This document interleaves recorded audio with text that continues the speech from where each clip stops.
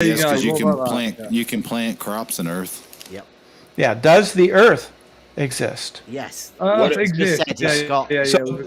So if I say I can't measure its circumference, does that mean that it's impossible? Does that mean it's impossible? Well, if you can't do it, Brenda, then no one can, right? That's the way the rules go around here. No, that doesn't follow. If the top globe defender cannot do it, then I'd say it can't be done. I'm not the top. Can't be done. I'm not the top. Oh, yeah. Well, are you not? Yeah. Oh, no. No. Where would you put yourself then? Where would you put yourself on that rank? I don't. How many is there? It's about 20 of you, right? There's not. No, I don't think about it. I don't think about it. Where would you There's put yourself? 33 members of the Globe Council. If you've got Simon Dan at the top, and at the bottom you've got who are we going to have at the bottom? Who's the worst Glober? Babs. Sean Hawkins. Babs. Sean Hawkins. Still like Sean Hawkins down there at the bottom. Where would you put yourself on the scale of Simon Dan? Where are you going to back up your claim? You made a claim that it's impossible to measure the radius. Sean Hawkins. You need to prove it. Maybe even Sean Hufford himself. Where's he gone? Yeah. He's been missing. You need to prove your claim, Bev. Prove it. Sean. Stop running away like a little coward. Yeah. I don't do any running. You want to see me? Oh, yeah, you are. You're running right now. I'm only little. I get knackered really quickly. You're running right now. You're running. From what? Running from what? What you said. You're running away from what you said. What did you say? From what you said. What did you say, though? From what you said. Yeah, but what was that you said? From what you said. You're running away from it. I'm running away from what I said or from what you said? No, from what you said. I don't get scared of my own words. I mean, well, apparently you are since you're frightened. You're a frightened little bitch. I'm scared now as well. Yes. That's why I'm running. Come on, Bev is not frightened. Bev, come back. Get on with the normal conversation. Then answer the question. Stop running, Bev. Stop running. Yeah. Then answer the question. The question that I asked me. Does the Earth exist? No, that's not the question. The question was to back up 360 degrees. 360. Back up your claim, Bev. Stop running like a little coward and. What question? I thought it was a question that I asked me that I was running from. I'm getting really confused here, Brenda. You're gonna have to help us out. What was the question that I was running from that I got scared of? That turned into a claim? Somebody muted. We all okay. Who wasn't on there? Was there an empty square? Rick here. I think that's the cue to move on to some other thing. Somebody leave or no? I was having fun then. I got you. Got 4. You got a hot mic rack here. Who muted? I say let it go. Let it go. You know. Yeah, who did mute Brenda in the middle of a conversation? It wasn't me.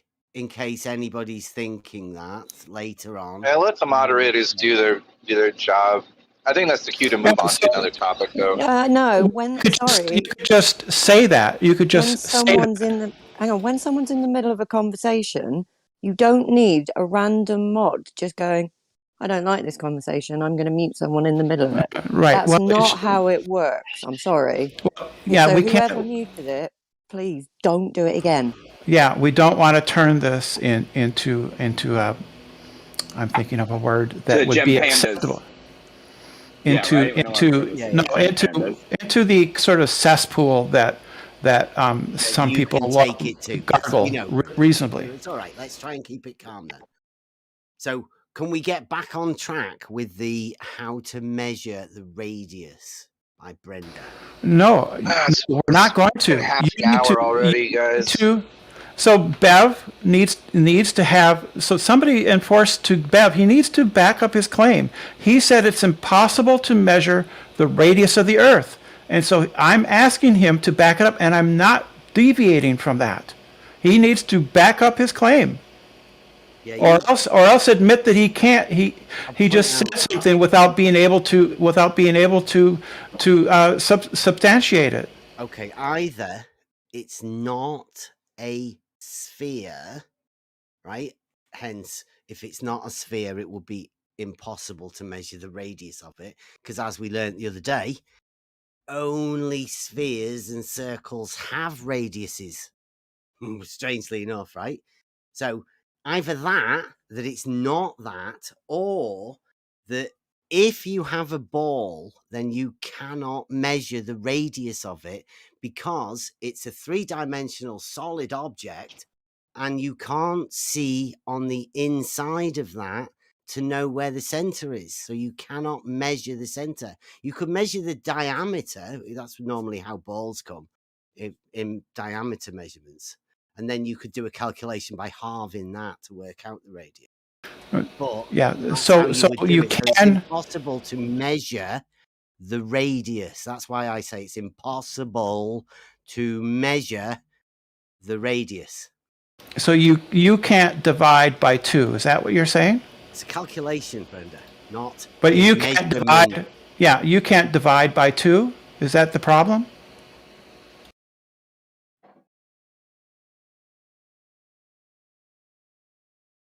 Right? Right? So the way you do it is you just divide the diameter by 2.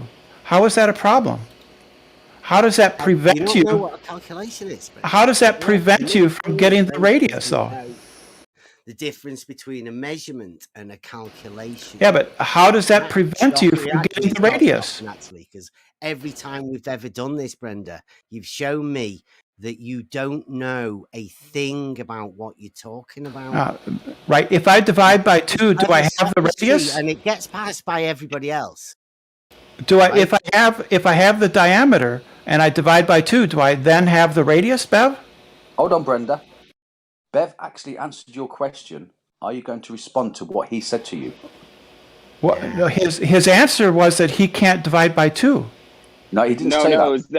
It was that you couldn't drill to the center to get to the radius. Well, you got to go through the whole thing to get the diameter, so you're in the same boat, but you got to go No, you twice don't. as far. You don't have to drill to get the diameter. You don't. Oh, no? No, of course Take not. two horizontal planes, one from the bottom and one on the top, and you measure the distance between those two horizontal planes. That's the easiest way to get the diameter, right? But then you're still forced in having to do a calculation of halving it to find the radius. Yes, but does that prevent you? It's impossible to measure the radius. Does that prevent you from? Does that prevent you from knowing what the radius is? I didn't say anything about that, did I? You have to listen to the No. words Does it very prevent you from knowing the radius? Does it prevent you from knowing the radius? It's impossible to measure the radius of a sphere. No, it isn't. There you go. That's a nice claim. How is it not impossible, Brenda? You're the one that's just... Because there's a simple formula. There's a simple formula for deriving the radius if you know the circumference. Formula, right? Calculation. Once again, Brenda does not understand the difference between a measurement and a calculation. Do I know the radius after applying the formula?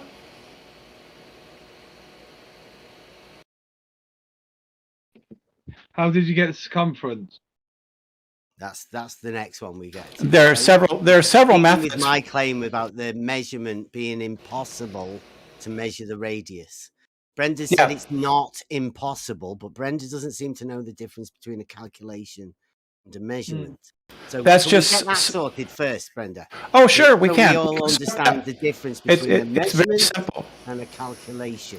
You pretending that there's a difference between measurement and a calculation is sophistry. What? That's good sophistry, that, Brenda. Oh, this is one of my specialties I don't here. know how many people have dealt with that, but I've got to go and make a brew. So if anybody else wants, is there a difference? Is there a difference? Yeah. Can you get the square footage of a room without doing a measurement? Well, you do a calculation to get the square footage, don't you? Yeah, but you got to measure it Yeah, first. you do. It's a calculation. Therefore, No, you you have can't to. know No, you you got got to measure it first. square footage of a room, can you? Hold on, slow down.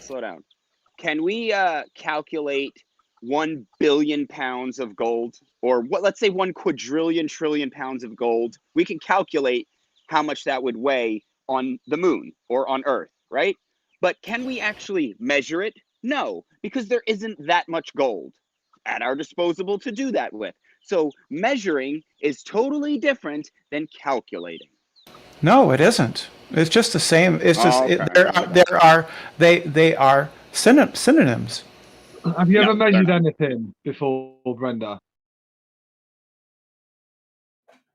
6 inches.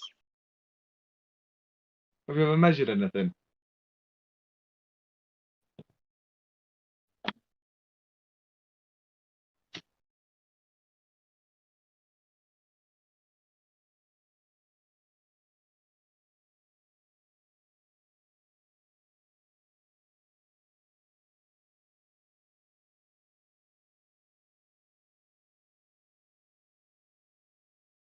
Have I lost sound? No. So good. All good, guys.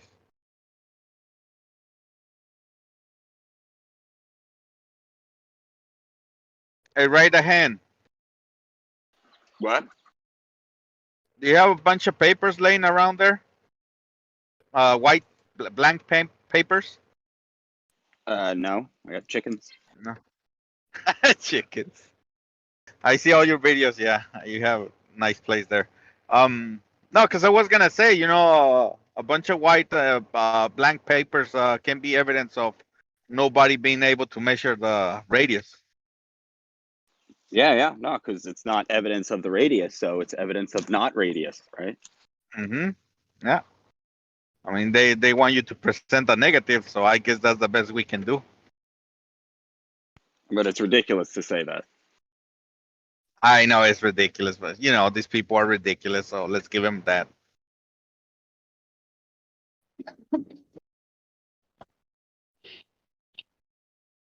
Did someone mute Brenda, or is it? She left, or they left, whatever. Oh, as long as I didn't know she was muted. She basically said this is probably the most toxic people on Discord. Really? Hey, when it's let me say this, when it's one person, like one Discord, maybe, yeah, it may be the people in the Discord.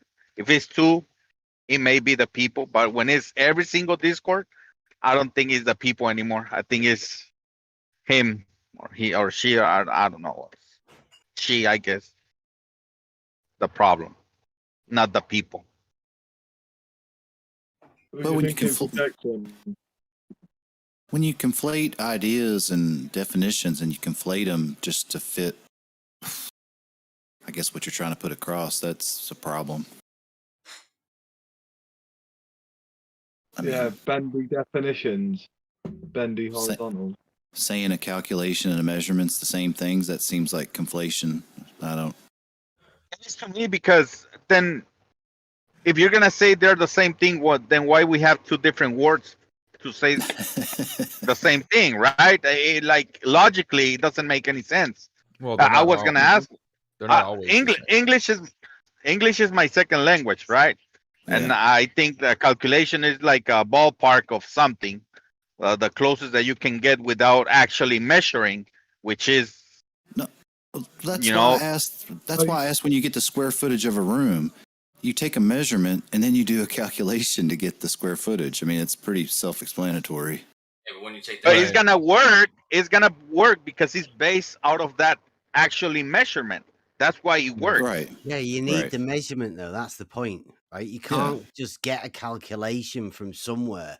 You have to take a measurement of something in order to be able to perform a calculation. Yeah, but you didn't actually measure the entire. You didn't measure the square footage. Well, good evening.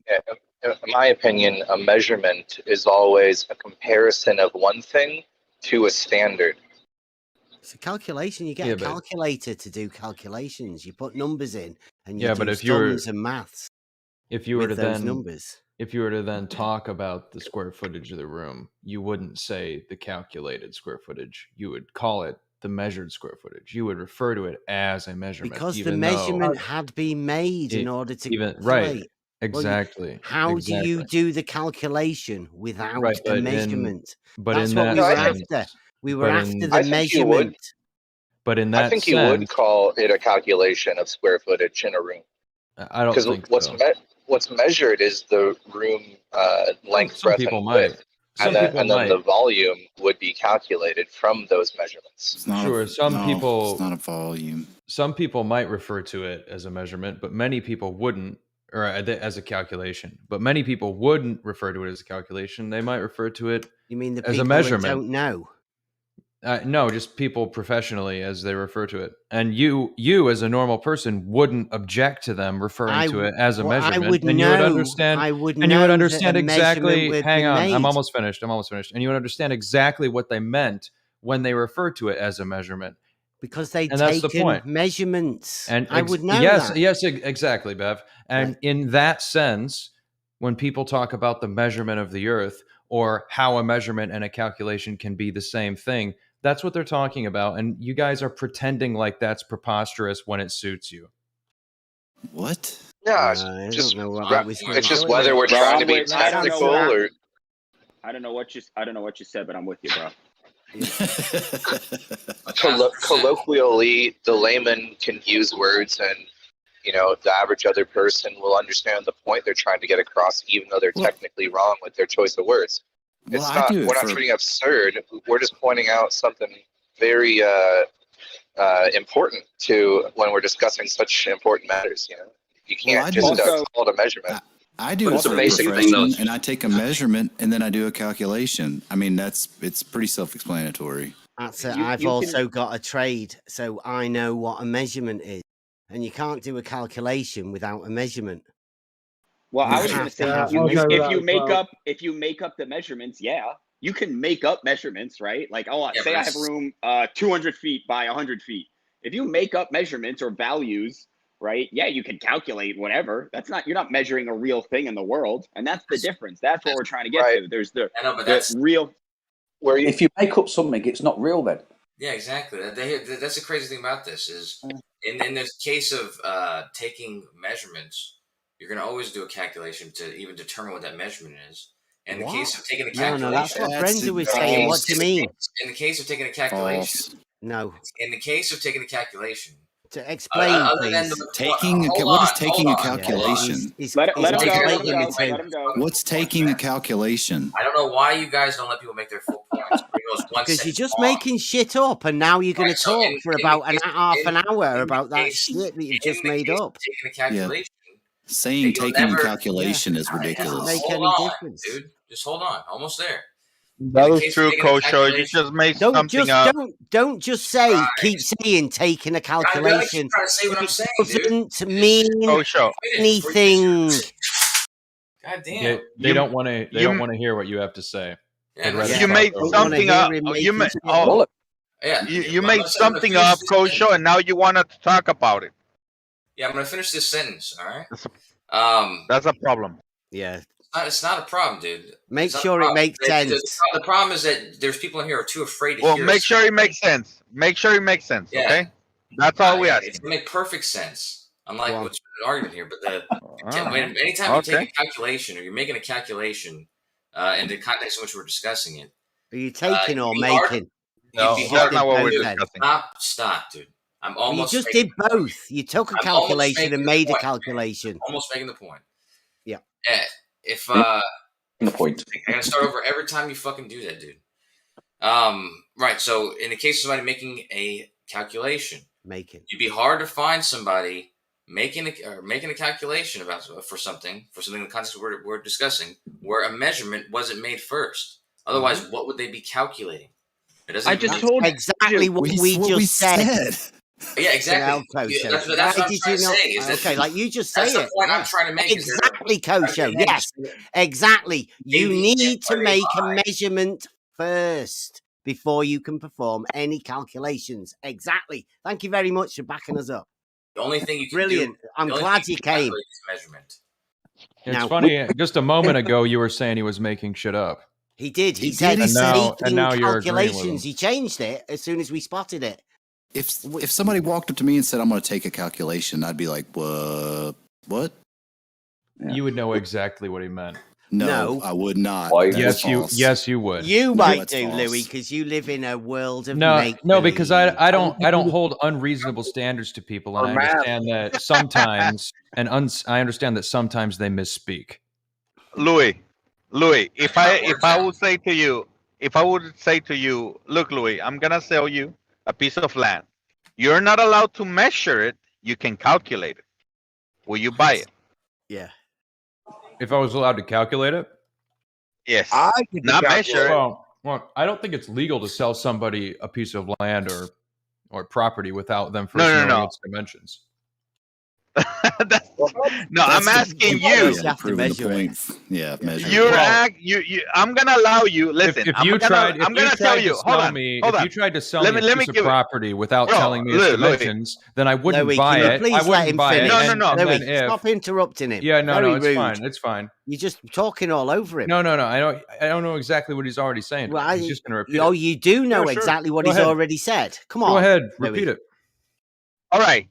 So I'm gonna sell you a piece of land. Let's say 50 meters by 30 meters. Okay. And I'm gonna put you in a corner of that piece of land, and I'm gonna tell you, okay, it's gonna cost you this much.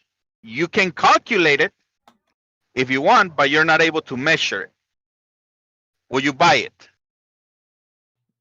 Well, I could buy it, and then if I find out that the measurements you gave me were incorrect later, then I would sue you. You're not addressing. You're not addressing my point. It's in the contract that you can't sue after you bought it sight unseen. Then no, I wouldn't buy it. Thank you. because Yeah, there you go, because right he's not actually disclosing the dimensions of the property. Yeah, because he didn't measure. Yeah, I told you. So you wouldn't But be it's able to Only buy if you trust in calculating, then you'll just be able to calculate. Right. Well, if that's what eyeballed it said in the written contract, if it said that in the written Hold on. contract, I would object to the wording of the contract. But if you just See, said that Beth, to me on sophistry. purpose, if you That's not even the point. If you just said That's not even to the me- point. You see how Yeah, hang on. You see hang how on. he's arguing about No, something no, that it is is not it the is point? the point. It is No, the that's point. not the point. No, the point The is point that is- you're taking casual conversation as if it was a written contract. What? He'll agree with you. All right. He'll agree with you, but then disagree in the next breath. Yeah. Hold on. That's awesome. Yeah. I've got an even Okay, better one. man. Right, It's okay, not so a marriage contract, was it? You weren't trying to marry him there, were you?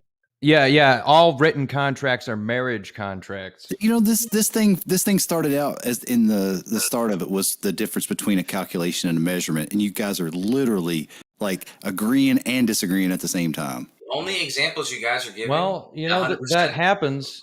These sorts And you're of disagreements happen. over-talking They each happen. other. Wow. They happen constantly because you guys have many You just misunderstandings. Go down there, Louis. Oh, misunderstandings. No, Yeah. let me you tell you, guys, you flat Louis. earthers have many misunderstandings. Louis, let me tell you the Wow. difference on this example. Let me tell you the difference, right? So in my example, if I say, I'll just tell you can, before you tell me the difference. I'm going Sure, to interrupt me. Yeah, go ahead. I'm going to let you know. Lewis, Well done. I mean, Lewis everyone's is saying. Lewis is the guy that. Listen, wait. Lewis is the guy hang on. Hang on. It's all Louis the talking. different. Louis Oh. talking. Oh, wait, Everybody Louis. stop Go ahead. talking. Finish. Yeah, go ahead, Louis. All right, thanks for unmuting me there. Come The on. problem is that you don't know what you're talking about. That's the Don't problem. understand it either. So you right? haven't heard my explanation, but there's a problem already, right? Yeah, the problem is that no matter what you say, you don't know what you're talking about. Yeah. Oh, here we go. Hang on. Let me go. Let me have a go. Louis is the guy that came in to a server that was doing a live observation of real world measurements. Then said he didn't know what was going on. Why are you doing this? And that's Then not said- true. Oh, thank you for that. And then the next 15 minutes, he became a fucking expert. He I'm did guessing. exactly. That's a You're exactly right. mischaracterization. You're exactly That's- right. That is a He came in- mischaracterization of what happened. He came in and said, "You guys are this is pointless. You don't know what you're doing." I didn't Then say goes- that. He's doing a comedy skit. He's Yeah. acting like Kosho McDonald. So you guys blatantly hey, Louis, mischaracterize am I allowed to finish my point that I was gonna make or no? I don't know. Are you allowed So to? let me. Well, hopefully you can be quiet until I finish, right? Without interrupting me. Yeah, try it, please, Louis. Just try All to right. let somebody get his So sentence out. what I'm gonna do, Louis, I'm gonna try to express what I think is the difference between calculating and measuring. Okay. So when I say the piece of land is 30 meters by 50 meters, so what I'm gonna do is grab a tape measure, and then I'm gonna actually walk the land with a tape measure. That's a measurement for me, right?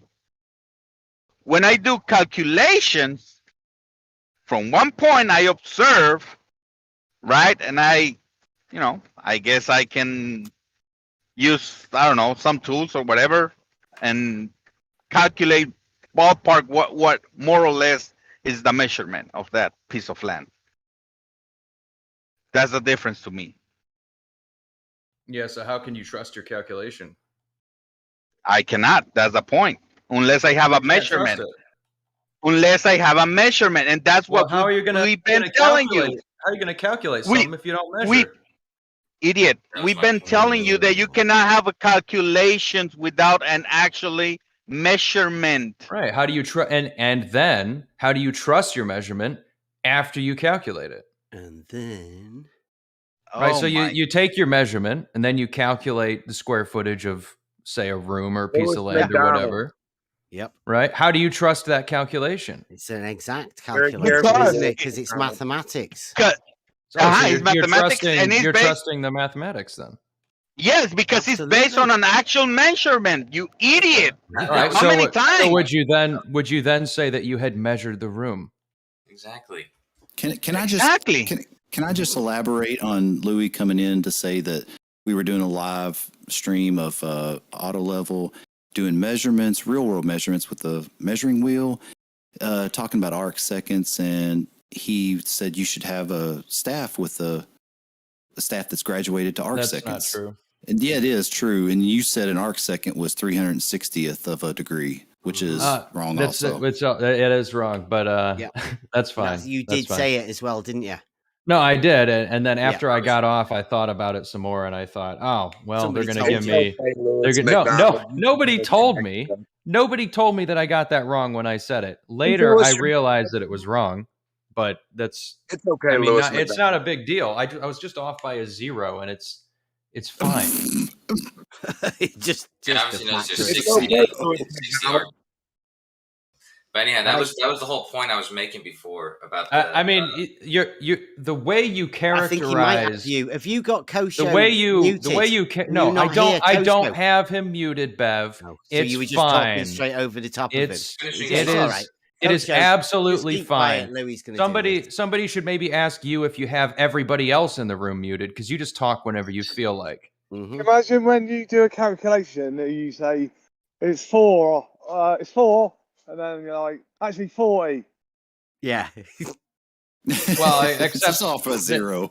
I mean, all it was is 60. Day. It was 60 times 60, and I said it was 360 instead of 3,600. And if you guys want to run to the bank and say that that's a big deal, you're free to do that. But I don't hold you to any sort of ridiculous standard like that. Well, you also said that you need a staff graduated to arc seconds, which is ridiculous too. I didn't, and you did say a protractor. It's also not a big deal to do arc seconds. I didn't say that either. I didn't say that either. Yeah, no, I just said a device. Calibrated. I didn't say staff. I mentioned protractors. Protractors. I did not. I did not say staff. I said a device that is graduated. Does that exist? Are there devices that are graduated for arc seconds? Yes. Yes, there are. Protractors. I mean, it's the way you phrase stuff. It's just a mischaracterization of what happened. You're acting the way you phrase it makes it seem like I was being unreasonable with what I was asking for. You were being unreasonable. No, I wasn't. I was asking for clarification about what you were doing. And then when you told me what you were doing, I said, well, you're not using the right tools. And that's it. Wow. What? And tools so do you then need? you pretended like I was being an expert because I was asking you to use the right tools. We weren't. Sorry, can I just because I was out there with the measuring rod and the auto level. So Yeah. when we were doing a sight test to show you what we could see through an auto level over distance, which were the wrong tools? Which bits were the wrong ones that we were using for that particular thing?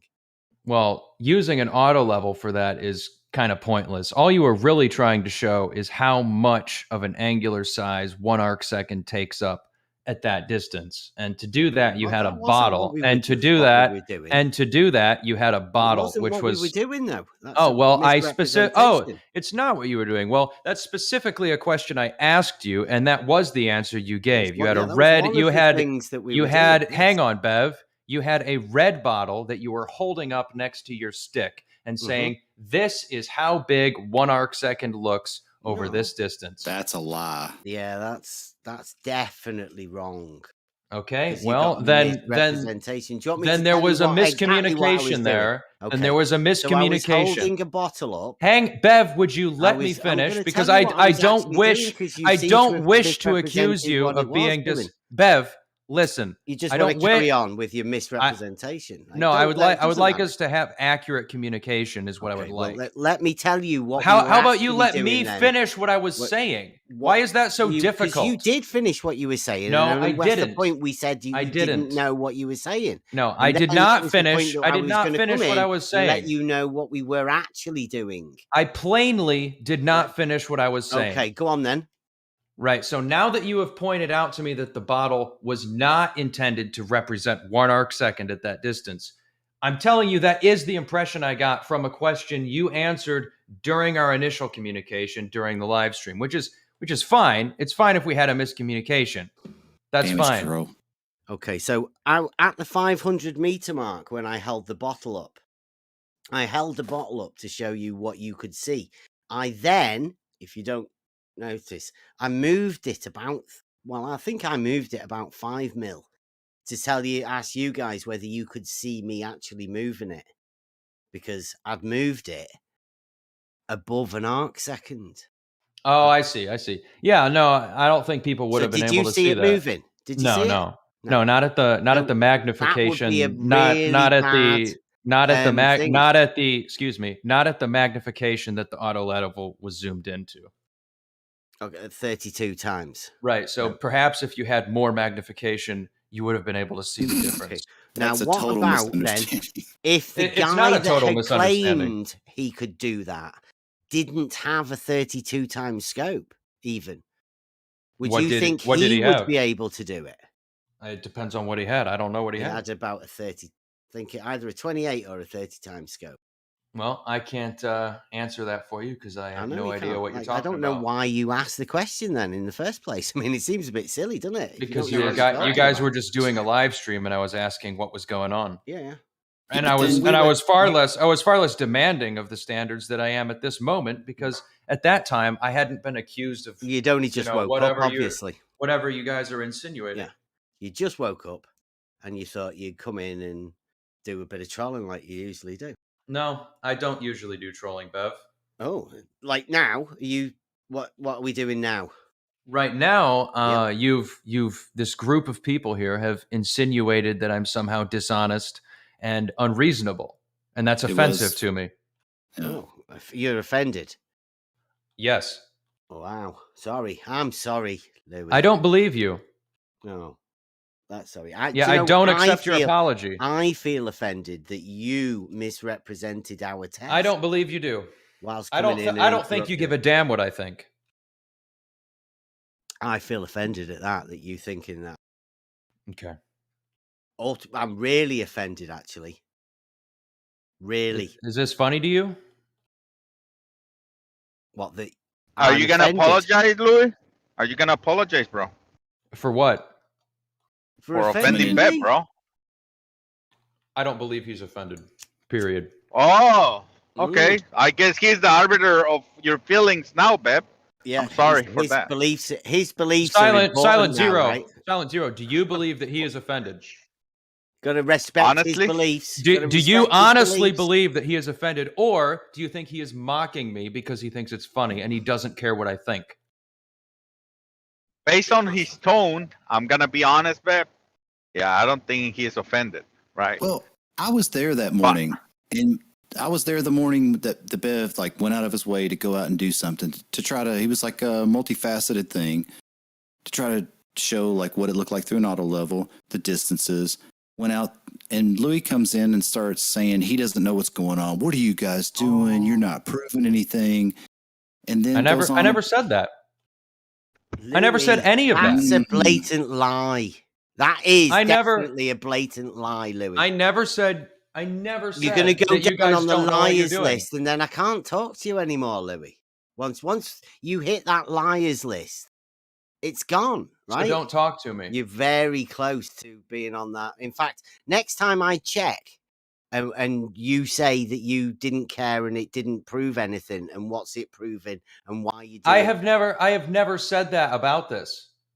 All I did, I came in, asked what was happening. You guys told me, and I fit. And from what it looked like to me, you didn't have the tools to prove what you were talking about. Now that we've had this, now hang a freaking misconception of what was going on. You're correct. I was just about to say that. I did have misconceptions about what was going on.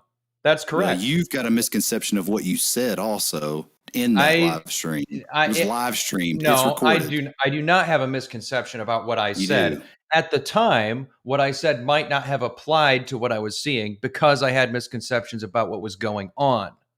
I have no misconceptions about what I actually said. Right, so you know that you're lying right now then? I am not lying right now, Bev. Okay. Could that be a lie? No. I don't trust you now, Louis. That's fine, Bev. That's fine. A lie has to have an intent to deceive. He didn't have an intent to deceive. Oh, God. Oh, here we go. Just like your accusations of me lying last week. Is that Moyoc? He said something. The history of you guys. Lying. No, I didn't. The history of you guys lying is enough for us. I didn't hear what Jeremy said. I knew I was at Slack. I always referred to Slack. I've never referred to. This isn't about you, Sandy. It's a matter. You're saying he's lying. Sandy, were you there? Wait. Zanuck, were you there the morning Louis was there? Lying has to have an intent to deceive. I didn't have an intent to deceive, nor does Lewis. This isn't about you. That's pretty egotistical. I'm talking about Gab and you calling him a liar. That is not a fair. It's not an accurate assessment of what he said. He didn't say something that he definitely did. What did he say? He said? He came in after we'd done the test, or when we were just packing it up, to say that he didn't know why we were doing it, and it didn't actually prove anything, and it didn't actually mean anything, and there was no point in us actually doing it anyway. I never said any of those things. The first one, which I never came in and said, I don't know what's going on. I came in and asked what was going on, which I can understand why you might think that I said I didn't know, because it's a direct logical deduction from me asking what's going on. I never said that what you're doing doesn't prove anything. I never said that. And I never said, dude, I'm going to go. I don't hold any of you guys in low regard. I don't disrespect you. You're people. I resent being insinuated about me that I am less honorable and a liar. I'll see you guys later. Lewis has been here for a long time, and he's a truthful, trustworthy person. So it's on video. It's recorded when he exactly. Well, let's go back and listen to it. Exactly. Let's go back and listen to it. Go on then. Go for it. Let's make that part of the show. Yeah, go find it. I don't. Yeah, go do it. I'm not. You guys are one claiming he's lying. I was there. Yeah. Cool. I think a lot of us were there. Oh, I was there too. Did you like the test? I didn't see it. You think didn't see any of the test, but you were here when Louis was here? No, but if you link it up there, I'll watch it. I was here, Bev. I liked your hat. Does that count? So it's up to you. Yeah, it counts. It looked nice. It looked warm and fuzzy. Yeah. And I think you guys might have been mistaken, Louis. I was the one who kept saying, "What are you doing? I don't understand it," because I don't know anything about surveying and leveling, and I didn't know what was going on. Can you send me? Can you send me the? Can you post the video so I can watch? I didn't see it, Bev. I'd like to see it. Saturday morning.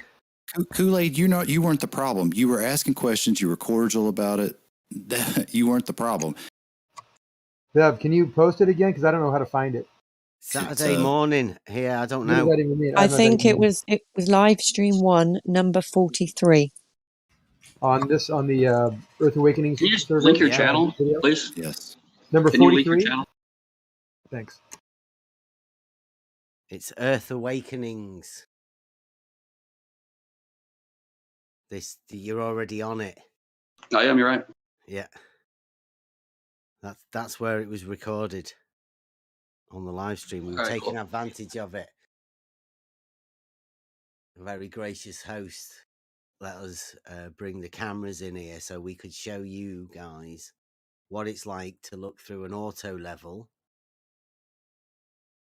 over a distance of up to 500 meters. I wanted to go further, but it was pretty windy. Sorry, I see everything but 43. I see 44. I see 42, 41. I don't see 43 anywhere.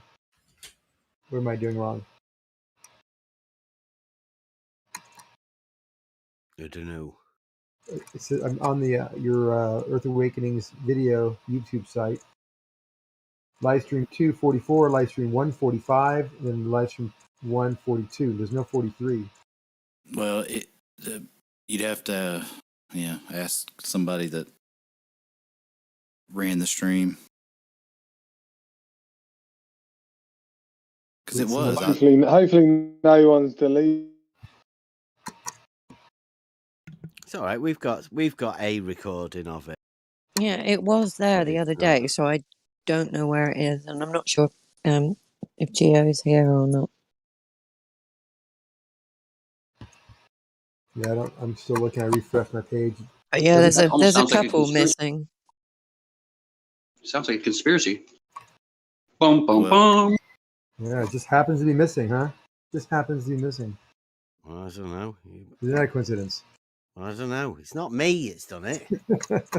We have a recording of it. Don't panic. Yeah. I'm just joking.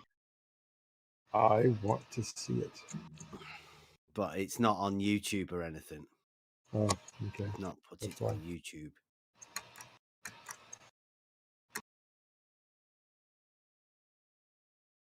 Well, in any event, if you probably have it. If you have a picture or a video of you doing this test, I'd like to check it out. Make a comment. See, we did it live Saturday morning.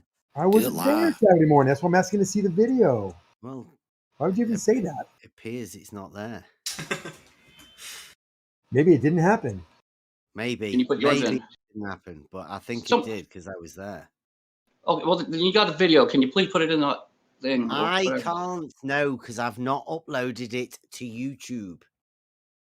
Oh my I God. haven't done that. I've never been so wanting to see something more in the last 2 hours. Yeah, well, get chopping, man. Get it on YouTube and make it a next 5-minute project. Yeah, I need I about got 4 minutes. 100-year-old aged brick and 6 cubic meters of dirt. If anybody would like to buy some of this. Is that because you want to see the test or because you want to hear what Louis said? Well, both. I want to see the test. I don't care what Louis said. Oh, the test, then Louis. It wasn't a test. I mean, there was some of it was a test, but it was like to show people. Yeah, it was just to show people what the process looked like. It was an observation. There was no test involved. Well, you could test to see what you could see through a certain distance. So you was observing what you could see. Yeah. Yeah. Because some people have claimed some phenomenal things. Phenomenal. And yeah, 1 arc second to 1,500 feet. Yeah. That was part of it. I mean, I see a site level here that claims to be able to do that. Oh, really? What, for 1,500 feet? Well, it says you can attach to a telescope, and it actually distance says infinite. Well, it says you can attach it to a telescope. You can attach a telescope to it. To an auto level, a sight level. To a sight level, yeah. Wow. It says, so let me see here. It says, Don't say it. Just post it. Let me see. I posted it already. Yeah, it comes with a telescope on it though, but it said somewhere else that you can change out the telescope basically. Whoa. This says from 17 feet to infinity. Oh yeah, that's a telescope. You know that one we just had a look at, Logos in full effect. Look at that. Look at the one. That's a one. What's that? Like a 10th of an arc second or something? Or is yeah, I guess 1,700 feet is within that infinity length, 17 right? feet to infinity. Wow. Is that the shortest distance you can go? Is 17 feet? It doesn't work at 5 feet. It would be way off. You can't do it. Yeah. What about? Yeah, because you're looking through too much glass, too many mirrors. Yeah. That's a telescope, right?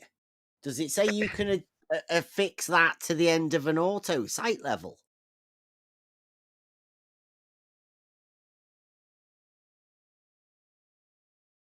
Quiet like a church mouse.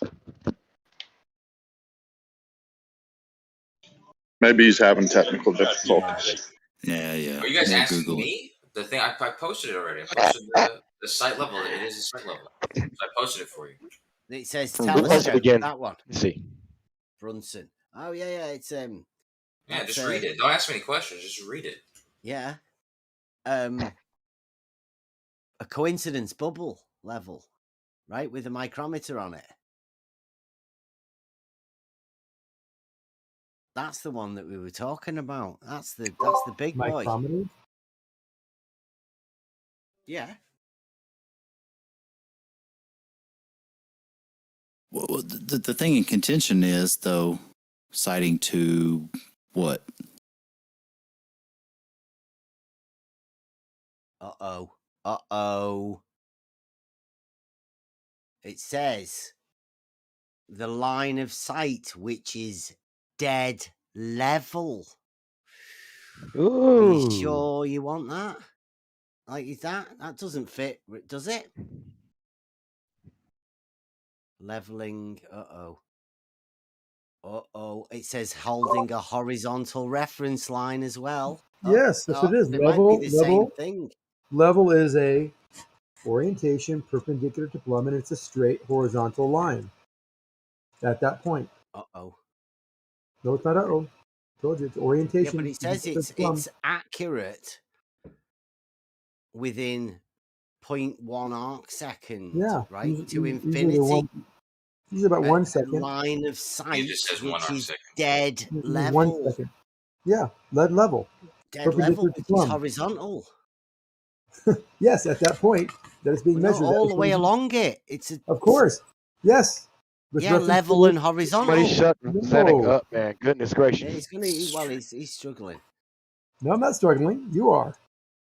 It's an orientation perpendicular to plumb. It's a straight line shooting out. Here. That is hold on. It's a straight line oriented perpendicular to plumb. Yes, straight line out into the distance. Can you let Bev finish, please?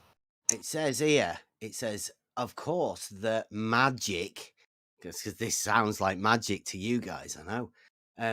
Of our levels is how they can so easily and reliably create a precisely level optical line of sight. Yes, it's a level optical level line of sight. It's a straight line out into infinity based on perpendicular to perpendicular to plumb. Make a perpendicular to plumb, draw straight across, like you're basing it across, and that line that's horizontal goes out into infinity. It's straight. But doesn't isn't there a difference between 17 feet?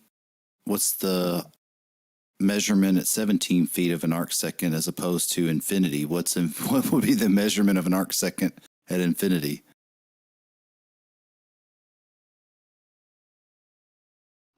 That's a micrometer it's talking about, 17 feet. They're accurate at 0.7. That's what we did when we did the test, right? All you need to 0.7 of a meter was our first measurement all because you need that's to do is the take. slowest that they can have with the Can I answer the magnification, question? the focus Yeah. range, right? Yeah, So the oh my 17 God. feet is with the micrometer fitted. Can I give you an answer? Who wants the answer? Take the 17 feet, whatever the distance is, and take the 1 arc second and divide that by the distance, and then take inverse tangent of that. Hey, what about 15? What about 1,500 feet? What's an arc second at Wait a 1,500 minute. feet? No. He's talking about taking the arc second measurement and doing a tangential thing. But you do realize they were talking about levels here, auto levels or levels, precision levels. If it's a straight line, which everyone agrees it is. There's no arc second measurement. It doesn't measure vertical The angles. the 1 arc second is the accuracy about that straight line in your measurement. What you want to know what that effectively equates to as far as height, you can calculate by taking that distance of your height above where the measurement is taken, divide that by the distance, or you take the arc second and take tangent of that. So it's easy. It's an easy calculation. It's basic trigonometry. Precision levels. Right. And we're giving it credence. And he's asking me what that 1 arc second relates to as far as we're a talking height. about level being I know. precision level You being keep on a saying the straight same thing. I don't think you know what that line. word means. It's a straight line. I'm trying to explain to you that level.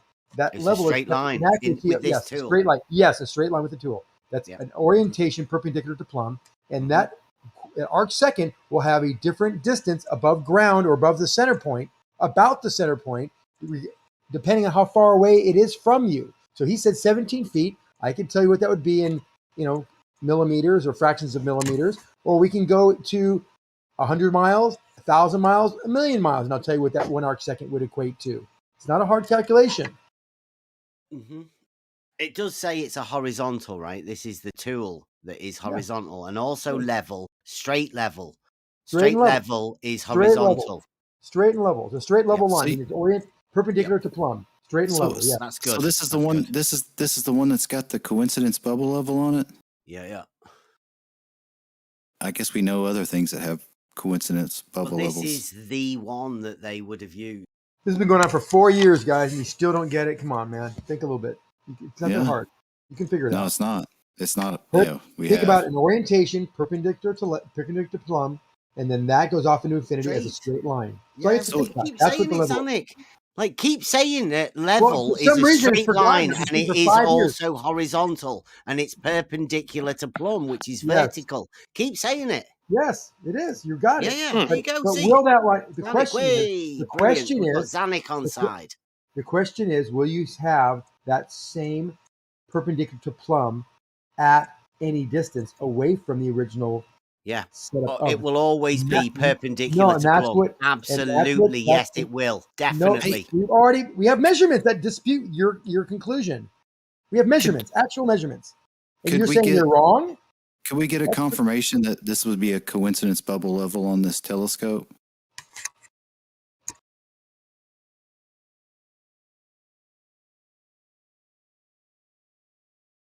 It is. You can see it fitted on the side of it. It's that piece on the side. So, would you agree with that, Zanuck? Of course, there's a bubble level there. That's in addition to how it works. But that basically will tell you that you're perpendicular to plumb. Okay. Level. So level you would say it's. Hold on. You would say it. Let me say it again. Level is the orientation. Just keep going, Zanuck. Let me get a clarification. You would say that instrument, if you attached a coincidence bubble level to that instrument, you would say, great, thumbs up. Why not? Yeah, of course. Nice. Yeah. Then you have an orientation perpendicular to plumb, a straight line that is perpendicular to plumb. Now, what if I moved that instrument with a coincidence bubble level down field another? It would still 100 meters. It would still give you a level orientation perpendicular to plumb, But the key point here, and please listen, the difference between the two measurements, they would have basically spherical excess there. You would have an angle that would not add up to 180 between the two of them, and that would basically tell they're not plumb. They would not be plumb if you could measure them together. No. So if I had an instrument, sorry, the straight line just from a second. one. I was in the middle of finishing up. The straight line from one going to the straight line from the other would be at different angles, and they can be proven by the measurements. I get it. So if I had an instrument that had a coincidence bubble level tied to it, and I used it along a distance, you'd say that every time I set it up, yeah. What would happen? Imagine the straightest thing you could possibly think of. The straightest thing, I think, may well go as far as to say the straightest thing in the universe.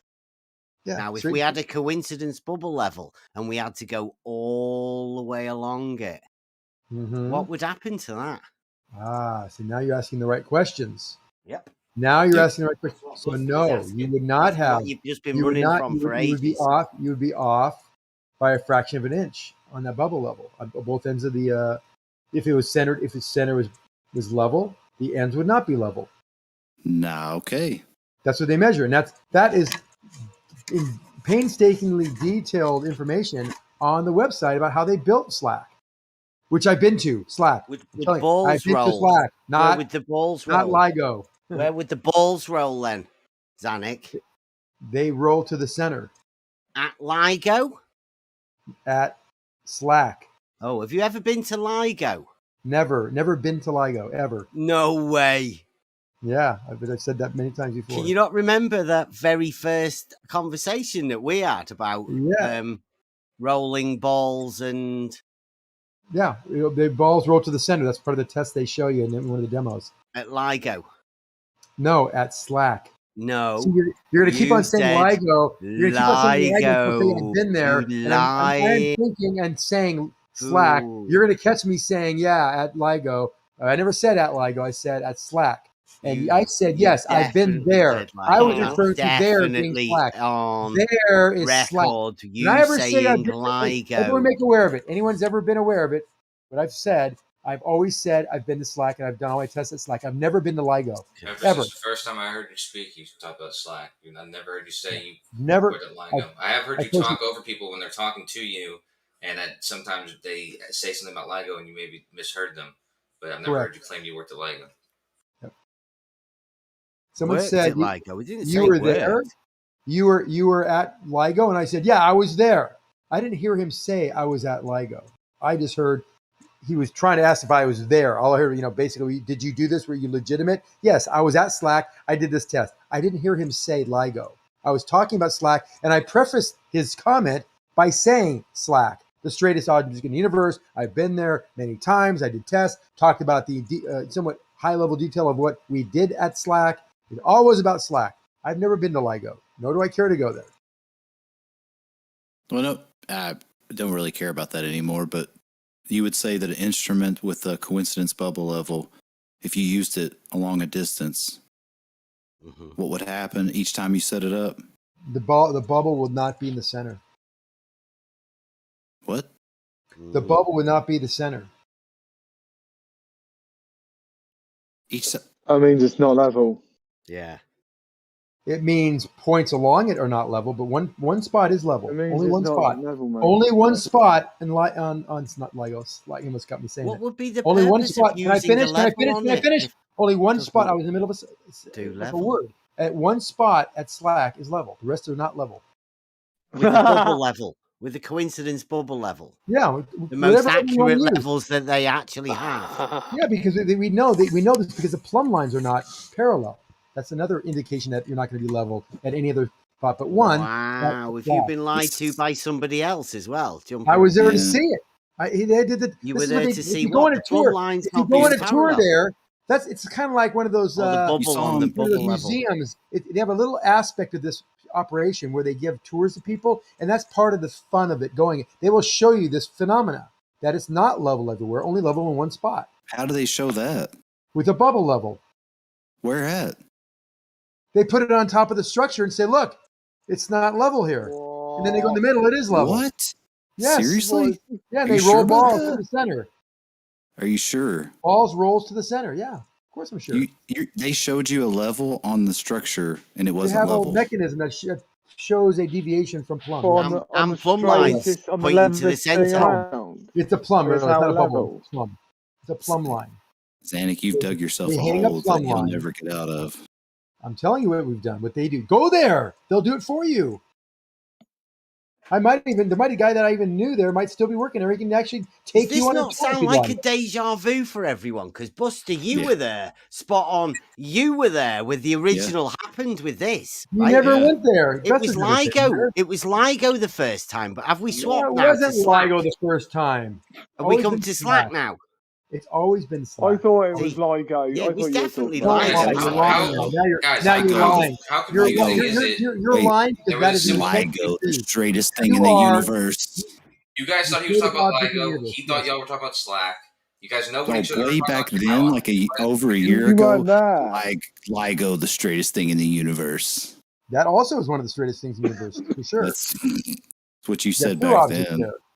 Slack, though, I know, is 2 hours. So you 2 can miles you can long, put a level on and something it's that's so level straight, and it it's not be level. 20 thousandths deviation over 2 miles. 20 thousandths of an inch. That's how straight it is. We don't know of anything in the universe that is that straight, other than LIGO. But I don't know the dimensions of it. I think there's another one out there. What? Well, so they put a level on the tube, and it wasn't level, like a Right, coincidence both bubble ends. level. Well, they use a Yeah, plumb. dude. They use a very Brenda accurate was plumb line. Brenda was technically Very straight as accurate plumb line. Yeah, they have with a brass. What do you call those things that have the Professional a plumb triangle? lines, man. Plumb Look lines at that. with a triangle on it that's straight down, and they have a little meter on the bottom to show how far off the level it is. Fully How far- calibrated. A meteor on the bottom of what? Yes, this is a Plumb lines, structure. calibrated This is a plumb machine lines, structure. professionals. This is a machine structure that has built into it a 0 point, and the plumb line. If You it's wouldn't straight know down- what a plumb Hold was on. if it was hanging on a tree. The plumb bob hanging down off of the structure, they know because they can measure the dimensions of the two triangles that oppose it, that it is perfectly in the center. When they go to one end versus the How other, do they measure they're the not in triangles? Why are you talking over me? Hey! Calibrated. You can't even find the Professional center without calibrated. hair around the Other, hole. and it's off 0. Only at 0 at one spot in the middle of somewhere in the middle of the structure. How long is it? Is it a 2 moving plumb miles bob? long. The plumb bob is 6 feet tall. Only 0 you know is the one you identify with in the. That's the best height for a plumb bob I found. Why is it off? So, All you have to do, all you have to do to prove my point is that it's going to be off at other points other than 1. off. Then you'll know. So 'Cause it's in your world, not plumb. How can this? Is it only plumb in one place? Because that's where it's level. That's where they orient it to be level, in the middle, near the middle. And when you move it to the sides, because I Near said the middle, you or said in it the points middle. into the center, right? Of course. Yeah. So the Both plumb ends- lines both are ends pointing point into the center. center. Both ends point into the center. Yeah. You can't measure at the anything. ends. You And gotta when go. the You gotta go a bubbles- mile away to see a deviation. You have to go a mile away. Can we Follow do the straight- bubble thing? straight- Right. So do it- in the center. How are you gonna find a viscous fluid that's gonna be sensitive to measure this kind of variation with a Okay, bubble so level? You in the can't. center of That's why this you use a plumb- thing- That's why you use a plumb bob. Exactly. Why do The why do bubble why do- level's level, Why is do it? why do construction engineers use plumb bobs and not bubble levels? I got a feeling this is why you're still a virgin, Zanuck, because you just don't understand how holes and things. Well, let's do the bubble level. I want to do the coincidence Yeah. bubble level in the center. Yeah, good luck with that. That Right, could be so accurate enough.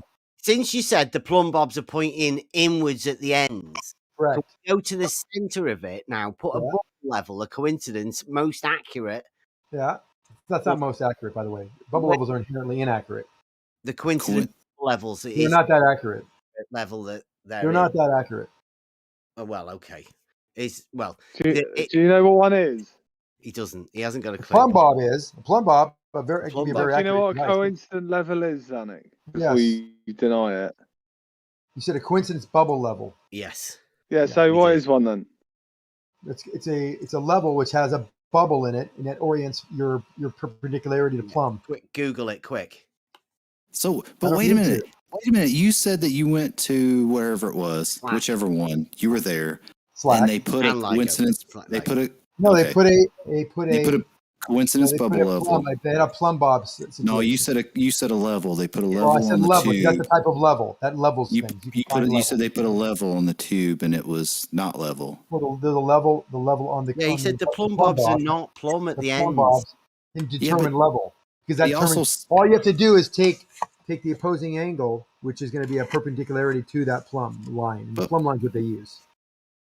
Yeah, but you said it was out of level. So if it was level, would it be plumb with the? Sorry, would it be perpendicular to the? It was pointing inwards. You said plumb bob's got a purple dick. Yeah. That's well, okay, so we can. If he wants to switch to the plumb bobs, that's fine. We can go to the plumb bobs. No, I wanted to do the bubble because we'd already sorted the plumb bobs point Plumb bobs are inwards at the inwards, outside yeah. edges. Yeah. Yeah. So that, I mean, that's as much as you can do. So I was just going to check with the other one, which was the level. Like, if we put the level in the middle, would the bubble be in the middle?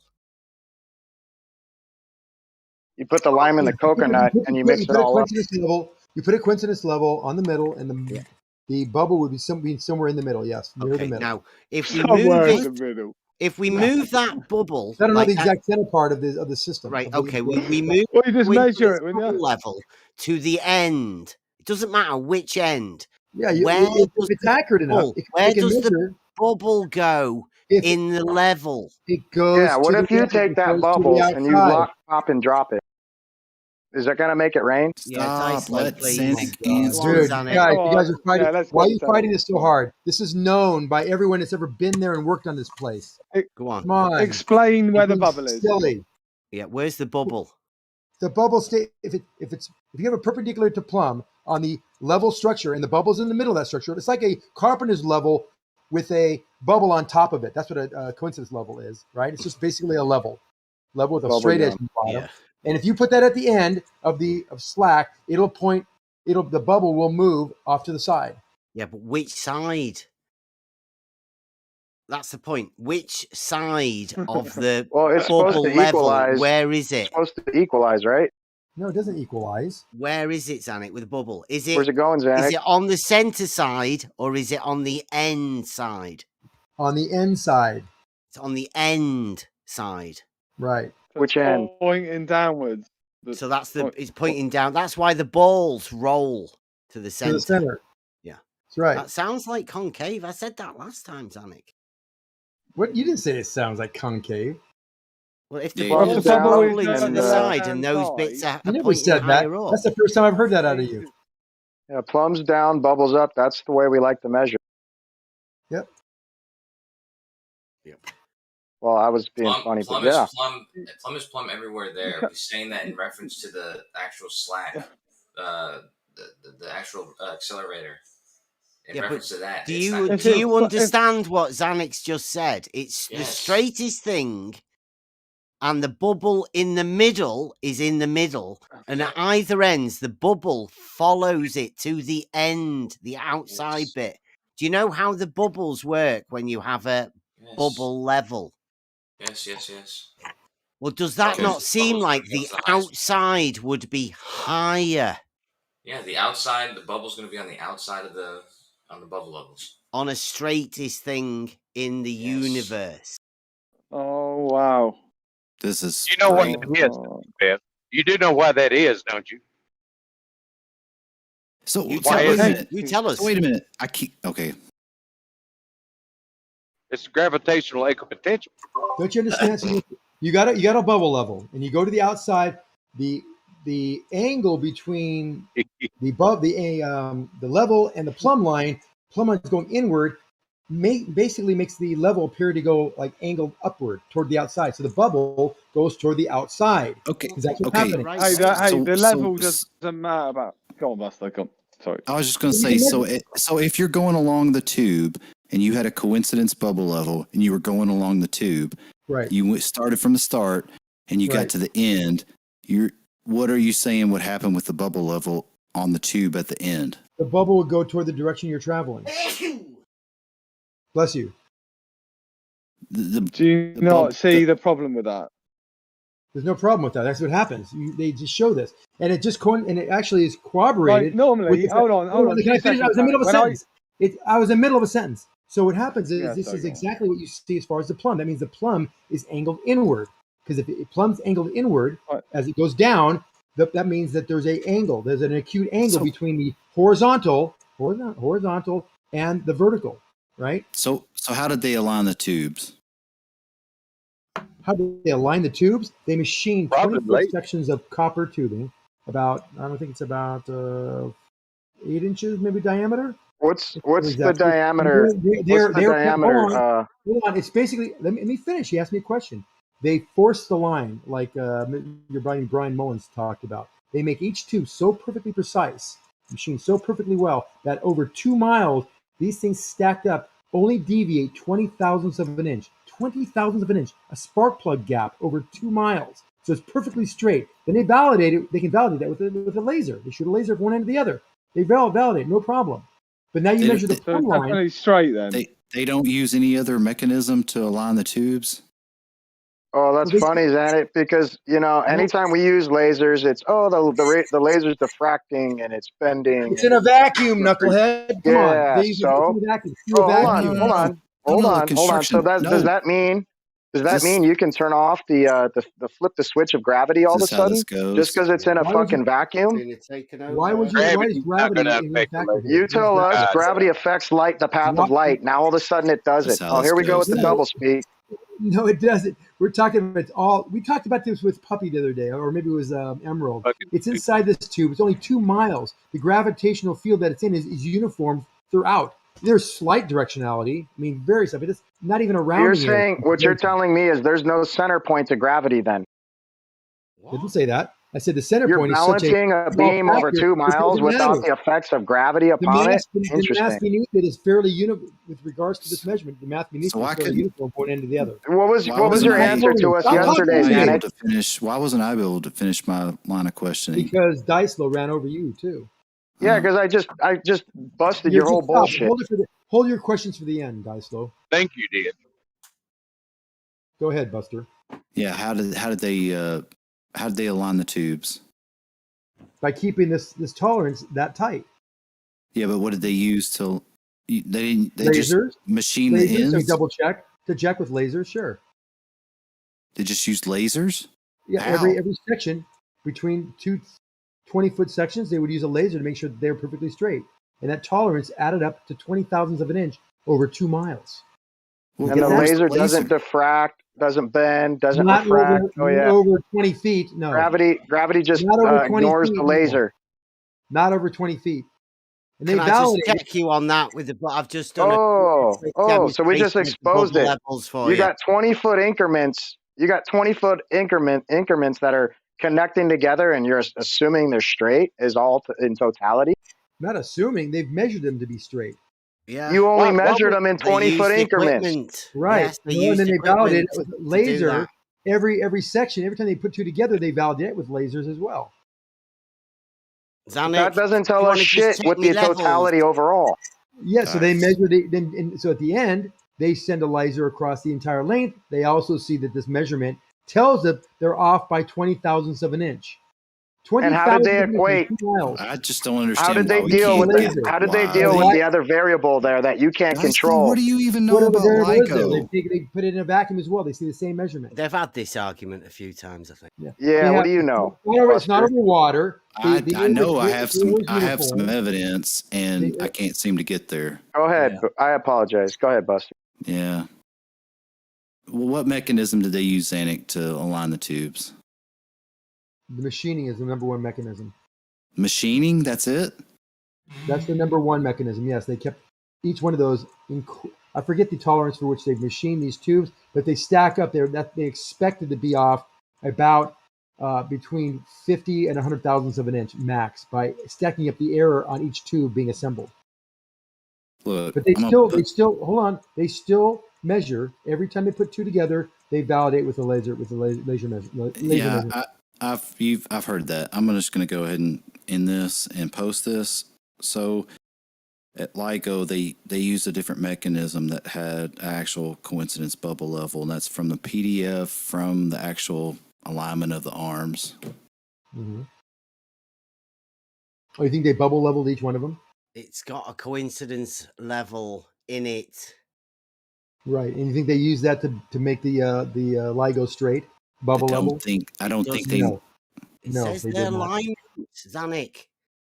So at LIGO, she actually used reflecting light. They actually shine light through it and use the to align it exactly. They And use the what you're confusing, coincidence level. you can use it. You can use a bubble level at one point, and the rest of it will not be active. They used it all the way along. No, that's not what they did. And look what you said. I've just done a quick picture. See the way that the bubbles are on the outside? Is that what you meant? Those are not. That's not a coincidence level. That's just a. No, is that what you meant though? For the bubble being on the outside of the. Why vial? didn't you buy a Stabila level there, Bev? Yeah, so that's the shape that you are thinking that these made when they were on the straight. Yeah, if the Earth was flat and had some kind of variance, that's what it have to look like. It didn't have any variance. Yeah, you. Well, that's the tool that they use to align it, right? Listen to me. That's what happens effectively, but that's not the shape of the surface. It's round, so it'd be totally straight, and then the bubble. Hold on, let me finish. The bubbles at the end would be at the end of the bubble chamber. Saying what? So because it's round. They used that tool along the entire distance. Tool. They didn't use that tool anywhere on that structure because the ends are not level. Nothing's level in the tube. You use a bubble level. Don't go there. Take your bubble level. You'll see it's not level. There. It's not level on the ends. Not. It says they used it to align the tubes. No, they didn't. Why have they wrote that in the plans? Why is it there, Zanik? You're going to go down on the liars list again. Another tick on the liar list. You've pulled something out about LIGO. I'm not talking about LIGO. I'm talking about Slack. Slack does not use levels on any of the sections to orient or assure straightness of their tubes. They only use lasers and the machine tubes. You can't use the bubble level unless you pre-programmed it to accommodate the curvature of the Earth and then leveled it to be off as you made Zanik, I was there the day that Bev was talking about. It was over a year ago. You were talking about LIGO being the straightest thing in the universe. And no, I said Slack. I've always said Slack. Don't interrupt. I've always said Slack. Don't lie. You're lying now. You're lying. Oh, okay. And he's shut down by a liar. No, you are lying. Well, that's from a PDF from LIGO, how they align the arms. We've got a recording of you the other day saying you were at LIGO. No, I didn't. I said there. I never said the word LIGO ever. Go look, go watch the tape. You got a nice snippet. Recorded it. Incidentally, convenently, you didn't tape it. I was there. Listen to me. You didn't tape it 10 seconds earlier when I was talking about Slack. You're talking over me now like you were talking over me then. And someone said LIGO when I said I was there, and I was in the middle of talking about Slack. No, lying has the intent to deceive.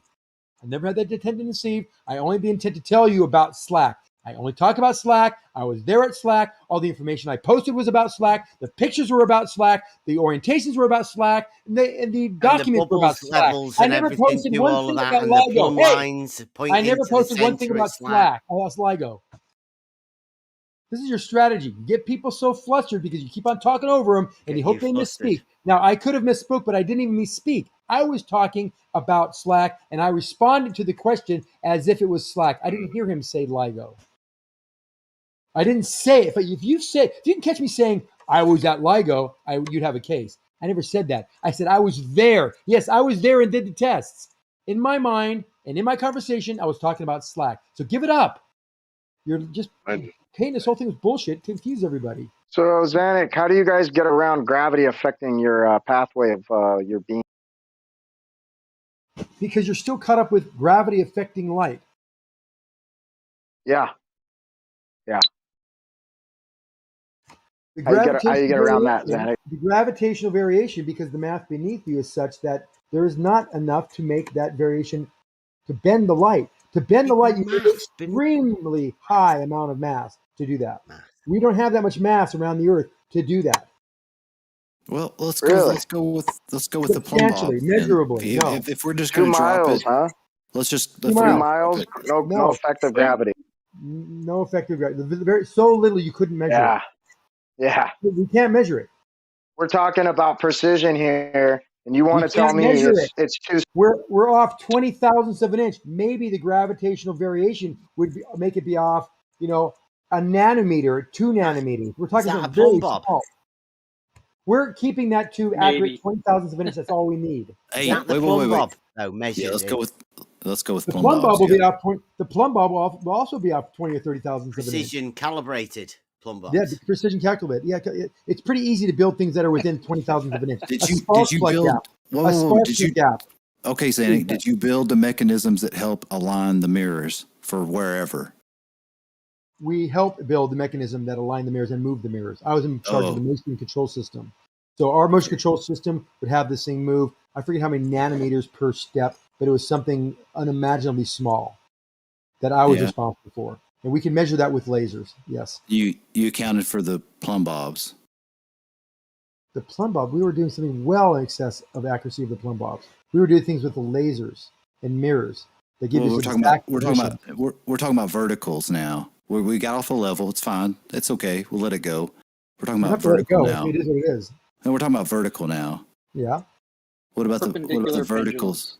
There when you go. When you put the contraption that they've made there to give the example of the non-parallel plumb lines, because one end the plumb bob goes in, and the other end 2 miles away the plumb bob goes in, so they can't be parallel because they're both going in. Okay. That's the clue. Now, why are you? You seem like a smart guy. Why are you fighting me so hard? Why do you think that I'm lying? Why do you think that I'm not telling you what they actually did? What about the mirrors? What about the mirrors from each end? Yeah. Yeah, it's one beam, right? One laser beam from the middle. It can be, yeah. It's what it is, right? Okay, well they don't. That's not their test. They don't test by. It's one beam split, right? Right. It's one beam. They don't split it. They actually they reflect it. They phase it in and out. He's talking about. He could be talking about Slack and LIGO. He phases in and out between the two. I'm not talking about LIGO. Don't stop talking about LIGO. Don't even bring it up. I've never been to LIGO. The only thing I know about LIGO is it's roughly the same length as Slack, and they do gravitational tests there. Yeah. Right? So they don't split the beam at Slack. Do they not? What's that? What's the place called? SLAC, Stanford Linear Accelerator. They accelerate electrons and other high-energy particles like protons at near light speed, and they measure the impact and effects it has on targets. It needs to be completely accurate. And it's only. What did you say about gravity? What about gravity? Gravitational waves they measure at LIGO? Oh, okay. So they measure gravitational waves, but the gravitation of Earth doesn't affect the beam. Right, because the gravitational waves are far in excess of any variations of gravity plumb lines on the Earth. Could the seismometer measure them? No, a seismometer does not measure gravitational waves. Yeah, I've never seen anywhere that anyone has ever. Does the Cavendish measure gravitational waves? That Earth's gravity would be in light. I've never seen anywhere that Earth's gravity would be in light. True, because they see something happen. They see something happen in the universe, some type of a neutron star or something, or some kind of star explosion, supernova, whatever, and then they see the measurement of that effect in the same direction on the meters on LIGO. Hello. The gravitational waves are measured. Hello. Can y'all hear Left Lane? No, we didn't hear Left Lane. We hear you. Talking over me, probably not. I was talking. Yeah, give me a second. Left Lane was over talking Zanuck. Left Lane, are you there? Yeah, I'm here. I didn't realize I was over talking. I was speaking, and then Zanuck started talking. Yeah, you weren't over talking. He's just saying that. Go ahead with your statement, sir. No, I was just wondering where could we find the information that would tell us that Earth's gravitational field would bend light? Oh, they tell you this all day long, man. The gravitational fucking waves in the field bends the light around the planets, and this is how they're able to perceive black holes at a distance, even. Yeah, LIGO's black own hole. document. LIGO's own documentation says that light propagated in a vacuum over 4 kilometers will deviate by 1.25 meters due to I want to. What particle is associated with your gravity? It's not. Listen, in LIGO and gravitational lensing, it's not light that's being affected by gravity. It's the space. That's what their documentation says. I can read it word for word. Doesn't say that. It affects Gravitational the space. Light lensing. travels through space. Oh So the God! light Want me is to read it word for word? That can be light, all accounted for with light EM can be force. the way of observing it, but it doesn't. Called electromotive force. I'm just saying You have what no the lensing. documents when they align the beams at LIGO. I can give you the exact wording Yeah, that they use. Go ahead and find that it doesn't say the Lorentz contraction and that the space is not expanding and that It the doesn't light say anything about the Lorentz light is still traveling through a bigger longer space. contraction. That's not what I'm saying. It says.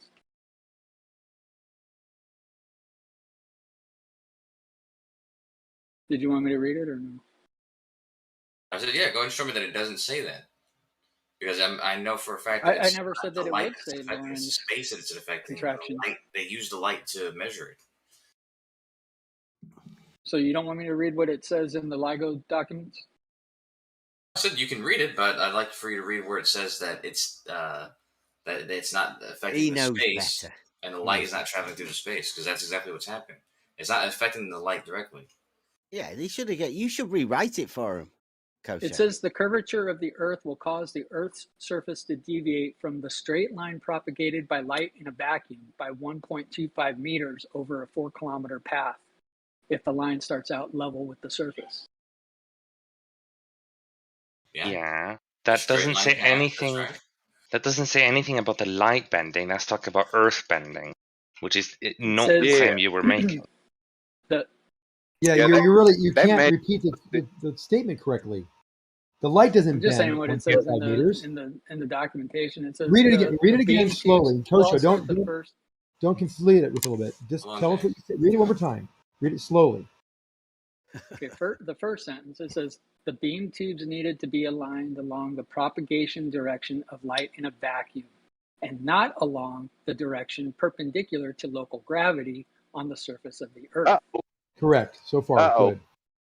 Then it says, the curvature of the Earth will cause the Earth's surface to deviate from the straight line propagated by light in a vacuum by 1.25 Yes, meters. okay. So what that's saying, let me speak, please.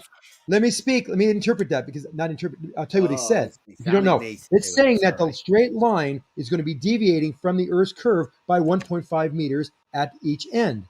That is true. That's not saying that the Earth gravity is doing anything. That's saying that the Earth's curvature is deviating from a straight path that a light would. That's LIGO, right? And also it wouldn't be that's LIGO. Yes, that's LIGO, and it wouldn't be at each end. How much is this deviating at each end?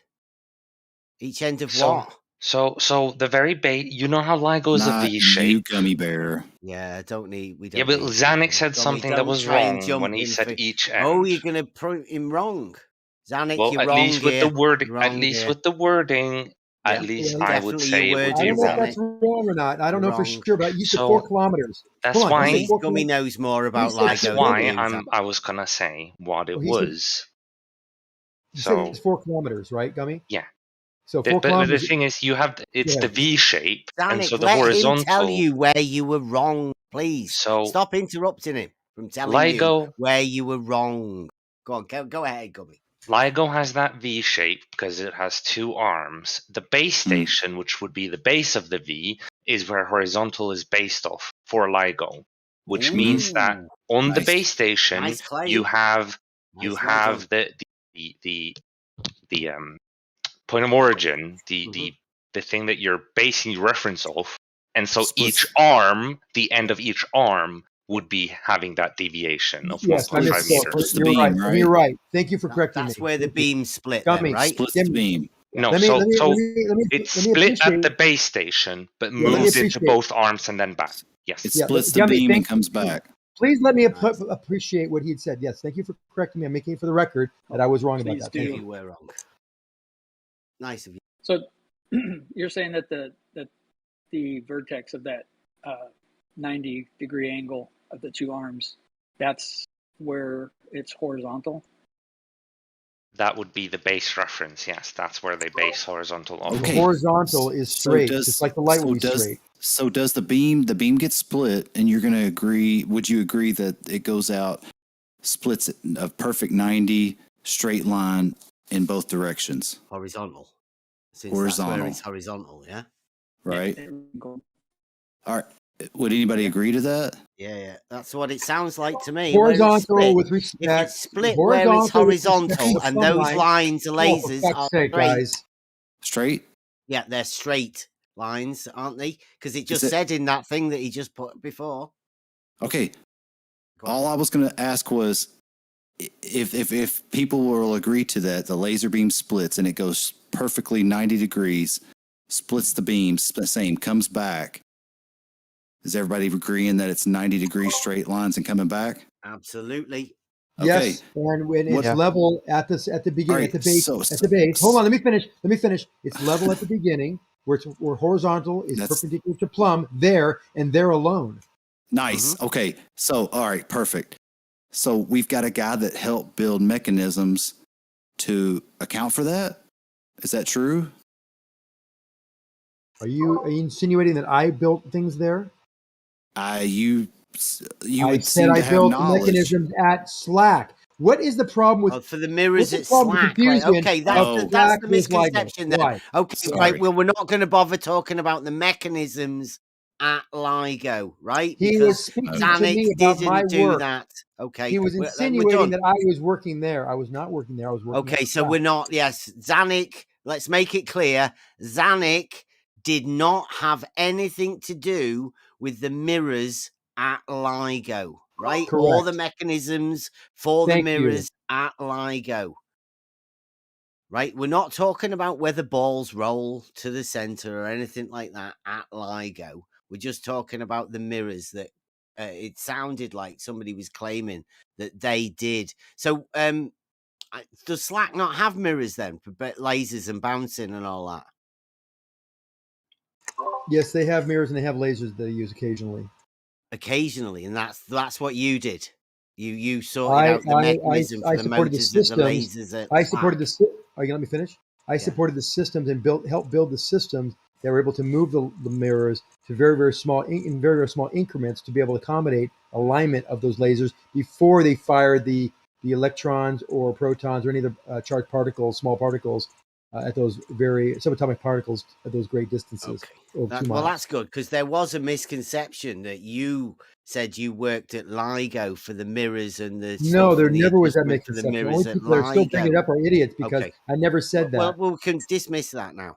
But we're happy with the way that the lasers getting pointed at the bit where Gummy Bear said at LIGO, that's where it's horizontal at the apex point, and that's where the vertical that are hanging the mirror that splits the beam would split it at 90 degrees. And then because that's where it's horizontal, that's where those beams would go out horizontal, right? Both ways. Correct.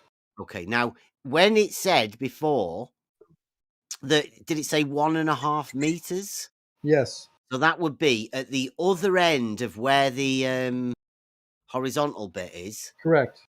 It would be 1.5 meters over 4.5 kilometers. Is that 4 kilometers, yes. And then one of those is level on the land, and the other one slopes down because they couldn't be bothered moving the dirt or something like that to save money for dirt. They put one of them on a horizontal slope downwards, right? Because it's possible. I don't know. I didn't work there, and I don't know the construction of it. Well, no, lots of people haven't worked there, but they've looked into it, and that's okay. So what if one is pointing up, and the other one's pointing down? Well, the horizontal, the beams are split. As long as the beams are going straight, who cares? You're forgetting we split the beam at the apex perfectly 90 horizontal. If you held a triangle, if you triangle a carpenter's triangle in your arm and you tilted it, those lines would still be straight, right? Wow. If your corner of that carpenter's triangle that's okay. What about your plumb lines? The plumb lines are going to be off in all points other than the center, where you have it oriented originally. Like that, if that base was level, if that base was 17 off level, what do you do account for your plumb lines? What do you account for your plumb lines? What are you talking about? Well, they're mirrors that are perpendiculars. Only at that center. Only at the center point. There's Mobius. How many mirrors are hanging down through there? Well, there's lots of mirrors, but what are you asking? I don't understand what you're asking. He doesn't know anything about LIGO. Yeah, Zanuck only knows about Slack. Don't sorry. pressure him about the mirrors. He might stress out. So let me, since I don't know, I'm just asking, as you were probably asking too. So you're saying if we have the center point and we have two beams sent out that are coming from a level oriented horizontal origin, and there's two level lines that are both level. If you call it level, you keep conflating level and horizontal. One couldn't switching back. One couldn't point down unless it wasn't sent out level. So could it be possible that could it be possible that one of the mirrors oriented, that one comes in perfectly level with the base station, and the other leg 4 kilometers long, that was pointing down maybe because they didn't want to deal with the moving of the dirt. So that was horizontal or level? What are we talking about? That wouldn't be. Can we just say the same thing? It'd just be straight. It'd be straight in some arbitrary direction. Definitely straight then. Still be straight. Both are straight. Again, both are what straight. What about your plumb lines? One's level. The plumb lines would be off on every point in that particular orientation would be off, right? If it was you're the mirror guy. What do we do to account for the mirrors? Why do we care? We wouldn't care. The laser's going out 90 degrees perfectly horizontal. Why would it matter? You tell me, because as long as it's the most accurate thing in the universe. Right, straight. They're straight. So why would it matter? Why would it matter that it's straight? But those two paths would not be he's parallel. saying it matters that it's straight. He's wondering why it matters that their plumb lines are aligned. Well, because aren't they hung? Yeah, the mirrors are hung with they're perpendicular. They're perpendicles. The pendular. Pendular. Like a 4-3. Are the mirrors not hanging? If they're both going out perpendicular to plumb, they both will be on the same plane. Which someone said here earlier is that one of them, I don't know this for sure, that you're saying one of them is not going out perpendicular to the plane. No, that was Blue. If you never watched any of Blue Marble's videos, do you not watch Blue Marble's videos? If that's true, then one just let everybody know that who made that claim. Hold on, let me finish the thought. If that's true, then one of these lasers would be pointing in some arbitrary direction, would not be perpendicular, not be plumb even at the source. But we don't know that. I'm going on what you're saying. I talked about Slack. You're talking about LIGO. And if someone says that one of those legs to save moving Earth or something, it's not. It's not perpendicular to plumb, and it's not level. Just a few minutes ago, everybody agreed that the laser is. At the start of this, we agreed that the laser was splitting the beam perfectly, straight lines, horizontal from the apex, splitting the beam and coming back. You didn't say the right word. All those words you just said. It could split the beam 90 degrees opposed to another, but one could be off at an angle down or up and still be straight. You're missing the whole point, because every time I get to let me finish. You've got to let me finish. You talk over me. Seriously. So they both can be perfectly straight. One can be perfectly level. If one is not perfectly level, as someone insinuated, then of course that line would not be oriented plumb at the start or level as an orientation. So one of the tubes they didn't align correctly? No, not correctly. They say they didn't care which way it went up as long as it was on the same plane. So one of the tubes they did perfect, but the other one sloped off. Not sloped off. He doesn't know whether it's sloped or not. That's only because I said that Blue said it was. So he's taking Blue's word now. Well, fine. He doesn't even know whether it was Blue. Anyone here cares. But we say it's stupid. Like, why would anybody say one of them slopes down? It's ridiculous. If they didn't only care, somebody model afflicted would say something like that. As long as it was straight, what would it matter? Is anyone on the board? Why doesn't someone give me some answers of why it would matter? Why would it matter if one of those lines was not on the same plane? I would be more worried about the plumb lines. Why? What do you say about plumb lines? That they're perpendicular. Are they parallel? They're perpendicular to level. They're not all. They're all not going to be level in this particular contraption, and especially if one of the lines diverges from the plane. Well, what about your splitting beam? If it diverges from the plane, it's on an XY axis. Yes. So, yeah, it wouldn't be done that, would it? Exactly. Right. So we're proving, right, that Blue is talking shite. mouth of Thank you yours. very much, Zanik.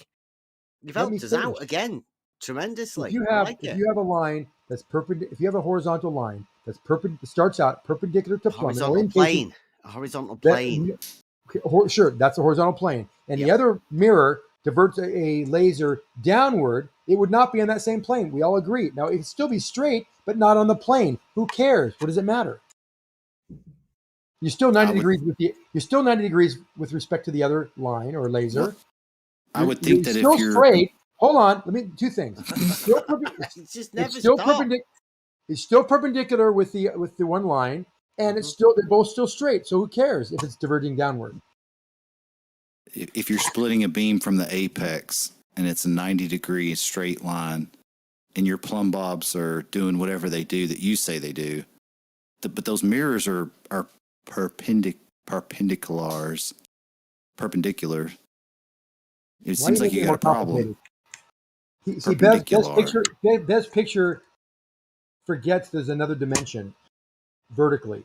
So if one comes in, that's what the Z axis. I was about to say a sentence. Don't say that doesn't show the other dimension. No. X, Y, Z, Zanik. You want to hear why? Let me tell you why. Because you're going inward. You're getting rid of the perpendicularity, as was mentioned by Buster, between the X and the Y. I'm saying keep all of those. Let me finish. Don't say I'm getting rid of it.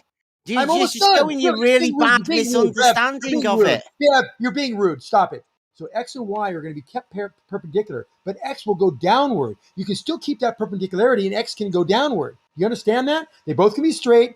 They can both be perpendicular, but X can go downward. There's three dimensions here. What about the relationship between? Oh, go ahead. Let me, Zanik. What Zanik doesn't understand is that the X and Y axis are perpendicular. Also, to each other. When you to each other. Stop it, will you? Stop it, and let me finish. The X and Y axes are perpendicular to each other. That's the plane. We call that the horizontal plane. That LIGO is situated on, like we've all said. Now, the Z axis is the vertical axis because it is perpendicular to the horizontal plane.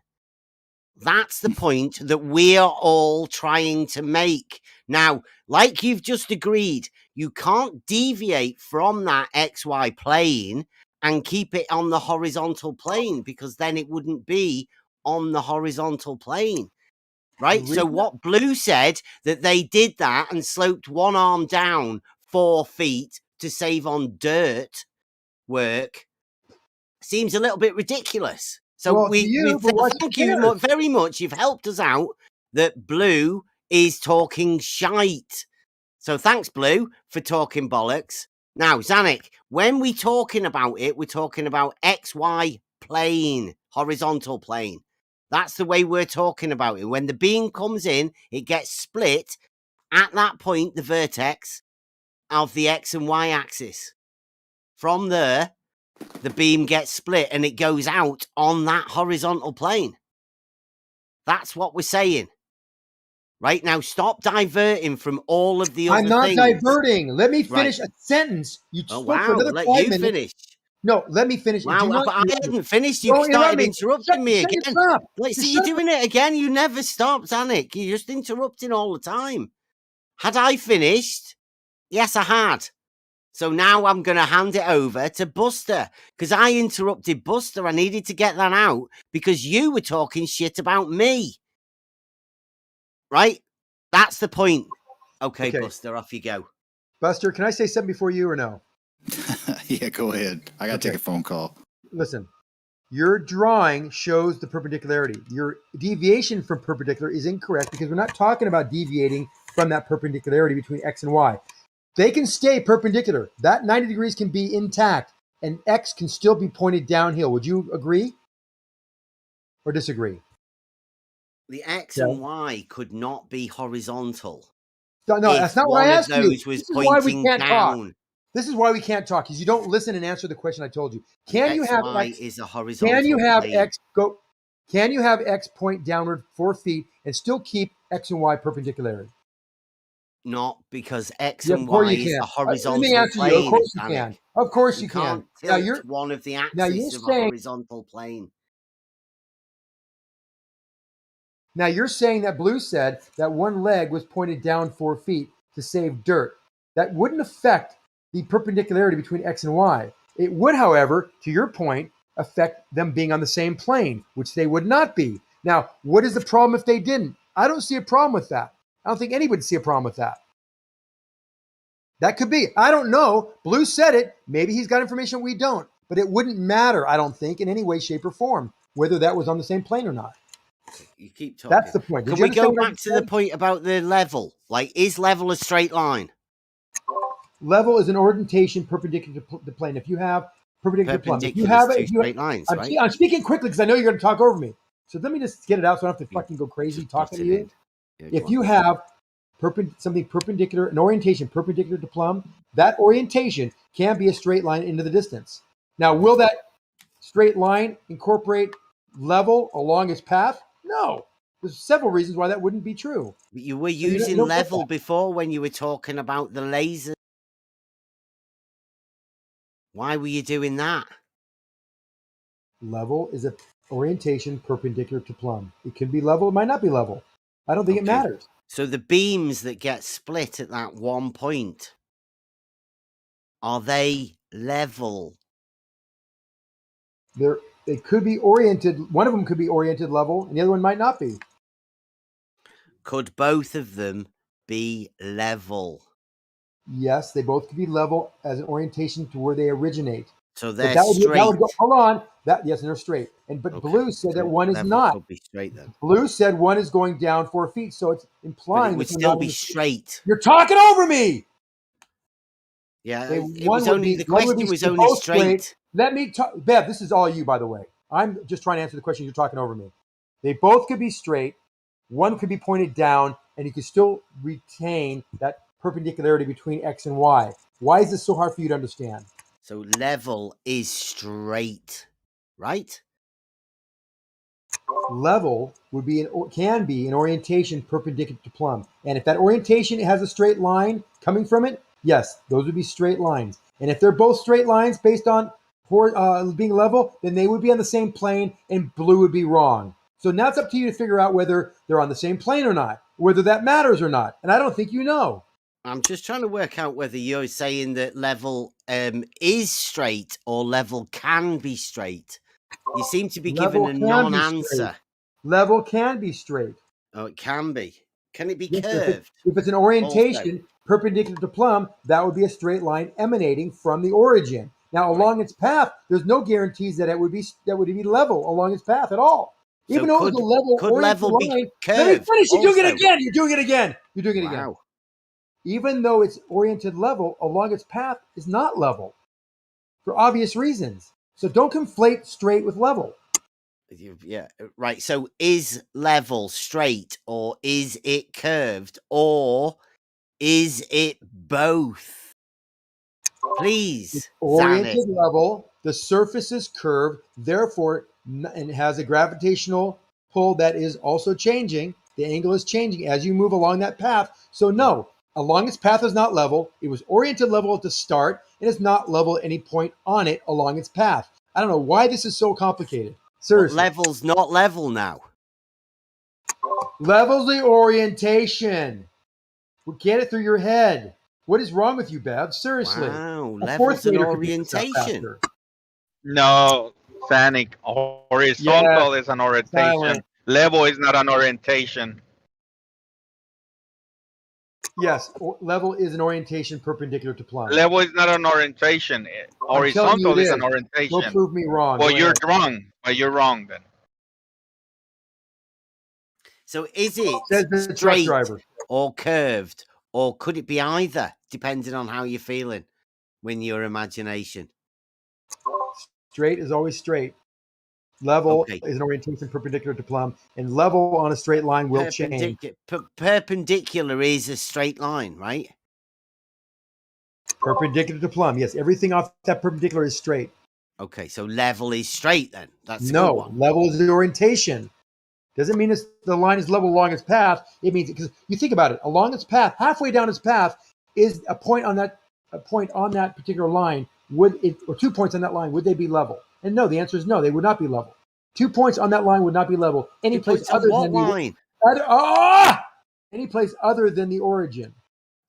What? Origin is level. The origin, not the point. No, not a point. 2 points have to be level. Okay, so those 2 points can be extended. A straight line could be extended indefinitely in a straight line. Perpendicular to plumb, the plumb line, down and top. Yeah. And perpendicular is the relationship of a straight line to another straight line, right? The straight line does not have level points along it, even though it is oriented plumb. But you just said it is a perpendicular. No. It's perpendicular to plumb, yes. So the straight line then the orientation, the straight perpendicular line is, to plumb. Along that straight line would be perpendicular to plumb. Yeah. That line. Lines that are entire line. Lines are determined by 2 points. Those 2 points are perpendicular to plumb. They're not the second line. The third line. What third line? The third line that you'd make from a point on that line into the distance, that line wouldn't be perpendicular to plumb. At that point, it couldn't be, could it? No, it's that not. Point couldn't be perpendicular to plumb. Points can't be perpendicular. Hold on. We have 3 points. You need a line to be perpendicular. Hold on. Straight line. Hold on. If one's vertical and the other one's horizontal. We have 3 points: A, B, and C.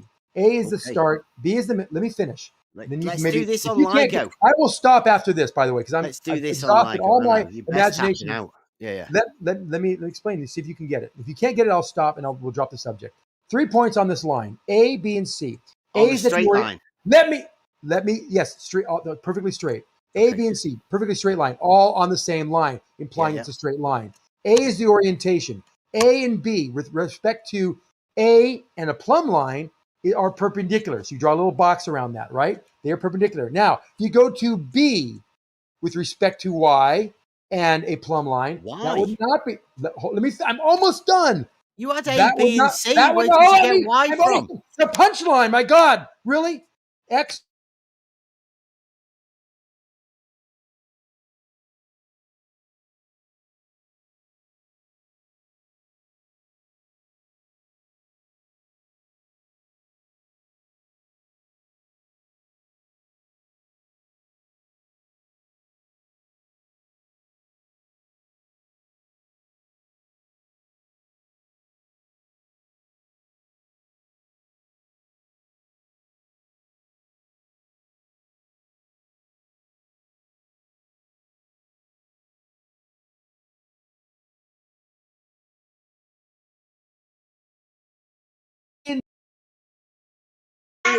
I'd like to step in here. Thanks for that, Gio, whoever that is. But Zanuck, you're interrupting the mod. Sir, calm down.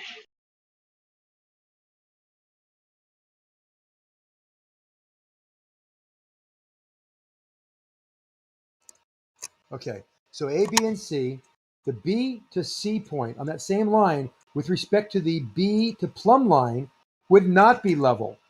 The line is straight.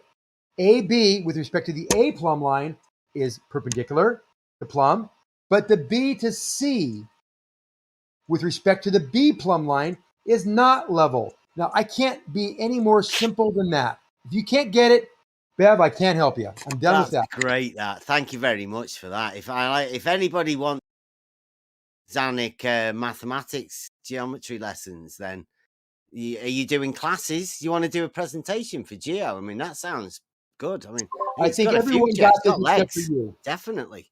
Did anybody else in the field, in the audience, understand what I said?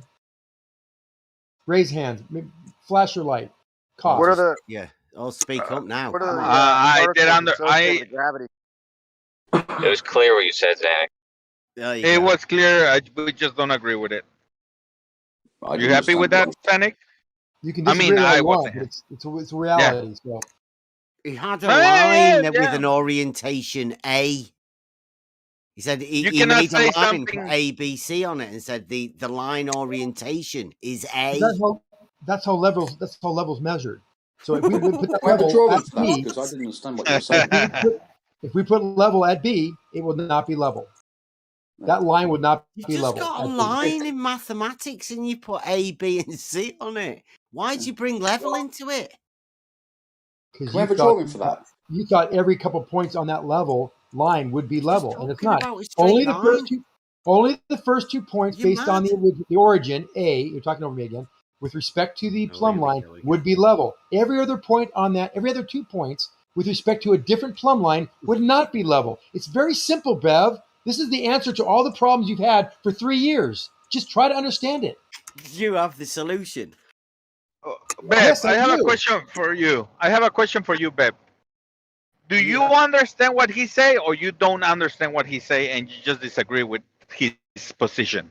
He's rambling words that don't actually mean anything. I'm trying to form a geometric figure of what he's doing, and he's starting out with a line, a straight line, putting 3 points on it. Then he's adding plumb lines. He won't to give it. you. Yeah, he won't give you a concise answer because he needs to leave it open to insert the ball at any point that he feels that, he needs to explain why a horizontal it can be a vertical at the same time. He wants to make it sound like it's really complicated to people, and that's why they don't understand it. But it's not really complicated. It's really simple how this sort of stuff works in reality. And even how geometry works on paper and not conflating the two, and when to do that, when to prove geometry in reality and how to do that. Bev, it's kind of about the concepts, and maybe I have to give you, without conceding that the ball is round, why don't we just take a ball magnet and do this exercise about level and plumb lines and things with the ball magnet? Oh my God. Would you then understand it? That the fact that I'm telling you that we're oriented something from a certain point and drawing a straight line outward, that becomes the level oriented line. Along its path, that line is not level because it's going away from the ball magnet. Come on, please explain. Where's the ball magnet come into this before you carry on drawing straight lines? Where's Zanuck, the ball magnet? You thought there's I'm just trying flux to at give you the center of a analogies so you can magnet. understand the concept. I'm the one who gave you the ball magnet. Bev doesn't understand the concept. I'm trying to let him understand that even though something can be straight and oriented level, along that line, it will not. What line? A straight line oriented from a perpendicularity from plumb at the origin. Why don't you be more concise? Why don't you say vectors, Zanuck? Try that one. You just need a level. You don't need a plumb. It's not a vector? Level. Just a line. Yeah, a tool called the level. Lines don't exist in 3 dimensions, Zanuck. Got to be more concise, bud. Do you have to make everything so stupid? Very concise. I said you had a line with an origin, and then you had a point on that line, 2 points on the line, at the end and in the middle.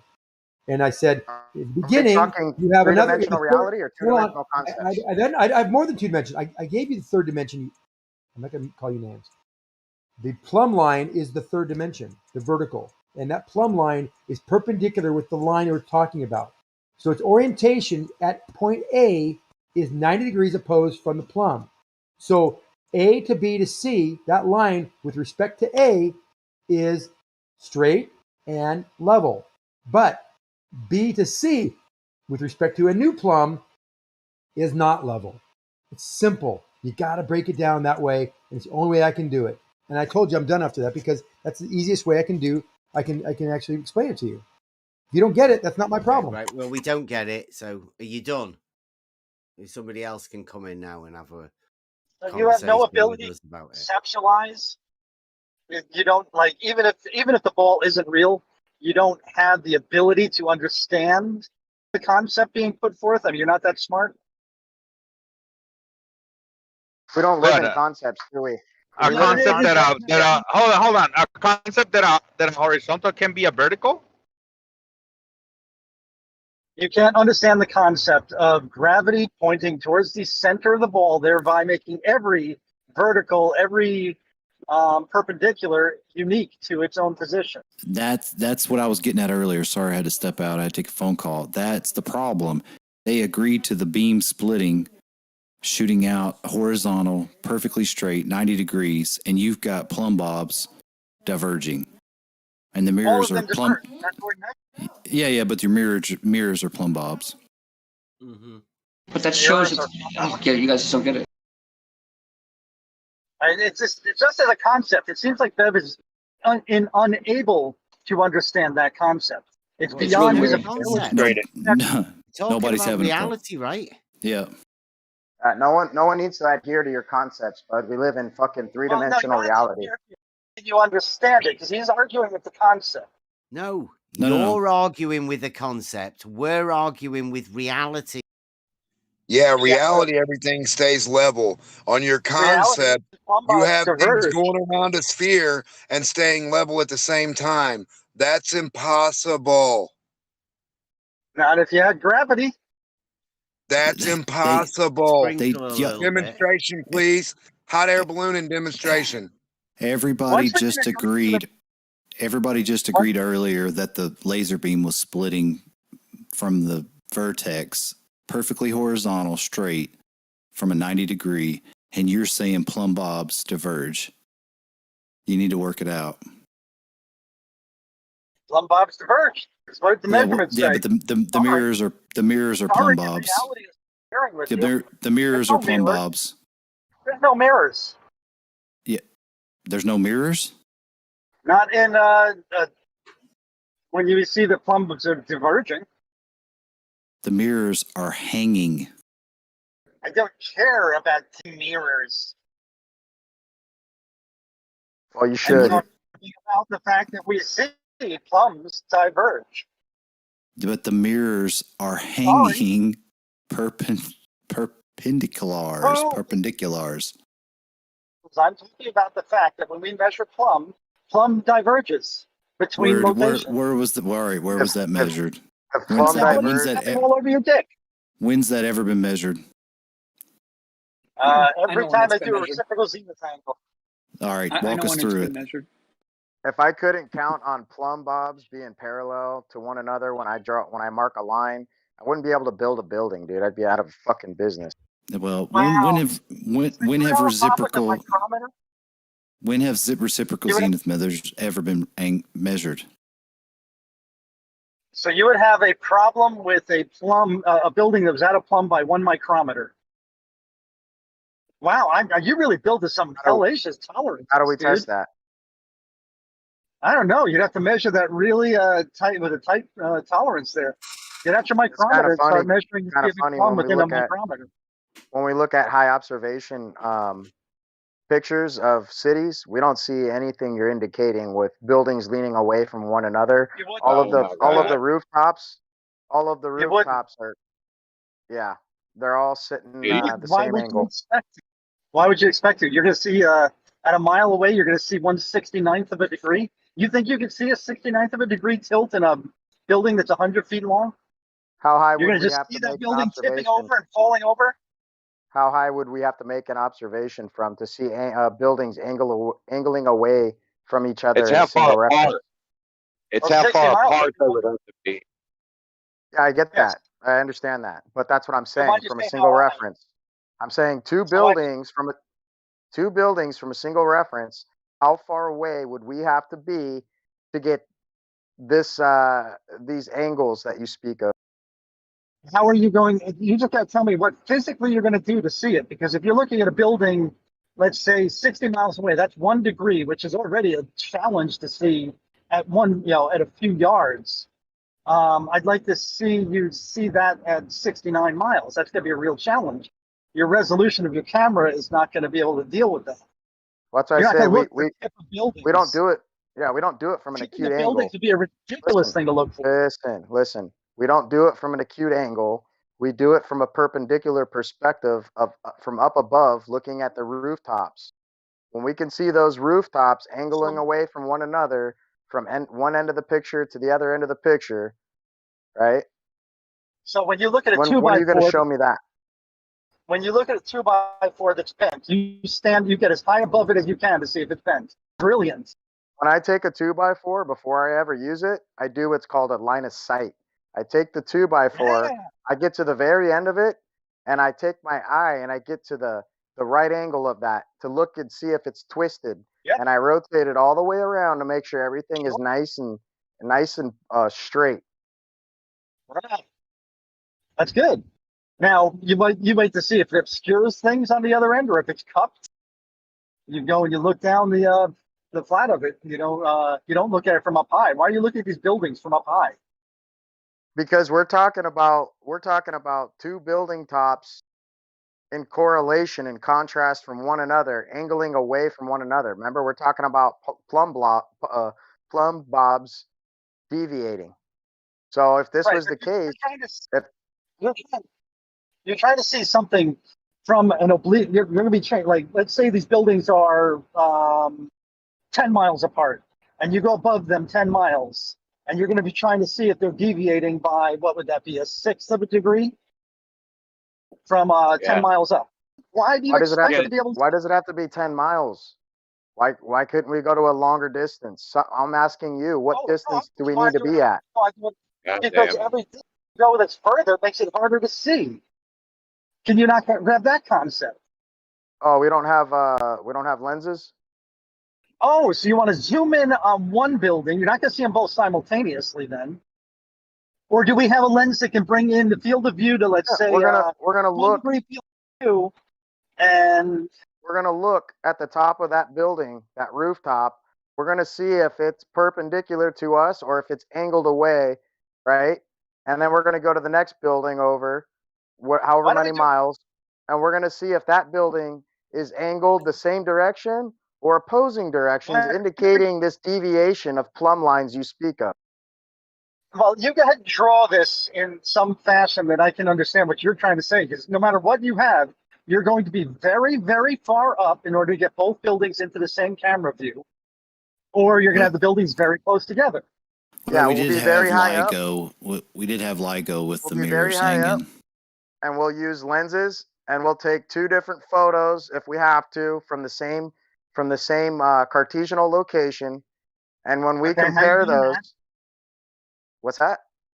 How are you doing that? You're looking for you're looking for at 10 miles. You're looking for a sixth of a degree.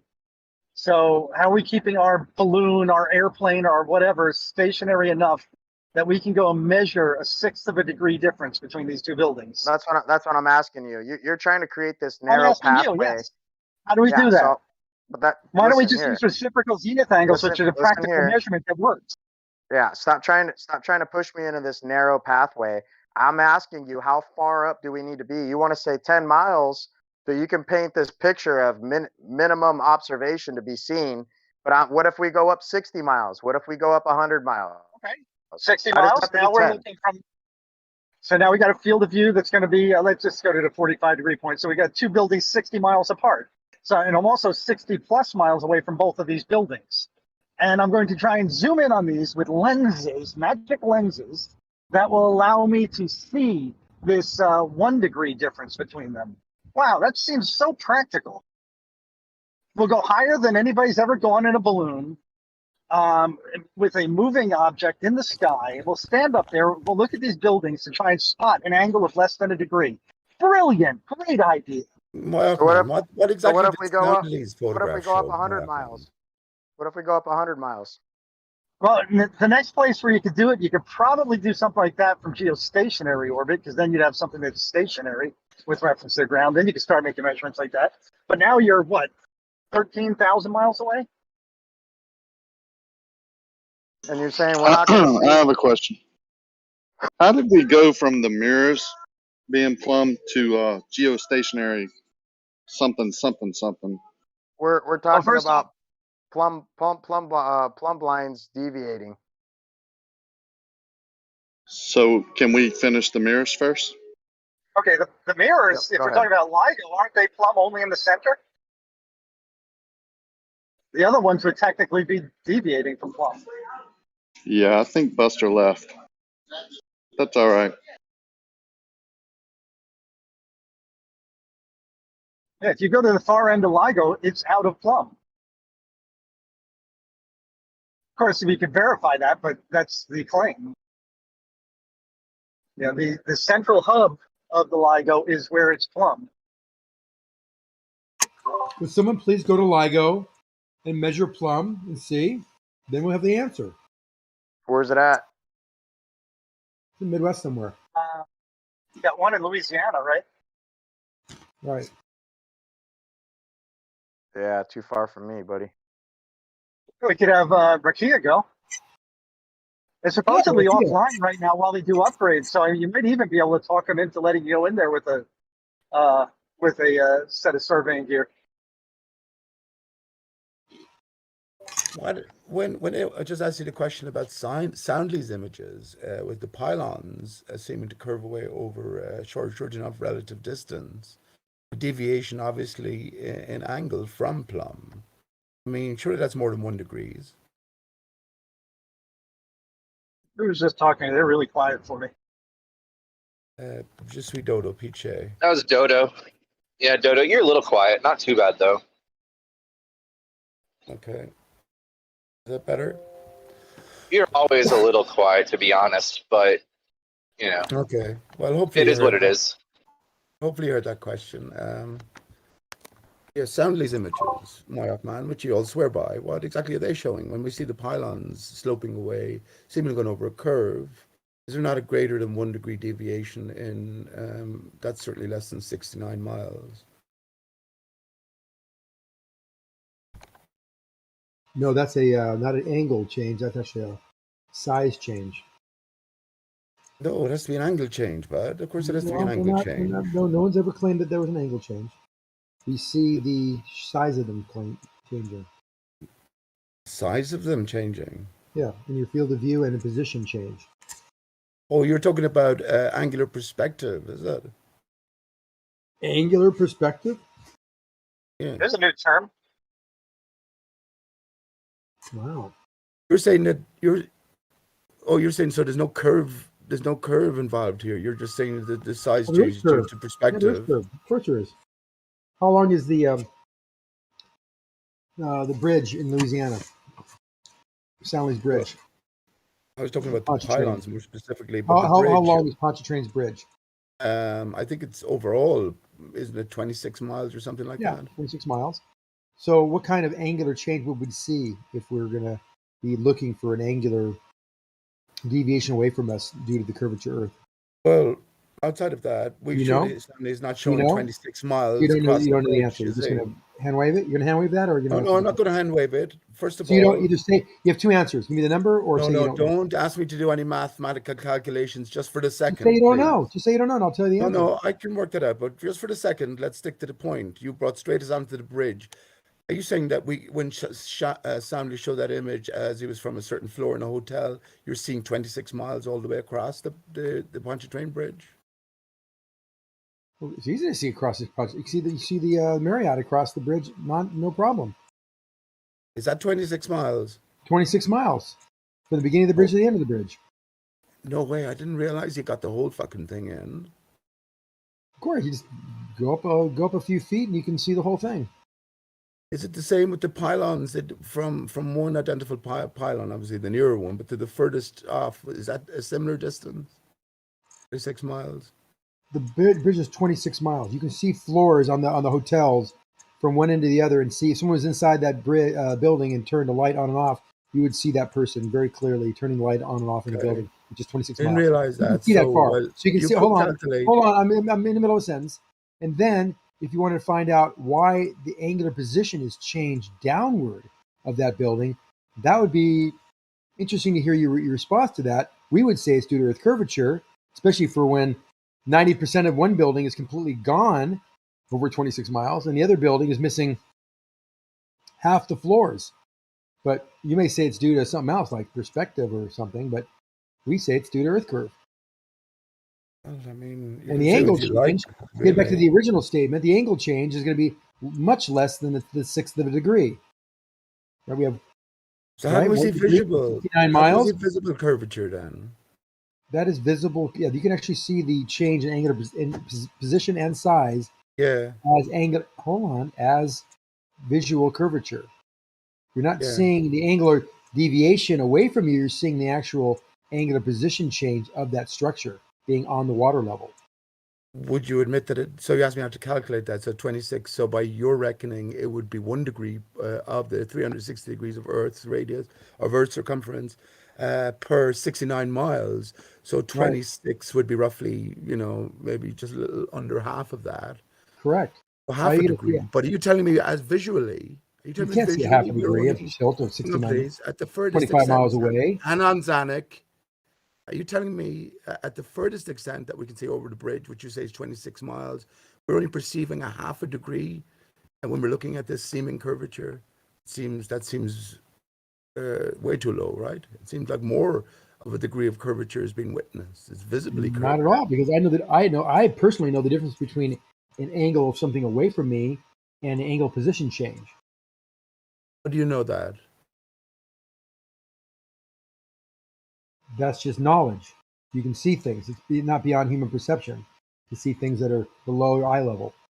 You can see the result, especially when you have things to compare it to. See, the problem with your logic here is you have nothing to compare it to. If you had something to compare it to, that might be possible, but there's nothing you can even conceive of that would be able to compare an angle away from you in your field of view. But angle, position change in front of you where the building is half gone or completely gone tells you that building is now below eye level. In a clear-cut case, I don't doubt you, but if it was more vague, if it was more up in the air, let's say, I don't think it would be that easy. Now, when you say half a building disappears, are you taking all factors into consideration? Of course you're not. You're attributing everything to Earth curve, Earth drop. But you're unwilling to consider any other possibilities. You're unwilling to consider factors associated with looking over an extended plane and a diminution in When angular a size. building is almost completely missing, and you see the floors, maybe the very top, maybe not completely, maybe one floor is left visible, and you can see those floors as it gets to the horizon, then it's not going to be logical in any way, shape, or form to assume that there's some type of optical effect hiding the bottom of the. Well, it would be logical.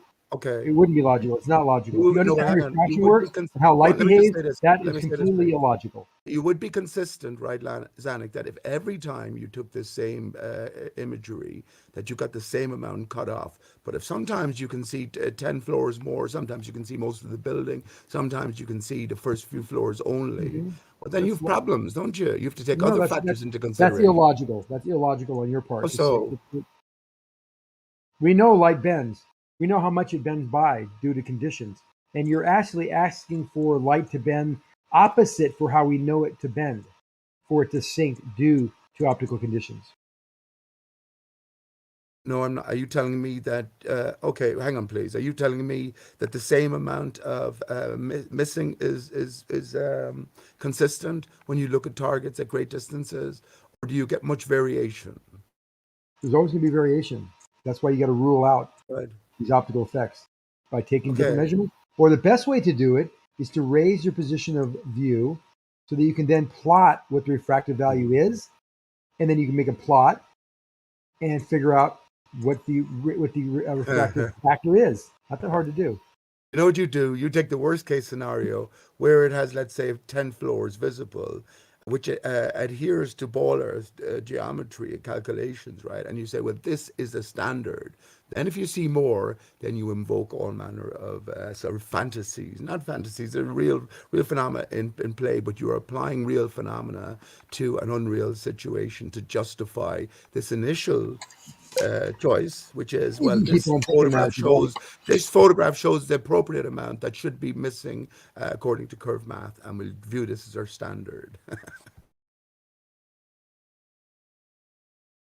And let me just finish by saying, I'm going to go off now. Let me finish by saying, if perchance you could see the whole of the building, it's then you invoke infinity over, what is it? 7 over 6, infinity over 6R. And you say, look, it's perfectly reasonable. No, we know there's looming, and looming can amount to about 0.04 or 0.05 degree, or even up to a half a degree in some really extreme cases. But that's the most we could ever see. We don't see any more than that. We're expecting to see way more than that to bring a building into view that is completely obscured by whatever you think it's obscured by. Well, the problem is because you know why we know that because we can still see the object and we can still see the floors, but half the building's missing or the entire building's missing. Where'd the building go? Why is the entire building missing? And why is it lower? Key thing, why is it lower in your field of view than it should be if the Earth was flat? Well, you're coming from a position that on a flat Earth on a perfectly calm day, you should be in New York able to see the Eiffel Tower in France or something. There should be nothing inhibiting or restricting you from doing this. No, so of this course, is your sort of benchmark for flat Earth considerations, whereas that's total bollocks. No, that's not true at all. And if you could see Eiffel Tower with a powerful telescope on it, if it was clear enough day, but there's going to be a lot of air to look through, and you probably won't be able to see it due to the amount of atmosphere you're looking through. But someone could shine a light from the Eiffel Tower, and you should see it. Hey, would you, man? When there's all this You can see atmosphere it. You can see into a light. You can see a very, which very accumulates powerful. over hundreds and thousands of Seriously, miles. Yeah. you can see a flash of light from the Eiffel Tower if the Earth was flat, but you can't. You won't be able to because it's being hidden by Earth curve. Why would it not be hidden by Pure atmosphere? madness, Hanny. Pure madness. Why would it not be hidden by atmosphere over thousands of miles accumulating? Bright enough light, you should be able to see it, even through atmosphere. Should be, but you're not given any reason why you should be. You already admitted atmosphere. Yeah, well, that's not the point here. We don't care about seeing light propagate forever. We're talking about seeing things over 60 miles. Oh, hang on. We're talking about seeing a hotel, a 50-floor hotel that's completely obscured, obscured with no visible distortion or any other artifacts, miraging effects that would be accountable or would account for it being missing. You're under the assumption that some kind of optical effect is hiding this building. But now, in actuality, the opposite would occur if looming was happening. It makes your problem worse because looming is what you generally see on. When you were talking about a light from, highly refractive day. bad. When you were talking about a light from Paris, I didn't realize you were talking about a light of infinite power. So I forgot about that. I forgot we're in fantasy zone here. But fair enough, Zanuck. You brought the fantasy up.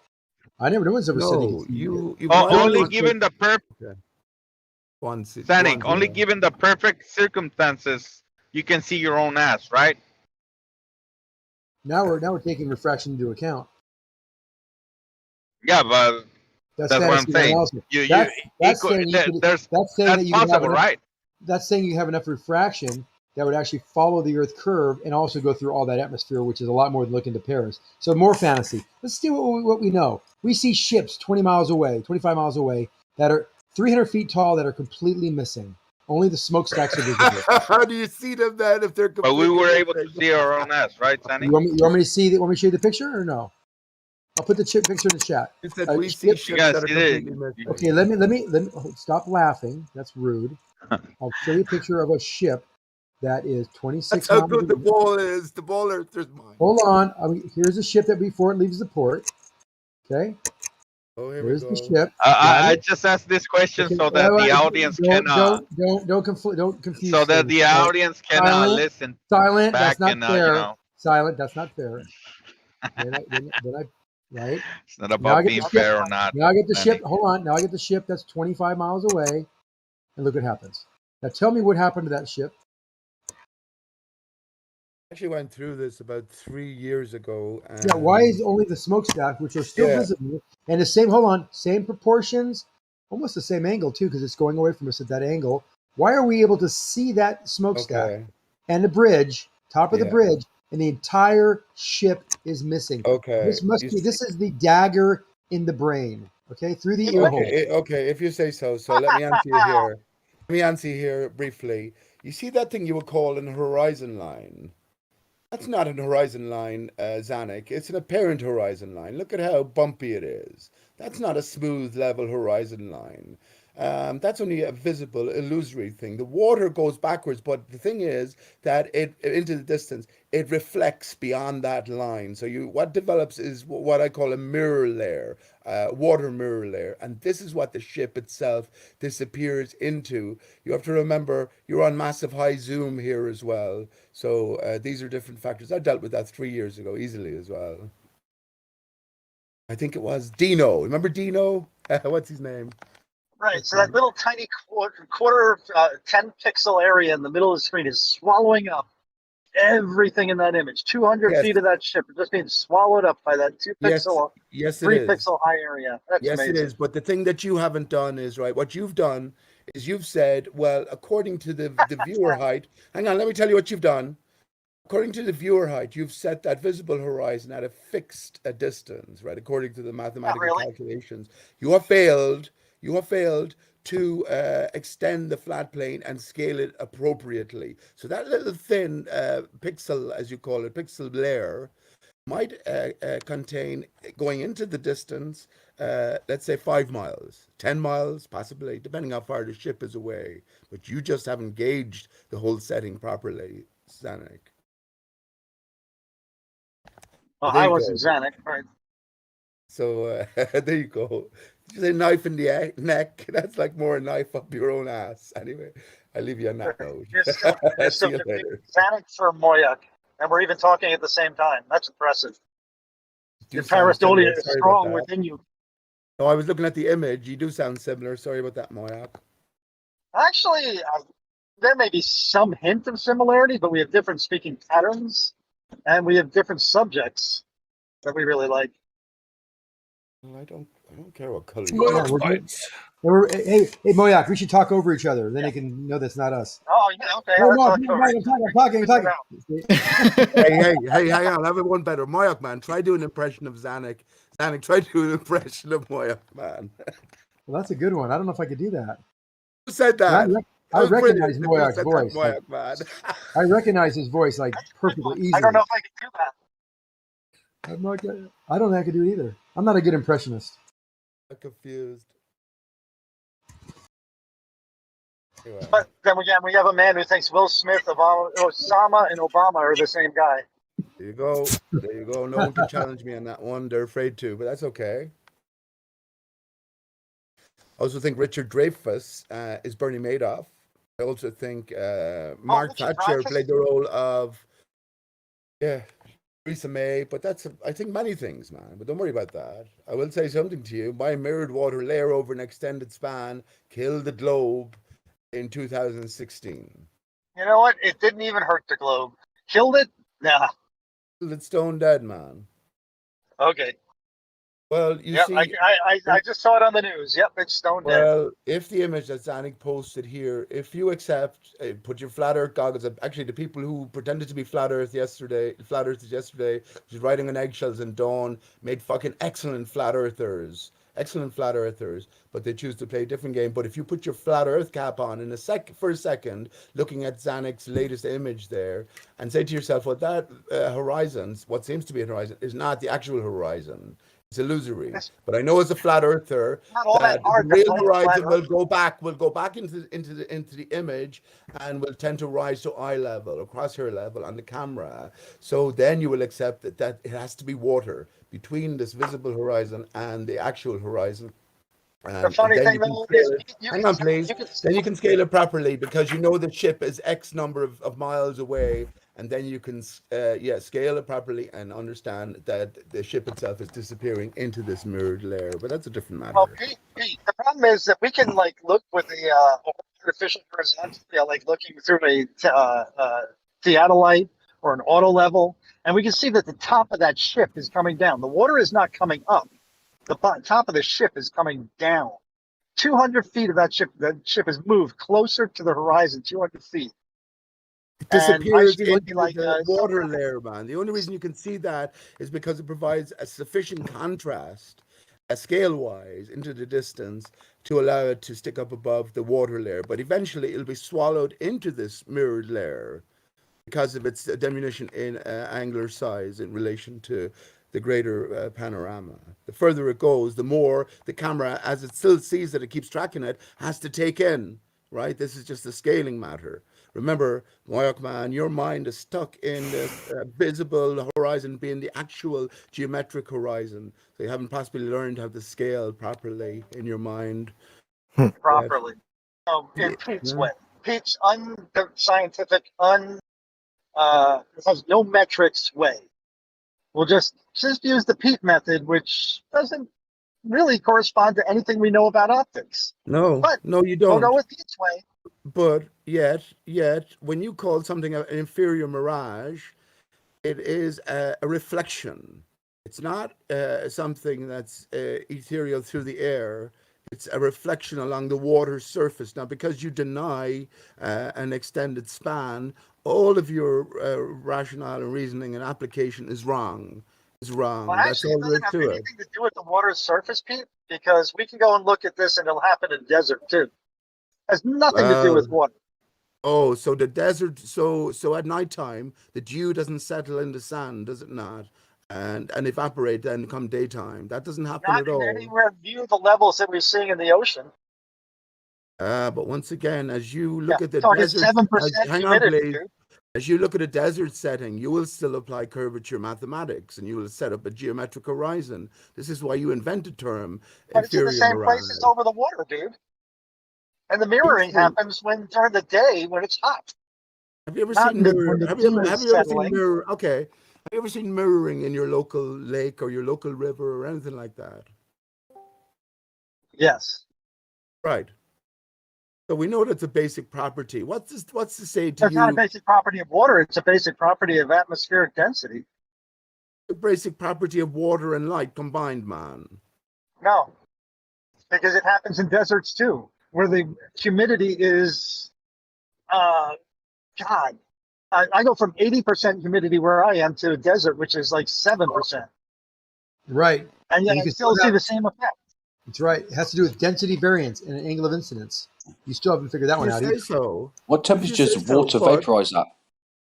Well, if you say so, but if you're well, again, you can't put your fat flat Earth cap on for a moment, and imagine what I'm saying, or you go with what I'm saying. Because if the horizon does rise to eye level, and you measure a dip angle, then we know as flat earthers that between the dip angle and the horizon, it has to be water.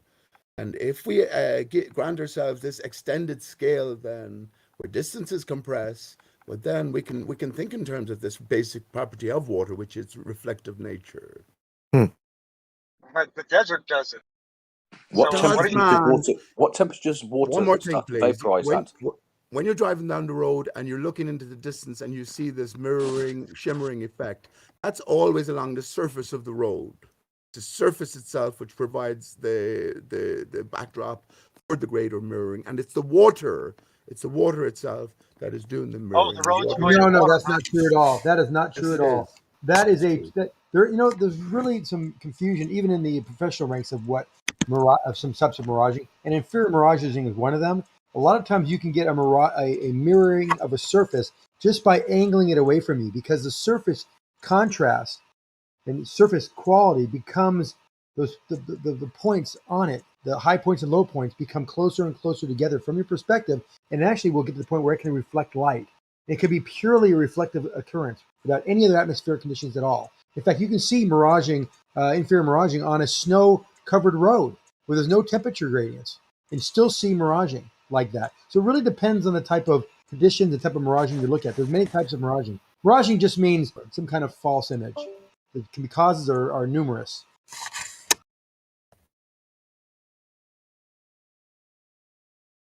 Well, you have it all worked out. There's an alarm just gone off in the background. You have it all worked out, Sonic.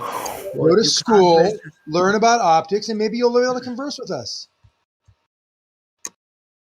Will I come back here? Will So you be here in 10 Pete, years? go to school. Pete, go to school, learn what they learn, and then I don't know. What do you want us to argue with you, Sonic? If at that point we're gonna repeat like parrots what you do. Is that what you want us to do? Then we can start discussing something that matters, that we can actually debate or discuss. that is actually something worth discussing. What are we gonna? The shape of the Earth is really not, What are we a futile discussion. Why are you talking about the Earth being Sonic, flat? It is not flat. It's round. The point is that we are disputing what you have learned in school. That's the point, Sonic. See, if you were able to learn what I learned, and then you tell us to go to school. I was talking. If you were able to learn what we learned, you would then be able to dispute it because then you'd know what we're speaking from. But I actually went to school and I learned that stuff, man. No, you didn't. You don't think in 6 years we know what you've been taught in school? I went to university and studied mechanical engineering, Zanek. You studied That's pretty cool. I didn't know that. That's awesome. Did you really? Yes, I did really. Yeah. I have a Can degree you from tell me what a force is? the University of Limerick, 1995. Can you tell me the difference between a moment of inertia and inertia? Was that a joke? No. If you went to mechanics, we were just talking about that yesterday. What's the inertial of a hollowed cylinder? What's the moment of inertia of a hollow cylinder? What's the equation? Should we know that? If you're a mechanical engineer, you know it off the top of your head, boom, like that. Oh, well, there goes your reasoning, what do you call it, skills. I said I graduated in mechanical engineering. It was actually 1995. Never worked so much in the recent. area. I graduated many years before you did. Inertia. But I'm looking for an image myself here, which shows that the miraging, what you call it, actually occurs along the surface of the ground. I have it here. One sec now. It is. Can you tell me? Ask me one question that you learned or remembered from mechanical engineering studying. Name one thing that you think you remember you studied. You probably remember one thing. Everyone remembers one thing from college. We learned AutoCAD. We had programming. What was your favorite? Remember Fortran 77 as a language. Fortran was a computer science. It was a degree course, man. Yeah, a lot of mechanical engineers don't take Fortran or any kind of COBOL training. What was one class? Name me one thing you learned in your mechanical engineering class. Name one thing that you kind of stuck with you that you remember. Are you talking theoretical? No, anything you learned by studying mechanical engineering. Name one thing that's fairly technical that would show me that you actually went to school and studied mechanical engineering. Just anything. I mean, you tell me. I'd have to fucking cast my mind back, man. As a student, I know it's tough. Hey, you're just making your way through exams from year to year or whatever. Just something, a topic, a concept. I see what do I remember? Fluid mechanics. I remember studying fluid mechanics, and what did you remember from that? Oh well, it wouldn't take long to refresh. I don't remember just going through all the divisions, all of the standard curriculum. I remember. Let me think. What else I remember learning, particularly, just sort of advanced physics. You know, the more in-depth mathematical and conceptual. Name one concept that stuck with you. Like if I start thinking about fluid dynamics and things, I start thinking about compressible and compressible flow. I don't want for example, the characteristic of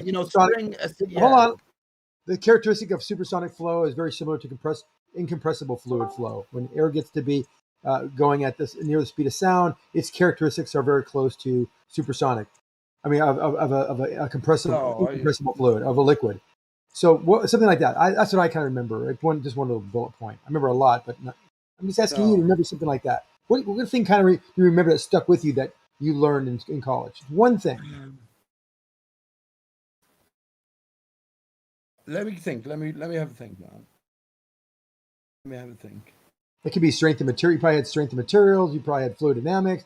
You know, all that sort of stuff, man. What do you want me to do? Go back and remember a specific equation? I'm asking for one thing you got out of college, like one concept or one thing that was like, oh, I remember that. That's kind of cool. Like I just told you about the characteristic of air when you're traveling through it. It acts like an incompressible fluid. God, you can't stop yourself. Well, you asked me a question. It acts like an incompressible fluid. I remember that. It kind of stood out. Like it's a kind of a very distinct characteristic of fluid in fluid dynamics.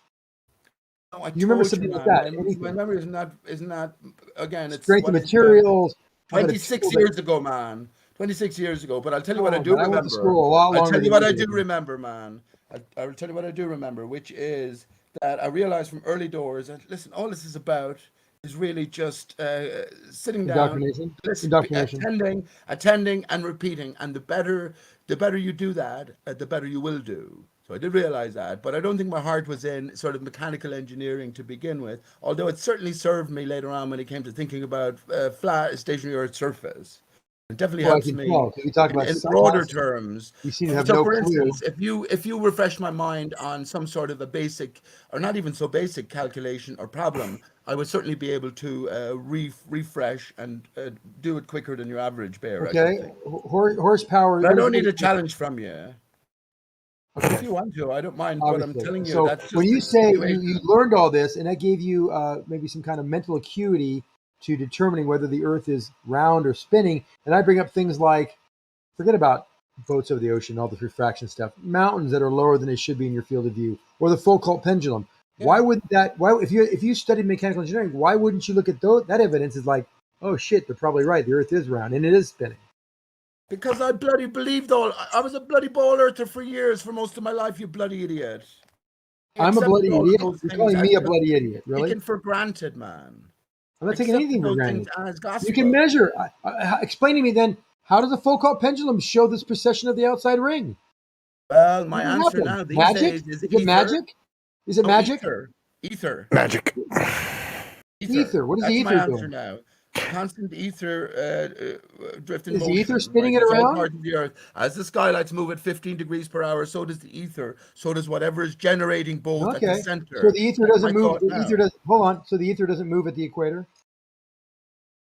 Well, that's where along the outer barrier, it's highest aspect, so the straightest aspect. We have the outer barrier, which is lowest at the north, highest at the equatorial area, is about 60 miles up, and then lowest at the southern peripheral, and it is elliptical as well. So there's massive long stretches there. Okay, so we don't see the Foucault pendulum rotate at the equator, but we do see the Yodvos effect pretty strong as well. Right. So why do we see the Yodvos effect and no rotation? Yeah, it just you depends. haven't motion. It goes from west. Let me, hey man, you haven't east to west. You haven't looked into this, man. Man, listen, you haven't looked into this very well, have you, man? So I can imitate you now.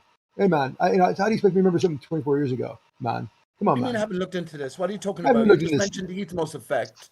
As if it proves anything. It's actually got to do with which way the ether flows, and also time dilation. Or to take the clocks off the plane. What's wrong? You've never heard the term before, have you? Proven Einstein's theory of relativity to be correct. Time dilation when they take atomic clocks up in airplanes and fly them in different directions. Is that general relativity or special relativity? This has all got to do with ether. And as we rise higher, first of all, the electrostatic charge is higher. And of course, the clocks work by the decay of atom, right? Can you give a static charge to ether? Did you say? Can you give a static charge to ether? You can harness ether. How do you harness ether? This is what electric current actually is. Electric current is ether? Pardon? I'm still electric current is ether? Yes, it is. It's it is. So my computer is powered by ether. Fundamentally, my computer is powered by. What do you think it's powered by?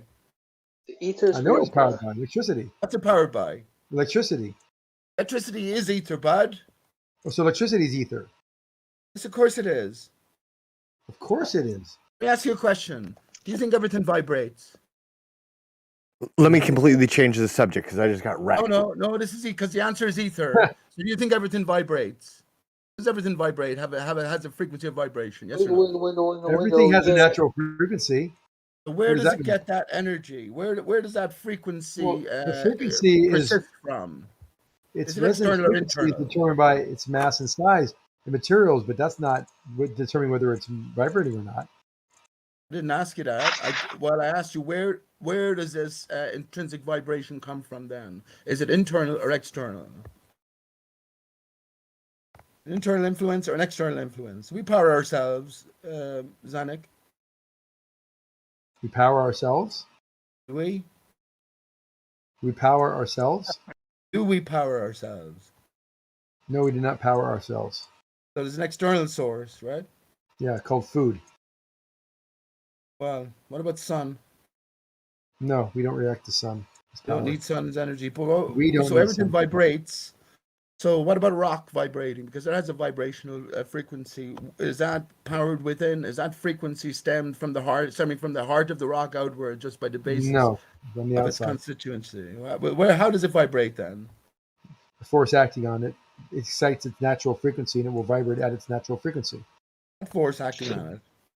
No, do you know what a natural frequency is? Yes, I do. What is it? What's a natural frequency? Listen, I know what it is. So I'm asking What is it? I'm asking you. You said you know what it is. I'm asking what it is. It's a harmonic, right? It's a frequency. It's not a harmonic. No, harmonic are variations of a frequency. What is a frequency? Natural frequency. So a natural everything has a natural frequency. It vibrates in harmony with it's a natural vibration. It vibrates in harmony with, I will say, its surroundings, its environment. It's within the ether. It's not related to anything else. A natural frequency is not related to anything else. I'll give you hints here. Eventually, I'll pull the answer out of you. So, what is a natural frequency? Don't forget. Give me three wrong answers. Do you want? Can I just say before you give me hints, Anik? You've been studying this shit and you've been going over the same stuff over and over for 6 years now, right? You've been peddling the same sort of stuff. So if I don't get your answers correctly the first time out, that's okay by me. That's okay. I don't care either. I don't care. You can take as long as you want. Give me a few seconds to think about what a natural frequency is. Okay, that's fine. If we say an object has a natural frequency, it's dependent on what it's made from. So yes, let's say a wood, something made from wood or made from steel would have a different natural frequency. So it's a natural. Not necessarily. They can have the same natural frequency. Intrinsic, under normal conditions, intrinsic. What do you mean normal conditions? Material itself. Well, it depends on the shape, right? You can have the same frequency. Two objects made of completely disparate materials can have the same natural frequency. That's not a requirement. I'll give you I'll give you an example. Let me give you a hint. Let me give you a big hint because I'm not trying to embarrass you or be a dick. You won't embarrass me, man. If I don't know something, I'll tell you I don't something know. like a tuning fork is a good example of a natural frequency. No matter how hard you hit it, it always vibrates at a specific frequency, right? Fucking hell, you're bringing me back to, do you know where my mind went back to now is like fifth piano lessons? Fifth year in school, which were like about 16 or something like that. Not to mind what the stuff I forgot from university. But a tuning fork has a natural frequency, so like an A versus an E tuning fork. Yes. Okay, so let me think about that now.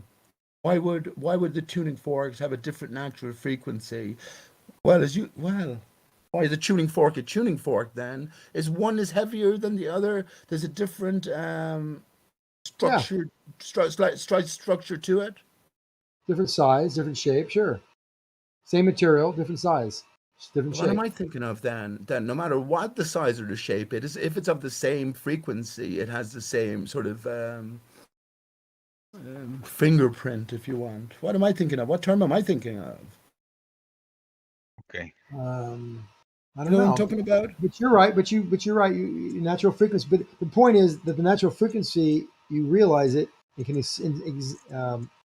exhibit it by giving it energy, by hitting it with something or hanging it. So the natural frequency is caused by external forces, not internal. So I don't believe in this universe giving things frequencies because the natural frequencies, as you know, is dependent by the material. You said that already.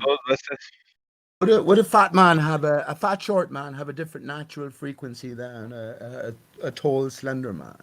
Of course. How would you test that? I mean, in what way would you punch him? You could punch him. That's what I was going to say. Would you pick a fork off a table? Everyone says a man has a frequency. I don't think a man has a single frequency. He's going to have frequencies of all the materials inside of him. There's going to be a frequency in his liver, his blood. There's going to be a bunch of frequencies. That's right, because they're all going to be moving at different rates, and then you have some net value. You would end up with a cord. Yeah, right. Exactly. Say there is a secret chord.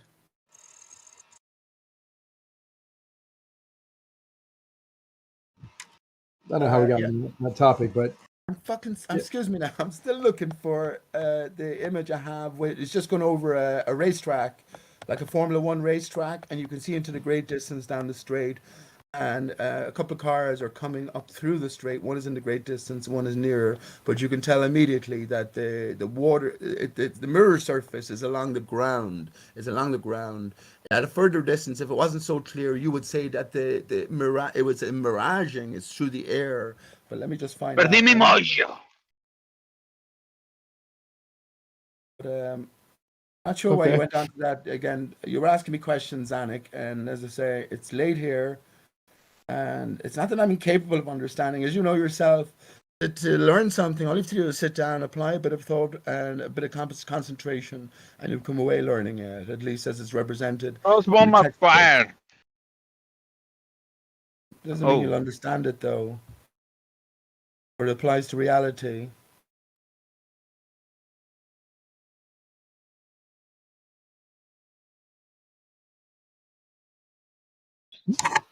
And at what temperatures water start to vaporize? Not very high. I would say the dew evaporates in the morning because of the frequency of the sun. It's not because of the heat of the sun. It's the frequency and the arrival of the sun again.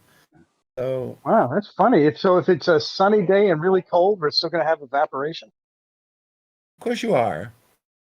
Oh, hang on. What did you say? If it's a sunny day and it's really cold, will I still have the same rate of evaporation? You'll have not the same rate. You'll have to some degree. Frequency it depends on, but also distance. It had to do with the frequency. Well, it's also distance. It's also like the distance from target. You know, so the frequency the distance is going to be the same. Dissipate. The frequency emitted will dissipate and be less effectual as you increase distance. So a cold winter morning and a warm winter morning are going to have different distances. I see. That's cool. Okay, so the sun just jumps around in the sky periodically? Oh! Sunrise happens at all different distances? Same time of year? What did you say? A cold winter morning and a warm winter morning. I'll have an 80-degree day in winter, and I'll have a 0-degree day in winter. Where do you get winters from? To go from 80 to 0? Not the same day, of course, but it happens around here. So you get an 80-degree. Yeah, so you have different penetrating power of the sun for whatever reasons, right? The whatever reason answer. What do you mean for whatever reason? Are you doubting that this is true? So the frequency of the sun is just changing willy-nilly every day. It absolutely is, man. In terms of why? So on that same day, the same day it's 80 degrees here. In January, we get a couple of those days occasionally. It's weird, but it does happen. And then up in the mountains, it's 32 degrees. So why isn't the sun doing the same thing where they are? How high is it? Doesn't matter. That's also a product of distance from the sun, vertical distance. So wow! So an extra 10,000 feet is going to really increase that. Wow, that's impressive. No, that's a different matter. No. We all know that it gets colder. That doesn't work. In your thinking, it should get hotter as we go up mountains because you're closer to the sun. No, that's not what we think. Is it not? No. But if you keep going up and you encounter a stray particle in the upper atmosphere, you're going to tell me that's at fucking 3,000 degrees or something. Why is that so hot when the top of a mountain, which is so much closer than the surface of the earth, can the sun not heat up that? You know that you would freeze to death there, right? Even though it's 3,000 degrees? No, Pete, their model says that the sun is exciting the particles in the atmosphere. That's why down here we have more heat than up there where there's less particles to excite. Right, Sanic? That is correct.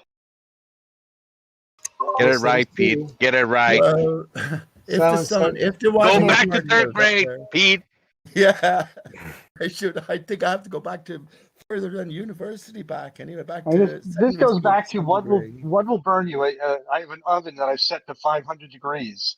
I open up the door, and that burst of hot air hits me in the face, and I go, "Ooh, that's uncomfortable."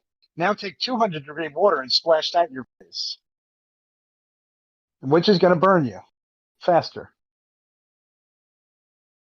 Well, what do you think? The water, obviously. That 500-degree air coming out of that oven will not burn me. It'll be uncomfortable as all shit. And if I stay in it long enough, it'll burn me. But the same amount of time with that water in my face, I'm going to be fucked up. Actually, is it called the Leidenfrost effect or the Leidenhast effect or something? There's no Leidenfrost. There's no Leidenfrost effect. So, boiling but hang water on, in your hang on. face If you or wave with your air hand, hang on, please. If you do it quick enough, you will you can see it. People waving their hands through fucking hot oils, molten metal, and if they do it quick enough, then they do not get affected because of what do you call it? The Leidenhosen effect. Leidenfrost. Leidenfrost effect. Leidenfrost. So imagine if the hot water, like a blast of air, we've all been hit by a blast of air from the oven. You turn your head away immediately, man. If you could do the same thing with the water, same thing would happen. No, we're talking about the same amount of time. I take water in my face for 1 second and put my face in front of the oven for 1 second. Trust me. Yeah. The oven will not burn you. No, I would say the same thing. The only thing is with the water, it stays under more than 1 second because it clings to you. So if you could do it exactly, the amount of energy imparted to you from that water will be much quicker, no matter how you slice it. The guy putting his hand through the molten metal, that should burn a hole in his hand. Why doesn't it? No, that's Leidenfrost. Yeah, has nothing to do with what we're talking about, though. We go. Sorry, look in chat now. Fucking hell! After all this time, I found the image. There you go. So all mirages are on the ground. This came up because I was looking at the water in the deserts. The water in the deserts, that the dew rests overnight, sun comes back around, millions and millions of tons of water and dew rest all over the surface floor of the desert. And during the daytime then, as the sun comes back around, it excites the particles because the sun is an energy source and excites the particles and evaporates the water. We're looking over an extended surface. Hang on, please. This is why we get a mirage. We're looking over an extended surface, but it appears vertical. That's my explanation. The worst day in the desert for humidity is the best day over the water. You don't have the same effects for the same conditions. It just doesn't happen like you're saying.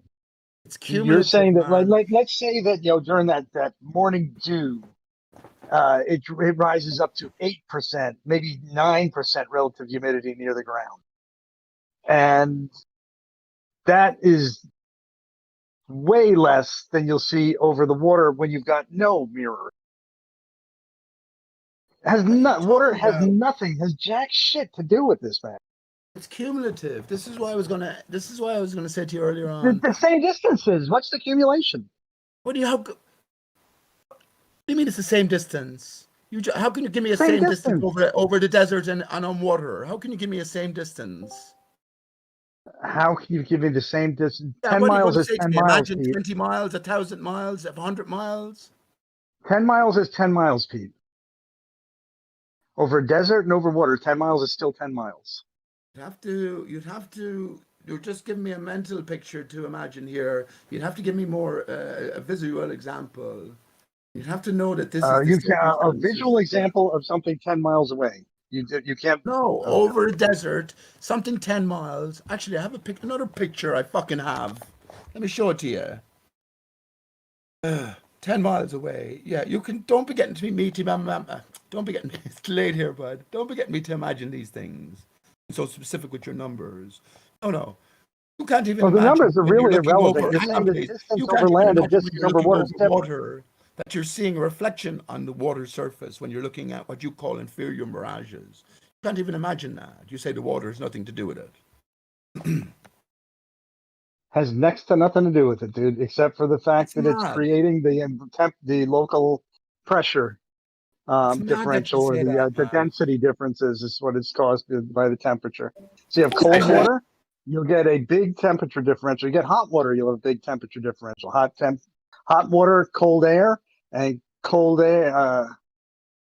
water, hot air will cause certain events to happen. This stemmed from me asking you, were you ever down by the riverside or the lakeside and looked out over the water and seen a reflection on the water of a target? Yes, but I've seen that over land also, so that's where we went. When do you often it has see that nothing to over do with land? water. When do you often tell me when you've seen reflection over grass? Let's see. Have I seen that? Yeah, I can't say that I have. I've seen it in deserts. I haven't seen it over grass. Is there no grass on land? I mean, it should be happening all the time, right?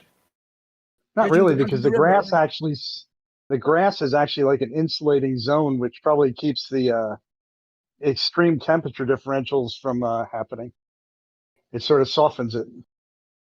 Yet you can go down to the river, look at the water, the sun is in the proper location, the water conditioned calm, and you can immediately see reflections going on. I don't know. Maybe if you had like golf course hole short grass over a long period of time, maybe you could reproduce it. Right? Maybe, but it's not so common. Whereas over water, but who cares? All the time. So what's the problem? You don't understand. You don't understand mirages there, Pete? Guess not, Brenda. Well, that's what you're. I can ask you about mirages and explain them to me. Isn't that fucking fortuitous? A mirage is just you have a layer of a different temperature and it's reflecting light from the sky, right? So what is reflecting? What is doing the reflecting? It's because it's reflecting the sky. But what is doing the reflecting? Like it's a mirror. The layer of air, because it's a different refractive index. You're saying air does the reflecting? Yes. Well, the boundary between the hot and the cold air.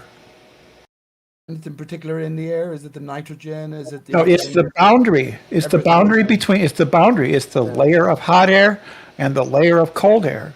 Why don't we see these mirages over grass then? Or what difference? I just told you why. Because there's an insulating zone in between. Yeah. Tell me again how you're an engineer, Pete.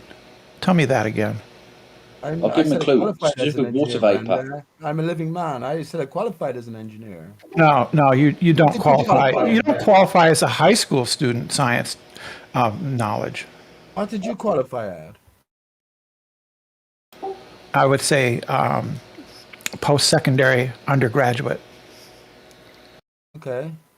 Why wouldn't you say college then, or university, or post-secondary undergraduate of what? In the general liberal arts. General liberal arts, okay.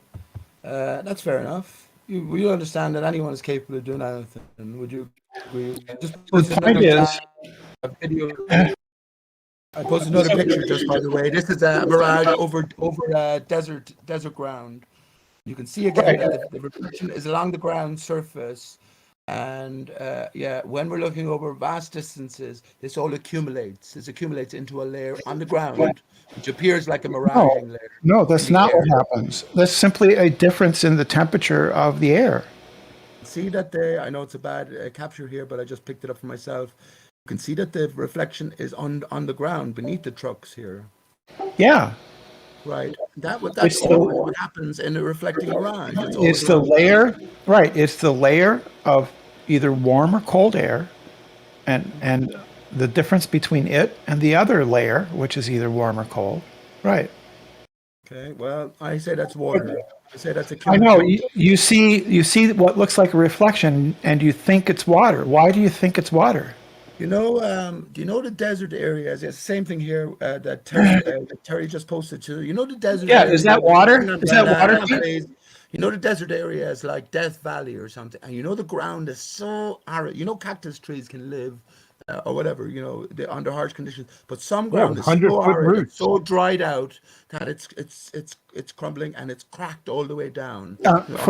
Pete, for Terry's picture, do you think that is water on the road? Yes, I do. Why? Now, why do I think it's water? Yeah. Well, because all surfaces, all materials absorb water. If there's a big rainfall the night before, for instance, there on that roadway, most of it will evaporate, but some of it will be absorbed into the concrete or the tarmac column itself. Dude, it'll do this 10 weeks after rain. So, but what you have to, but hang on, please. What you're thinking of in terms of the car along the road there, Brenda, is that as a puddle or something? No, it isn't. No, it's not a puddle. There's no water. There's no water on the road, Pete. There's no water there.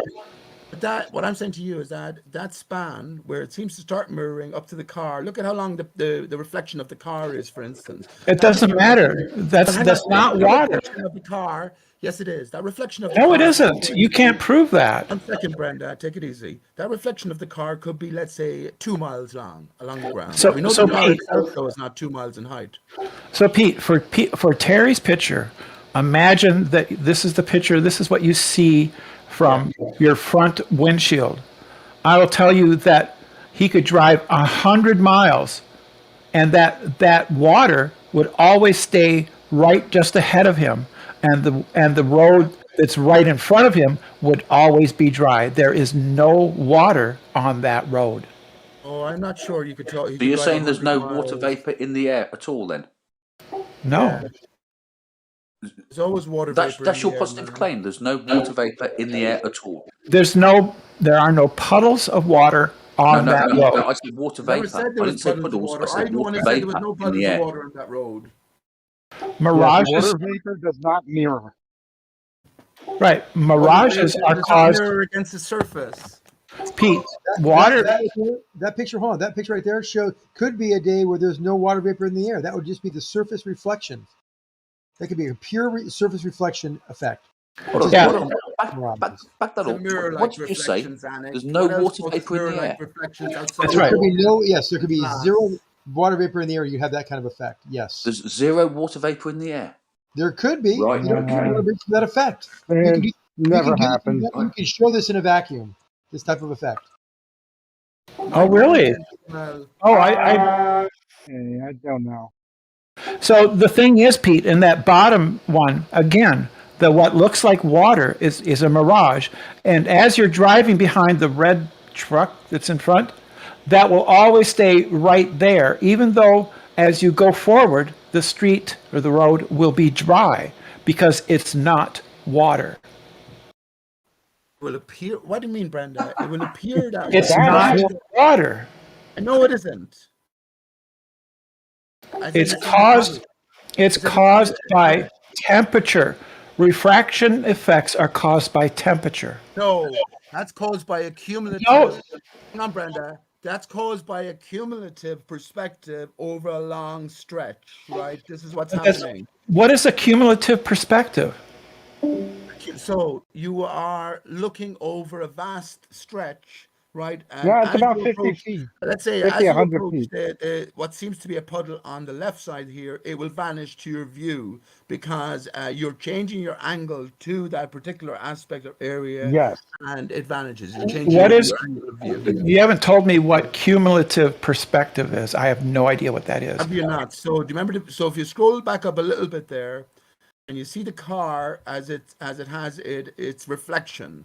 I'm saying that this reflection could be about 2 miles long. It depends. It could be a mile long, it could be 2 miles long, but it's definitely well in extent of the dimensions of the car. Yeah. So we are looking from the where the reflection on the road starts nearest to us to the car itself. If it's 2 miles, let's just say Pete, you're looking through the surface layer 2 miles long. So Pete, have you ever seen a funhouse mirror? That long reflection is called because we're looking at it through a sharp angle of incidence. Yeah. What's it called? Right? It's not caused because it's cumulative perspective. There's no such thing. That's something you made up. No, it's not, bud. Then find a citation. Find me a scientific source that labels anything cumulative perspective. There's no such thing. I know. Well, I mean, I'm not sure if there's a source for that, but isn't that pretty clear what I'm talking about? You just made it up then. You made it up. I'm using words. Did I say it was an official explanation? I said it's a cumulative perspective, but you don't understand what that means.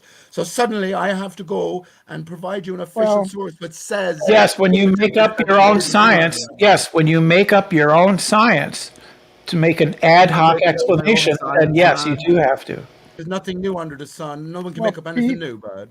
Be fooling Pete, yourself. Pete, when you've been talking about this cumulative perspective, I've seen these effects, probably over a few hundred feet. We're not seeing this over miles. This refraction has to do with your angle of incidence, not refraction, the miraging like this over the water. You can see that over a few hundred feet just by adjusting your angle of view. Yes, I know that. It depends. And So it's not cumulative perspective. It happens generally over these short conditions are distances. associated with very, very hot days where the sun is beating down Yes. upon the surface and it's sweating. Oh, the really? fuck Let me show you a out. picture. That's not the case. Let me show you the case. What's happening when you have very hot days? Well, the Let sun me is show you a sweating. picture that's not happening. With no Shut hot up, days. Sonic.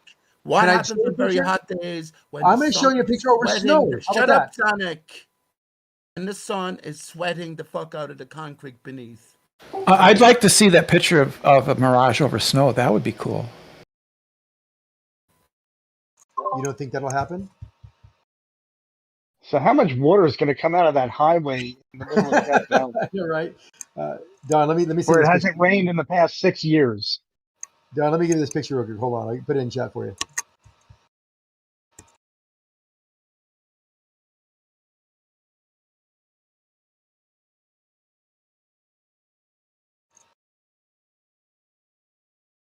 I Googled it and all I could get was the car Mitsubishi Mirage. Google cumulative perspective. No way, did you? Did you? No, I did not. I don't go to Google. I'm not trying So why are to you justify laughing? myself to you here. I'm not trying to prove myself. I'll admit that I know fucking nothing. Je suis dodo, right? But I think off my feet. And if you ask me a question, Zanik, I'll try and answer it if you must. But I'll also at the same time let you know, like I did with my university stuff, I've forgotten most of it.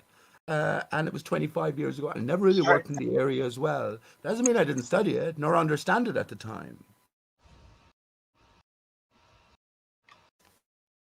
But cumulative perspective. Three That's what I barky mean. I've dogs been now. talking on similar. Let me just say, I've been talking along similar lines to flat earthers. When we're looking at images over the great span, we have to take a cumulative perspective into view, and we have to scale what I call the z-axis into the distance. I know it's labeled differently by whatever, but I call it z-axis into the distance. We have to scale that appropriately and take cumulative perspective into account. Because when we're looking at a reflection of a target, let's say 20 miles away, a boat on the ocean, I'm saying that fucking reflection, the aspect of reflection you can see, might be fucking 10 miles long to your perspective. That's what I mean by cumulative perspective. So maybe that's a new term that'll be introduced once my mirrored water layer over an extended span is generally accepted and makes me famous. Because Rumpus says there's no one else. Never going to happen. So, never going to happen. So mirages are caused by, warm air next to the surface. Doesn't matter what the surface is. Can you give me any other example of air mirroring, Brenda? Any other? Just give me anything. Air mirroring. Those pictures in the desert with the cars in the distance. That's air mirroring. That's not a proof of air mirroring. I said yes, it is. Surface. To do with the surface, and more particularly, it's got to do with water and the surface. There's no water on that surface. I know you can't see water, Brenda, but cumulatively over distance, all the water particulates add up, and you get this what seems like a sheet layer, and especially over greater distance. Because there's constant evaporation going, and that's why I mentioned in the heart of the Death Valley or something, where you have where there's still water, the dew will still fall at nighttime, the ground will absorb some water, there's plants and animals that live there, but when the sun comes along pounding the next day, that water will be evaporated quick smart, and because it's so intense, most of that ground will be cracked. Most of the ground will be cracked in the water. Then why does every single physics textbook on Earth, on this globe Earth, say that mirages are caused by a layer of warm air underneath a layer of cold Because air. they have to, it's part of ball Earth explanations. If they change their explanation, then they'd have to change their whole. So it's a conspiracy. Again, it's a conspiracy.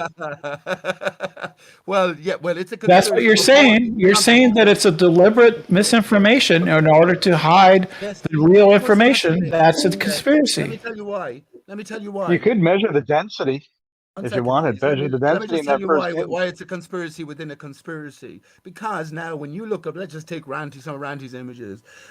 When you look up Travis, let's take some of Travis's images because he's a member here. But when you look at over the great distance and you see now these inferior mirages, let's stick to that. When you see inferior mirages, now we understand, or well, as we can come to understand, over a flat plane, which is a conspiracy in the first place, right? The Earth is a globe, but over a flat extended span of water, where when we scale properly, distances compress into the distance, then this miraging is actually mirroring, and that's why I say encoded within the name is the truth.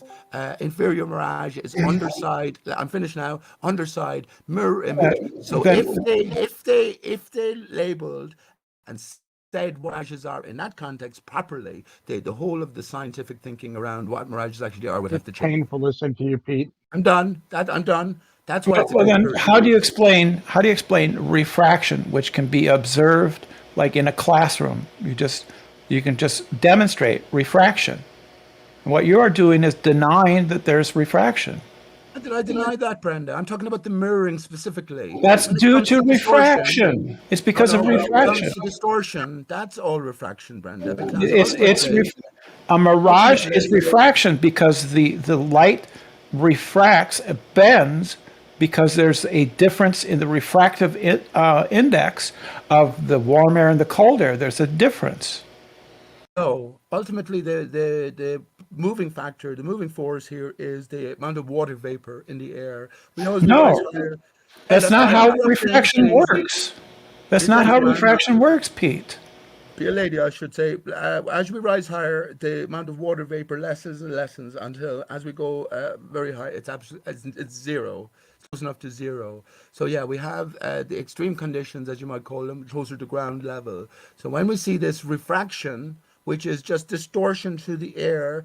I'm not talking about mirroring. When you see distortion to the air, like the crane, you remember the crane handle? Well, like when you light a lighter in front of your face and you look through it and you see all the wavy air behind it. Right, so you have a that's what causes distortion is refraction. When it comes to mirroring, we're talking about along a watery surface. No, mirroring is just refraction. Well, if you say so, but you have everybody says that. You're kind of having to Everybody deny. says so. But see, here's the thing. You're kind of caught in a sense. You admit that water mirrors, first of all, just generally. Will you admit that, Brenda? Google it. Google water mirroring and just get fucking Google image. So you'll have to admit that. But the thing is, you cannot not even admit it, you cannot entertain the possibility of an extended span. Because once you do that, then you'll have to take this basic property of water, which you just admitted, into consideration.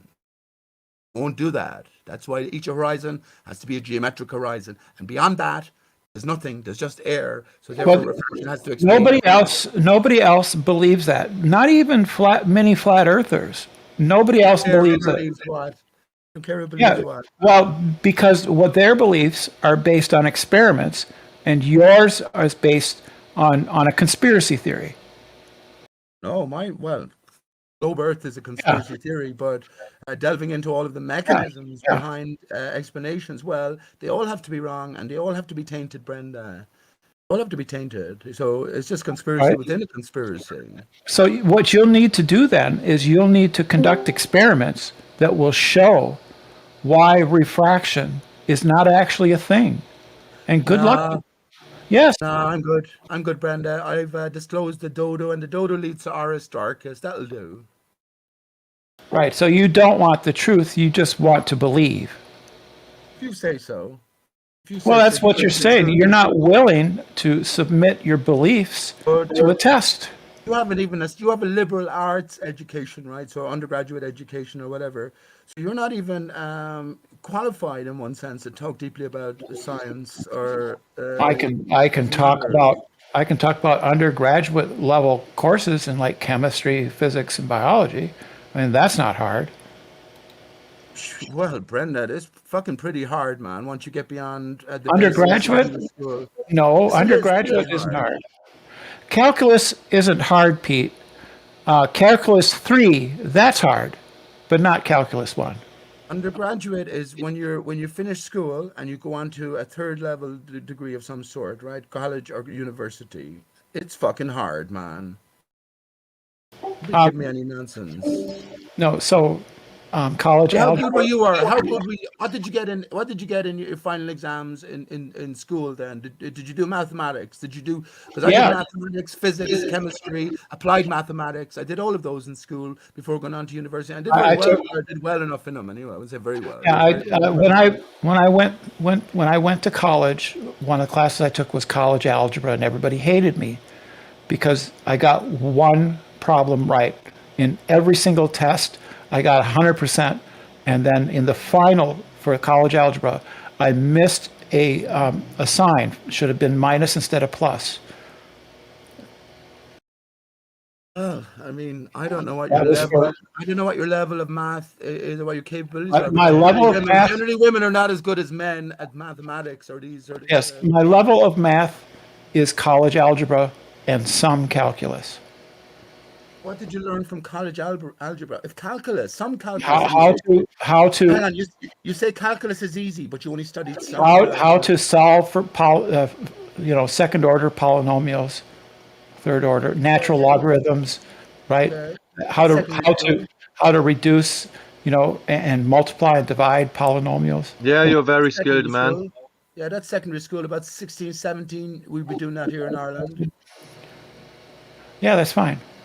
I'm not diminishing. I'm not claiming to be a big genius in any of this. It's just not. Calculus was easy. So you're saying, calculus is easy, like mechanics is easy. Well, I studied the mechanics of bike fixing, but when it comes to car fixing, I haven't a clue about that. Well, that's mechanics as well. So, come on, Brenda. Mechanics. Some calculus can be impossibly difficult. Fucking hell. That's what I said. I remember in third year, not even in third year, I was good at maths as well. It's one of the topics I paid attention to.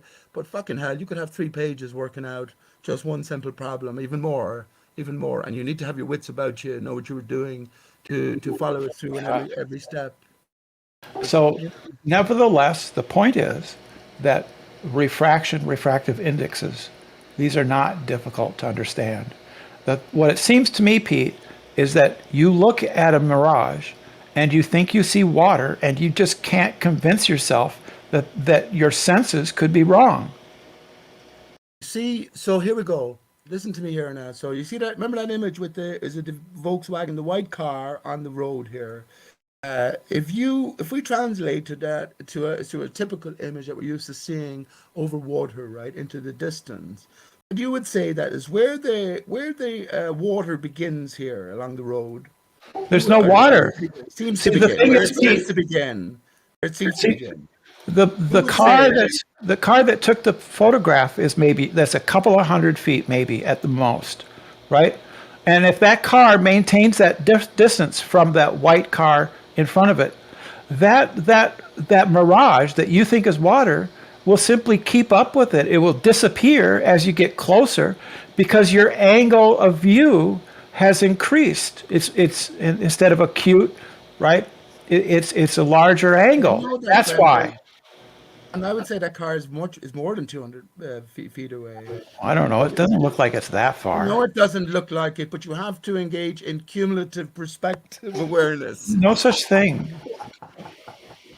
Yeah, there's a test that you can do. You stare at a white wall from 3 meters away and you try and guess. You have someone standing there and then you can try and guess where level is on that wall to the same height as your eyeballs. And then you get someone to do a mark on the wall. And then you actually measure it and you will find that you could never get level just by observation, just by looking with your eyes. You're always going to be up or down. Yeah, the deciding factor is the angle of incidence that the light needs to get to your eye. And as farther away, it's more acute, right? And then that's why you see the mirage. I call it acuteness of viewing angle, but the difference is here when we're looking over an extended span, Brenda, and we at least consider that the visible horizon is not the actual horizon, that it continues on with water, but just because of the extended nature of what we're looking over, and because distance seems compressed to the camera. Remember, you can't see any of this with the human eye. The distances seem compressed because we're looking ultimately at a two-dimensional representation.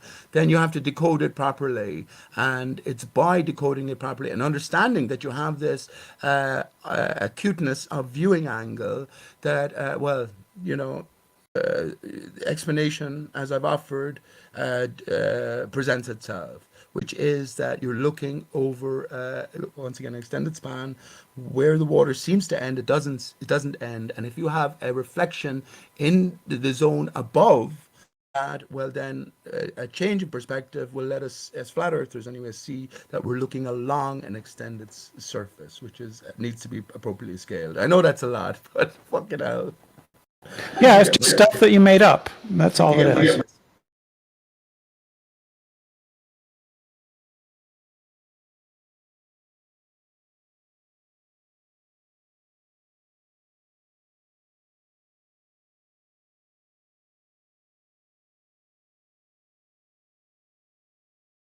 Okay, I think I got cut off, so that's probably an appropriate time. Does fraction take into account compression on the same tangent line?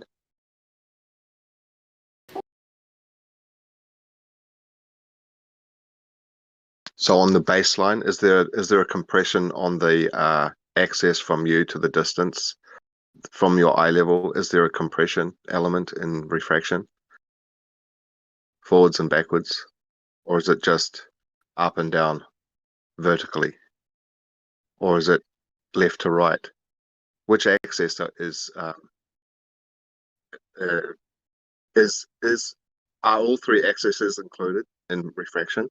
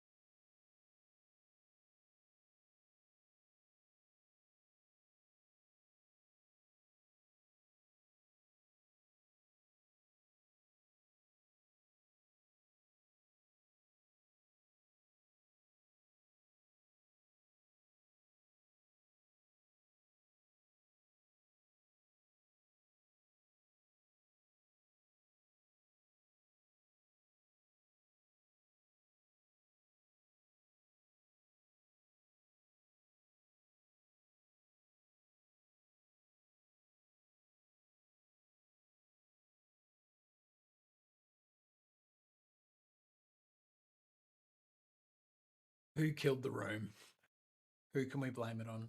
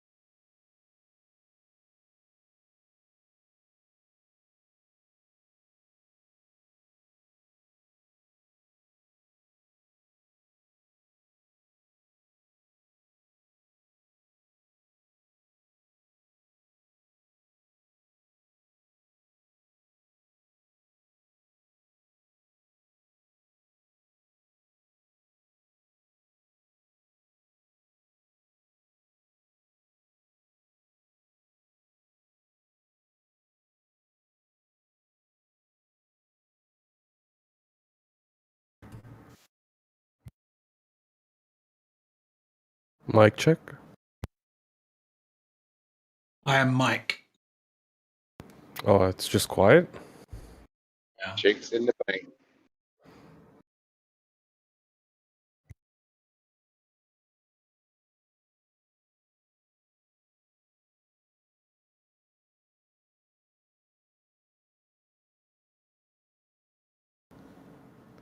What's new on the horizon?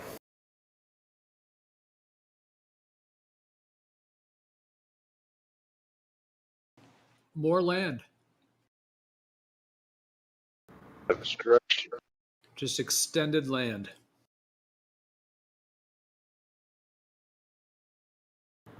Yeah, you think there is really like more land beyond Antarctica?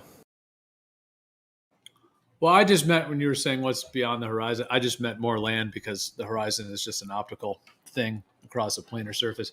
But in terms of there actually being more land of continents, yeah, for sure. I think there's a lot more land. Like livable land? Because for me, like Antarctica is somewhere inhabitable. Like it's beyond. It's the edges of the earth, basically. For me, my belief. Like I'm not substantiating it in any way, shape, or form, but from my understanding of how things work and just wildlife, temperatures, things like that, when it comes to the outer edges of the earth. I mean, do you think that like there are lands where we can go and live, or is there like an ending to the earth?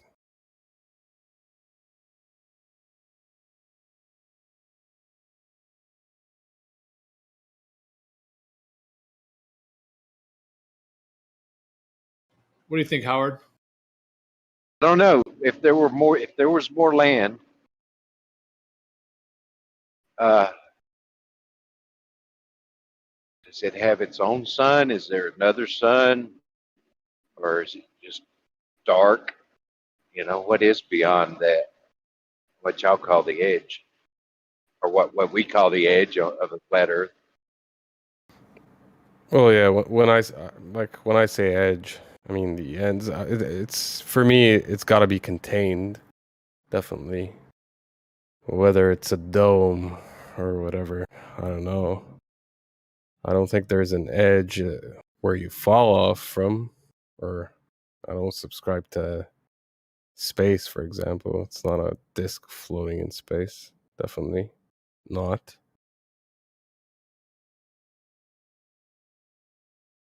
But yeah, what I find interesting is that Antarctica does not at all match as an environment. Does not match, let's say, the North Pole, just the mirror of it on a globe. It's just completely different. It's a completely different environment. Just the whole, like, the southern area of the Earth is completely different from the north. With regards to, like I mentioned, wildlife, temperatures, things like that.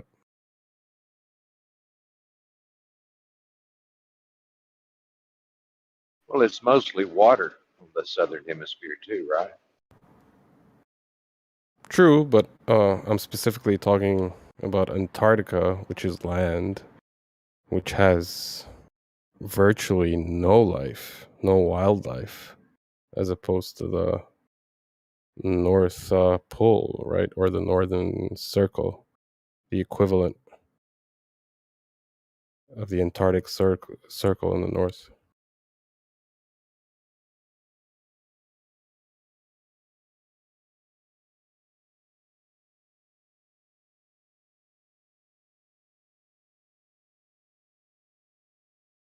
But yeah, I agree with you. The southern area. I'm trying not to call it hemisphere. But yeah, it does have less land, more water. Yeah, definitely. I agree. Maybe that says something. Or not.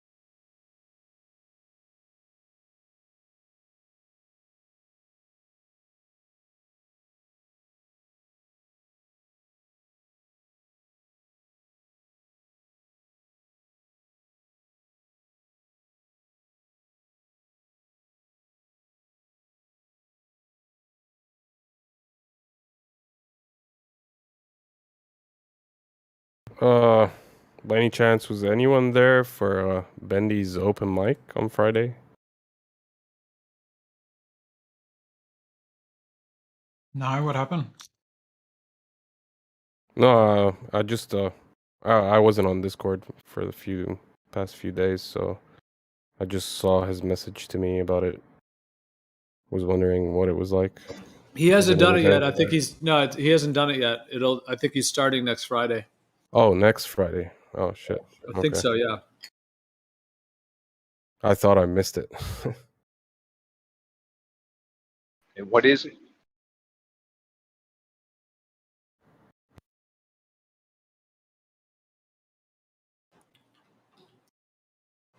Well, I don't know if he's going to announce it at some point. I don't want to just like release it before he wants to, but I guess since Egypt already said it, I mean, basically he's doing, I think he's going to do it every week on Fridays, like an open mic hour, spoken word, musical performances, so people can sign up and then have a time slot. I think it could be like poem or a rap or a story or stand-up bit or musical bit, even karaoke, I think. So I think he's going to start hosting them every week. Well, actually, I don't know for sure if it's every week. That's the thing. I don't want to say something that's not correct. But I think he's definitely going to be doing it on Friday. But I think he's going to announce it at some point as well. and he's going to do it here. Yeah. Or if he doesn't, whatever. Yeah, that'd be maybe an opportunity to do that staged event. People can come in and listen as long as it's not like an interaction or where you need to be posting things. Yeah. I think he is planning to do it on the stage. I guess I'll just post the flyer. He sent it to me. I assume it's kind of open, so I think it's all right to post it. That gives a little bit more information on it. So yeah, I think he is going to do it on the stage. Yeah, so I'm guessing it's yeah, he says 10 slots, so what, 5 minutes each?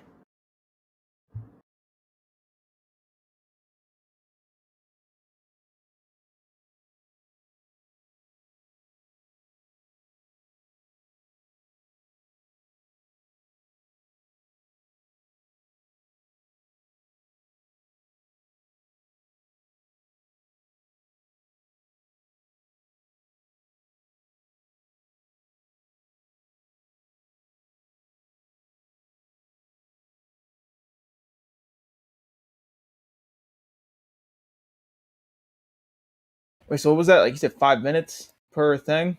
What? I don't know. I'm guessing the flyer says there are 10 slots. Oh. You can sign up. Let's see. If you got a talent, you wanna spit some rap, maybe give us some comedy. Fair enough. Okay.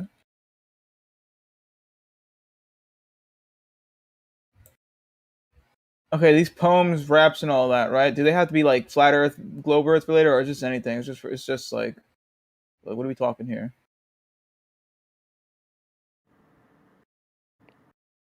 I don't know.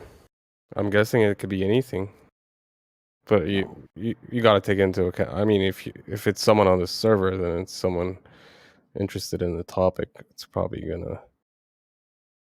It doesn't necessarily have to be. I mean, I don't know. I mean, I'm just reading off a flyer, just like you. So, but if I had to guess, yeah, I think it's just an open thing, whatever it may be.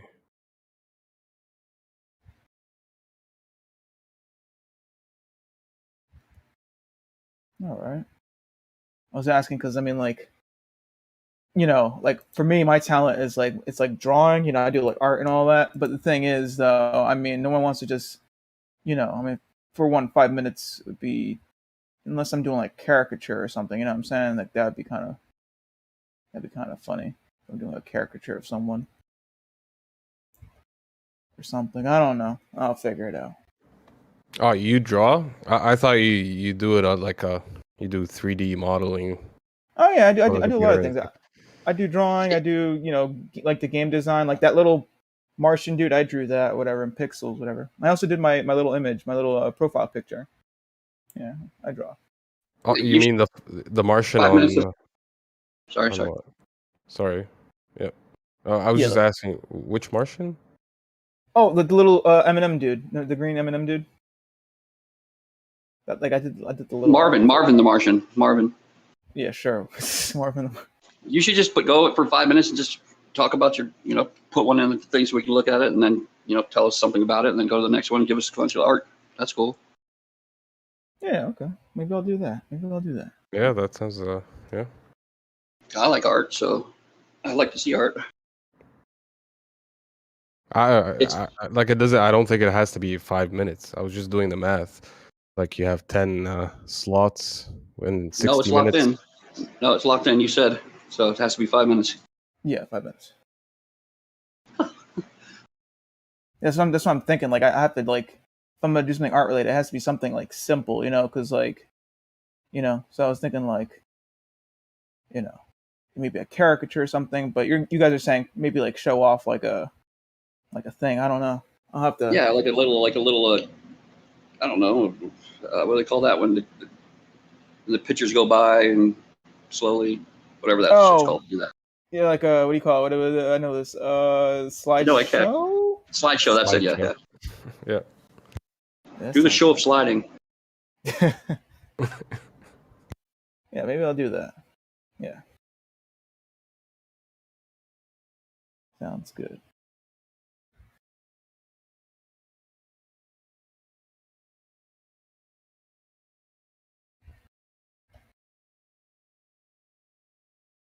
Is there any prize?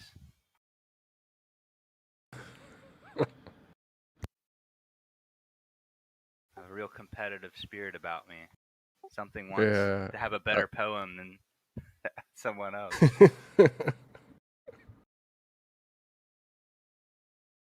I took you for the rap kind of person, not Oh, so much hell a no, poem. The winner gets to bend space-time for a whole 10 minutes. Well, the name does imply bendy space-time.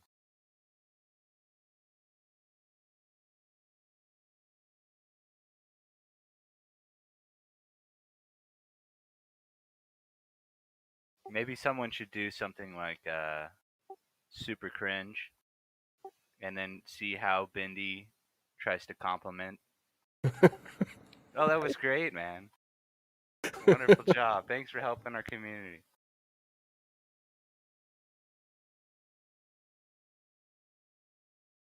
Is that like a tactic? Oh, 'Cause- yeah, there's always a tactic. You would learn something about ganja if you were purposely cringe and you'd still compliment it. No, I meant it was a tactic for you because you know you're gonna be shit anyway. Oh, So- dude. if it doesn't pan out and you're serious about it, you can just, meme like you weren't even being for real. Exactly. You gotta have a way out.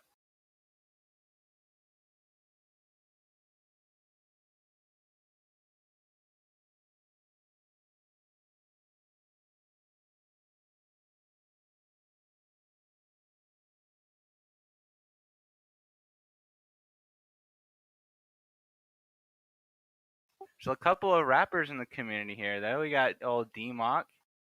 Witsit, if he happens to show up, would be, I'm sure, on stage. I didn't know D-Mock raps. He sneaks it in every now and then if you listen.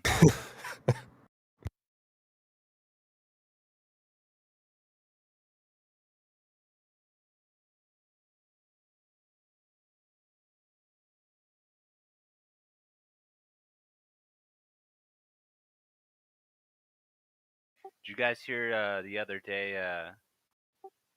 everyone was doing like a role reversal? Anybody hear that? Eggshells was out there. Pete was doing it.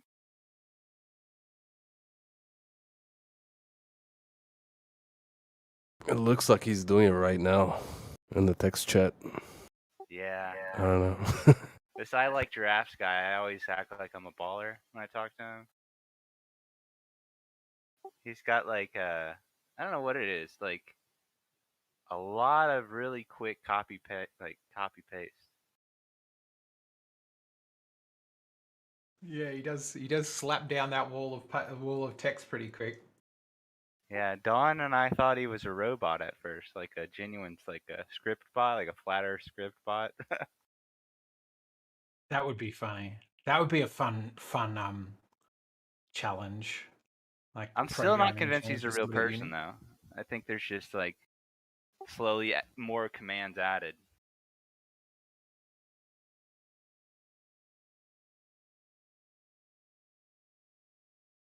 Because I know what some like Branch could do something like this. I know Ed could do something like this. They have a whole Ken Wheeler script bot for whenever Daiso comes in.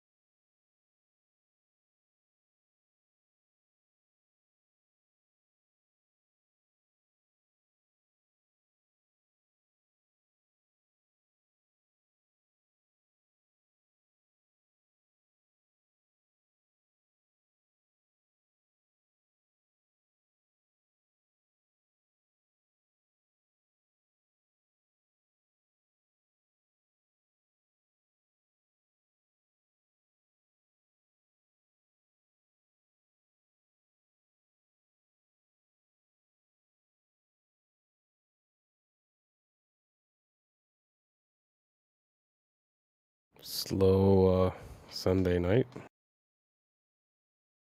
Monday morning for me. Monday morning for you, yep.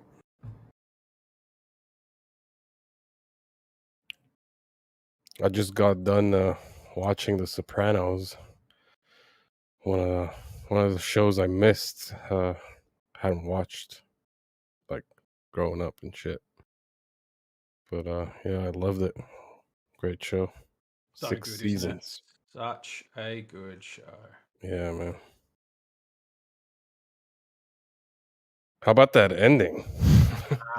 So good. I've struggled to think of a show that has ended as well as that. Yeah, like because how else would you end it? Yeah. Like you can't kill him. You can't get him arrested. Don't ruin it for anybody who might not have. Oh shit. Yeah. Well, fuck, man. Most people I have probably guess. seen it by now, really. Yeah.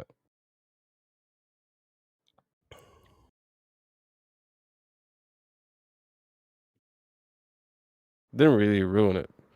Nah. Yeah. I just thought you might be wandering into that territory potentially.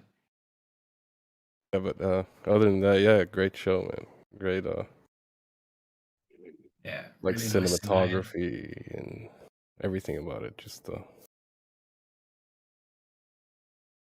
I wasn't really interested in the mafia and the whole shebang, but I had watched The Godfather of Harlem just a few weeks earlier. So it What's got that? me. I haven't heard of that. It's a Forrest Whitaker show. Well, it's around like the 60s, and but from the perspective of the black community. But you also get to see the Italian community in there, the Guineas. But I guess that's what got me intrigued, and then I watched the movie the Saints. What's it called? The Saints of Newark. Was it? What's the name of the movie? I forgot. Which one? It's like a prequel to The Sopranos. It's Oh, called, I didn't know about that. yeah, it was released this year. I think The Saints of Newark. I think that's what it's called. The Many Someone Saints correct. of Newark. The Many, yeah, The Many Saints of Newark. Right, I see, and it's a film, not a. It's a film. It's exactly. It's a film, and it's a prequel to The Sopranos, like the earlier days with the senior soprano, Johnny Soprano.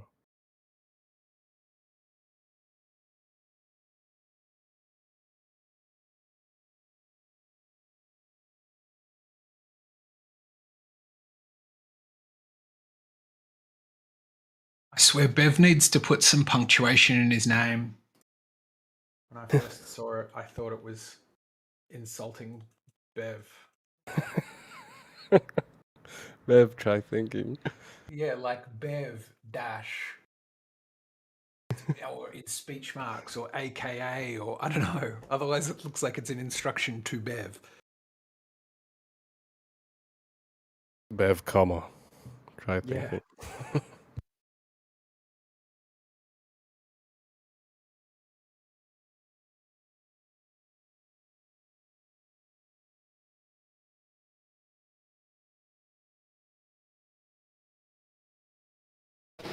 Imagine not understanding how the globe works and still saying that you're not a flat earther.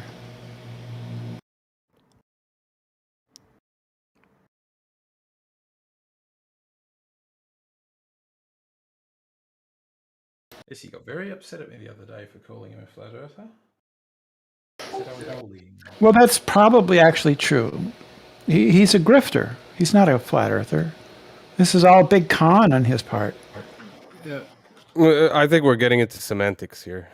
Like he doesn't like the word, like the term "flat Earth." That's fine. He objects whenever you call him a flat earther, but he believes the Earth is flat. Because he says it's not flat, it's level. It's clearly not flat because Yeah, it's but- got bumps and valleys. And But level just means flat to him. So he's not telling the truth.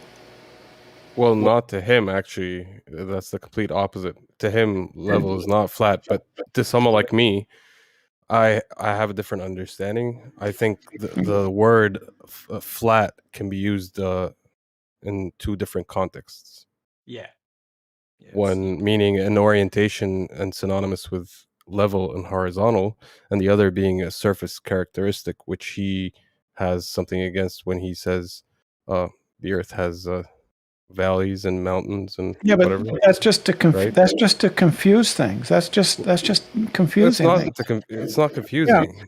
Well, you know what's confusing is that you have the same word that has two different it's not. definitions. It's actually not confusing to anybody. That's fine. Everybody understands. Everybody understands that we have mountains and valleys. Even flat earthers understand that, right? Well, yeah. Well, to me, when I use the word, I use it synonymous with level and horizontal, i.e., in the context of orientation, not surface characteristic. Yeah, but that's not difficult. It's not hard. That's fine, man. I mean, well, whatever. Like it's just a choice of words. No, the complaint I have with Bev is he tries to pretend that there is some sort of confusion, and there isn't. Well, again, it's a personal thing for him. Right, because he doesn't want to be outed, as a con artist. This is what he's doing. Well, I wouldn't go as far as to say that. I am convinced. Maybe just the connotations attached to the term. That I am convinced that many of the leaders of certain groups, like Nathan Oakley and certain other people, do not believe the Earth is flat, but they found a group of people that they can lie to and who will believe them because they are desperate to have their religious belief, the Bible, verified as true. Brenda, if you're going to continue with the tax, it's not going to work here. I think I've told you a million times. This is a place to discuss ideas. It's not a place to try to attack people. Well, I wasn't. How was I attacking anybody though? I was just describing. I was describing what I believe. Brenda, you're calling people con artists and liars, and you're trying to talk about them when they're not here. A bunch of stuff. Yeah. It's not right. But let me ask you this: are you into conspiracy theories? No. No, because that's exactly what you're expressing right here. A conspiracy theory. I'm not. No, I'm not. Well, it's you're not talking about leaders in the flat Earth not being flat earthers to that's not a better conspiracy. express their agenda of their biblical understandings and so on. That to me just sounds like a conspiracy theory. Do you have anything to back that claim up? Any evidence? One I did think was interesting was something. I mean, I don't know. Gio wanted to get off the topic, so maybe we could discuss. No, go ahead. I mean, just Well, there's enough servers. Like, if you want to do personal attacking and insulting, I've got a couple servers I can recommend you that seem to wallow in that. It's just trying to build a place where that's not the case. We can actually have a research community. You can talk about ideas and actually progress things forward rather than just constantly trying to rip other people. How do we deal? That's why I asked the question. See, I'm trying to keep it to ideas. See, the idea Brenda here presented an idea. I'm asking for the evidence. But well, he doesn't want us to talk about that. Well, I was interested that somebody shared something from when I had my chat with Ranty about some screen cap from one of the people you'd mentioned who was got really angry and stopped letting a different flat earther in the server because they were asking a question about I forget what it was, but there was this screen grab of a chat that was supposed to be with one of them where they were like, "Stop bringing that up. That's globe Earth proof." That was well. I don't know if we're supposed to talk about this, but that was Nathan Oakley saying that this example using a lighthouse was a perfect globe proof. That's it. What is that evidence of then? I don't know. I could read that in so many different ways. I could read it as I still believe in flat, but I think that supports the other side. Yeah, I agree with you. It doesn't necessarily mean the Earth is a globe, and that is proof of it. But it could just be that bloody knife is evidence for the prosecution, so stop bringing it up. We want to bring up his alibi. Where I still might believe my client is innocent, but I can recognize proof for the other one. Maybe. It was interesting wording. Well, it still doesn't speak to Brenda's point, which I'm interrogating right now. Which Well, Gio doesn't want us to talk about it. I think you don't want to talk about it because you I just would dug don't yourself a want to get on the bad hole. side of. I don't want to get on the bad side of Gio, so stop asking about it. Okay. Well, I don't have any bad sides, but but I'm just kidding. No, but no, I don't know. We could talk about whatever. It's just when it comes to personal attacks. That's all. That's all. Well, I can say that generally, then, a conspiracy theory is a belief in that there are vast, shadowy sources, vast, shadowy groups and organizations that are behind world political events and are conspiring to do things like the Illuminati, right? The and various other groups that it's not simply an individual who is deceiving other people. That's not a conspiracy. That's just a deception. Correct. A conspiracy needs a group of people, but it doesn't have to be on the world scale. I think that's kind of what people mean. No, you can go to jail in your country for conspiring to commit murder, for example. It doesn't have to be on a world scale. Conspiracy exists. It just needs a group of people.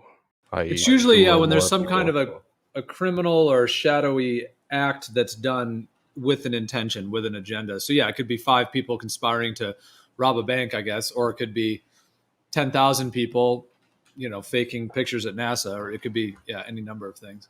But yeah, I would say, Brenda, in my viewpoint, absolutely 1,000%, there is a significant group of entities on this earth that are absolutely conspiring to violently possess and poison and kill and deceive and a whole list of things the population of humanity. And I actually think our entire human race is currently at threat for possibly not even surviving through this. I think we will, but I think right now we are at threat of that through the current medical situations and everything going on. Yeah. So yeah, I think it's serious. Yeah. So yeah, I know that's what I mean. So conspiring to rob a bank isn't really a conspiracy theory. What you described is. Yeah, I mean that's correct. See, I'm explaining right. conspiring, they're generally non-falsifiable. Like having a conspiracy theory, it's just trying to explain something that's, let's say, like mysterious or unexplainable, or something like trying to look beyond. Yeah, it's especially right. Especially is that conspiracy theories are not falsifiable. Right? So there's nothing that I could ever say. Excuse me. I had supper. So what Gio just related about this vast conspiracy to eliminate humans is just not false. There isn't any evidence that I could ever bring up that would dissuade him to drop his belief.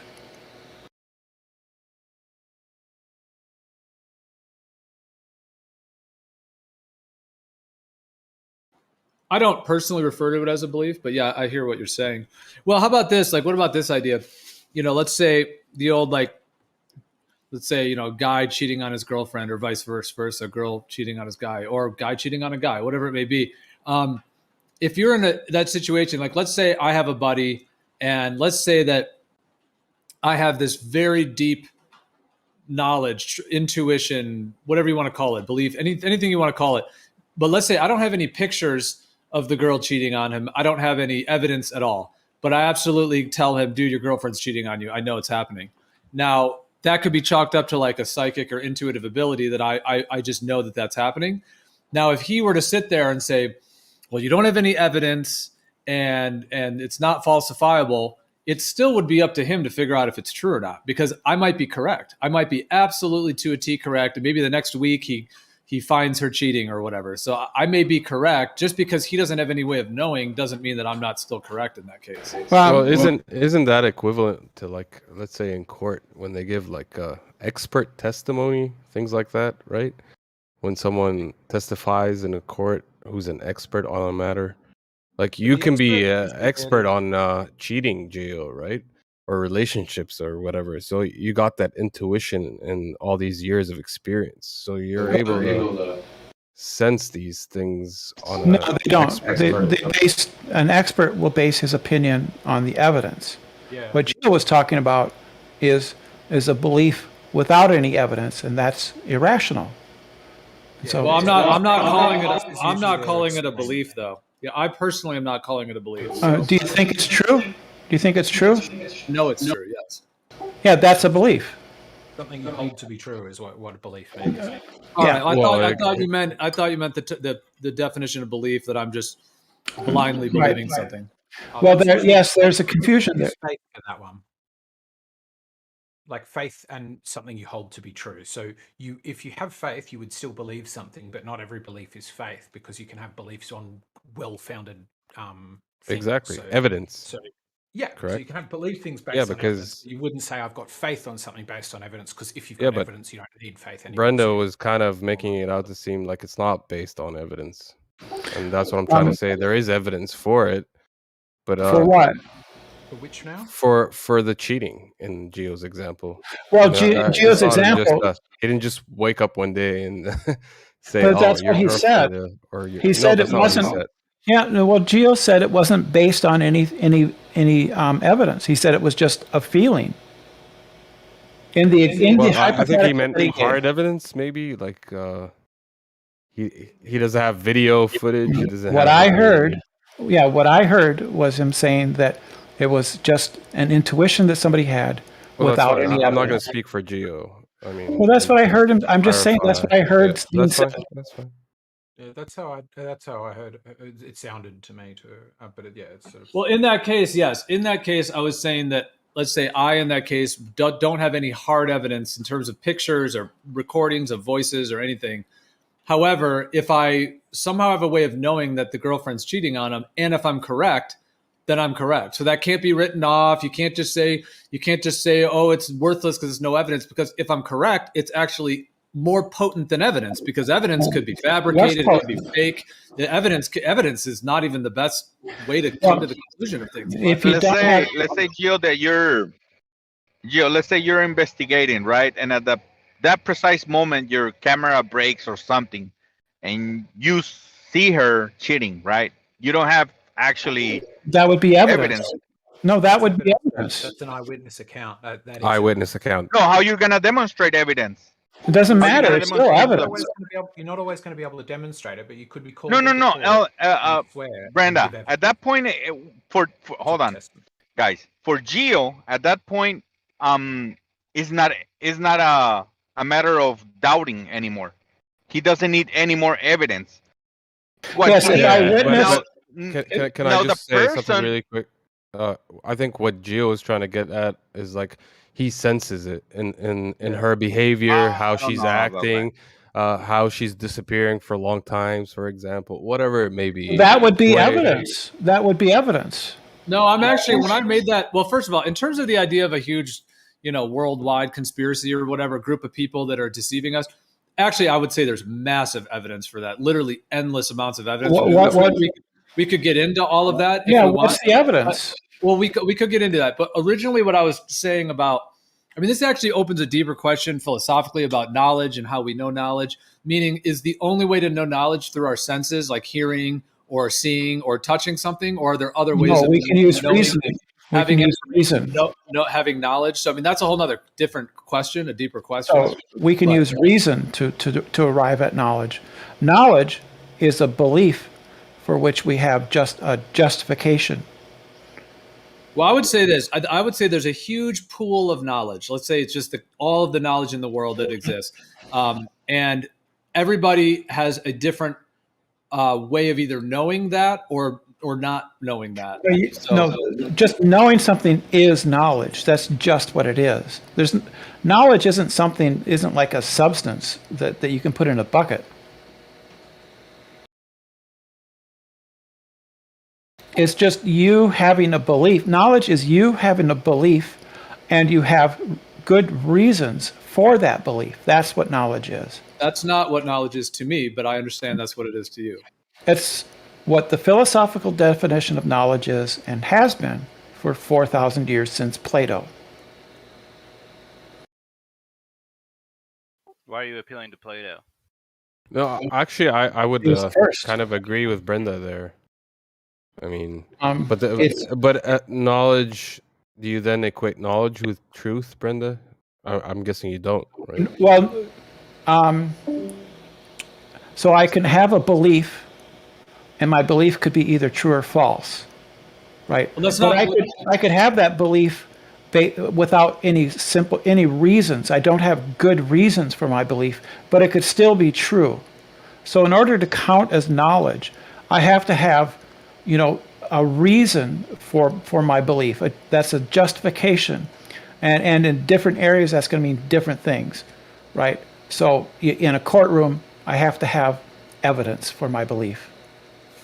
Well, I mean, the definition of knowledge here, like I just looked it up. I mean, acquaintance with facts, truths, or principles, familiarity in a particular topic or branch of learning, the fact or state of knowing.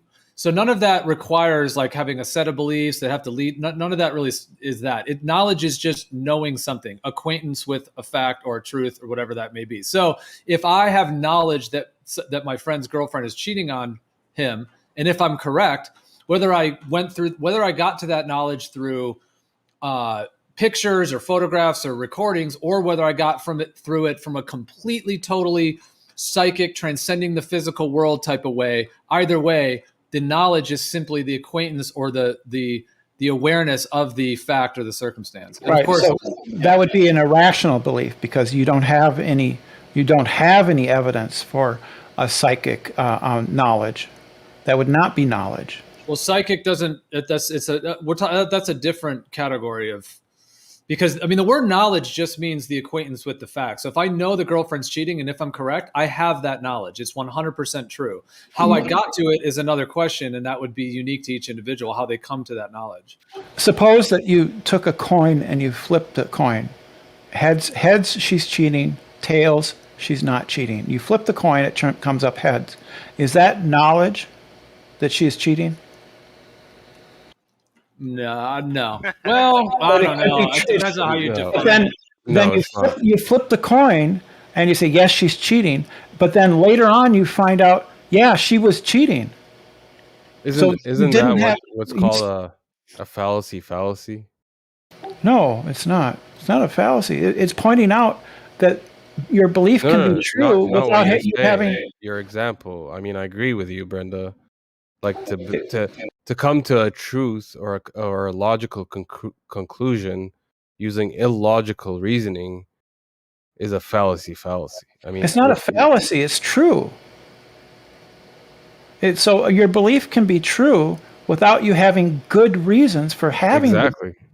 But that doesn't count as knowledge because knowledge means that your belief is true and you have good reasons. But that's not in the definition of the word knowledge. I mean, if that's your philosophical particular viewpoint on what knowledge is, in your viewpoint, that's fair. But I'm just saying that's not in the definition itself. Well, I'm saying that is a definition used in philosophy, and it's not a particular view. It is by far the majority view.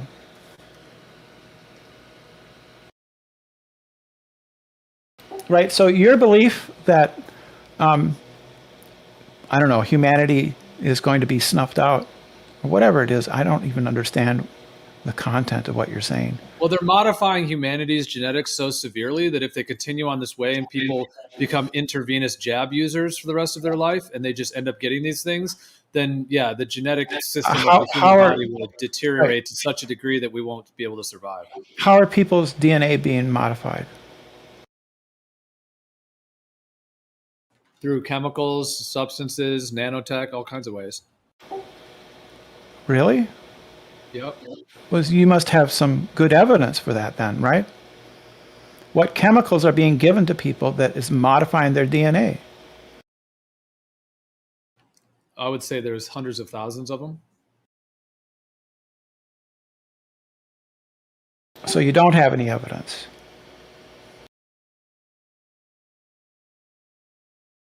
Yeah, there's massive amount of evidence. I would Yeah, say you- Brenda is my primary supporting evidence. Yeah, so you keep saying there's evidence, but you don't give any. For substances altering human genetics? Well, we could look Yeah. at we could start with the well-known ones: genetically modified corn, soy, grains. We could start with those if you really want to. How does BT corn modify your genes? Have you ever heard that saying that you are what you eat, Brenda? Oh, that's So just a saying. I'm asking about the claim on the table is that genetically modified corn is altering our DNA, and I don't know of any way that can happen. Biologically, chemically.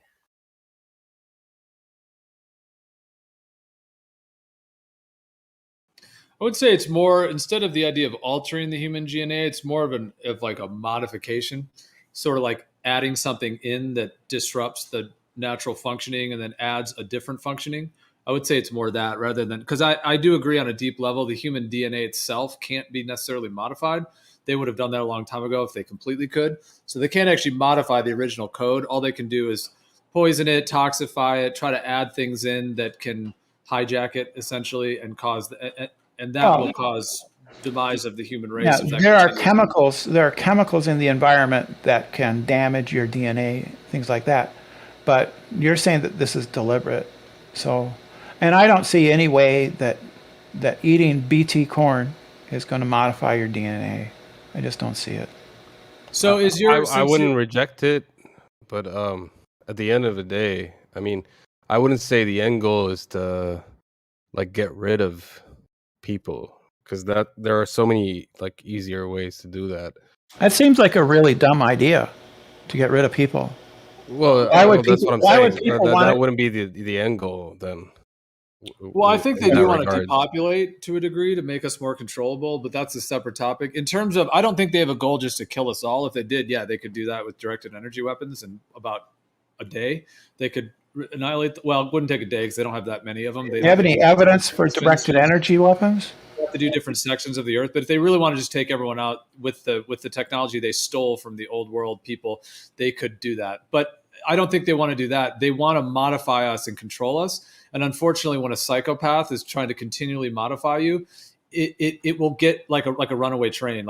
That's the risk we're in right now. If it gets to a point where it's like a runaway train and they can't fix the problems with more synthetic chemicals, and it's so far gone at that point in terms of eliminating like real meat, real food, real herbs. I'm just saying if it gets to that point, it's not that they want to kill us all in that sense, but it will happen by the fact that they want to control, and they're so psychopathic to that level that the human system will start giving out essentially on a collective Yeah, level. well, the key word for me is, and what I hold and what I believe, it's all about control. This whole thing we're going through, it's not about So the thing is, this is all just speculation. putting out. Well, I'm putting it out as my belief, but yeah, for me, Yeah, it's speculation. It's speculation based on what I see Based in the on- world. but I'm on coming to no my evidence. conclusion. No, based on evidences, lots of them. I'm Well, coming, but what evidence? it's nothing.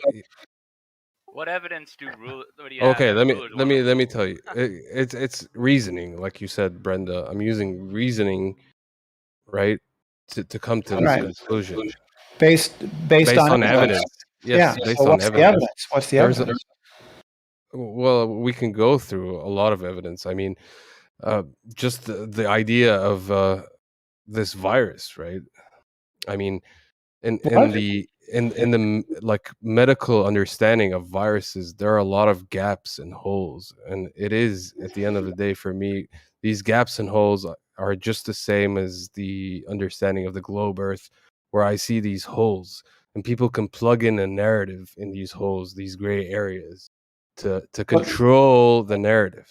Yeah, but It's something unknown. Let's say there's something that's unknown in this world, Brenda, and nobody can figure out what it is or why Well, it is or whatever. You think right? that viruses? But hold on, let me finish. So nobody knows what that is, and it's something that's unattainable by man. Nobody will ever figure out what that thing What is. is it that or- nobody knows? What is that? I'm just giving the example now. No, but Are what you is following? it that nobody knows? I'm not following Well, because I don't okay. know what it is that well, nobody specifically, knows. we're talking about viruses, the understanding of Yeah. how viruses work. Well, people do understand how viruses work. No, they don't. Yeah, they do. Nope. How do you know? You don't know. Well, Hey guys, just a little pre-warning. We do have to be careful about what we talk about on YouTube. I guess Yeah, if you want to sorry. talk about this a little bit with keywords, I guess we could do a little bit. Is this broadcast? Well, I didn't mention the. I don't know how this works, but yeah. Yeah, Brenda, that all three, live stream number 1, 2, and 3 are all streaming on. I didn't know that they were actually broadcast over YouTube. Well, hit that subscribe button. Earth Awakenings.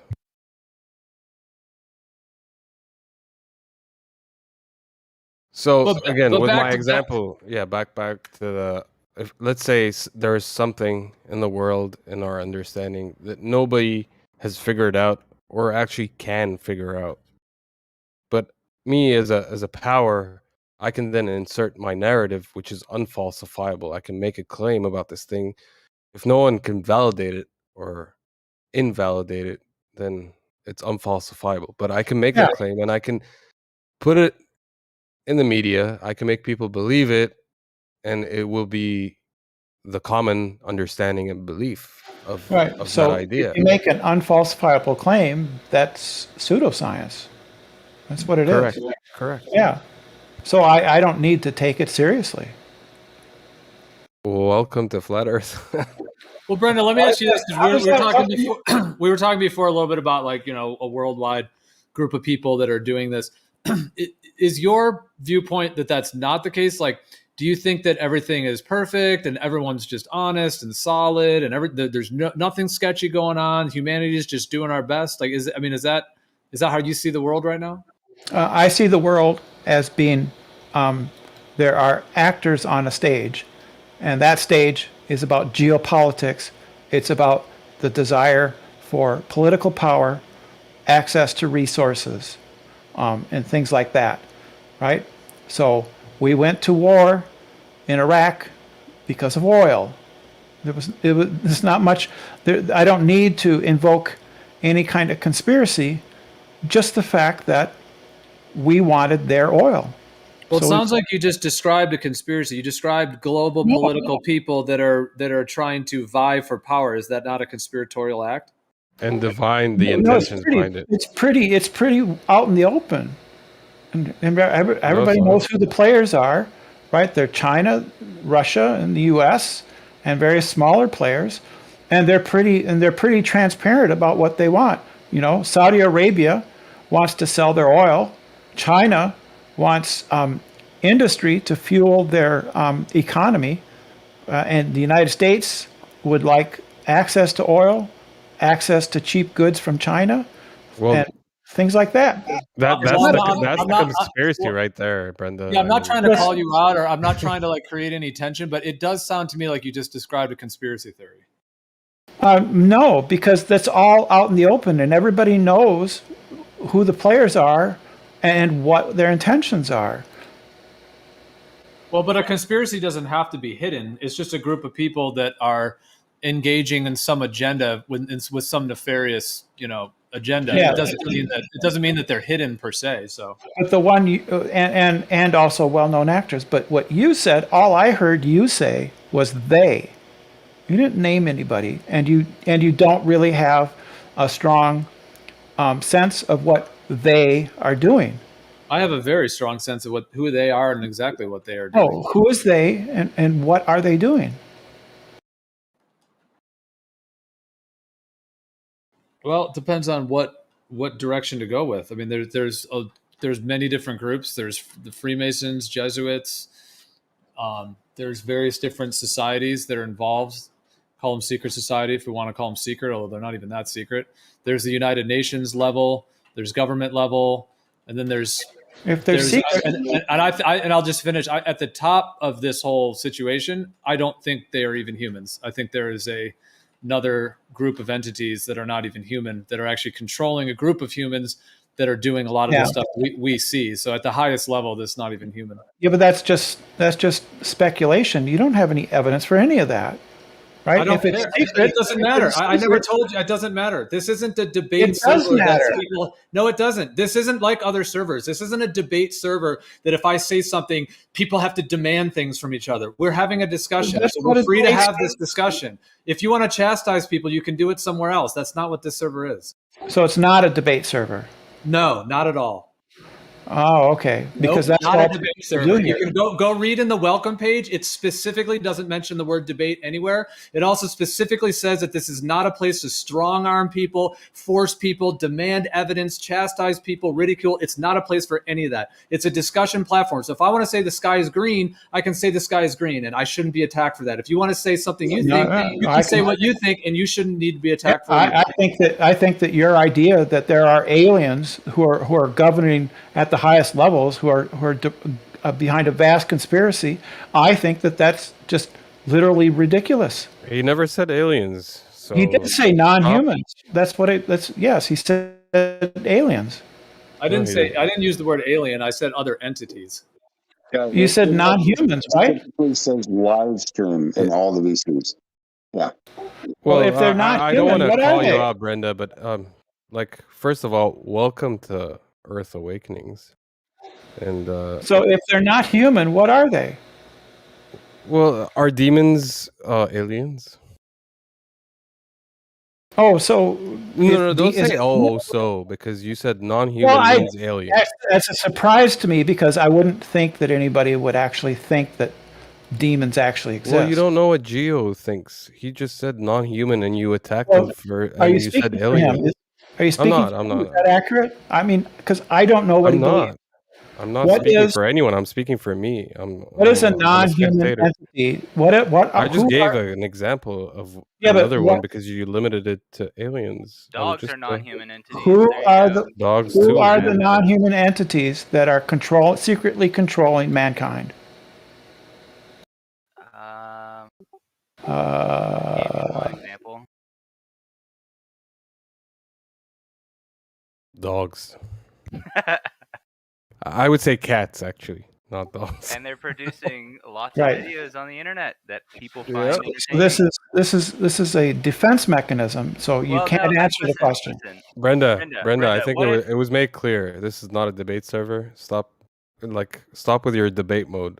Just Brenda, dial it what if back. I told you So my belief is that there are no aliens, there are no demons, because there is no evidence for aliens, no evidence for demons, and then the belief that humanity is being guided or controlled or manipulated by demons from hell is bald-faced ridiculous. Thank you for just your a- it's input. just a- That's it's just fine. a That's your bad- belief. Yeah, it's just a bad belief. Yeah, So that's- I'll just that's say it. the things that I believe, since I can't debate about them. I'll just say what I believe. That is a paranoid, delusional conspiracy theory. Brenda, would you say there's historical evidence for demons and spirits? No. Okay, then you're ignoring all the passages and scriptures that completely go Uh, into detail about words in a book? Words Yeah, in a is book. that not evidence that they No, exist? it's not. Okay. Words in is Harry Potter evidence for wizards? It's evidence that there's a story about it. Is it evidence for wizards? I could. say. Should I be worried about Voldemort? Is it Voldemort who's secretly controlling mankind? Are scriptures Are fictional? there ideas out there that suggest Is that what you're these saying? things? So I should be worried about Voldemort. You can if you want to. There's evidence for Voldemort, though. No, there's no evidence for Voldemort. There's a whole 7-book series about Voldemort. That's not evidence. That's fiction. I don't get it. There are Why words in you- the book. There are words in the No, book. But the they're truth actually is categorized as fiction, and they're almost exactly. the way- But it's not actually fiction. See, that's the secret part that you don't get. It's actually Well, that's based on conspiracy there are wizards, and they do have a secret college, but it's all hidden by magic. It's magic. Conspiracy theory. It's a magic. A defense mechanism, maybe. Yeah, so it's Is all that- magic, right? It's all magic. That's and fine. It's That's real. fine. Yeah. Right. So she simply wrote those books. She wrote them as if they were fiction, but people who actually know, who are woke, right, who have had their minds expanded and have been enlightened to the true nature of Harry Potter, they all know that this is actually true. There is a Hogwarts, and it is hidden by magical incantations. Wow. There is My mind was blown. There is a brick wall in a railroad in the United Kingdom, and if you run at it fast enough, you'll pass right through. How fast? Yeah. Was there? It has to be really fast. And of course, Really fast. if you're a muggle, of course you'll bonk your I skull. told you about this. But this is all just true. It's just all true. You can't debate me on it. Well, I'm not trying. That would be offensive. That would be offensive, and we don't debate here. Well, Brenda, can I pose it to you maybe differently? Say there was an old religion that said there is a demon. We have to sacrifice, people on a specific date to appease the demon. And that actually happened. They did and go out and sacrifice people to this mysterious demon. Does that change the fact that that event happened regardless of whether or not the entity was real? Or Well, it sounds to me like you're debating and asking me questions. No, it's just and you can't do that. You're not allowed to ask questions and to pose hypotheticals. Why did you get so triggered? Hold on. Not allowed. We're not going to debate. Yes, I'm not going to debate. We're I'm not gonna debating. debate. Yes, you are. You're asking me questions. You're challenging. Questions are not Yes, it debating. is. That's what Asking debating questions means. is no. If you ask a question in debate, that's not rhetorical. think Then you've Brenda lost the debate. It's a bad debate Brenda. right now, Brenda. Brenda really wants to Stop. debate. Yeah. I was trying to tell you to just dial it back a little. Just let's have a Dial what conversation. It's back? fine. We have different I'm not points. debating of view. anybody. Fine. I'm not debating. I'm not saying you are. Yeah, I'm just saying that it's just self-evident that Hogwarts is true. Dumbledore, was the leader of Hogwarts, Brenda, say you meet this. and you guys are just all muggles. You're muggles. Brenda, How would say you you know? meet this super hot guy at a bar, right, Brenda? And he asks you for his phone number. Is he debating you? Because the way you just described us. Are you asking for my phone number, No, Sinclair? we're not at a bar, but Sounds to me. I Well, think he is. I think Yeah, Sin it is could is be. It sounds indirectly like it. asking. I don't need her I'm number. not really I'm on interested. Discord. Sorry, I'm not really interested. You're out of my league. I admit it, right? Okay. But asking questions isn't debating. You might be interested if you see Sin Cleanser. I've never seen what he looks like, but I think he might be an attractive guy. Hey, what are you talking? That's me and my profile, man. How Sin would you Cleanser know? is a girl, man. What are you talking about? Yeah, I heard that She- he's she actually a just girl. has a deep voice. So when are you gonna have the surgery? Well, I'm gonna keep it. I think I'm gonna keep it. Oh, okay. Wait, that's you in your profile pic? Well, how would you know? That's not you. That's not you. Going by Brenda's standard of evidence, I I'm can. gonna debate you on this and convince you it's not you. You can't. You're not debating here. Sorry, Brenda was right. No, that's what Geo said. I'm just following Geo's rules. I'm You can't blindly debate it. following Geo too, Brenda. Brenda, is that what you do? Follow the rules? I don't think so. I follow the rules if I don't want to be kicked from a server. Brenda, Yeah, you're the model citizen. absolutely. Thank you for your participation.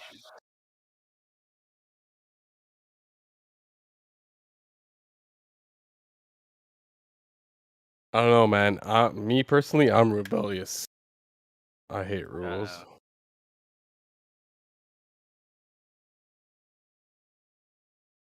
Sin, I would say you're borderline, but you still follow them. He's more than borderline. I don't know. You guys are being ambiguous and purposely vague. Are you Brenda are you seems to debating me, Sin? No, I'm just. I'm not clever enough to think of what I'm really doing. Brenda, you don't think that the ominous they? There's no such people as they. You mean Opus Dei? Like, You seem to think that there aren't like rulers in the world that want to get people to do stupid things, and they'll, at no limit go about their way to do Yeah, it. you meant Opus Dei, right? Not Ominous Day. There's no such group as Ominous Day. No, I saw Well- the ominous they. The ominous they, yeah. Like they. The ominous they? That's not a word. Ominous. Ominous is a word, and they is a separate word. I think you mean anonymous. I think you mean anonymous. Is that No, the I word mean you're ominous. looking for? Ominous is a word in the English language. So jot that down, because I just destroyed you in this non-debate.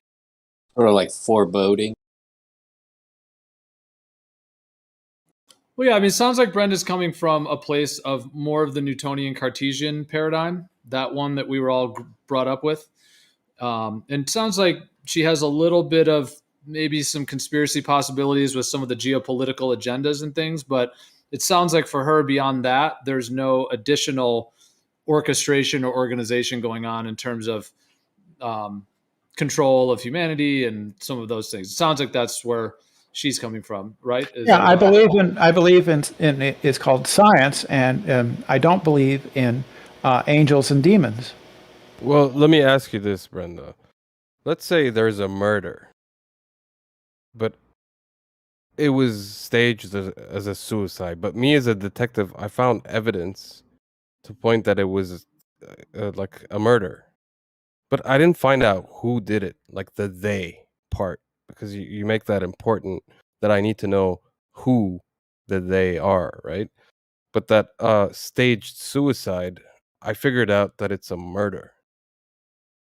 Does that discount the idea? No, so you have evidence that would distinguish what killed this person from a suicide, right? So there would be, like, say he was poisoned, and you found the source of the poison.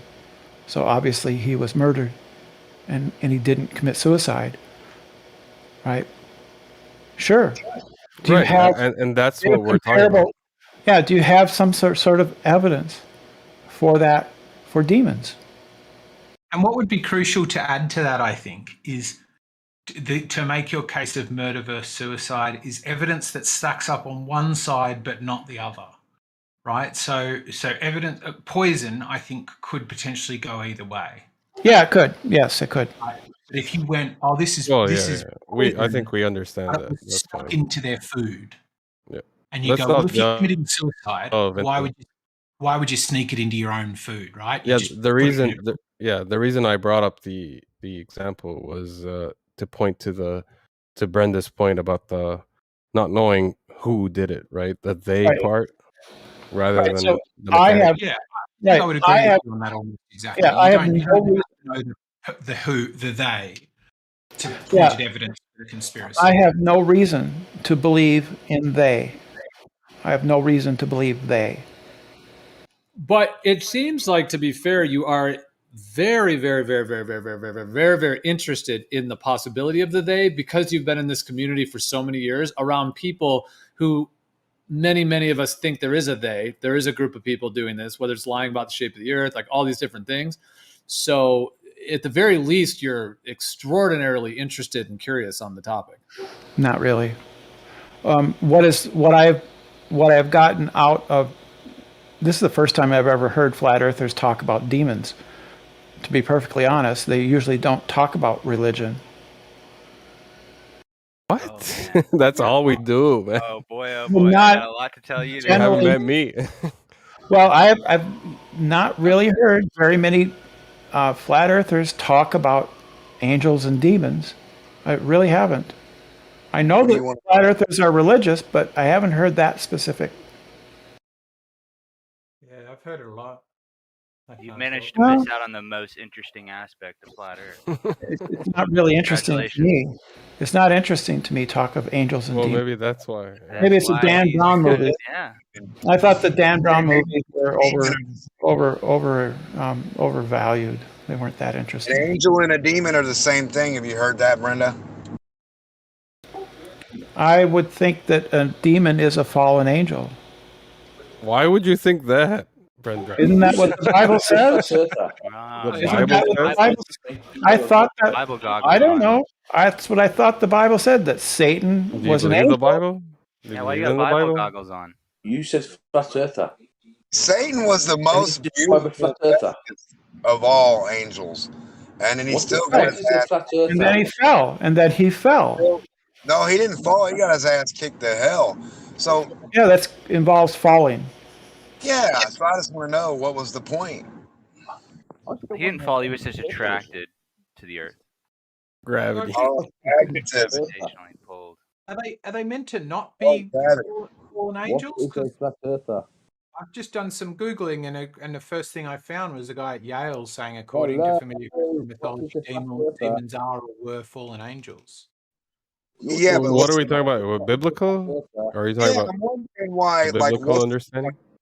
like, what's the point of being up there and being the number one, whatever, if you just get your ass kicked right back to hell? What was the point? What do you mean up there? Are they're above the dome? Up there? Yes, Brenda, above the dome, up above the dome. What's a flat earther? Oh, not up there, just wherever the fuck heaven is. Yeah, Warden Cliff, your mic was real muffled before, but I think it just started coming back. Okay, so I still want to know what everybody keeps on going about a flat earther. I want to know what a flat earther is. A person I would who define- lives on a level plane. I'm a flat earther. I would define a flat earther. I would define a flat earther as somebody who would say that the Earth is a planar surface that doesn't have curvature and is stationary. With mountains. Not all flat earthers think it's stationary. No, all of them do. Right, No, okay, there's so flat earthers. The Flat Earth Society says that the Earth. These are not flat earthers. No, That's Oh, they are. a scam. I want to know But about they are. that's a They're a what a different. flat earther is. The Flat Earth Society is a different I denomination. don't know what the Flat Earth Society says. I want to know what a flat earther is. Yeah, somebody who thinks the Earth is flat. Somebody who thinks the Earth is what the definition of the word flat is, which is horizontally level. Okay, so therefore there's no topography. There is, of course, there's topography. We He just said level and horizontal. Do level and horizontal. Like if I never have said that. something. I never said anything. Not you. Geo just told you it's horizontal and level. Why did you bring up mountains and topography? Hold on, wait a minute. That's orientation. He's talking about what did I orientation. say? What did I say? And what did you say? Geo Just said, imagine- let me tell you. Geo said it's level and horizontal. And then you asked, but doesn't it have mountains and topography? Correct? Correct me if I'm wrong. That's what I heard. Yes, that's what I said. Yes, but I never Okay. said level and horizontal, did I? No, that's not what you said. That's what Geo said. But what he said is an orientation. But then you brought in topography, which has nothing to do with orientation. A mountain is oriented level at the end of the day, but topography is another subject. How is a mountain Why are level? you? Have you ever sat in a sandbox? The one who asked about the Earth's No, topography. how is a mountain level? No, listen to me. Orientationally. It's Have level. you ever sat in a What is sandbox? level? What does level mean to you? Well, the reason I said that is because you were asking what is a flat earther, and I was saying, well, we know what the Earth is. So the flat part, and the first definition of the word flat is horizontally level. So I would say that in general, a flat earther likely would say that the Earth is a horizontally level surface. Now, of course, it depends on the level of zoom. Right. If you're an inch off the ground looking up a mountain, then of course, like you're on a scale that you're just going to see the mountain going up. If you zoom out, you're going to see a planar surface of the Earth, and of course, it's going to have little mountains on it. In the same way that a table, even a glass table, can be completely flat and everything, but if you zoom into it, you're going to see little, little ridges and things. Yeah. I'd say it's not going to be flat. That's what I was asking at the beginning, because I just wanted to know the definition of what you're actually talking about. Okay, I'm going to tell you. Go get in a sandbox. It's flat. It's got bumps. It's got waves. It's got dips. throw a little water in And there. Geo Don't just explained it to me. Thank you very much, Geo. hold on a second, and then throw a little water in there. Don't fill it up. Is a pizza flat? Oh my god. We don't live in geometry. It's not going to be perfectly flat, bro. No, let me just okay. I've done this round Hold a on, million hold on, times. wait a minute. Whoa. Right. Go So ahead. is a pizza flat? What sort of pizza do you want? Everything. Margarita. What do you mean, everything? Everything. There better not So be any pineapple on this pizza. So yeah, so do you want pineapples? You want No, I don't what, pineapple. what else do you want on this pizza? Come on, man, get to your point. I mean, the point is what I was trying to get at. Maybe you didn't get it. You're using the word flat. Let me just explain it. Whoa. No, somebody said talking about pizzas now. Yeah. So come on, Karen, about talking about pizzas then. Let's go. Okay. So, do you understand that the word flat can have two different definitions? That's why I asked, and Geo said, and he explained it. And So, you do did understand? I say I accepted what Geo said or not? Well, I clarified it, and you didn't seem to get it. So I'm asking you: do you understand that it can somebody have went two on from different pizzas. two So let's different go and meanings? talk about pizzas now. Yeah. Let's take the pizza for example. When I say it's flat, in what context am I talking about? Am I talking about its surface Nobody said characteristic? pizza was flat. I'm saying it is. So You am I just did, talking? Yeah. because somebody said, "Oh, let's talk about pizzas." Now, Almost everybody thinks pizzas are flat. Nobody Well, thinks yeah. they're round. Let's take a pancake. Pancake. Maybe this Right? would be a better way to look at it. They use the expression as everybody flat. says pizzas are flat. As flat as a pancake, right? People use that expression. So let's take the pancake, for example. Do you think a pancake is flat? Hold on, no. Somebody said everybody takes pizzas are flat. Yes. Correct or not? Yes. So everybody in the whole world says pizzas are flat. Yes. Really? Gordon Cliff, can I check how could you describe a pizza to me? Like, let's say I'm ignorant of pizzas. Like, I come from India, never seen one in my life. No. Could you describe it to me? Somebody just made a positive statement saying everybody in the world knows pizzas are flat. So you're just trolling then. You're just trolling. Yeah, Warden.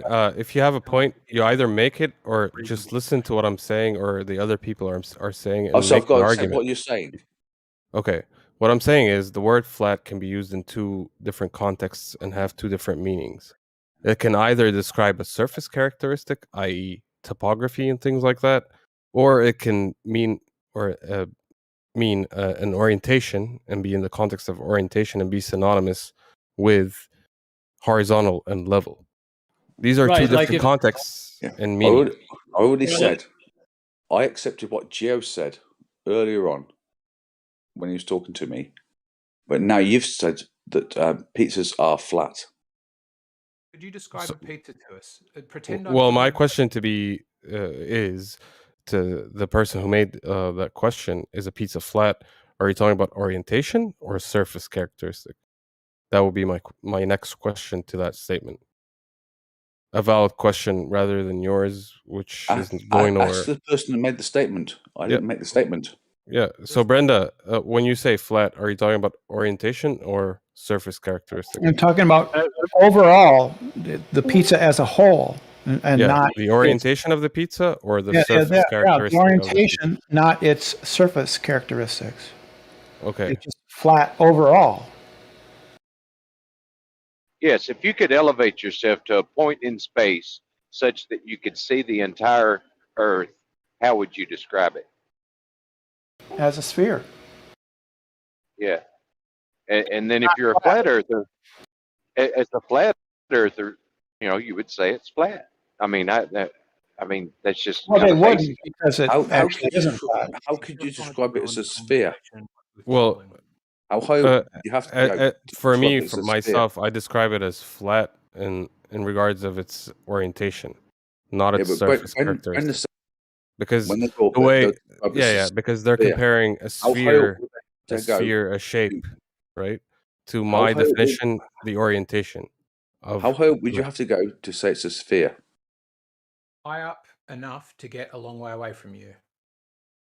And then I wouldn't really bother describing it. I'd just be not near you. How high up? Give me a measurement. Mount Everest, on the top of Mount Everest. Mount Everest, it's still flat. So how high up would you have to go to say it's a sphere? Well, you could go as high as Baumgartner did, because when he exited his capsule, he said it was round. Conspiracy. What did NDT say about that? That stuff is flat. You think you can Yeah, go that high? I don't follow Tyson.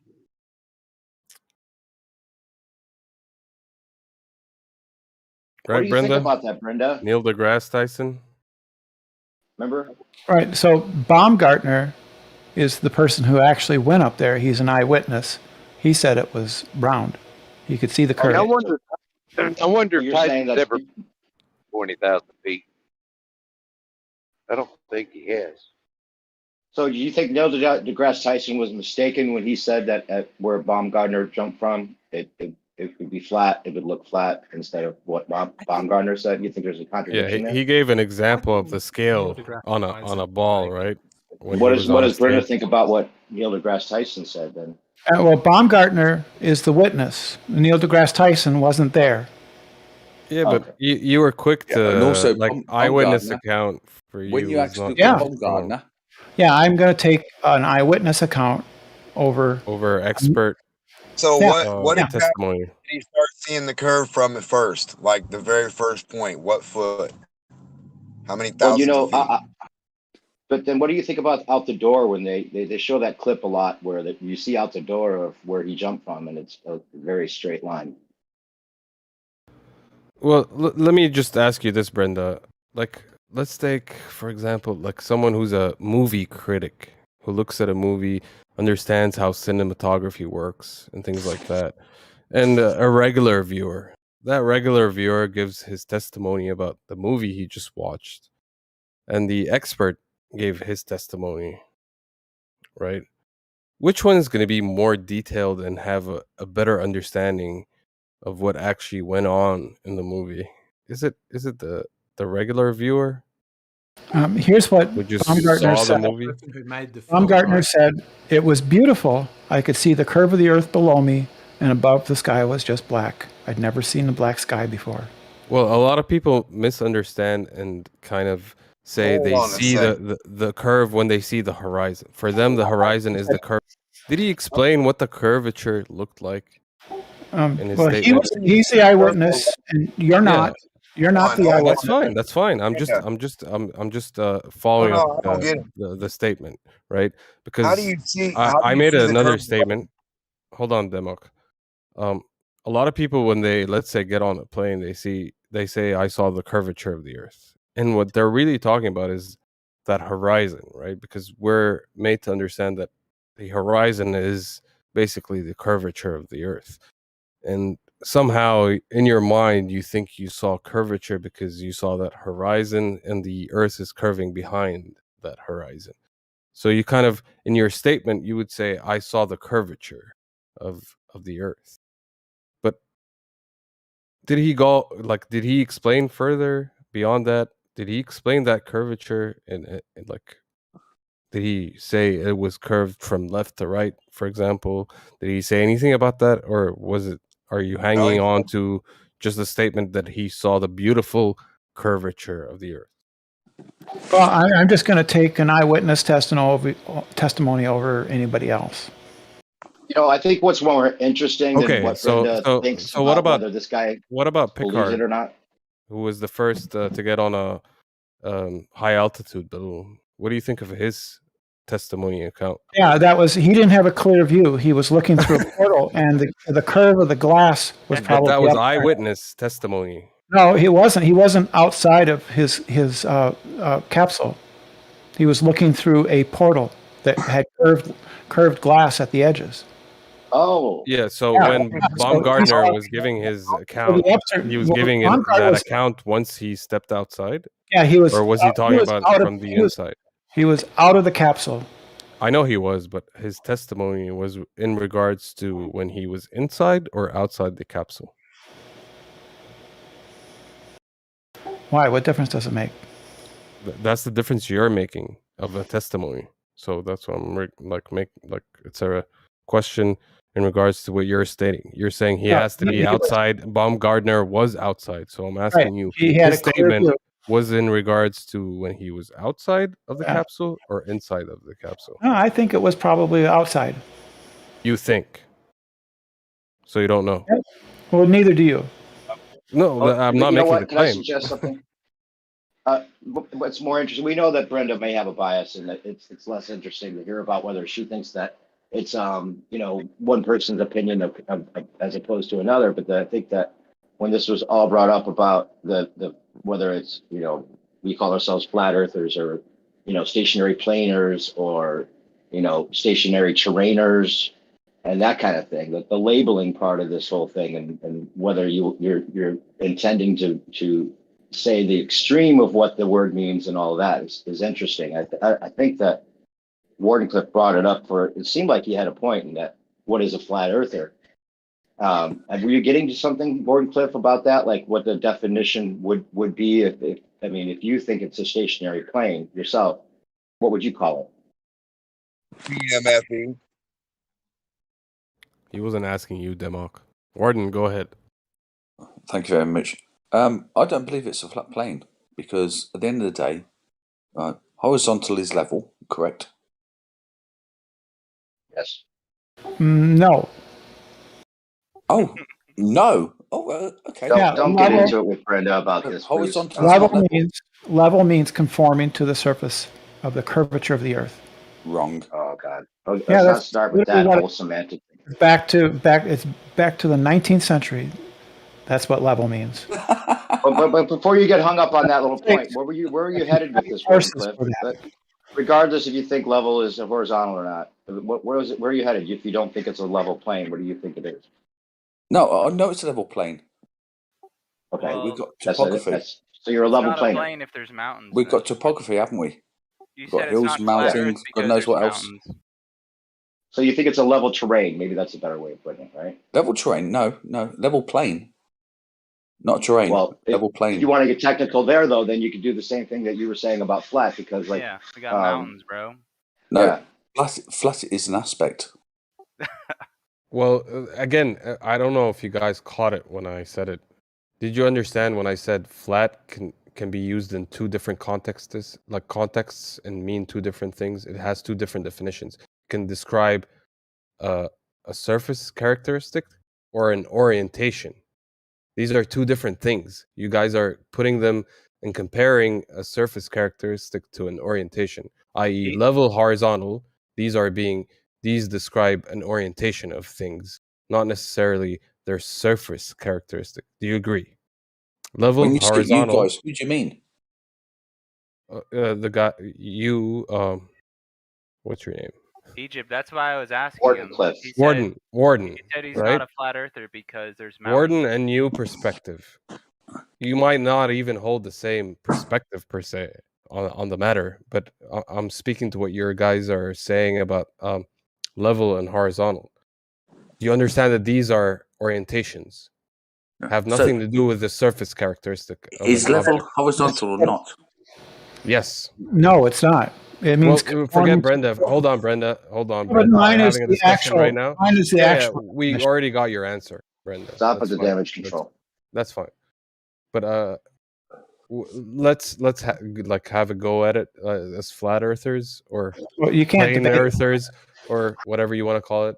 But Right, like you can level, horizontal are synonymous, and they describe an orientation. not. Correct? No, I had two different answers.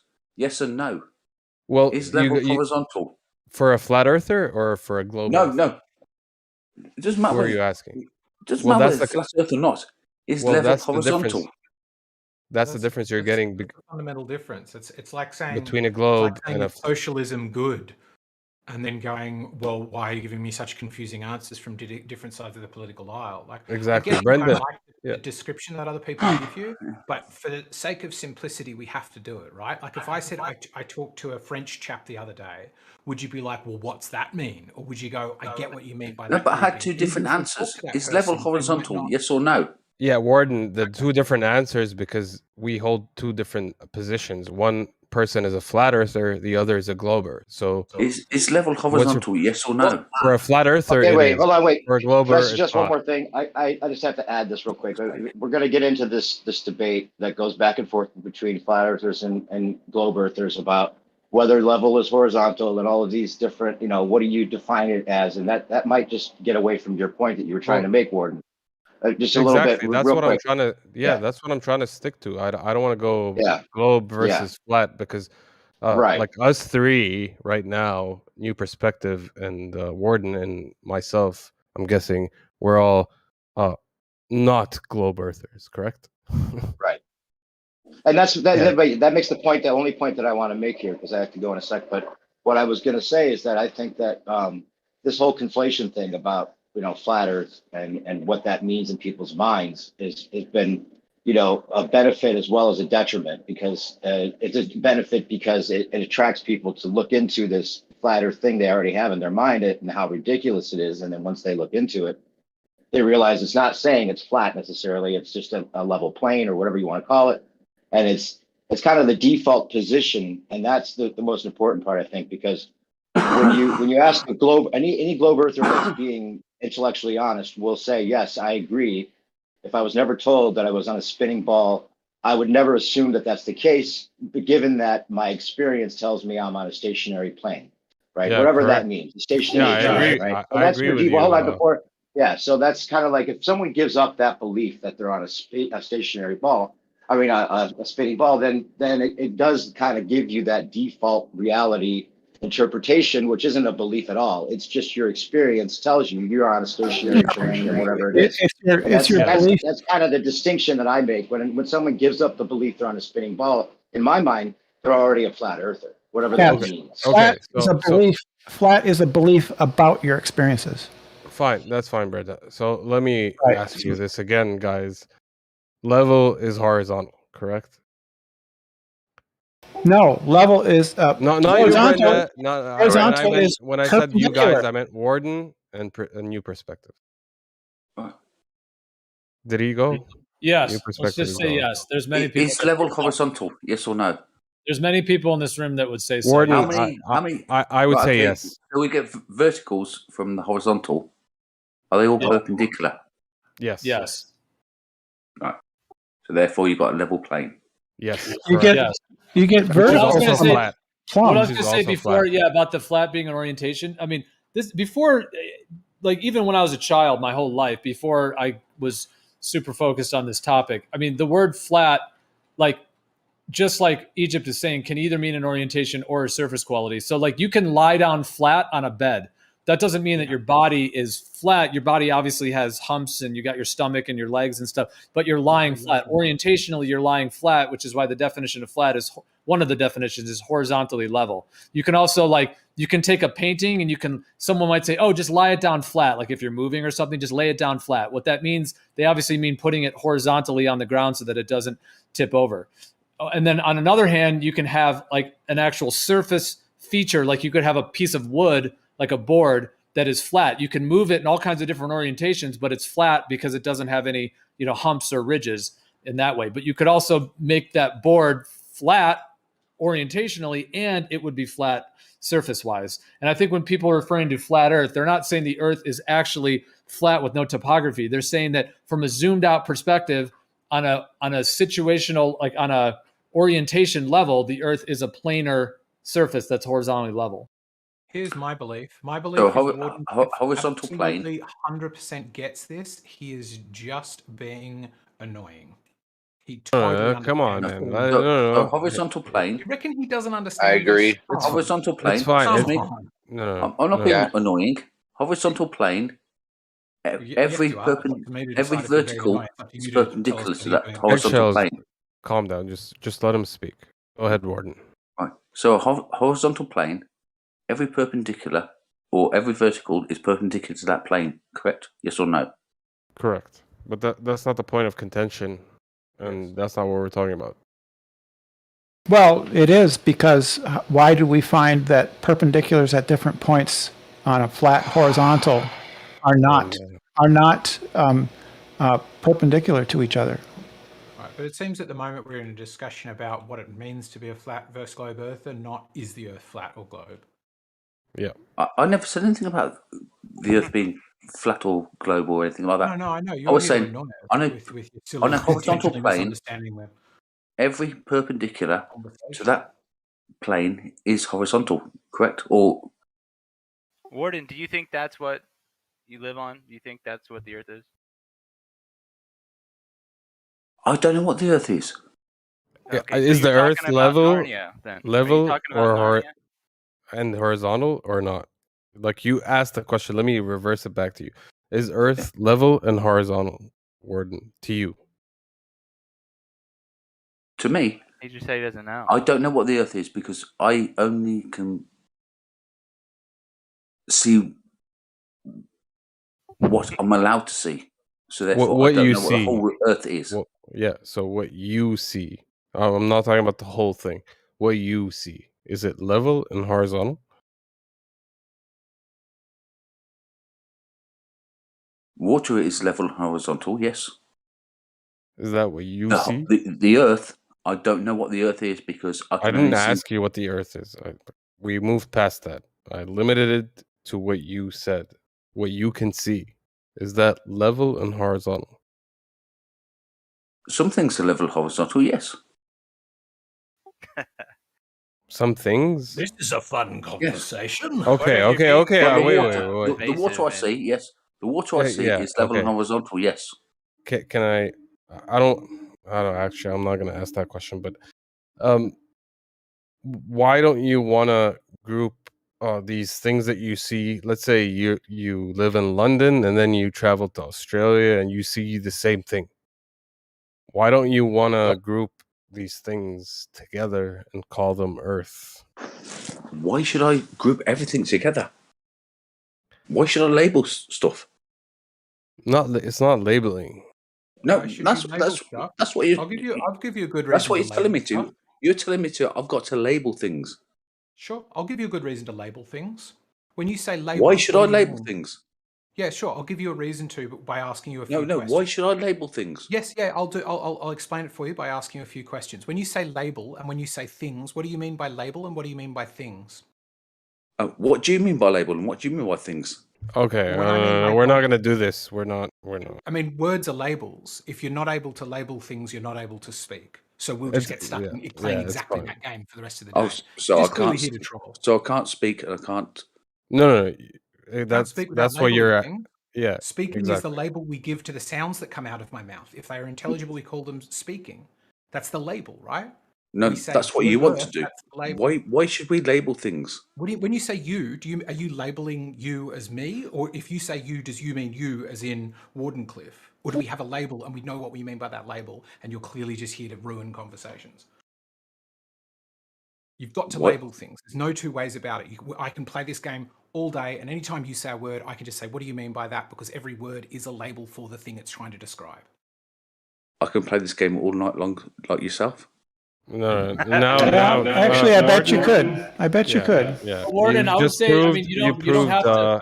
Eggshell's right when he called you out.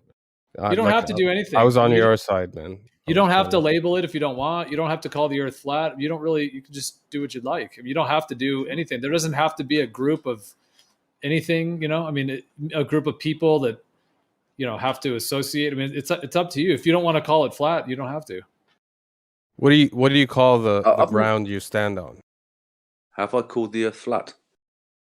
What do you call the ground you stand on? Earth. Earth. Is is Earth horizontally level in your viewpoint? Where am I standing from to call it horizontal? Exactly. See? Checkmate, Geo. You're outmatched. Oh, you just got outmatched by this guy who has this just enormous big brain. You got smashed by there, Geo. Not by somebody playing word games. You just got outfoxed by somebody who's clearly very intelligent. I don't know what. Come on, eggshells. Nobody come on, he's being ridiculous and has been from the start. It's fine. It's fine. You guys, you're being very charitable, Egypt. Maybe he's being clever. We have to investigate here. Okay, go on, investigate. Well, my only response to that is that you're standing on Earth. Because you were saying, where am I standing? I was saying on Earth. I guess you don't want to make a claim about what the larger Earth system might be. Maybe you're just wanting to say horizontal is level, perpendiculars, etc. within the small region that you can experience. Why do I have to claim anything? Well, you don't. But You don't. On this server, we talk about cosmology. So we're talking about cosmology, which involves the shape of the Earth. How do you know what the shape of the Earth is? I'd like to give a shout out to Little G wherever you are out there in the world. It's pretty logical. If you're saying that water is horizontal, then I mean it's the logical next conclusion is that it can't be anything. We're covered in water. The face we're on has to be flat. The side, whatever. No, we is a grouping and labeling. You're going. That's what he's saying. Like you can't group. I mean, all do you not these agree with different- that? Do you not agree? Hold on, let him address what I said. I mean, do you not agree with what I just said about the water? Sorry, say again, please. If water's horizontal, the only next logical conclusion would be that we're covered in water. There's a ton of water on Earth, right? That's all flat and You would have horizontal. to show that water is necessarily Hold on, horizontal. Brenda. Hold on, Brenda. The only next reasonable conclusion would be that the Earth has terrain above a flat plane.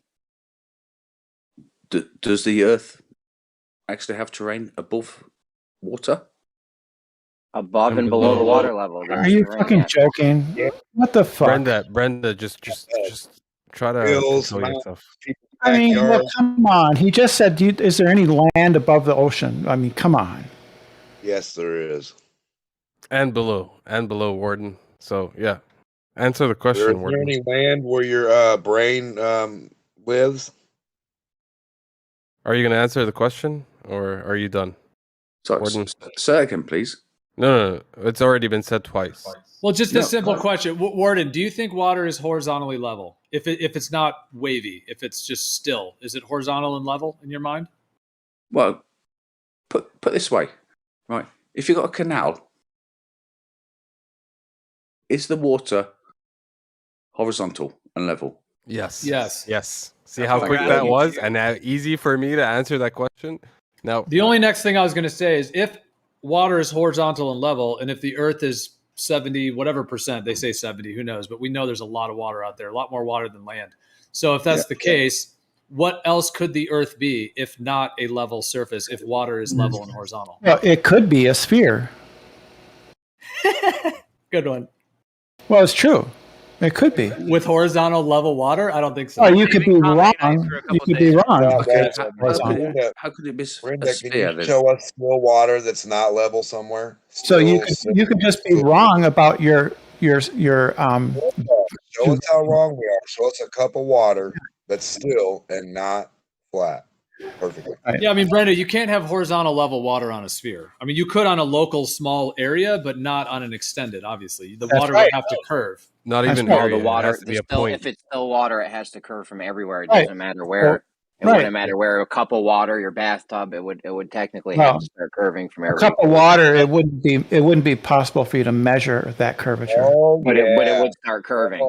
But it would start curving if it was a globe. Yeah, but you couldn't measure it. You couldn't. Oh, you can measure it so hard, Brenda. We can measure some pretty small things. Are you sure we can't measure that? I mean, I'm aren't they pretty measuring? sure. I'm pretty sure. Measuring something the length of 1/10,000th of a proton at LIGO. We can't measure this.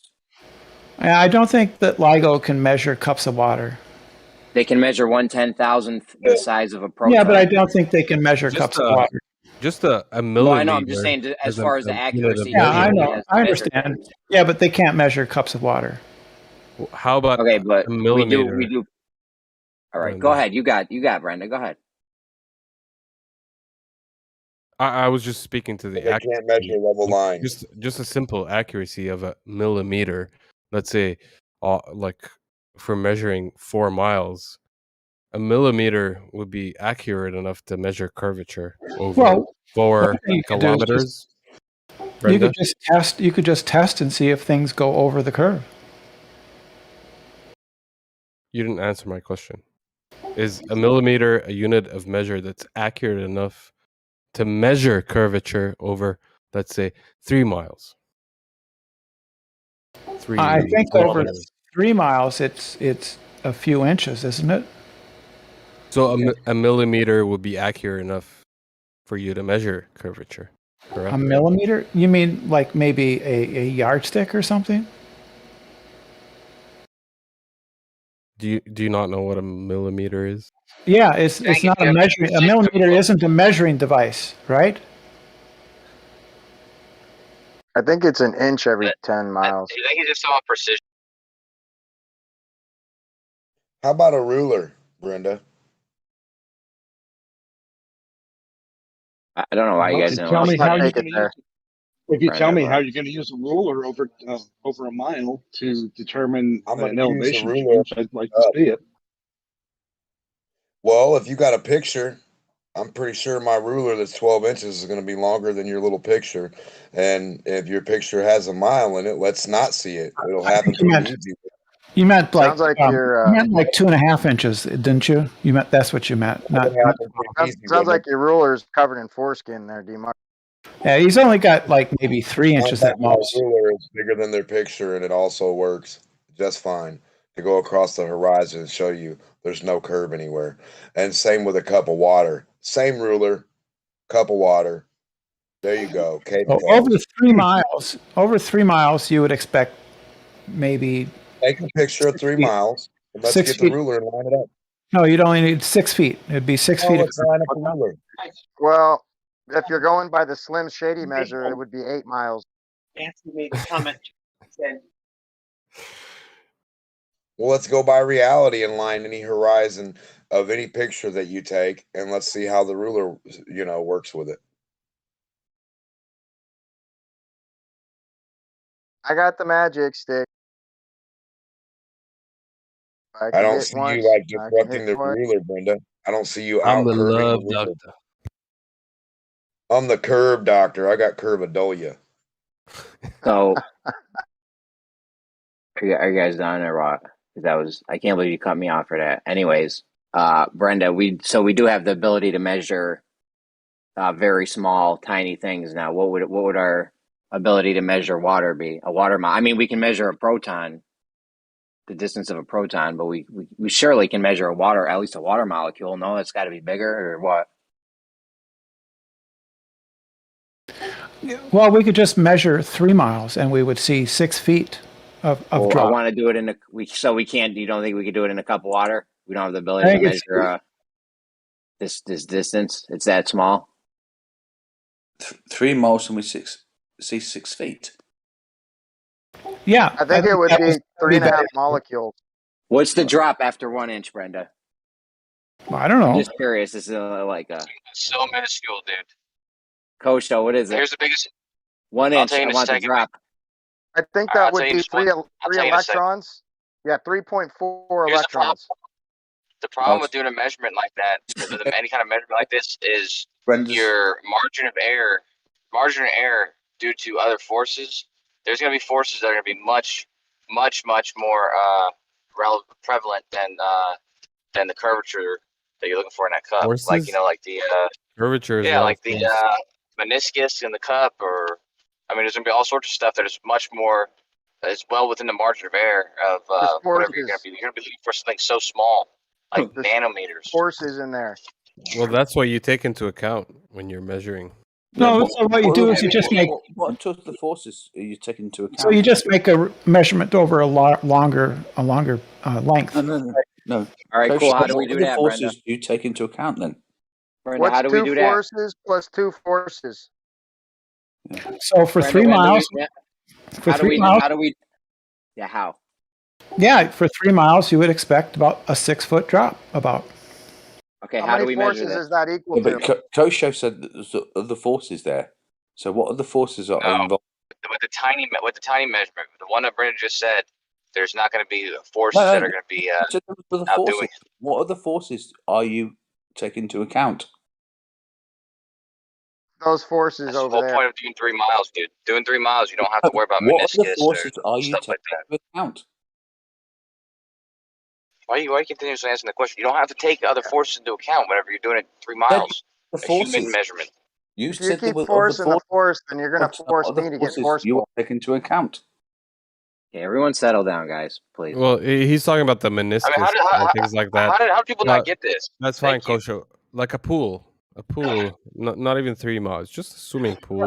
They don't get it because they don't want to. A swimming pool. No, Kosho. Would that have a meniscus? Other Kosho? forces taken into account. You're the only one denying reality. He already stated it. Are being taken into Orden, account. he stated the forces. What forces were there then? I think some of you guys have a little bit too much to drink tonight. That's fine, Kosho. It's whatever. Okay, so what other forces was he taking into account then? I'd like to know. He said what's the force called? Hold on, you know Kosho? what? It's getting hot and Viscosity heavy. and- Hold on a second. It's getting hot and heavy. Why don't we just pick one guy and then let Kosho have at him?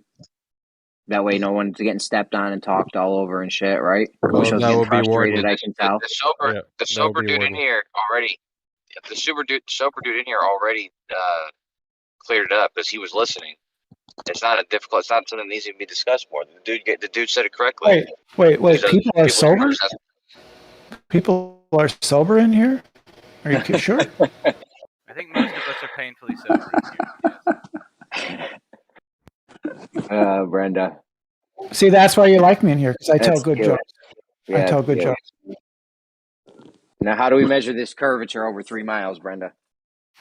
Well, you would expect a 6-foot drop. All right, how And do we then- do it? We didn't know how to measure the cup of water. How do we measure this one?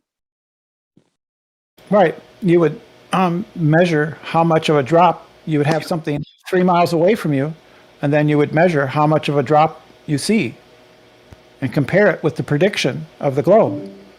And if it matches the prediction, then you have evidence for the globe. Okay, but how do you measure it, though? Well, you would just cite it and see how much it drops. That's it? Yeah. Yeah. But how? All right. So here we go. We're at the black. Listen, relax, bro. I gave you chances with Brenda. You can't handle Brenda, bro. Just let me go. I'll give it. It's not going to take long. So we go to the Black Swan. We're just looking out. Boom. There we go. Nothing else. Nothing. You don't need to do nothing else, right? About what? We can see where the curvature is or isn't. We go to the Black Swan. All we got to do is look out, you said. Yeah. Yeah, we're going to go to the Black Swan. We're going to do that, and we're going to see that your circumference is wrong. Except we wouldn't, because that's not a prediction of the globe. So if it doesn't fit your prediction, but we see it anyways, then The prediction just toss is it. that in the absence of refraction, right, you're going to see about 6 feet. So But there's more than just looking out. There's more than just looking out. You lied to me. No, I didn't lie.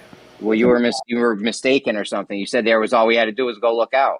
Now you're talking about this refraction thing. What are we gonna do? Most cases on clear days, there's going to be very little refraction. That's when you would take the measurement. You wouldn't take the measurement under conditions where there's a lot of refraction. You wouldn't do that. Okay, so we're gonna go look out somewhere, and we're gonna just, if it looks okay, then if it matches the globe, we say okay, matches our prediction, must be right. And then if it doesn't match, you say oh, it doesn't match our prediction, it's wrong. Well, we would want to pick a day where there isn't very much refraction. We'd also want to. How do you tell? Oh, we would have to know about how refraction works. Also, we would also not pick a height of, like, say, 1 foot above the waves, right? We'd maybe want to get a higher elevation to minimize the refraction effects. Sounds like this refraction acts like a fiber optic cable, bringing things out of view into view perfectly. Pretty interesting. Yeah, you can actually get ducting, where you will have a channel of atmosphere that will conduct the light along that channel, right? So it sounds like we need to take multiple observations. Yes, not that just would be a from good one idea. perspective, simultaneously. You can And just then we can actually corner you on this. I would do it. Yeah. Actually, the way I would do it is I'd go to the top of a mountain where refraction is known to be less. Yeah, you could do that. And then you could, mountain equal height. yeah, if you know the height of the mountain and then the dip to the horizon. And since refraction is minimized at that height, you don't have to worry about it. And it'll be like that every day, every night. No, it won't be like that every in, day. Day out. No, pretty much. It won't. But Which day do you have to do this on? days where there's not very much, where the lapse rate is not very strong. A Wednesday, a Thursday, a Friday. Which day is it on? Definitely not a Friday. You're gonna obviously need to take measurements of your optical corridor if you're gonna know refraction's bad or not, right? Not for mountaintop to We're mountain. not just gonna go by what we're not just gonna go by what it looks like, right? We're gonna actually do this with measurements. Go ahead, show me a mountaintop. Or are we just gonna that say, changes oh, it like doesn't the look? last one. Sure. When are you going to do you're this? just When are you going to do this, Jeremy? When are you going to Just do gonna this? say, oh, it looks like it matched our glow. No, Jeremy was asking you, Brenda, how you measure it, and you I said told by her. looking out. Yeah. I want to know right now who's drunk in here. Brenda, I would say. No, I'm not. My hand is up for Brenda. No, I'm hardly ever drink at all. Brenda's I clearly got a not bottle. drunk. I got a bottle of whiskey here. What is it? And you don't drink, you say? It's black velvet. It's black velvet. It's about 3/4 of the way full. I bought it. velvet? like That's maybe- I bought disgusting. it.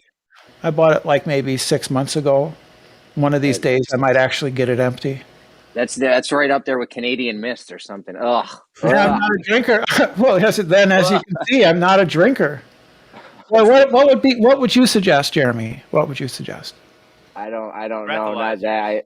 That's some shit I used to steal out of my grandma's cupboard when I was like 15. Yeah, I'm old enough to be your grandma, so there you go. My grandma drank Mogan David 2020. Mogan David 2020. Mogan David 2020. That's what my grandma drank. I used to drink Mad Dog 2020. MD 2020. Yep, that's what they drank. They'd have one little shot maybe on Sunday. If you're just gonna do one shot a week, you might as well go for the good stuff. What's the good stuff? Clue me in. Top shelf. What's Something that? on the top What do they shelf, call it? Absolute or whatever. Jack Daniels. That's vodka. That's vodka. Maybe I don't want to. I mean, whiskey. Oh, what's Jack that Daniels is European? Jack Daniels is sugary. They put sugar in it. That's You need a bourbon. Jameson, the Irish whiskey. Black label. There's a lot of top shelf whiskeys though. I'd listen personally to get.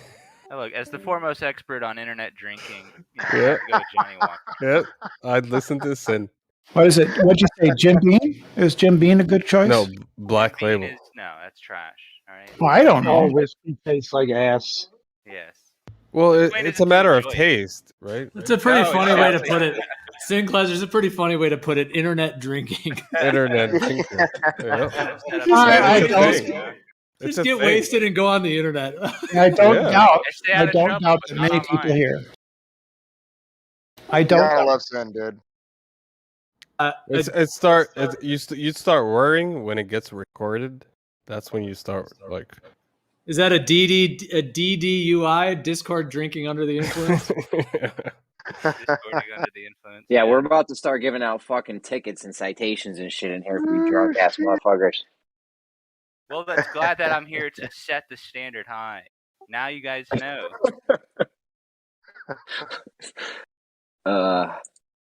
What's that shit out in Europe that's like the hardest shit out there? I forget what they call it. Absinthe? Enigma used to. Absinthe. Absent. Okay. There you go. Yeah, I actually tried a 90-something% absinthe.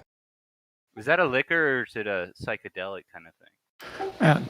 So I actually. Well, they Googled- say there's a psychedelic effect behind it, but I don't know. I don't think so.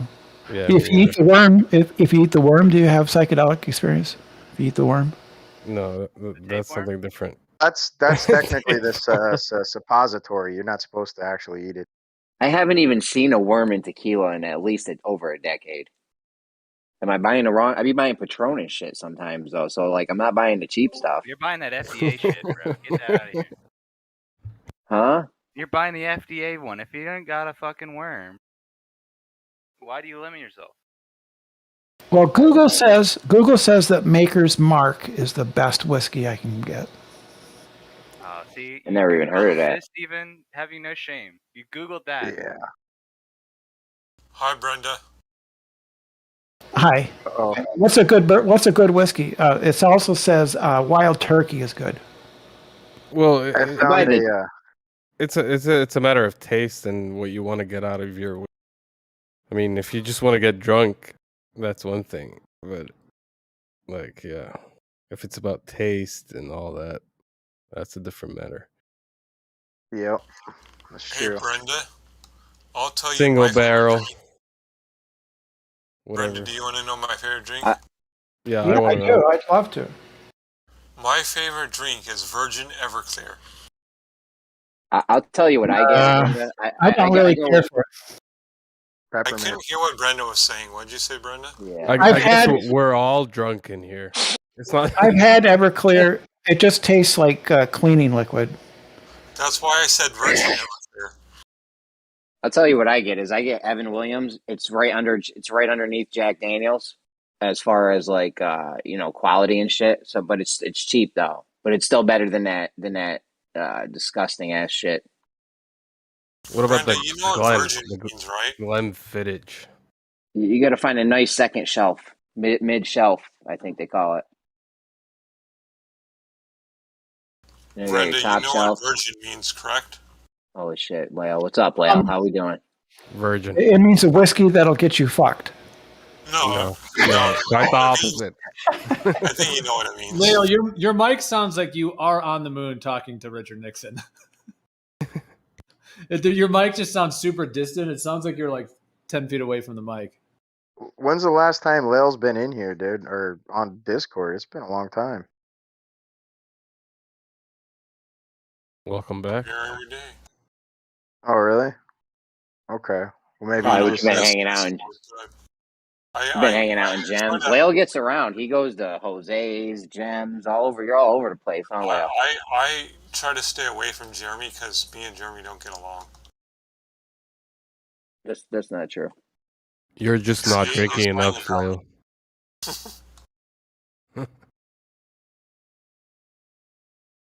My favorite person is Zanuck. I wish he would talk. Oh God, don't get Zanuck going, bro. Listen. Yeah, you leave Zanuck alone. This is Zanuck 3.0 though, so he must be better. Zanuck's like Fight the Flat Earth on steroids. I'm here. You wish. You're welcome up. Your wish is my command. Oh God, here we go. Hi, Zanuck. Here we go. You guys said his name. Hi, 3 Leo. times. How's it going? Long time. Good. What's your thoughts on Coriolis effect? Well, look at he's a shitster, isn't he? Yeah, well, that's exactly what the Coriolis effect would do. Zanuck has never heard of Coriolis effect. It would stir shit. Yeah, it's like you're speaking a different language to me. What reference frame is the Coriolis effect in Zanuck? Oh, good. You don't understand what Good reference question. frames are. The rotating reference frame. Which non-rotating reference frame are you in? He's the projectile. Hey, Zanuck, did you hear that? Chemo played it the other day on here, actually. There's Brian Cox is basically talking about the motion of the Earth, and he specifically repeats multiple times that there are no experiments that could in any way, shape, or form prove that the Earth is moving. Yeah, I don't know. I didn't hear it. I didn't hear it, but I'd like to hear it. How the context of which he said it. Because there's a lot of things That's that are actually true. hard to detect by. Yeah. So the problem is that flat earthers often get these quotes wrong because they hear what they want to hear. Yeah. I mean, I could imagine him saying that simply because science doesn't prove things. So it'd be like. Oh yeah, that's it. Who said that? There I was. I Who's said that? prove. Who's that smart man? That is exactly right. I didn't catch it. I just woke up from a nap. It's okay. It's because science doesn't prove things. Yeah, exactly. Zanuck, you old fart, taking naps and shit. Oh, I was up late last Hey, night. I resemble that. I mean, So Brenda, is it just the flat earthers that get things wrong? oh yeah. Globers never get things wrong. No, I go to other. They No, don't. no. I'm always correct. I'm always right. Like the everybody shoe. else- You're wrong. Except this Shoe time. is natural, right? Brenda, were you correct? Wasn't that you that lost $1,000 bet in gems one day and then instantly reneged on it? I was right there. You were wrong Yeah, that he was one right. time. At least that Never one happened. time, right, Grim? Never happened. Yeah. Never happened. Never yeah. happened. Oh.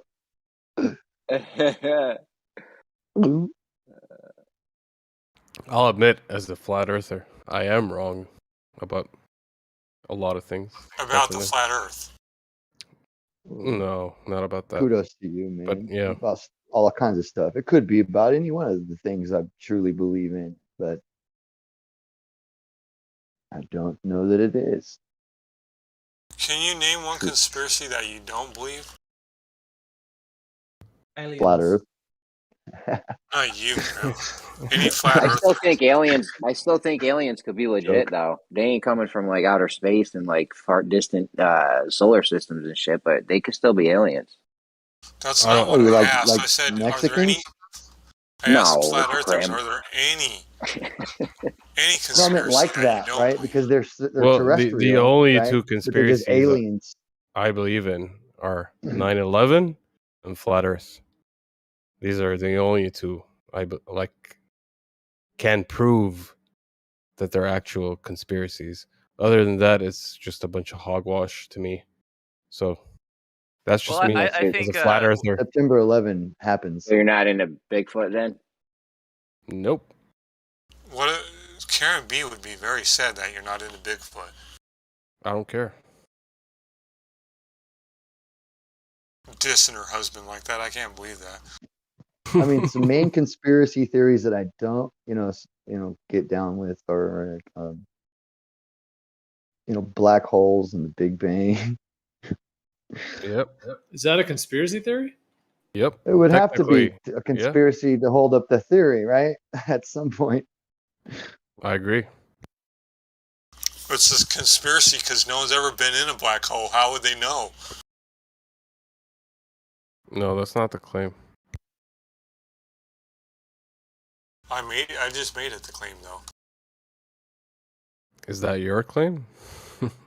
No, I made it the claim. Show us your claims. I made it the claim? How does that work? I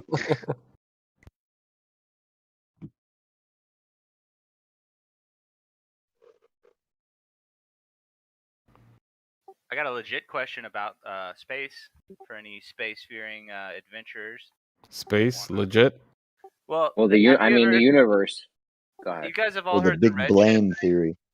How does redshift yeah. indicate that things are going any way or distance, or because like if you look at something and it's got a red spectre on it, what does that really mean? How do they know? Well, sometimes it does actually mean that something's moving further or closer, red or blue. Yeah, I think it works. You know how like that's actually something drives past you. I'm sorry. Right? Like a train or a car, it goes like the frequency of the it getting Doppler-esque. closer and it getting further away is different. I think it kind of works. Doppler effect or some shit, yeah. So how could that not just be attributed to its energy? Well, here's the thing. There's also, like you're right. There's also that, which has been excluded from the idea, and the other is being left as the only pony holding the cart, which isn't the case now that we're in a space age. We're starting to see all these different environments than we initially proposed, right? As it was just vacuum of space. Now we're finding out that that's not so much true at all. So we're dealing with Tell them that. about the plasmoids. Tell them about the plasmoids, All in due time. You gotta work your way up to it. You can't just bust out with plasmoids. Blow up their heads with that shit. Yeah. Double layers and plasma. Lead into it. Yeah, lead into it, yeah.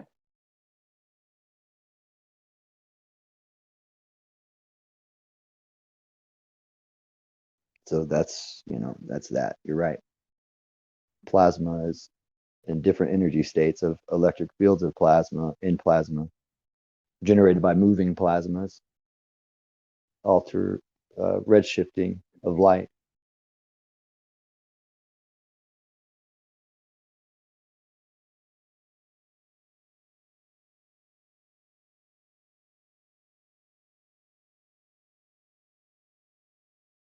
It's like they came up with, it's like this, it's like analogous to like, the answer is the number 5.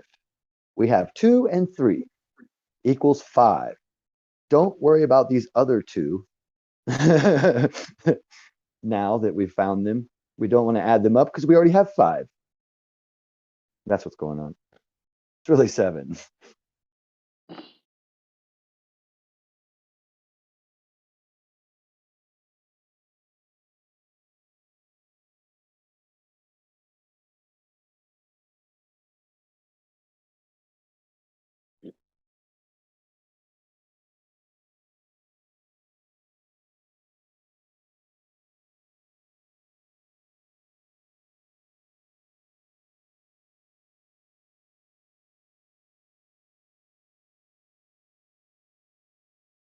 Nothing to see here. I'm busy making the gifts right now. I got a job, a little side hustle. Oh, snap. We were talking earlier, Graham, about the idea of like, it's kind of changing topics a little bit, but I just thought of this and I wanted to ask what you think. The idea that there's like another group of entities, like not human, that are actually behind a lot of this stuff going on. I just wondered in general what your thoughts are on that. Like, do you think this is all human, or do you think there's something else going on? Well, I mean, I think they're like the original humans. We're the altered species, I think. Like they stay protected in their field while the electric field, that's why they don't come out here very often. The electric fields alter their DNA, right? And it's a different field than what they originated in initially. So inside of wherever they are, they contain, and they probably keep their electric field, you know, and it's, you know, Geo, I feel like if it is the case where there's another entity or something, other different types of beings, you'd still have to have a group of humans, you know, doing your bidding, so to speak. Like they would be their handlers. You know what I mean? Well, that would be the exact excuse why they would have to, right? Because they can't really mess around in these electric fields for too long because they're different. It alters their DNA. Just like it would make their brains smaller and their thoughts less connected, and just like ours are now. And because we were immersed in this electric field change. Well, that's the question, isn't it? We don't know if they do live. He said, if they do, what would I think? And this is what it is. So how are you asking me where they live exactly? So you don't know what they are. I don't even know if they actually exist, dude. You know what I mean? Yeah. It's just he asked me an if and it's question. definitely a plausible. It's definitely a plausible scenario that there is something else, be it organic or non-organic. I do think. Yeah, but it has to be interacting, right? I do think something else could be. I mean, there must be some interaction. Is that interaction physical? Is it spiritual? Well, I mean, what we consider spiritual might actually be physical, right? But I don't understand the physics behind it, so we will call it spiritual for now, right? Kind of like magnetism was magic before. It was, you know, and seemingly spiritual. Are there any religions based on magnetism? That would be kind of interesting to quander. Yeah, it would. I'm also wondering, now that we're asking, now that we're wondering here, I'm wondering if there's any pyramids that are a platonic solid shape, or do they all have the square bottom? What do you mean platonic? I mean, I think they're all platonic, in my opinion. Me too. What's the word? I just want to be friends. What's the word? Did I misuse it? I Yeah. just learned this shit last night. What's platonic? the platonic? Yeah. Platonic. That's what I said. That's a relationship. That's a that means relationship. what it means that's is non-sexual. no sex. It's a very Yeah, what's the word for the shape? relationship. Nah, Jeremy, you got it straight. They're a little confused. There's the platonic solids you're talking about, and then there's a way of using platonic to describe relationships Come or on, all you can't sorts of let us other play things. around with him. You can't let us play for a But minute. They're trying to do that Huh? goofy shit. Stop being goofy, you fuckers. But yeah, you made We can sense. I handle got it. you. Like, are there any tetrahedron pyramids instead of the square-based four-sided ones? Plutonic. Yeah, I don't I don't know. know if That's a any of good the matter question. comes from Pluto particularly, but I'm just kidding. Like Pluto. if they did have this, if they did have like this ancient knowledge and shit or some kind of shit that they knew that we don't know now, like I feel like that should be a pyramid shape. I don't know. Because there's all kinds of math and geometry built into the Great Pyramid. You know what I'm saying? So where's the one with the triangles? Right, right. The Great Pyramid actually has what, 8 sides besides the bottom? Well, they're dented in on because because they're dented in, so they're like There's a whole they're actually outer different angles. covering Yeah, that's they're been 8 removed angles. too. They say though. Yeah, there could have been other things that had to be flat. Well, it's not the point. The point is, where's the fucking all triangle ones? Like, do any of exist? First of all, Yeah, just the remakes or the copy ones, right? That aren't as well built. Well, I think they you got have worse to at think building about it pyramids. structurally. Yeah, they got worse at it as Which is history better? got more into the future. they Just kind like of we forgot. got worse. We got worse at human space travel.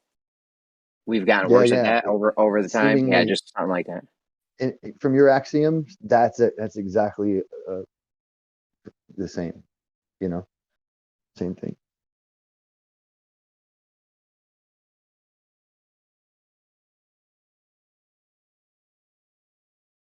I'm about to make 35 gifts real quick.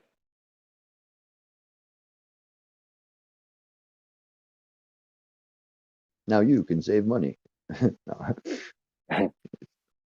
Stop that. You're the one doing that. No. How about that Shiba Inu, Jeremy? Oh yeah, I got like $400 worth now. I'm pissed. I had sold a whole bunch the day before, literally the day before it started taking off. I mean, I already killed it off Shiba, but I made like about 8-9 grand off it last time it bubbled. Maybe 9 or 10. Yeah, I made a nice run last night. That's for sure. Yeah, All I saw in a it this day's morning. work. Some of my cryptos got hammered today, though. 55% it went up in just a short amount of time last night. Yeah, it took a nice little jump there. I got like $300, $400, $500 worth or something. I don't really keep track of my shit on the Ethereum side because you really got a bubble for the cost of the Ethereum gas when you do sells and buys and shit. Like for me to sell $400, they're gonna probably, I don't know what the gas is these days, $50, $60. I paid $200 once for a gas fee. I think it was Shiba Inu. I sold like $4,500 worth of it one day, and the gas was $200. I was like, you know what? I'm fucking still selling it. I don't give a fuck.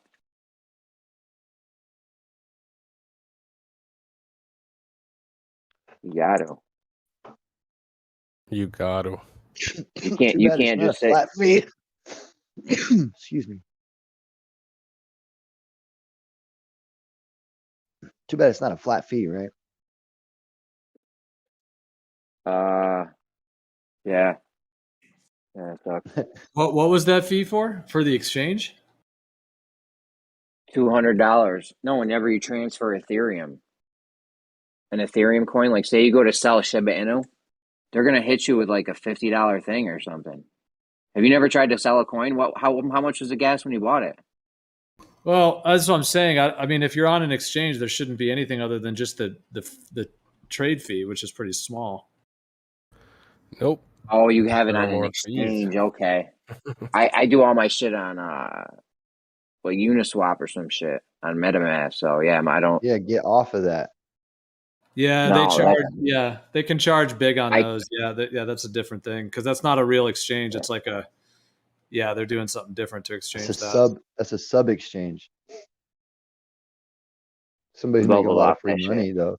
Yeah, I don't, like I said, I don't fuck around on the Ethereum chain anymore.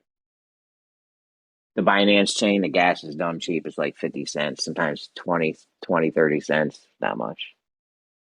There's days where I do over 100. I have over 100 gas transactions. Like if I clear all my passive shit out, I'll be doing like 100 plus transactions at like 50 cents a piece. Yeah, so they use gas as basically the exchange fee on those exchanges. It sounds like they're using gas tokens for that. Yeah, something, I don't know.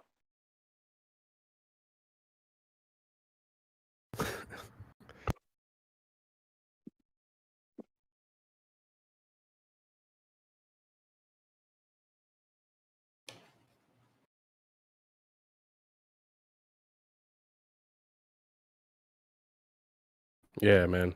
Crypto is illegal where I live. As it should be. Backed by anything? Like, do they is the money insured or guaranteed or something? Or if there was a rush on them? It's backed by the U.S. dollar. Does the exchanges work like? Because I started getting into like Robinhood and those ones, and then read that they don't actually buy the shares; they just pay you out profits. Short sell them. If you had.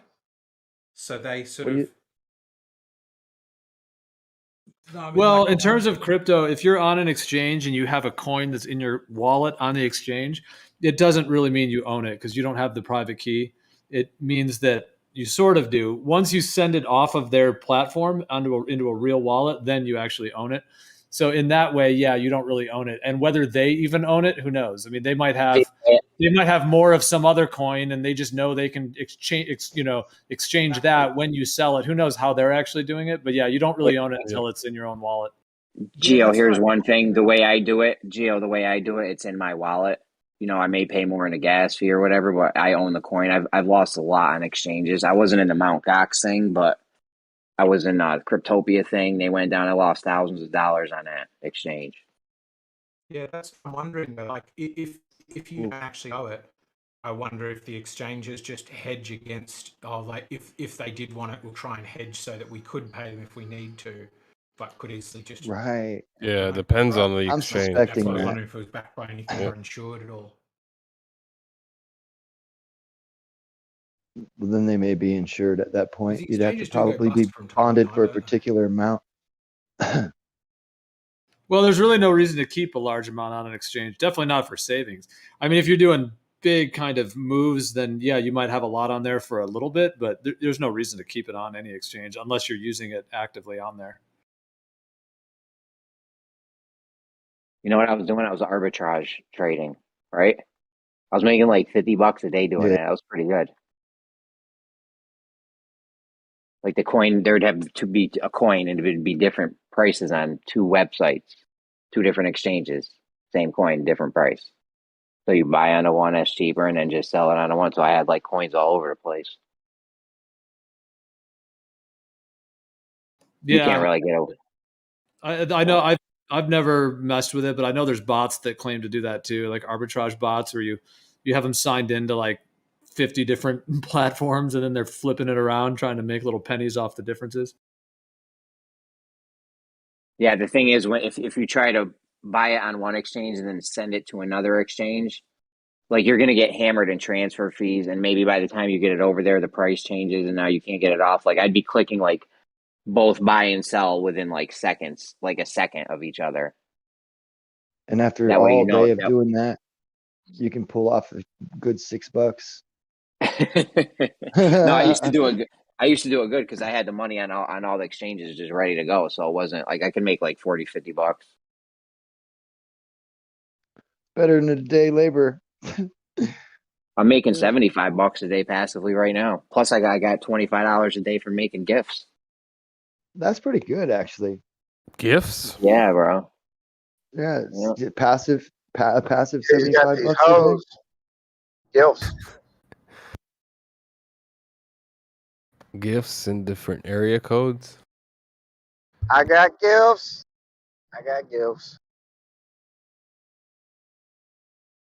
Yeah, this is a good gig. The gift thing.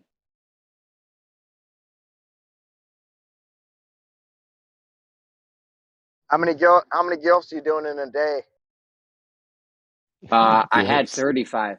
I had 35 for. He said gilfs though. I know. You gotta He's get your listening. chest up, bud.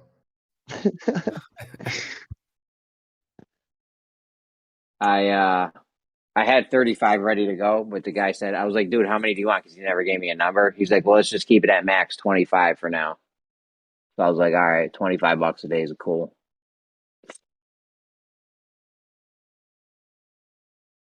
I'm gonna still give them all 35 gifts. Yeah, I aim to please out this bitch.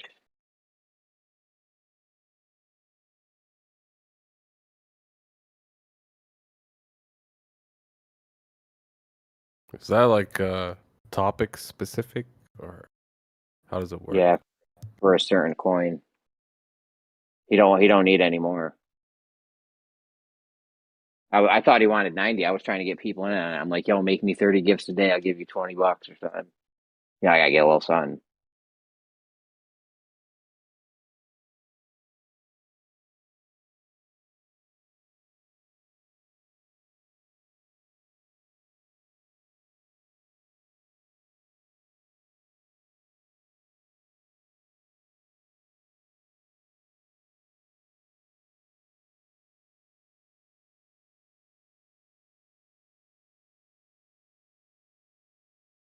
Yeah, I think crypto is going to erupt. As these time keeps going, I think, yeah, Bitcoin's right up at that last previous high, already broke it. So I think Bitcoin's on a clear run to 80 in this next bull run. It'll probably retrace and then up above 100 after that. I honestly sold a lot of my Bitcoin because at this point, like I did good with Bitcoin. I got no complaints. But at this point, like unless you're working with like hundreds of thousands, if not millions of dollars, I mean, best you're going to do is maybe double your money and, you know, whatever, double your money. That's not even a good profit in the crypto world. Like you can put it in shit and get like a 5x real quick or something. Or something good. Like look at what happened with Dogecoin or Shiba Inu or something. You know what I'm saying? Like you could put $1,000 in something and makes more money than fucking if Bitcoin goes up $10,000. Right. Yeah. Shiba just went up 12% in the last hour. So That's banging. I think I got like 400 or 500 worth of that. It's nice. I might just, I don't know. I mean, some people look like in terms of the stock market, they're looking for like 7% a year. I know. Yeah. I'm on my passive shit. I'm getting stuff that's like over 200% APR. That's not even APY. APY is there's a difference. Like 200% APR. Some things I'm getting 2% a day off of. I got one thing I get 5% a day off of. I put $20 in, I get $1 a day.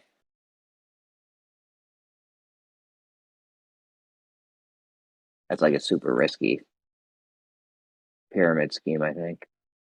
Either way, I do have a lot of legit shit that I'm getting really nice interest rate from though, like yield farming and staking LP tokens and shit. Yeah, there's a lot of staking because like the way the system's set up right now, the US dollar is what it is, and then basically when you stake, it's like that coin is essentially getting your US dollar. You know, they're getting your US dollar value, and so to them that's like gold in terms of, I mean, not really gold, but you know what I mean. Like to them, that's where that value lies, and so when they can hold on to that for a longer amount of time, then it gives them enough value that they can kick back, you know, significant back to people that are staking. But I don't know. Some of those are also kind of sketchy too. Yeah, they end up. Yeah, it depends on how they're running it. There was that one Axion. I remember like a bunch of those guys, like Robbie Davidson and Jeranism, like did like videos on that one. They had a whole scheme and a whole system of. I guess it's working. I think David Weiss is into it. I guess yeah, they're liking it so far. I guess, but I guess that's kind of been within this community. People talking about that one. Yeah, their slogan was Relaxion with Axion, I think.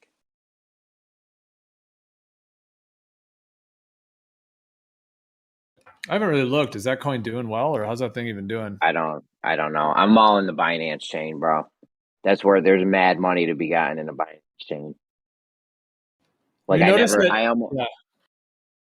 I've been into crypto for like 8 years plus, maybe 9, 10 years now. I don't even know. Maybe just 8, 7 or 8 years. I don't know, but I've been in it a long time. I made almost as much in the last 6 months than I did the previous years.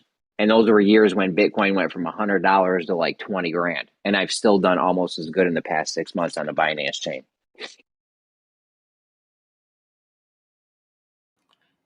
Nice. Like, it's no joke, yeah. Looks like Axion is somewhat stable. It looks like it's just kind of chilling. Have you ever noticed this sort of a side thing? And I'm not trying to diss Binance necessarily, because whether or not this matters or not, but have you noticed that their logo is the all-seeing eye? No, I never noticed that. Oh, they're probably in it with the elites. They've got to be. That one for sure, I would say. I mean, they're in China, like they're huge. They're like the biggest crypto exchange. They basically have almost monopolized crypto in a sense. Yeah, exactly. But, dude, Binance is so fucking shady, bro. Like, you gotta understand, dude. They went from like, what was it, fucking $20 to $40, and then to like essentially fucking 400. Like, that the shit's Binance fucking, coin, the BNB yeah, coin. bro. That shit's so shady. A lot of pumping and dumping, yeah. I don't trust Bro, it. Bitcoin went from fucking 10 cents to $60,000. What do you mean? Yeah, Binance climbed the ranks. They got a Bitcoin's shady too. I told you, Bitcoin's propped up by Tether, dude. As Tether raises its market cap, Bitcoin's price increases. They're both synonymous. I heard some really bad shit about USDT. Yeah.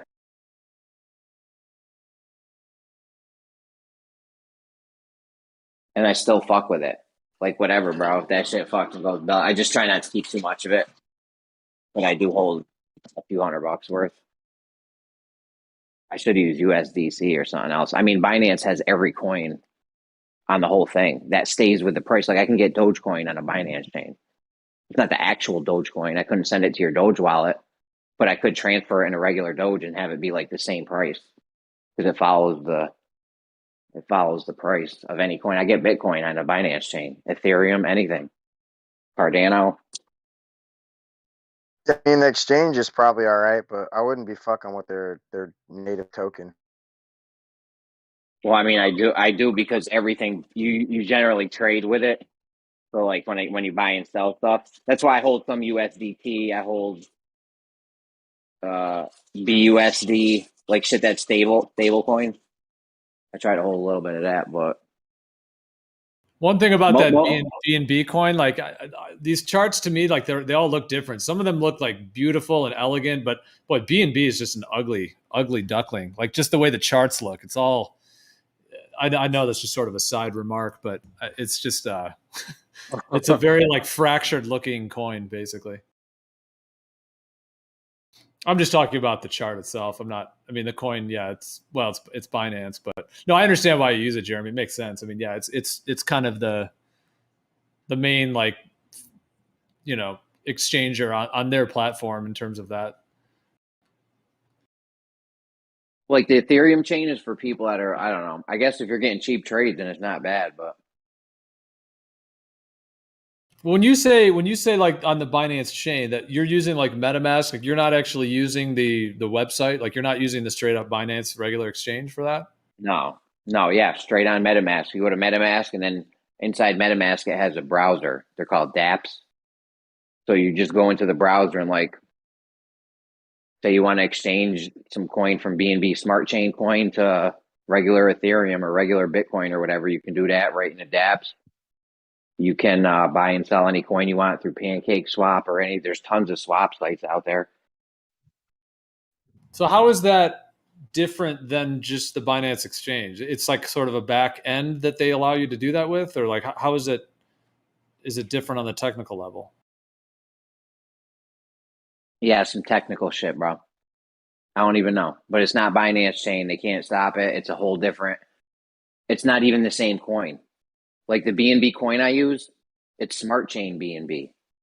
So it's not. I don't even think it's like the same. I don't know if Binance runs it or what. I don't know. I don't even know what I'm doing, bro. Half the time I invest in coins. Bro, I'm telling you, I do no research on anything at all ever. Half the time I buy coins, like it's just like a crapshoot. I'm like, I don't know, this coin could do fucking great, or it could shit the bed tomorrow. Who knows? Because I don't know that much about this. This says Binance Smart Chain is a blockchain network built for running smart contract-based applications. The aim of the platform is to enable developers to build decentralized applications, DApps, and help users manage their digital assets cross-chain with low latency and large capacity. Yeah, so yeah, it uses smart contracts. So yeah, that is a little bit of a difference. That's probably why you were getting those gas fees like that. But yeah, I can also understand there could be certain benefits to it, especially like getting brand new coins that are not on the exchanges yet. I could see it being useful for that. Yo, the gas fees on the gas fees on Binance Chain are dumb cheap. The Ethereum fees are crazy, but Binance Coin's dumb cheap. That's another huge fucking benefit of using it. And yeah, I get coins like I got SafeMoon before Binance. Is that even on Binance? Did SafeMoon ever go on Binance or no? It's a good question. I'm gonna look it up. I don't even use Binance. Fuck Binance. No, it's not. It's not. It doesn't look like it's on Binance. It's on a bunch of it's on like Pancake and a bunch of other ones. Yeah. That's why I use Pancake Swap generally. Bro, all that shit's gonna fucking possibly get eliminated by Gary Gensler. Why would you say that? It's like my whole income. I'm just telling you, bro. Like he ain't fucking around with all this Dogecoin bullshit, bro. Like he came to bring regulatory clarity to the space, and with that being said, he's not gonna let none of this bullshit fucking fly. Who's he? Gary Gensler, bro, the new chair. Of what? The SEC. What do you mean? Oh, they just approved Bitcoin ETFs, bro. I ain't worried. Bro, you didn't hear about that? They just approved crypto ETFs. Yeah, I get it, but you gotta remember what I told you about Tether. I mean, all these fucking networks, bro, that are corrupt. It's only a matter of time before they get exposed. I mean, yeah, good. I hope they do, as long as it's not Binance Chain. Finance is one of them, bro. Binance Smart Chain, though, it's not. It's not the Binance coin. Like it's something else. It just follows the price of Binance. I have Dogecoin inside of it. It follows the price of Dogecoin. So no matter what, if I ever go to trade it, I'm always going to get that much for the Doge, whatever a Doge is worth. Are those like forked versions, or those forked on the on those chains? I guess I don't know exactly how those work. I have no idea how it works. I know that it sticks with the Doge price. It's called Dogecoin. It stays with Doge price. They have USDT. They have Bitcoin, Ethereum, Cardano, Ripple. Pick one.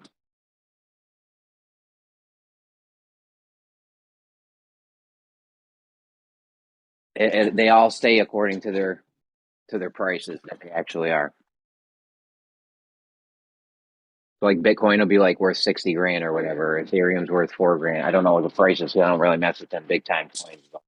So then for you, what's the benefit of that? Like, because you're not trading. So what is the benefit of doing it that way rather than just going on an exchange? Hey, I live in New York, and they've made it very hard for exchanges to do business in New York. So like I can't even get access to. I have coins that I bought when I had access to exchanges, and then New York banned them or something, and now I can't even sell my coins because I had them on like desktop wallets. Well, yeah, and actually Binance just eliminated all US customers, but they do have that Binance US one, which I guess you can use, but for US people can use, but you can't even use the real one if you're in America, unless you do some VPN shit or whatever else. So yeah, you can't even. And then Binance US is pretty limited. So from that perspective, I could see why you would want to do that, because then you can actually use it without those restrictions. Yeah, so Even when I use Coinbase, I only have access to like 3 staking coins, and I know other people have access to way more than that on the actual Coinbase website. It's something with New York I don't understand. They're like against crypto.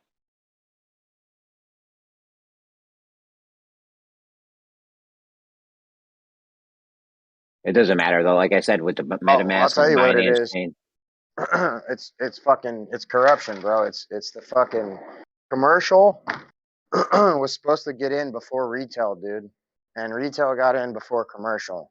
So they're trying to fucking do everything they can to make sure they can get their ducks in a row. This is why China fucking outlawed it how many times and fucking then reinstated it and then outlawed it again, and you know what I'm oh, bro, saying? India they're did the playing same games. They're shit. trying to.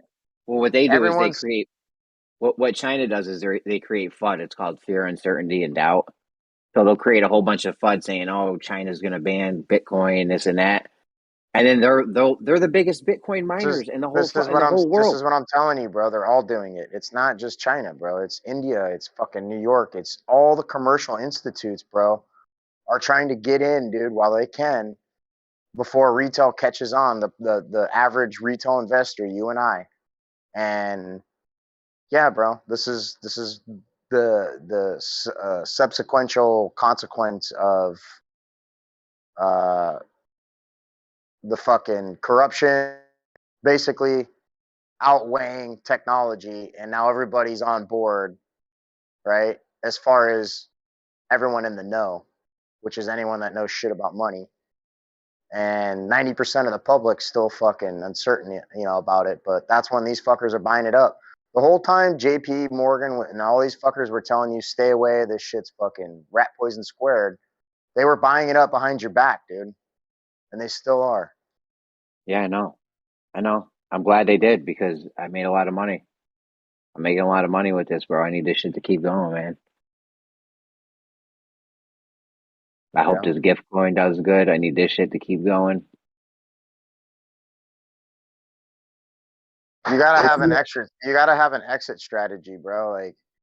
Like it sounds like you're doing what you can to acquire, and that's fine and that's great.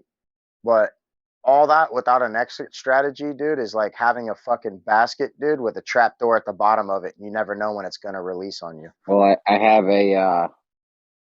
I cash out once a week, so I'm gonna be getting like $400-$500 or so. So my plan is to Yeah, take but my plan. fiat's just as risky. So just saying, you I gotta know. have Well, my there's plan gotta is be to another. yeah, my plan's to take $150 of that or something and invest it into other sources of income, passive income. Yeah, passive income and just diversification at this point. Yeah, Because everything's great. so risky. Yeah. Get that silver, bro. Oh yeah, I forgot about that.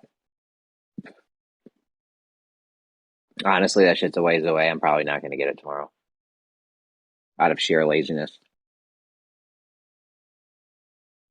I'd have some gold, some silver, just Where do you store that? Like a safe in your house? silver. I would put mine. I mean, you can fucking they've got multiple ways you could store it. Cash boxes, cash safety boxes, or whatever at the bank. I mean, go do whatever you want. Go bury that shit up in the mountains or something if you want. Put a fucking just inscribe the fucking location on a fucking metal plate. I don't fucking know.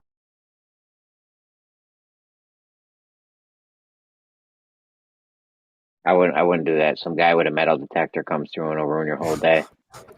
Yeah, but if you're in the middle If of a fucking desert, Yeah, if you do that though, which you're supposed to do is sprinkle a whole bunch of like screws and aluminum foil all over the place around in the whole area. yeah, you want to litter that bitch. Do it probably like in an alluvial rift zone. Like heads will just give up. They'll be like, yo, this place is loaded with fucking nails and screws and fucking uh soda can tops and all kinds of bullshit, aluminum foil, fucking flakes and shit. You'd be surprised though, bro. Like people go out to places like where there's history. You know, the old Bank of America, Royal Expresses and shit, and fucking they'll sit out there, bro, digging through all that. Everything you just named, bro, until they find some shit. But where Egypt's at, over where Egypt's at, you know what I'm saying? He's got to contend with the sand dunes, bro. You know what I mean? You could bury that bitch in 5 years, come back, and you got fucking a mountain of sand upon that bitch. You could be trying to dig through like fucking 500 meters of sand.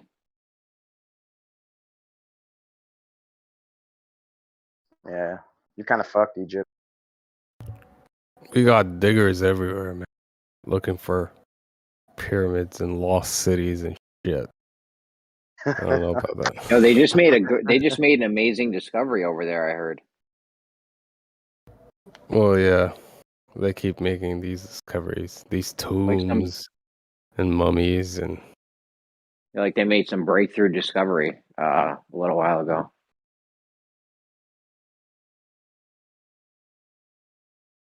well, it's a bunch of bull, actually. Like they can make a discovery like 5 years ago, but they'll announce it today. Well, it's a good thing they got rid of that. It's a good thing they got rid of that guy Zahi Hawass because he was detrimental to He's a Egyptologists. fucker, man. Yeah. As a human being, man, that guy is. Yeah. I saw him debate Graham Hancock, and it was like a shit show. He It didn't was like debate. worse than He it was didn't worse even than what debate him. happens in here. I know it was worse. Well, he did for like a couple seconds, but it was worse than what happens in here. That guy's a snowflake. Yeah.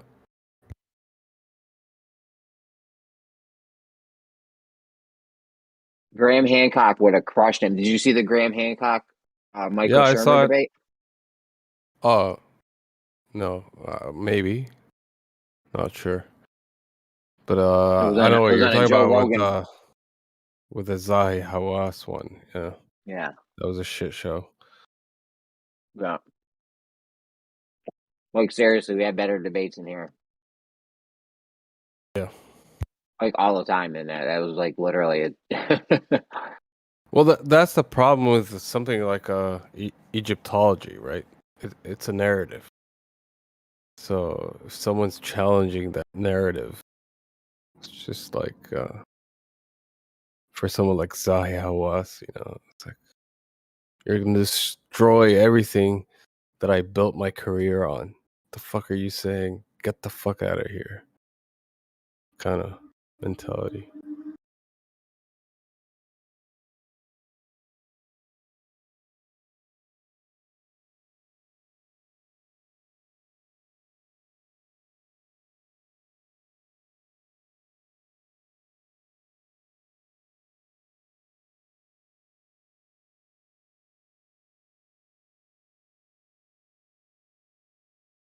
But to me, like the Graham Hancock alternative narrative, because that's all it is not necessarily what I believe or is the truth, right? It's just another alternative narrative to the mainstream lie. It's just another way of looking at it. Like, I respect Graham Hancock and his view on some things, but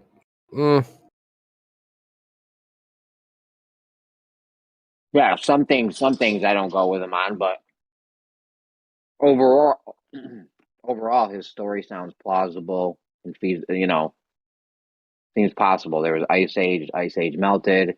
We used to be civilized. Where's most of our land right now? It's on the coast of oceans and rivers. That's where the food and the water's at. Who's the first to get wiped out if the ocean levels go up, rapidly 100, 200 feet? If it went up 20 feet, we lose New York City and Florida and all kinds of shit. What's up, Noah?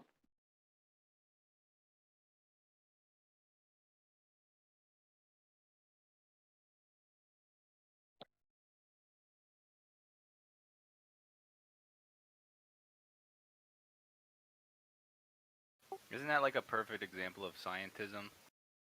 Like that whole Graham Hancock versus that other dude thing? Yep. And then they say there's no evidence for scientism.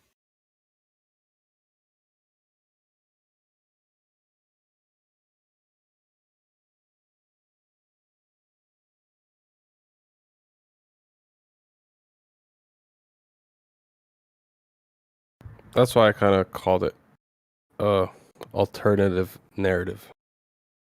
It's just another narrative.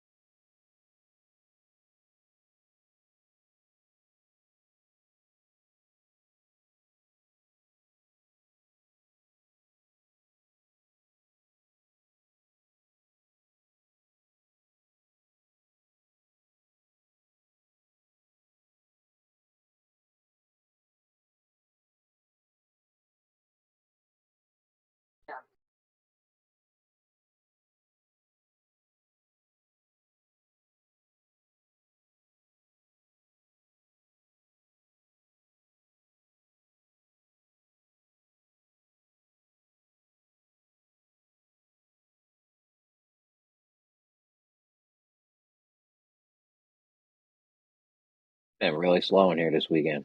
We got busy a couple times, but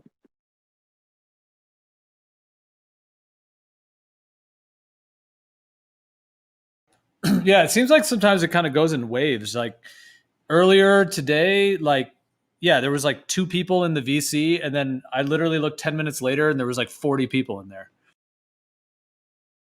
yeah, that happened to me.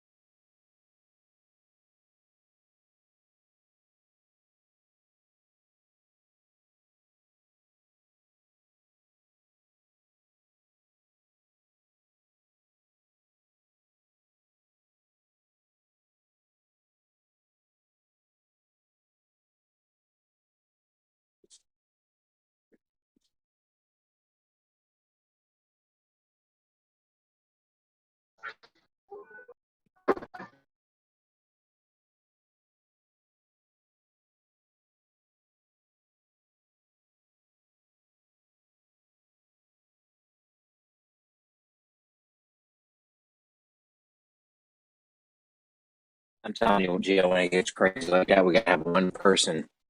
Right? We gotta pick someone, bro. Because we can't have 10 flat earthers.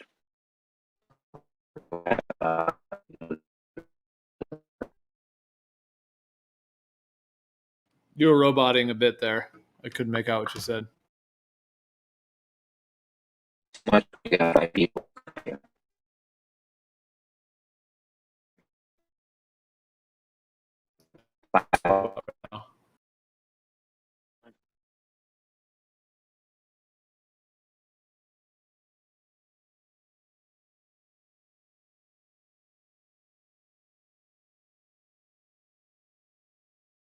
Am I good now?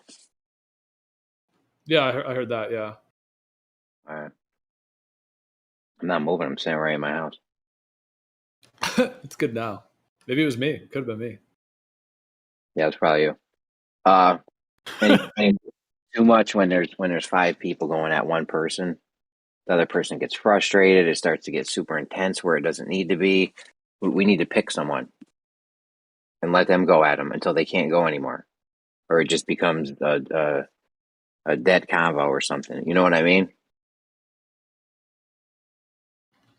Yeah, you're saying just when people are kind of ganging up on someone, you mean? No, like somebody's trying to respond, like you say, RC or something is trying to respond to like 4 different things. It's frustrating. They're getting interrupted because there's mad people trying to talk. Just bring it down to like 2 people, RC, and then somebody on our side. Right. Well, yeah, I mean, that's kind of part of the live stream host idea is that because if it's an open chat like that, then it's kind of considered to be more or less open. Whereas if somebody's kind of hosting, even if someone just jumps in to host for like 30 minutes, like you said, and just break it down like that and kind of moderate those 2 people, to go back and forth. Cause yeah, I know what you mean. Like it does get wild and a bunch of different topics get brought up and then people can't respond to the one thing. So, yeah, a lot of it is due to because there's too many different people.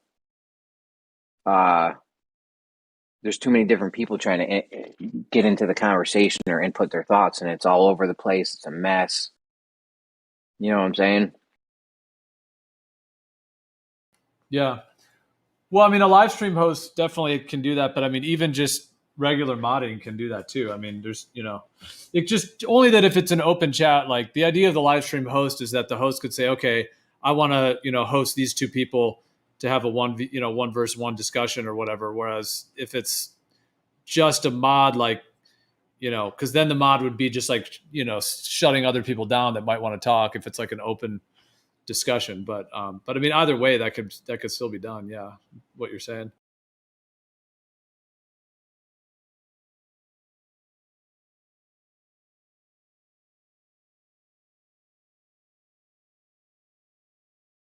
Like, I guess what I'm saying between those, like if it's hosted in a sense, like then it would make sense that like, okay, these 2 people are going back and forth and other people are muted. Whereas if it's an open discussion and, let's say Zanuck and someone else are going back and forth. And then if Kosho comes in and wants to say something, and then if the mod just like mutes him because those 2 people are talking, then he might feel like, that he's just getting shut down for no reason. Yeah, we can just explain to everyone like, hey, listen, it's getting crazy and chaotic. Let's slow this down. Pick someone from your, say, Zanuck and Kosho, and then 3, 4 of our guys. That's what happens sometimes. It's like say, listen, each side's got to pick one. We can't, otherwise we're all going to be screaming and shouting and talking over each other, and it's going to get crazy.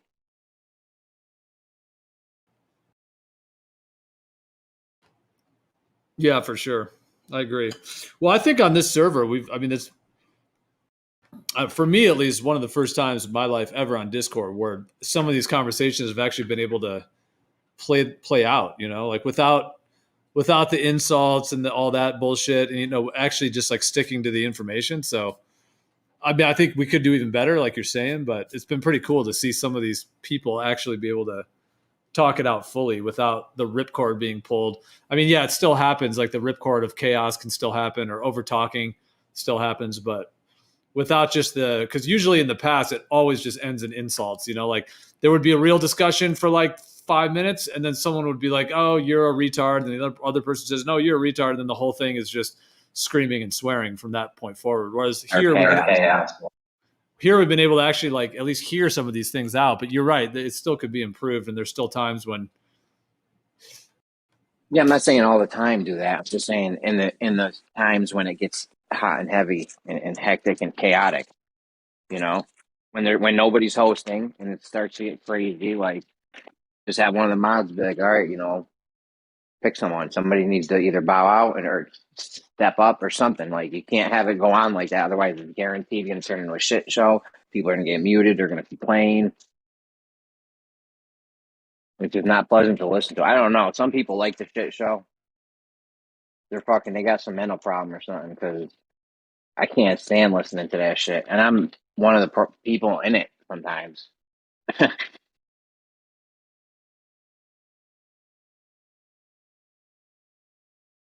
Yeah.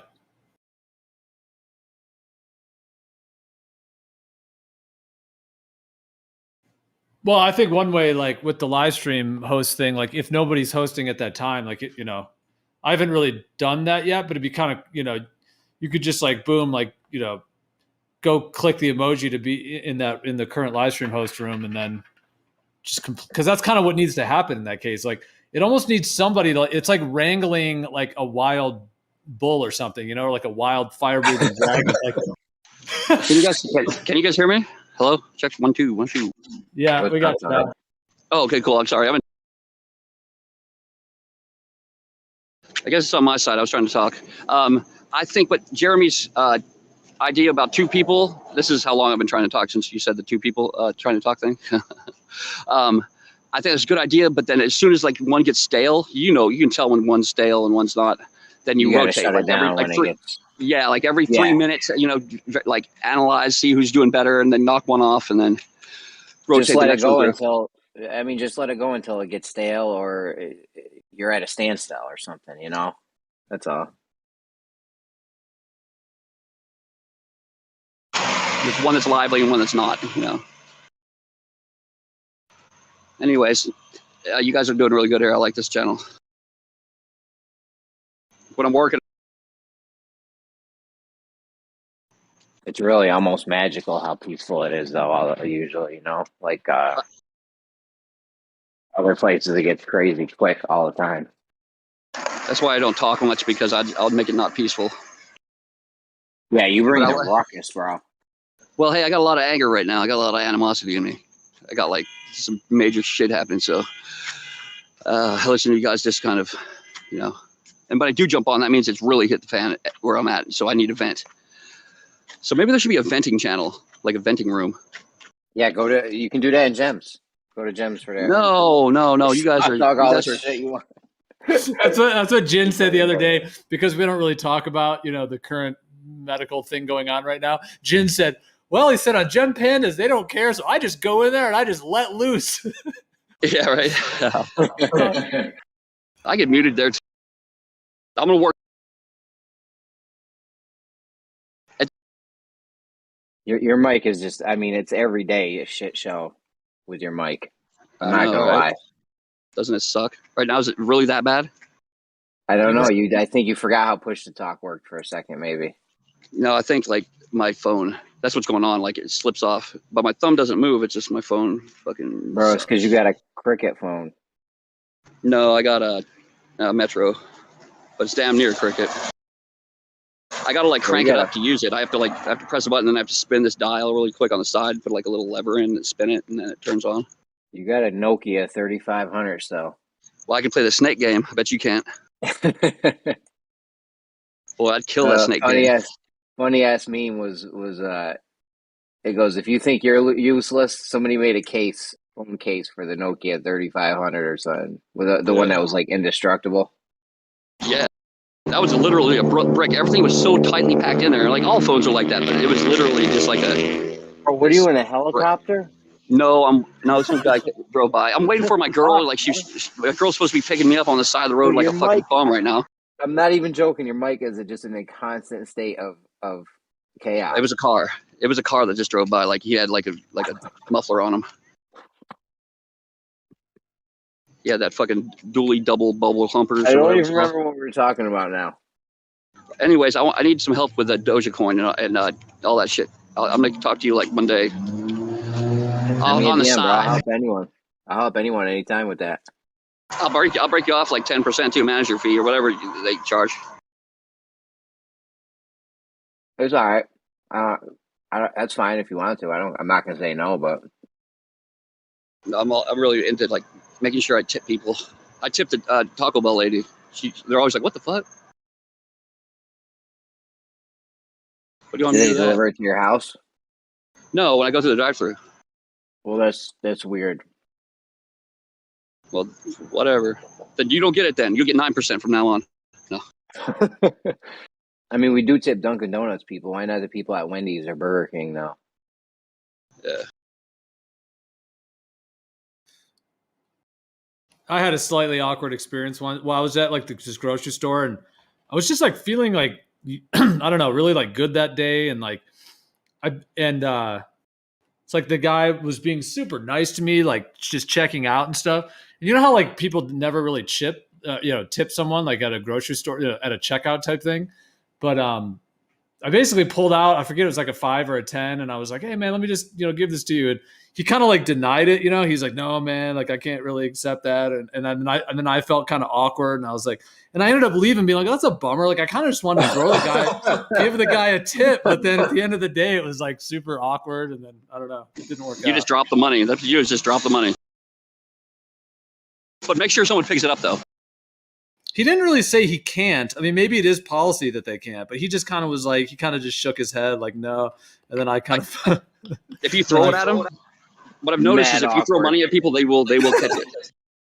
Well, it was almost awkward. And then I thought like, wait, is that like a degrading thing for me to do? Like, obviously he's not, but I almost felt like, does he now feel like, that it's like, I don't know, like not degrading, not Sorry, degrading, but like it's sort of a thing where, I don't know, that I like overstep. It's a manager thing. Here you peasant, take this $5. Yeah. Well, I didn't mean for it to be that though. I just meant to be. I was just trying to, I don't know, be nice. Like I wasn't trying to do that, but yeah, in the end, it was awkward. The Chick-fil-A people, the way they run that store is fucking amazing. But the people that come out to your car, like they come out to the car and like fast too. Your food's like done as soon as you like are off the phone, and they will not take money. Like you can throw it on the ground, they'll walk right by it. So I guess that the owner of Chick-fil-A is not about people getting tipped. But they do run that place like a fucking well-oiled machine. Like with chicken grease oil. Duck nipples. Pickled beaver hearts. What the hell? What happened?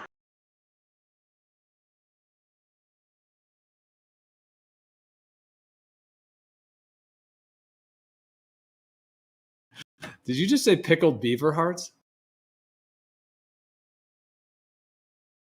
Remember that old school song? It was French fried eyeballs sitting in the frying pan, and it was like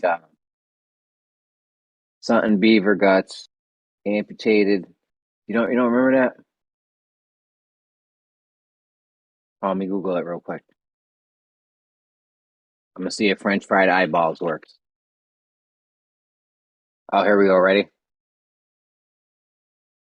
Great big gobs of greasy, grimy gopher guts, mutilated monkey meat. Hairy pickled piggy feet, French fried eyeballs floating in the frying pan, and I forgot my spoon. Right, you like that? It's tight. It was a childhood song from the sea. Did you grow up in New York, Jeremy? Yeah, upstate.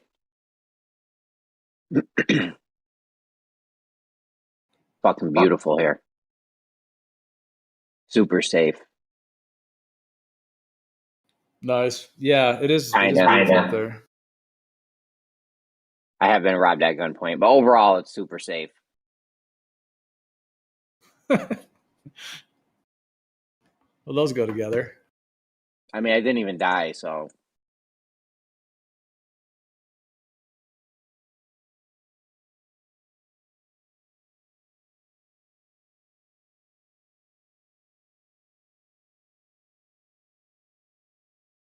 Bunch of little kids trying to get. They stole the pizza. I was delivering pizzas. The pizza place I was working for, 2 guys got robbed before me that they sent to the same street. You think they would stop sending people to that street? It's one of the most dangerous parts of the city. Like, just stop sending people there. We're all getting robbed. They were robbing Chinese food people. Anyone that would deliver anything to the house, to your house, they were robbing them.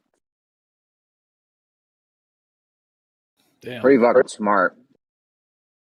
Oh, you mean they order pizza and then you come to the door and then they rob you? Yeah. Or Right, Chinese I guess. food or damn. And what, they just at gunpoint, just like, give me all your money, like right there? Yeah, and they went in my car. I mean, I guess like it is a little bit sneaky to do that because I guess like when you're on your own private property and then maybe they even are thinking like, well, if some shit went down, I could like pretend like I was just like that this person was intruding or something, like, yeah, it seems like they could probably write it off or something, to try to pretend like they weren't actually doing that. But yeah, it's like, it's on your own front doorstep. That's messed up, but. Well, they were using a vacant house. They were using a vacant house to do it. Right. Well, because if it was on your doorstep, you'd end up getting busted later. So yeah, you're saying they went to some empty house and broke in and then, or just waited at the front door? No, they were inside. They break in. The vacants aren't too well. It's a ghetto, bro. So you can pop a vacant open easy.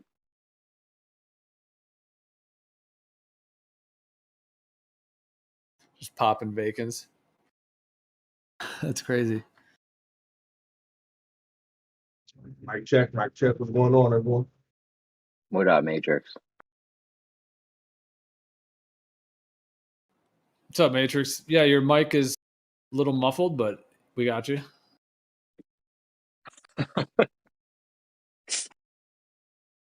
That's the mic check. Dude, I'm gonna probably end up buying a freaking Yeti or something because I have the Get a pair of AirPods. Get a pair of AirPods, bro. That's why. Dude, I'm speaking through a motherfucking a snowball right now, so it should be good. And I have like a double pop filter on it and shit. It's not, bro. Just go get some AirPods. This is simple shit, man. Get some AirPods on your cell phone. And I sound good. I sound fine. I listen to myself on a YouTube stream. I never have echoes. I never sound, you get the occasional robot and shit. But other than that, I mean. You use AirPods, Jeremy? Yeah, bro. I've been pushing AirPods for like fucking a year now. I'm surprised. Yeah. Well, they sound that your mic does sound good. It's clear. Yeah, it's very good. Because a lot of people with Bluetooth shit, it'll sound messed up, but yours sounds good. You know what it is? This is the regular old school AirPods, not the Pros, the other ones. You got to get the regular, not the Pro kind. Huh. There you go. Yeah, yours sounds really good. I was surprised the first time I heard myself on YouTube. I was like, wow, I mean, I don't like the sound of my own voice, but I was like, I sound clear and crisp and shit. I don't sound like some of these guys. Matrix. Sorry. Or Tony, fucking, what's this guy in a helicopter? Like, what is he doing, man? What the fuck, bro?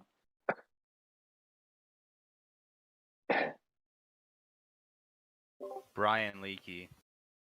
Terrible. Leaky, you got Leaky. Oh my god, he is. Earth guy.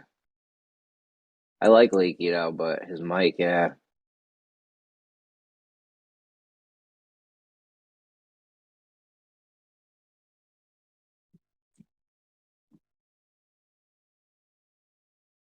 Well, it's like some cell phones sound really good and some sound terrible. So, like, I think it's all about the the earpods you use.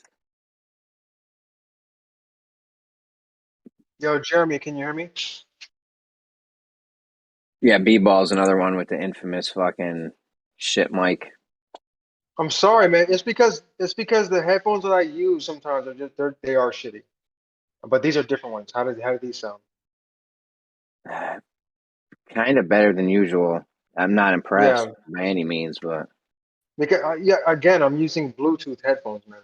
I'm using Bluetooth headphones also. There's no excuse, bro. Bro, You're probably using fucking, I don't know. I I'm bought using these from AirPods. fucking Amazon, bro. I don't have any. I don't fuck with. I bought mine from Amazon. Apple products. I don't fuck with Apple products, bro. Well, Sorry. then you're fucking with some. You're fucking with some bullshit. We can have a debate whether Apple and Amazon. I mean, not Amazon. Fucking Apple and Android are better. Okay, if we did have a debate, we can let everyone judge by the sound of our voices, and I'm gonna win because my mic sounds crisp and yours sounds like not crisp. To be nice. Well, I'll just use my wired headphones, and then I'll just blow you out the water. Well, I wish you would just. Why aren't you just doing that now then? Because who wants to walk around holding their phone with a wired fucking headset? Who wants to do that? Who wants to sound like shit on Discord? I don't know. I mean, you can obviously hear what I'm saying, right? So Bro, you can't win this debate. You can understand what I'm saying, though, right? You're not gonna win this.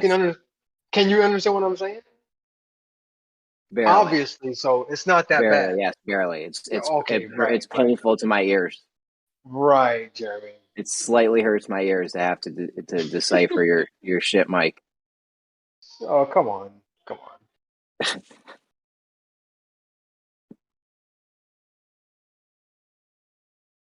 No, but I noticed like Amazon sells you can buy fucking some pretty decent Bluetooth headsets from Amazon.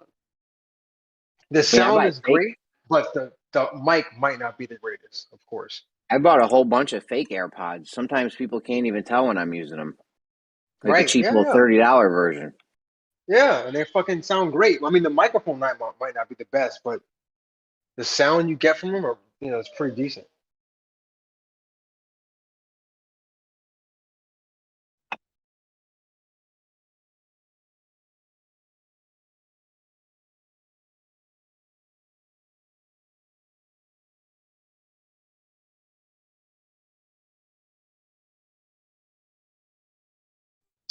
So Jim, what's the word on the street, man? What's the word on the street with the flat Earth, man? What's up? I don't know, bro. I tried to go fuck around in Gems earlier. I'm pretty sure I yelled at you when I was there. Yeah, I know. Yeah, I heard you over there. Sorry, your mic was terrible. I was once again with the shitty mic, So. I think when I'm on my motorcycle, I have the Bluetooth headset in the helmet, and that sounds way better than me trying to use my actual Bluetooth headphones while wearing my helmet. I noticed that. You got some weird shit going on, B-Ball. Now, if I go upstairs and I get on my computer, it'll sound fucking crispy clean. Are you a native Hawaiian? You don't sound like you're native Hawaiian. No, hell no, man. No, I'm from Pennsylvania. Yeah, I met some Pennsylvania people before. I thought they had an Australian accent. You ever hear that? No. Oh, you mean like Pennsylvania Dutch or something? Bro, I dead ass. I'm like, yo, yeah, you guys from Australia or something? They're like, no, we're from Pennsylvania. And I was in Pennsylvania at the time. And no one else thought. I was like, where? Is like near here? Or they're like, yeah, a few hours away. Just like Australia. No, I'm actually from like an hour north of Philly. Where I grew up. Me and my wife go to the Poconos all the time. Oh yeah, I've been to the Poconos. Yeah, it's nice up there. Yeah. We go to that couples resort, Cove Haven. Yeah, it's nice up there. I don't know. I mean, I ain't been up there in like fucking 30 years. Look at that, B-Ball. We got something we agree on. You guys got something you agree on once and for all. It's nice in the Poconos. Yeah. Nah, yeah, I lived not too far from there. Well, when I was, younger.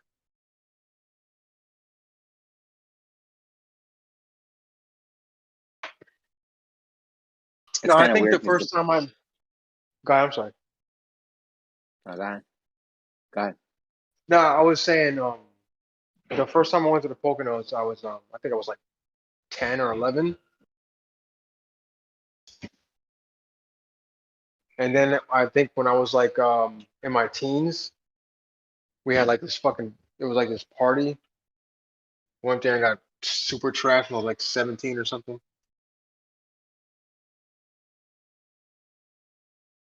But yeah, that was it. That was the last time I was there. It's really nice up there.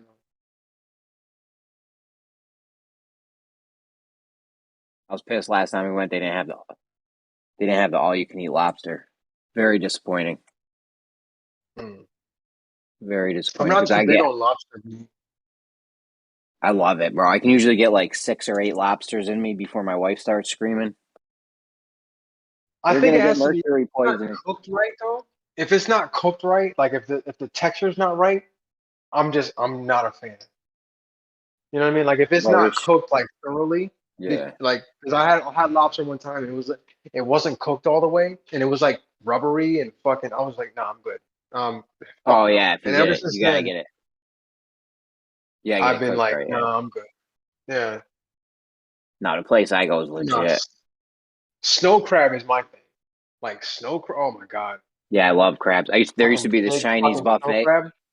There used to be this Chinese buffet near me, and they would bring out crabs at like 2:30 p.m. It'd be like all you can eat crab. My friends sitting there eating like regular Chinese food. I'm like, dude, what the fuck are you doing? I'm like, there's like Yeah. crabs and cups of butter right there. Like,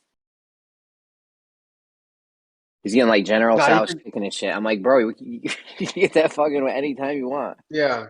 Nah, like the fucking big. You can buy the big fucking snow crabs from I think like Costco for like I don't know like $70, and they come in a fucking bag. It's like three big ass fucking crab legs. Or my wife made those. Oh my god! Like you break one of those open, and the fucking thick ass crab that comes out is just Bro, can't you go throw a line in the ocean or something? Catch like a swordfish or some shit. What's up? Can't you just like go throw a line in the ocean or like a trap on the bottom and just get some seafood like that? I don't fucking fish, man. I don't fish.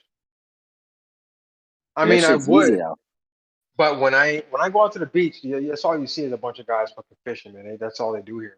Like a lot of the locals. Do they sell it? Do they sell it to? Is there a store they can sell the fish to?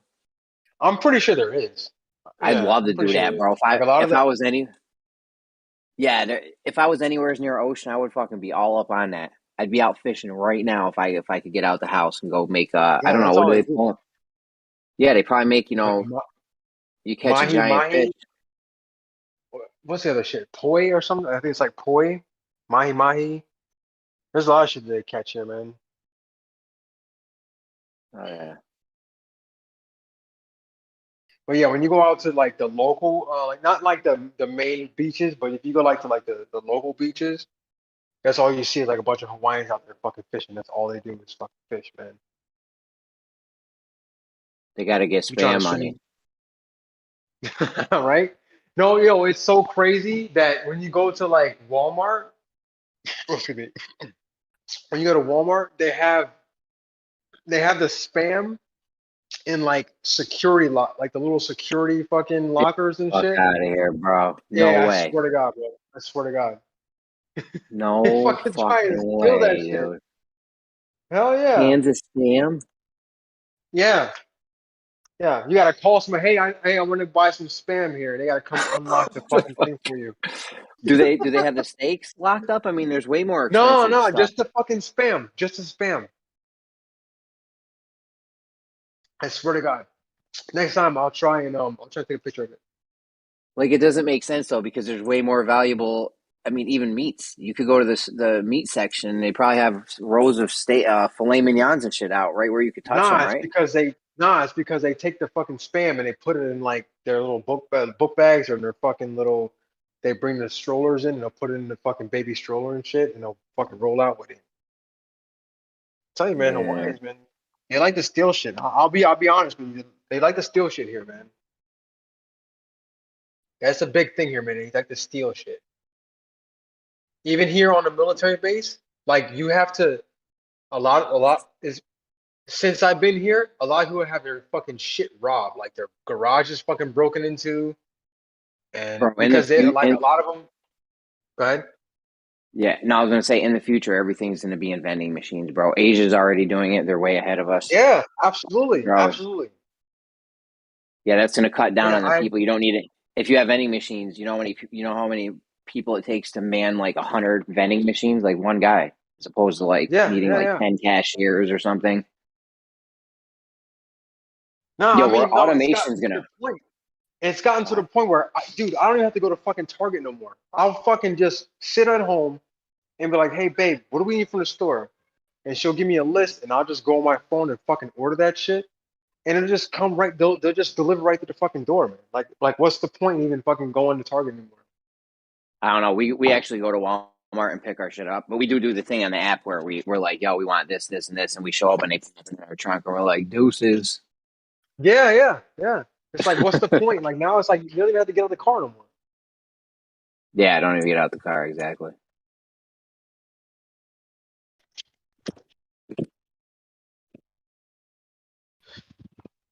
Yeah, I love it, man. I don't even, like, anything we need, I don't even have to leave the house anymore. It's cool. I love it. I'll probably be leaving here soon, though. I'll probably be leaving here probably next May or June. I'll probably be coming back to the States. If I don't go to Korea, I'll probably wind up in the States somewhere.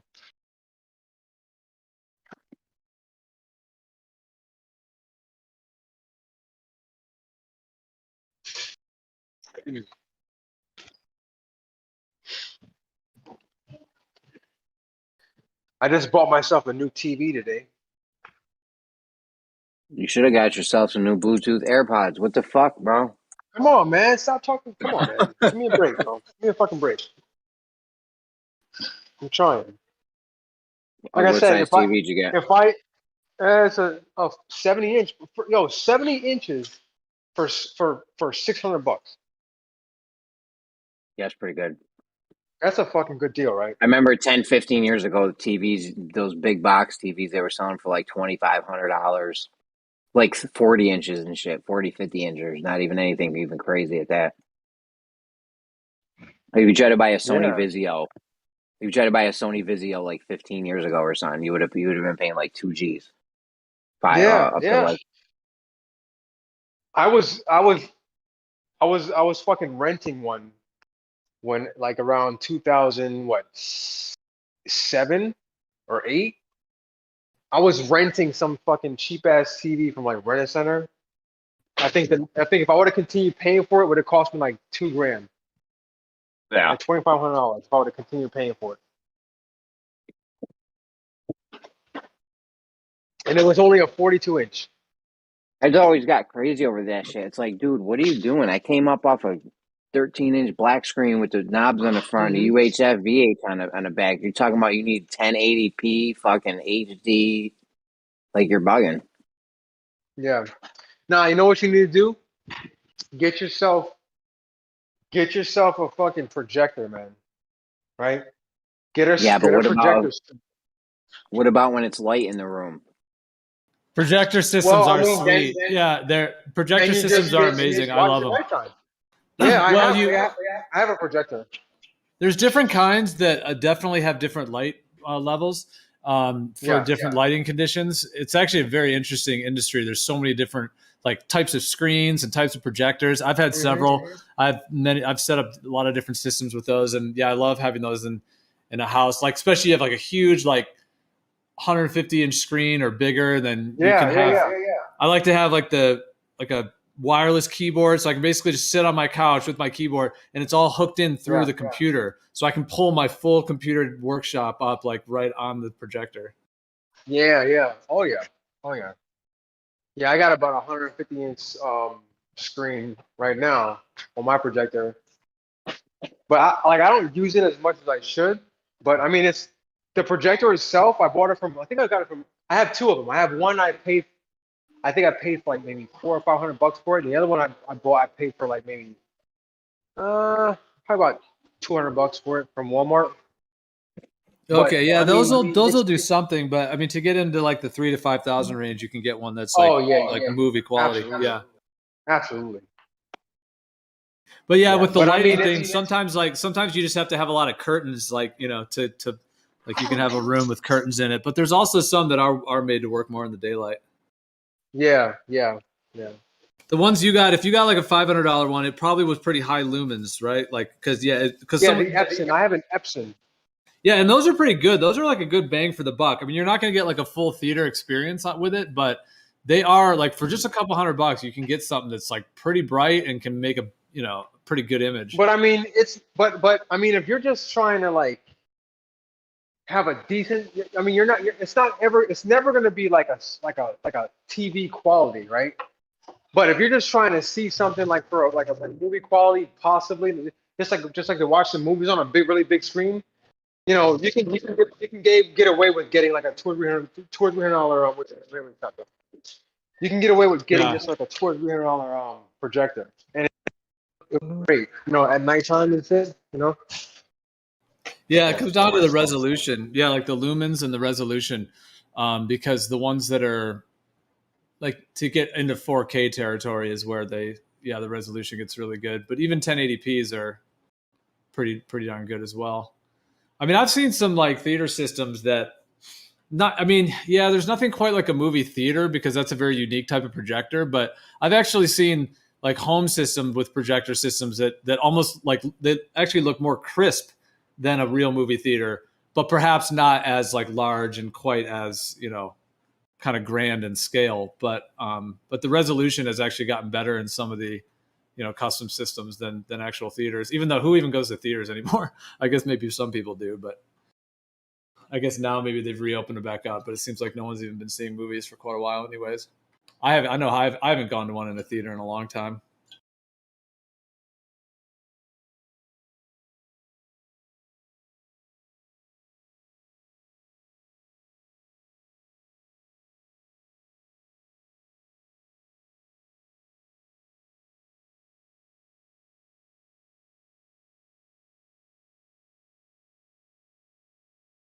Yeah, Jeremy, dude, Shibu is just still rocking, man. This thing is a beast right now. Yeah, it's crazy because the coin doesn't really do anything, I don't think. I know.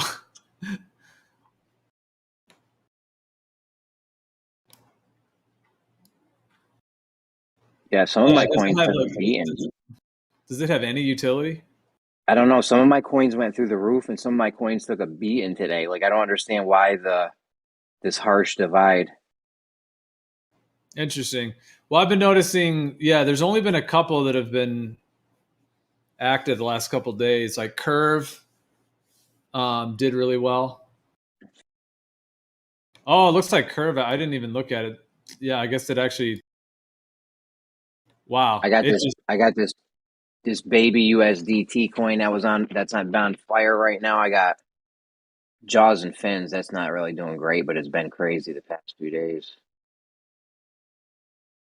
And yeah, Shiba.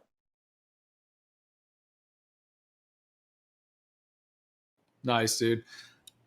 That's awesome. That I just love like your crypto spirit, man. Like it's great, and I think dude, like it really is like like virtually the only chance we have because I mean the Fed.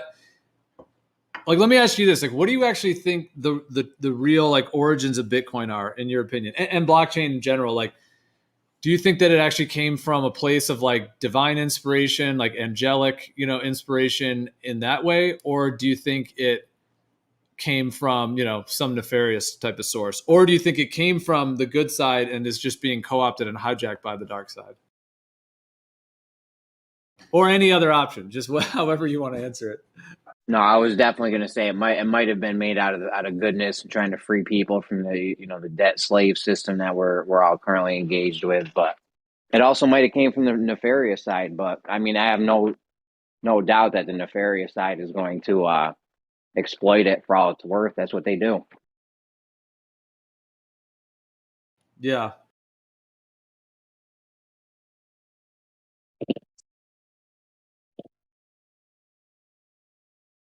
Well, if it came in from like from an angelic, like divinely inspired side, like as an invention or as some kind of a download, it seems like the controllers are going to try to co-opt it, create all their own networks, and control it. Of course, I mean, I actually think the whole Ethereum network is one of theirs. Like that one's not truly decentralized. That's one of the controllers. The whole Ethereum network is, because that came out like it's the one right after Bitcoin. So it's like Bitcoin happened, and then they were like oh shit, what do we do? So the first thing they did was to create something that would rival it, and that they could build more things onto. So yeah, I mean, that's not to say that using Ethereum or owning their tokens is necessarily bad, because if it still helps you through, that's one thing. But yeah, I do think that that's like the whole Ethereum network is part of part of what they're doing.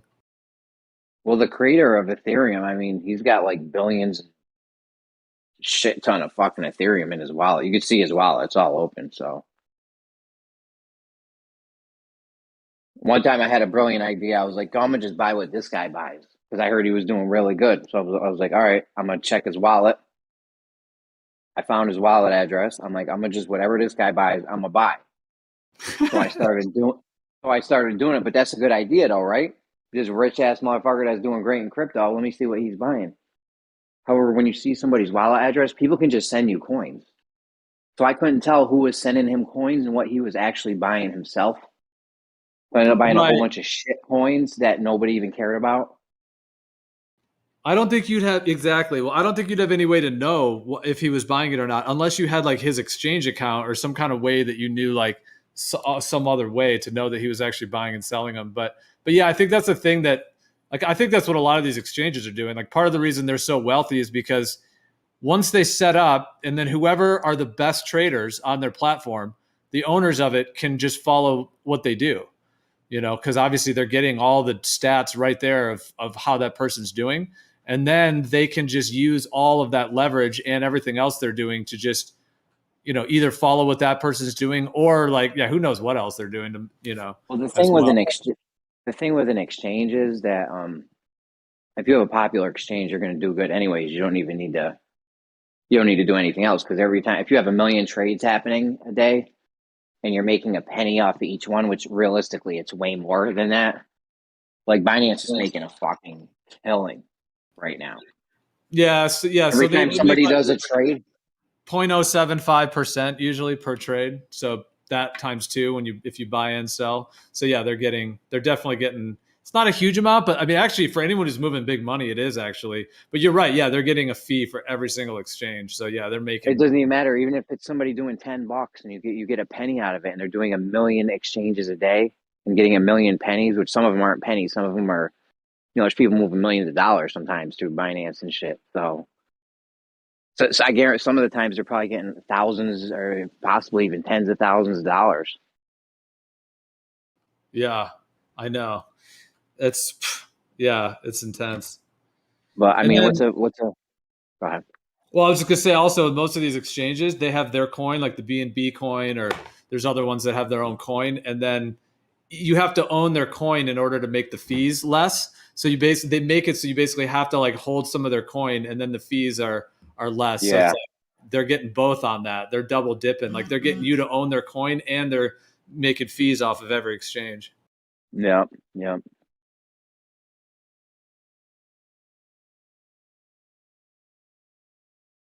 Yeah, I'm just hoping I get enough passive income. I mean, I'm at like $75 right now, so there's a bunch of good things on the horizon coming out. Some good play to earn games are coming. I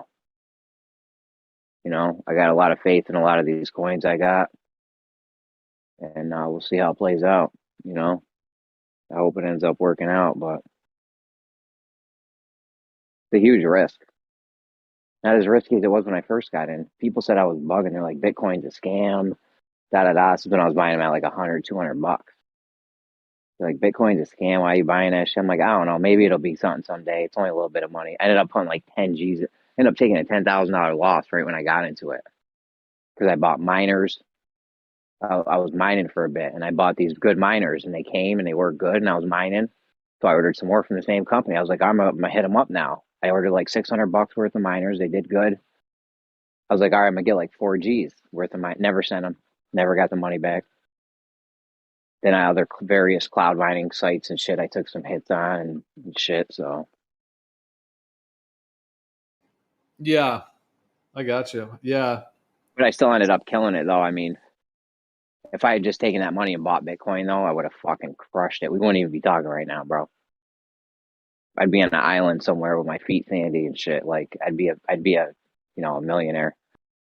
Because the way I sell off is smart. Like even when Bitcoin, like I was mining them at like $100, $200, and then one day somebody was like, Bitcoin's at $2,500. I was like, oh shit, seriously? So I checked it and I was like, yo shit.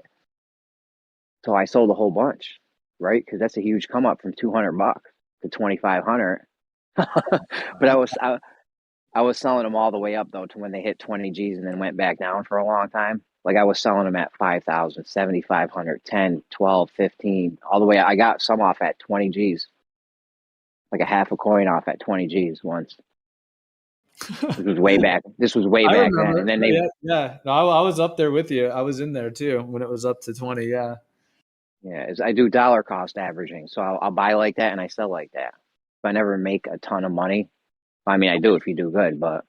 You're talking about that. Yeah, exactly. Well, yeah, totally. That first run up in 2017, though, is that the one you're talking about? Yeah. Yep. 3, 4 or 5 years ago. Yeah.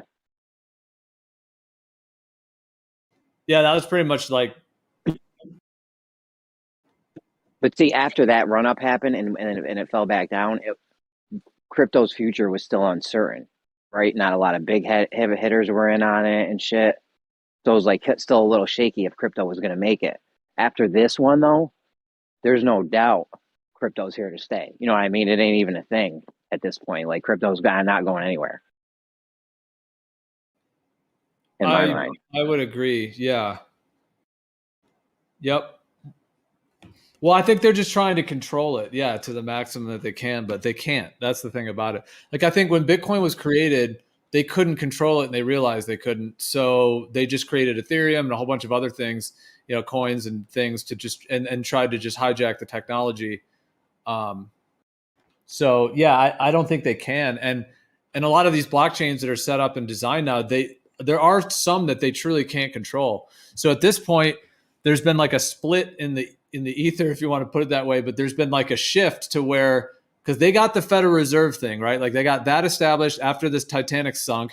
JP Morgan, who paid to have the Titanic built, and he was going to take the voyage when the Titanic sunk, the day before or the day of the launch when the Titanic was going to leave, JP Morgan canceled and he didn't get on the boat. And then a bunch of people that were on the Titanic like apparently died, like Guggenheim and a bunch of these other guys who all were connected to the like resisting the Federal Reserve being established. So once they got that Federal Reserve established, boom, they had basically full control. And then of course, like World War II, like cemented it, and then NASA and all the bullshit up until, you know, bringing us up to today. But well, I was actually a little worried for a while, like once, because I was into Bitcoin and then I got into this whole flat Earth thing.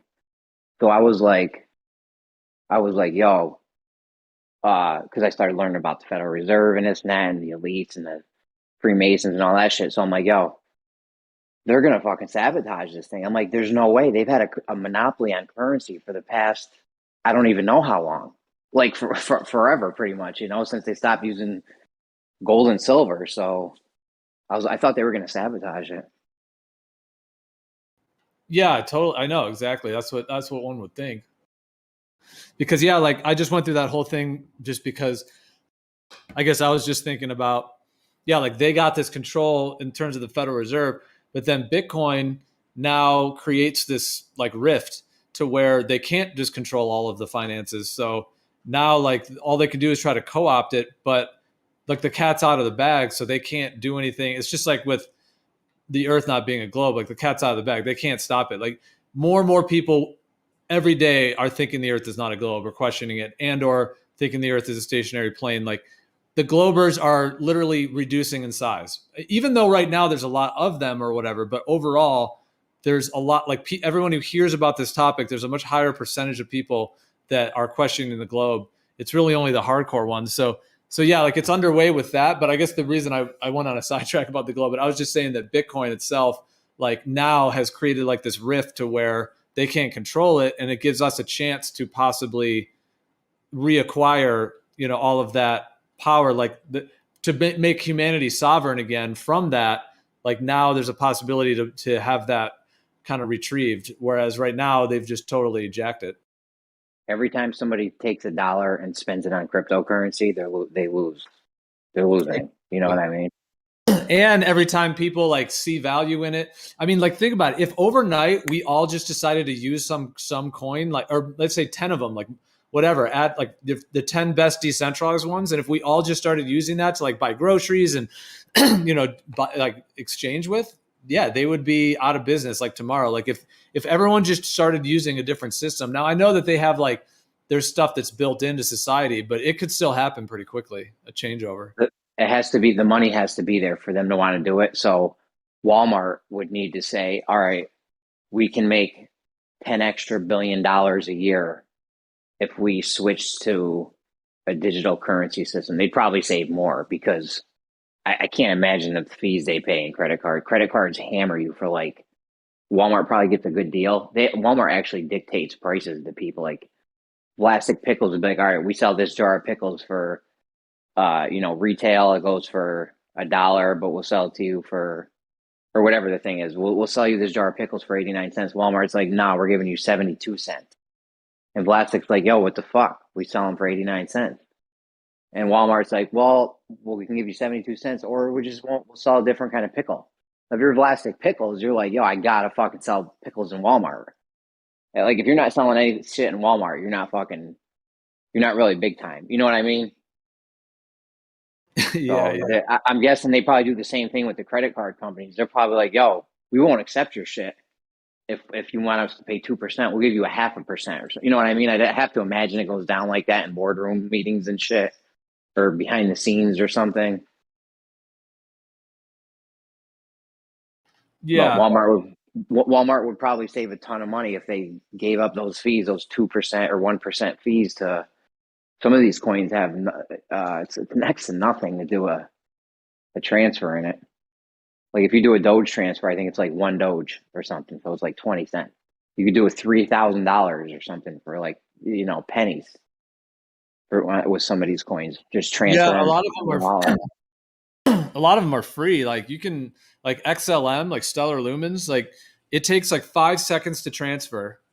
Yep, Literally, XLM. Yeah, XLM.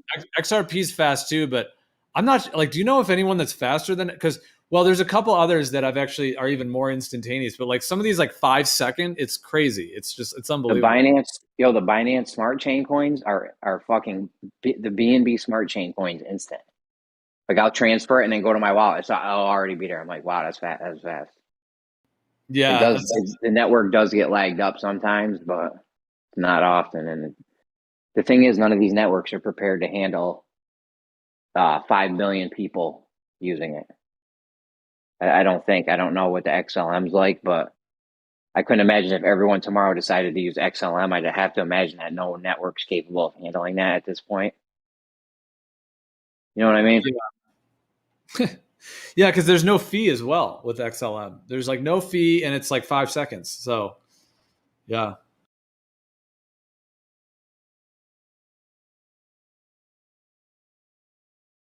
Well, yeah, it'll be interesting to see which of these coins like wins out, because at the end of the day, they're all competing right now, and they're all being pumped by different sources as well, and they're all trying to kind of hang on through everything going on. But I think the fact that Bitcoin is just going to keep rising is one of those things, like at the mind of like the creator that's actually timing and doing this whole thing. Like it's just meant to be that Bitcoin is just going to keep rising. So yeah, like I think we can expect like I was saying before, like into the 80s and then it probably retrace and then up into 100 and beyond. And the thing is with that is that as Bitcoin keeps going up, that's like we were saying before about the US dollar, and like that's the thing, like Bitcoin is directly up against the US dollar. And so as Bitcoin increases, the US dollar is less stable.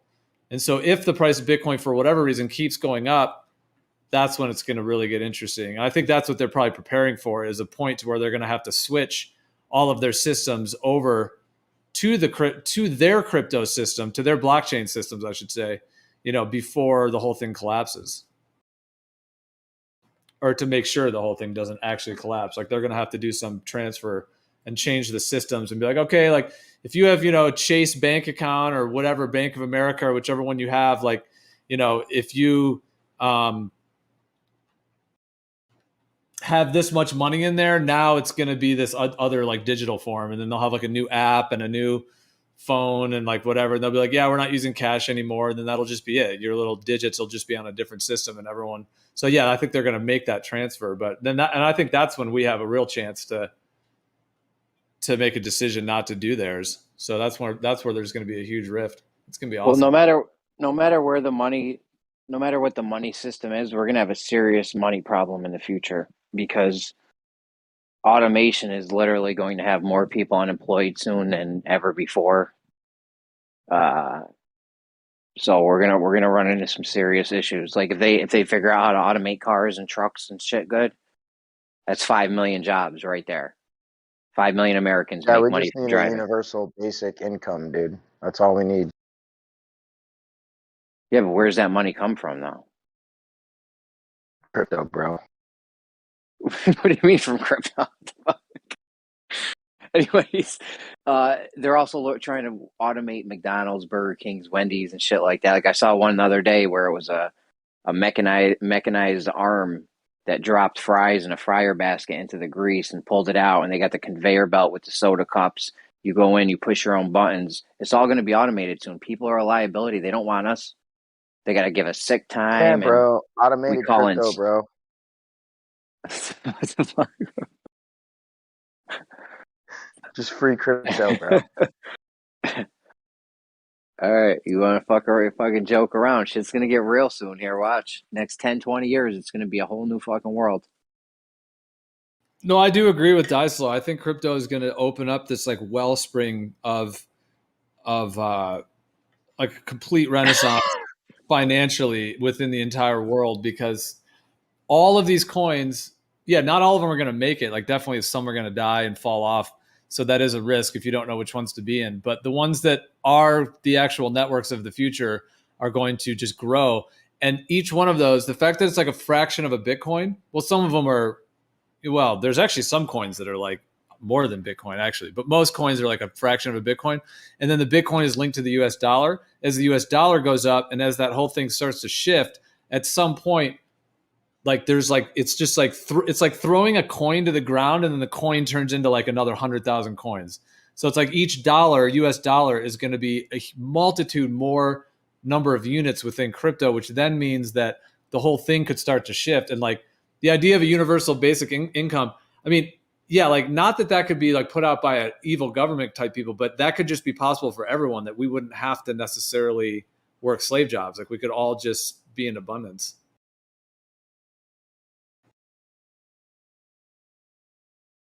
But yeah, I think crypto is going to open up a huge wellspring and a huge shift of wealth within the world that will allow a lot of people to have a lot more money to do positive things in the future.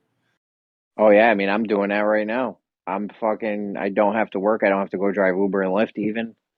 You know, I'm getting 70, 75 bucks a day. That's as much as I was making with my actual real job I had before at the school. So yeah, I mean, it's already opening up. I know a whole bunch of people that quit their job recently over crypto. Shit, with those kind of prices, I'm surprised you haven't considered like gay porn or something.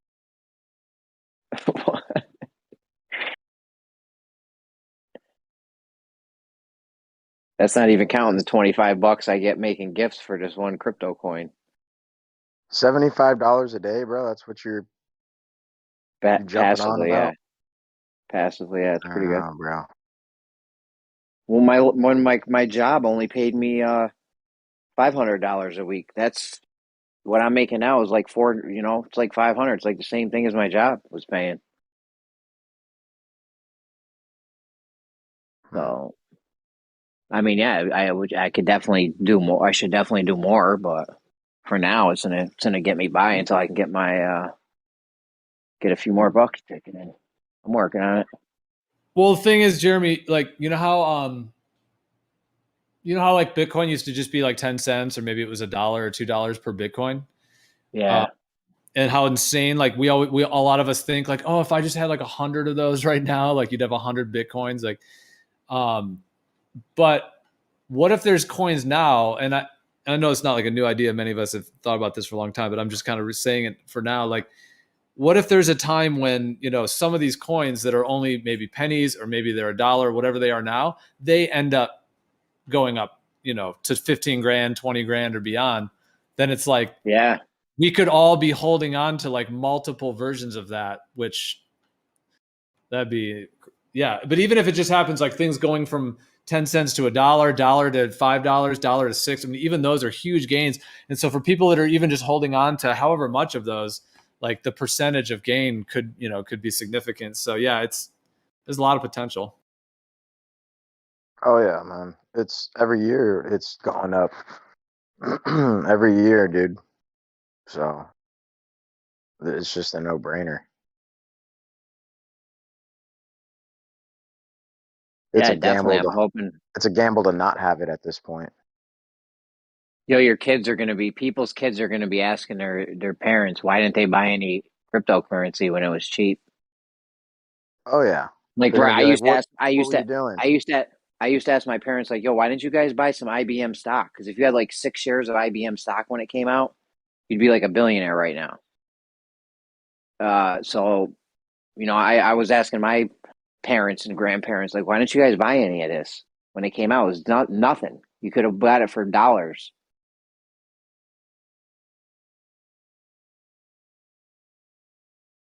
Yeah, I knew about Bitcoin when it was 12 cents.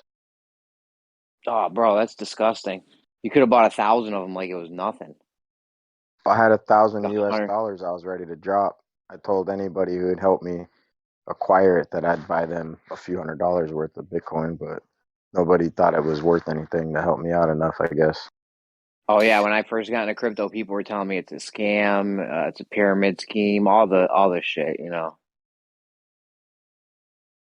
Yeah, there's been a big agenda to push people away from it and to make people think that it's a scam and that it's not trustworthy and stuff. Yeah, they've been going hard trying to convince people of that. They were hoping to snuff it out. They were hoping that Bitcoin would not do what it's done, and I think they were hoping that they could just kind of like use social engineering to just kind of have people think that it's worthless, but didn't work. Yeah. The people want their freedom back, I think, ultimately.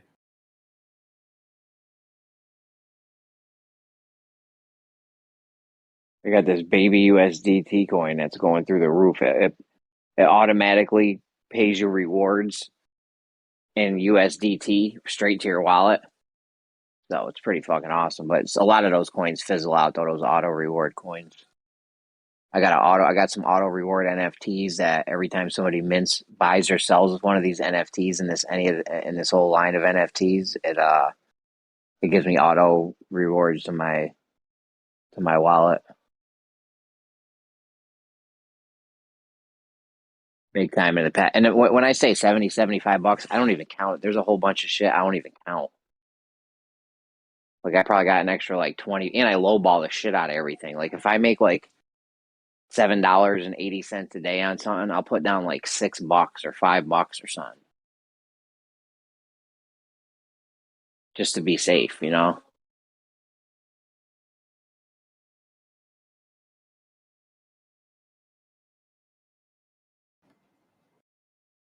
Yeah.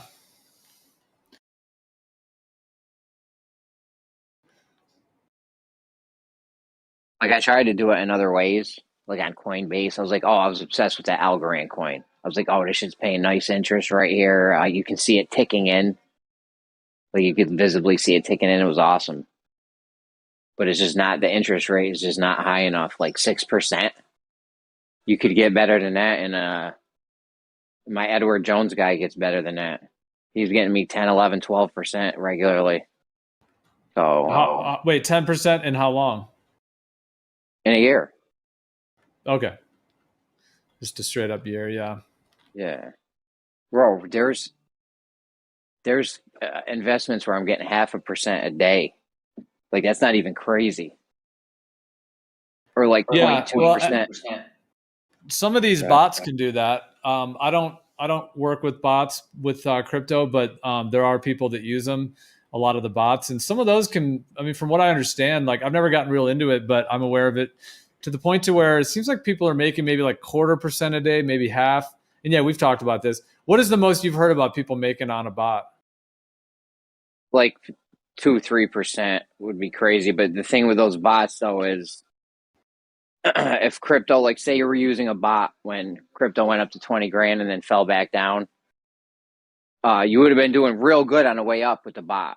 You know, if you started the bot when Bitcoin was at 5 grand and then over time Bitcoin goes up to 20 grand, your bot would have been killing it. Your bot would have been killing it, bro. But on the way back down, you would have got hammered for everything. Yeah. Maybe not everything if you were putting the money away, but your bot would not have done good on the way down for years. So I don't fuck with the bots personally. They are making good money on them. Like I said, though, I can get good percentages anyways without even having to fuck around with that. Like my money ticks in whether the market does good or not. I made money today, yesterday, the day before, every fucking day. It don't stop.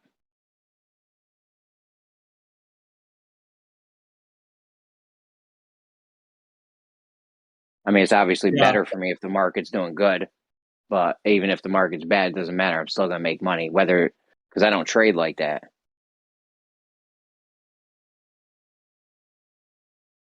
What do you think the best guys make in trading? What are your thoughts on a day? And of course, it's going to depend on market conditions.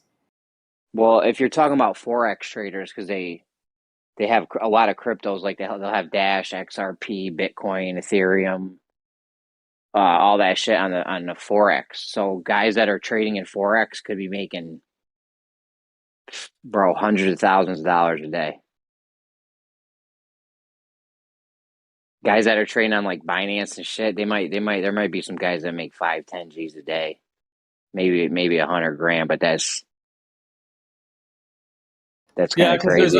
There's consistency like as well that comes into play, like you said with the bots. Like even if somebody's trading, you know, to have something consistent, like it has to be consistent, because if they just have like a spike here and there, but it isn't, you know, but then how that spreads out over time.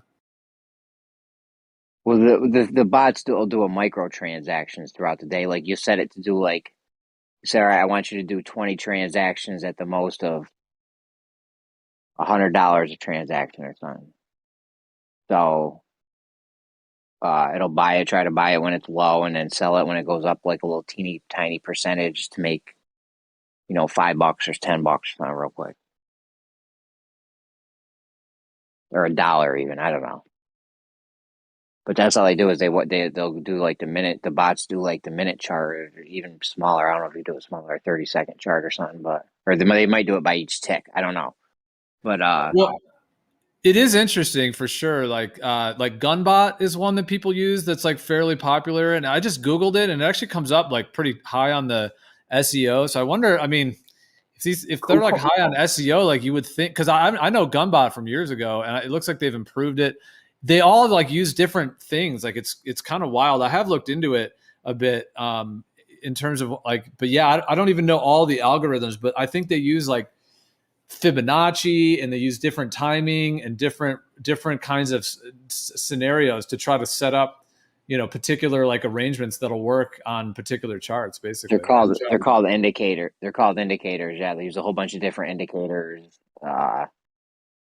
of when to buy it and sell it. But there's there's indicators, and then they can set the bot up to trade with an indicator. So like they could be using some indicator that already is, you know, an established thing, and then you can plug that into a bot so it'll buy and sell whenever the indicator tells it to. Yeah. KuCoin actually has a built-in bot right in their platform. Yeah, I'm aware of that, but I've never looked into that one. I don't know what that one does exactly. I mean, that's the thing. Like, what do you think they're making? Like, okay, KuCoin's like a big exchange. They're like almost as big as Binance. They've gotten a lot bigger lately. So, okay, they have this thing on their site. It's just like trading bot. So, I mean, you tell me that like, I mean, you talk about passive income. I don't know if this is a path you want to go down or whatever, but I mean, if it's on KuCoin, it means someone's making money, right? Like, this is not all just. I mean, it's not just nothing, right? Like, what do you think they're making? I mean, or maybe it just depends on your settings and on which market you put it on, I guess. Well, I know a guy that does the KuCoin one. He says he makes about 1% a day. I think he was 1.2, 1 point something percent a day. He's That's making. not bad. I mean, that's not even bad. Like if you compound all your profits with that, I mean, even one consistently, it could be something, could make a lot in the end. Yeah, you got to go on a nice run for I think it's about 70 days. It'll take you to double your money up or something like that on 1% a day. And so if you have a nice run for 70 days and you can pull your original $1,000 out or something, and now it's free money, then that's a good deal. But like I said, those are risky. If the market has a bear, it turns for the worst. You're not going to make any money, and you're going to be stuck with holding these positions that aren't, that are going down in value every day. It's definitely worth it. I would do it. I would just put like a few $100 in it, because at 1%, I mean, every $100 you put in, you're getting $1 a day. So I mean, I would put like $500 into it. Would be worth it to get $5 a day. $5 a day is a decent amount of money to make off something like that. I mean, essentially, yeah. Like in terms of talking percentage, like any percentage that you can make consistently, you can, like I said, if you continue compounding what your profits are. So let's say you start with it, like let's say you're only making 1% a day.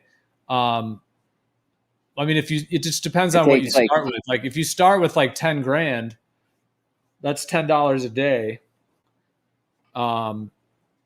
When it gets compounded, though, it takes you like, no, it's 100. 70. I think it's like 70 days to get your money to double up. So ultimately, if you did start fucking with a bot, what you would want to do is put your $10,000 in, or your $1,000 or whatever, keep compounding it every day, and it'll double up, and then just pull the initial investment out, and then let it ride or something. But you definitely want to get your 10 G's back before it turns for the worst, or Well, that's a good point. You would want to buffer that, yeah. So I do that all the time. I love doing that. What I'll do is I'll buy a coin that generates passive income, and I'll let it do like a 2, 3, 4x, 5x maybe, and then I'll get my initial investment back. Like I'll buy $500 worth of Sun, and it'll go up to like 1,500. I'll be like, all right, I'm getting my $500 back. You know what I'm saying? And I'll put it in something else that makes passive income. So I just keep doing that.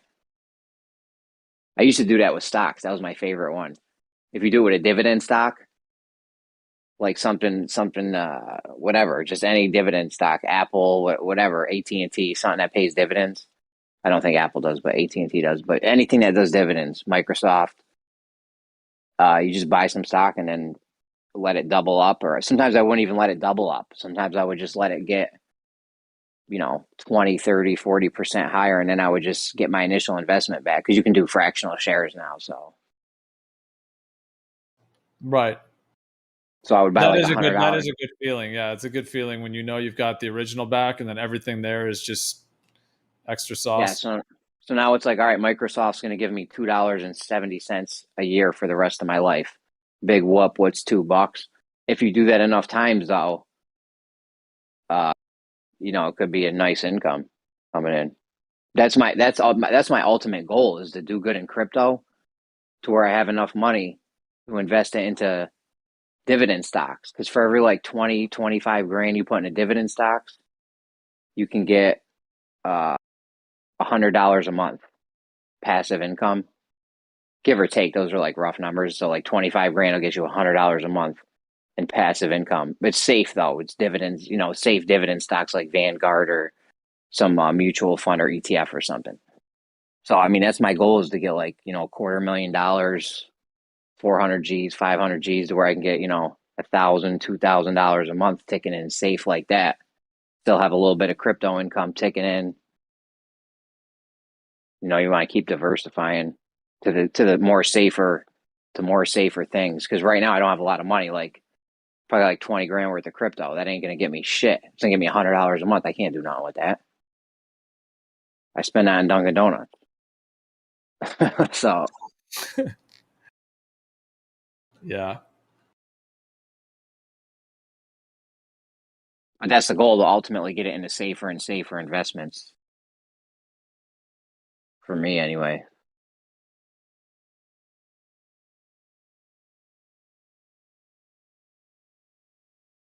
So you said a guy, yeah, he was making 1% on the KuCoin bot. That's interesting. Yeah, 1% is about. I wouldn't count for anything more than that. I think he said it was like 1.2 or 1.3 he was doing or something. I can't remember. It might have been 1.4 even. I don't know. But yeah, he was definitely making over 1% a day. But like I said, bro, that's in a bull market. That shit was, Yeah.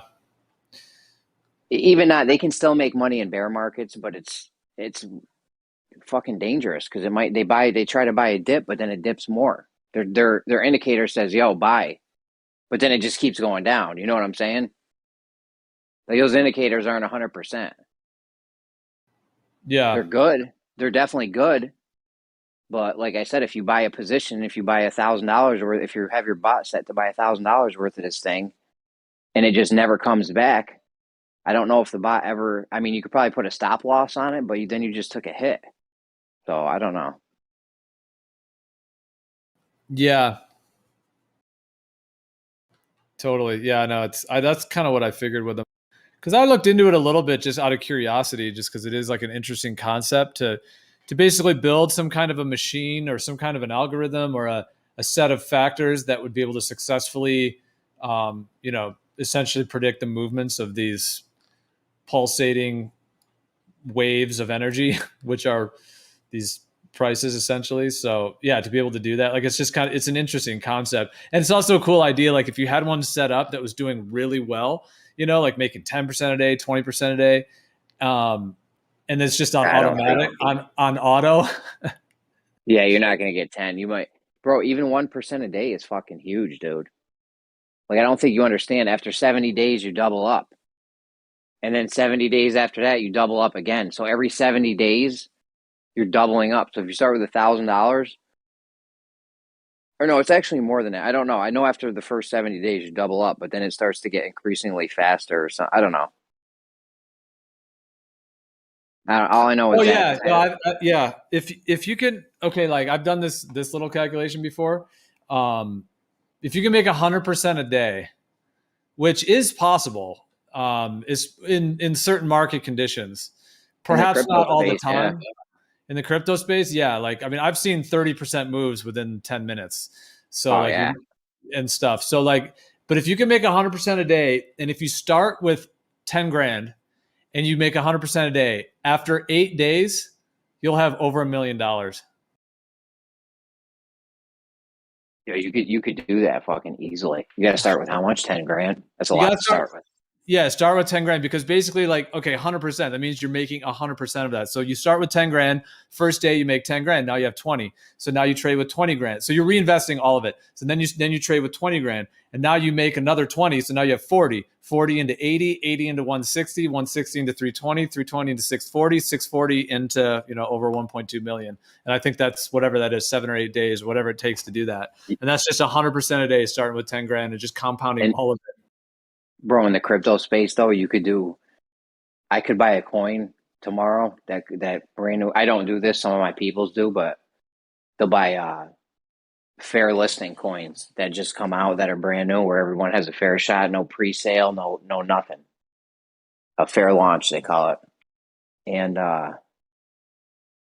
you could do a 5-10x on that easy in one move. That shit happens in like an hour or two.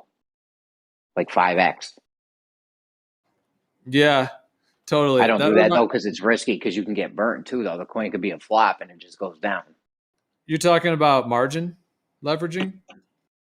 No, just buying a new coin that comes out. You take Okay, just taking a position. Just a position on a coin that is moving fast, basically? No, just one that just launches when it first comes out. Okay, yeah, right. And then if it goes up, you just sell, basically? Yeah, if it does a little 5x, you sell, and boom, you just killed it. Well, because there's also margin trading, like leverage, where you can take, like, let's say $1,000 and you can get a 10x borrow on it. So you just instantly, like, you can do it on Binance and KuCoin and a lot of these exchanges where you can take $1,000, instantly turn it into 10,000, and now you have 10,000 that you trade with or do whatever. So at that point, if you make 1% or 10% or whatever it is of your original, like what it ends up being, like if you do that max amount, if you do the max amount, let's say you take $1,000, you turn it into 10,000, and now you have 10,000 to exchange with, to trade with.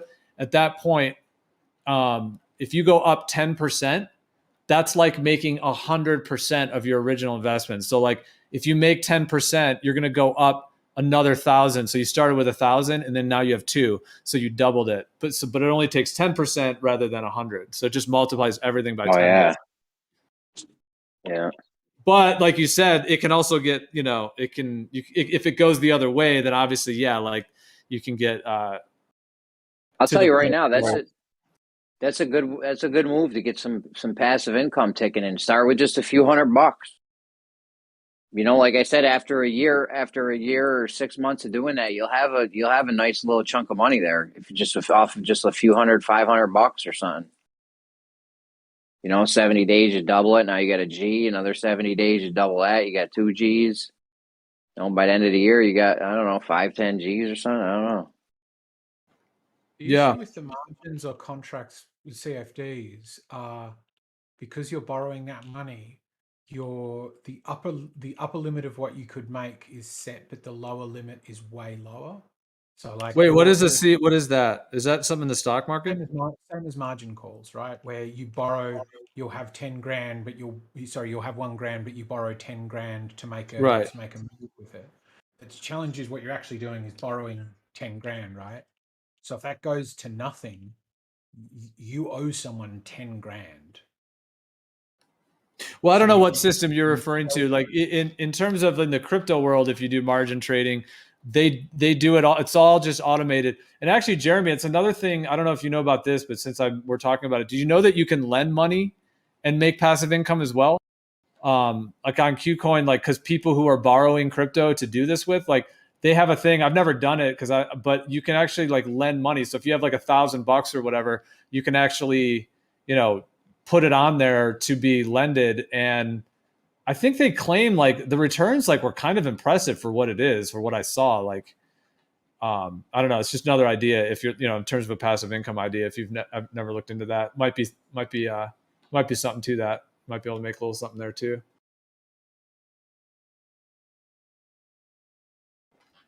But yeah, the way it works, like riding in general, like when you do it on there, like, yeah, you just click a button. So you might have been talking about a stock market version, which might be different, but with these exchanges, you basically just click a button and you instantly have it.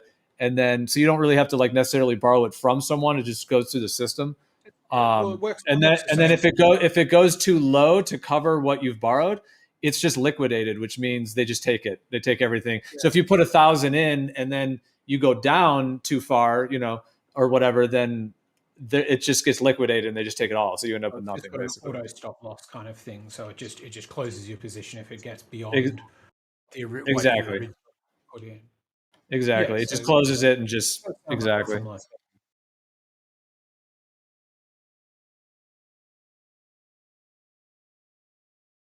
But yeah, it's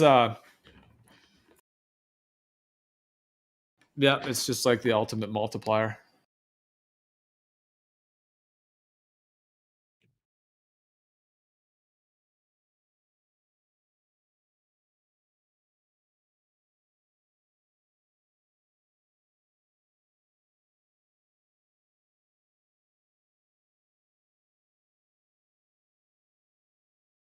You'd want to check what that limit is, though, for it to drop out, because that just turns your money into zero, right? Yep, unless you add more. So, like, do you have like usually they have a system where it's like a debt to margin ratio. So, like, depending on, like, let's say you put in 1,000 and then you go down. If you add, let's say, another 500 or whatever, then it will basically change your entire debt. It'll change your debt ratio percentage. So you'll basically have more leeway until it gets liquidated. So, and you can keep doing that as long as you want. But obviously at some point, if you don't add more, then it gets liquidated. Yeah. And that's why I stopped. Like I was doing it on the stock market, but yeah, between that and the other thing is it generally costs you to do that. And I was looking at it and I was like, why the fuck? It looks like here I've made like $5 grand, but I'm barely pulling out more than I put in, and then I checked through it. It's like, oh yeah, the overnight funding is fairly significant. So the overnight funding being like essentially the interest you're paying on the loan for the cash. Right, because somebody's not just going to lend it out of the kindness of their heart.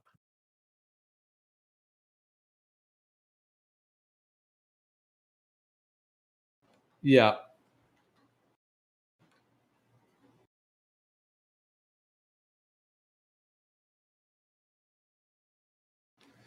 Do you think riding on eggshells? Do you think that there is? Do you think that there's a strategy out there that could read properly the prediction of every movement in these charts? Do you think that that's even possible, or do you think that exists? I should say. I think it is possible for such a thing to exist, but I think that the moment it existed, it would cease to exist. By which I mean, like,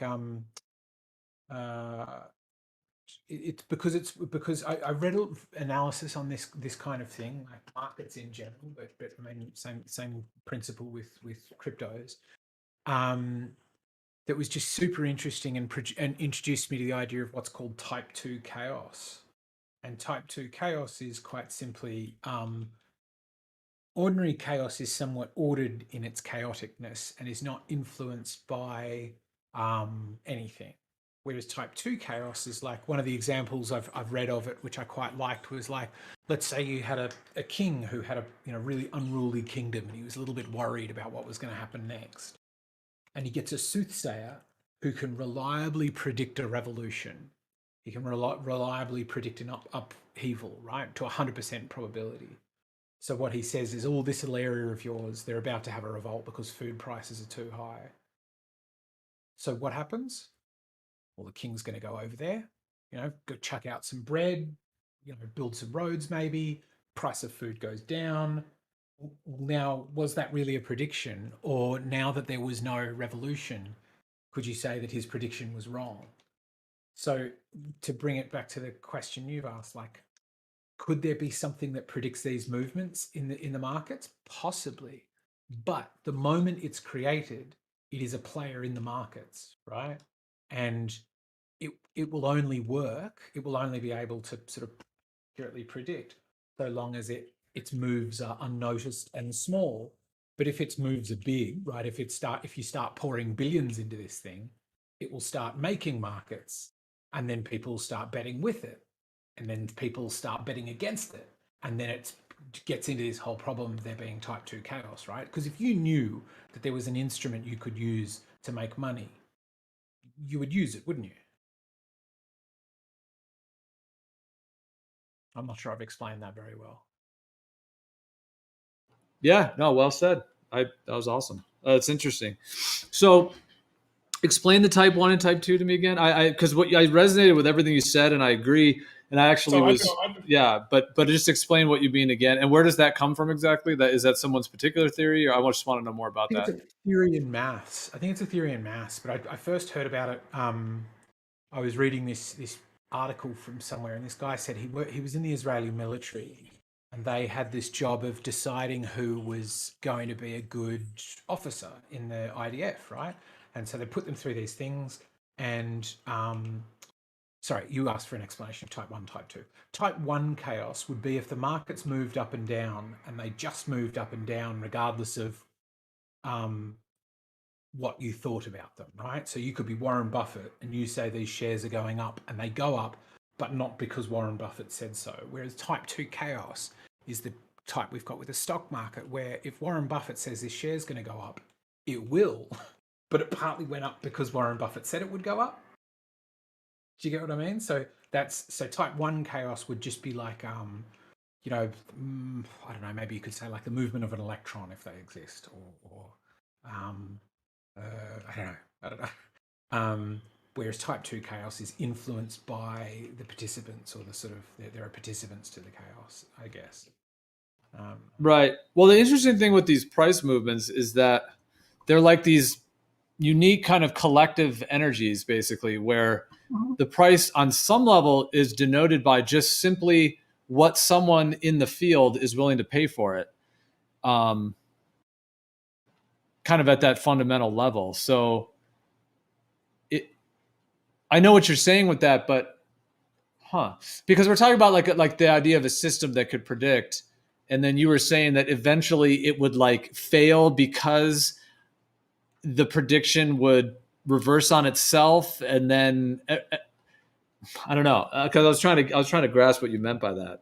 I don't think that's actually what you meant, but that's like one idea, because you were kind of saying that like if it could predict, and then all of a sudden, oh yeah, that's what you were saying, it would start making big moves in the market, like you said, billions of dollars. I see what you're saying. Okay, so if you had, yeah, exactly, if you had billions of dollars, as you predict it, the market's going to move because of your billion, which is kind of like the part that maybe the phase 2 thing, because of the billion. Therefore, now, are you actually predicting it, or are you just causing it? I guess at that point, it's like purely causal.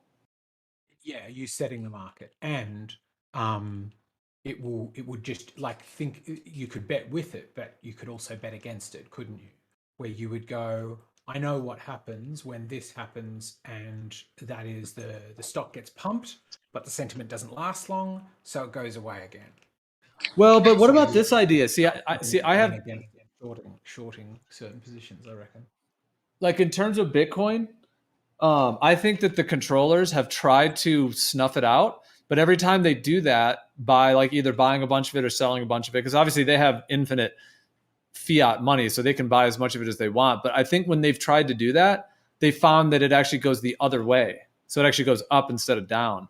And I think that's why it ran up to 20,000 the first time. And then now it's obviously just running.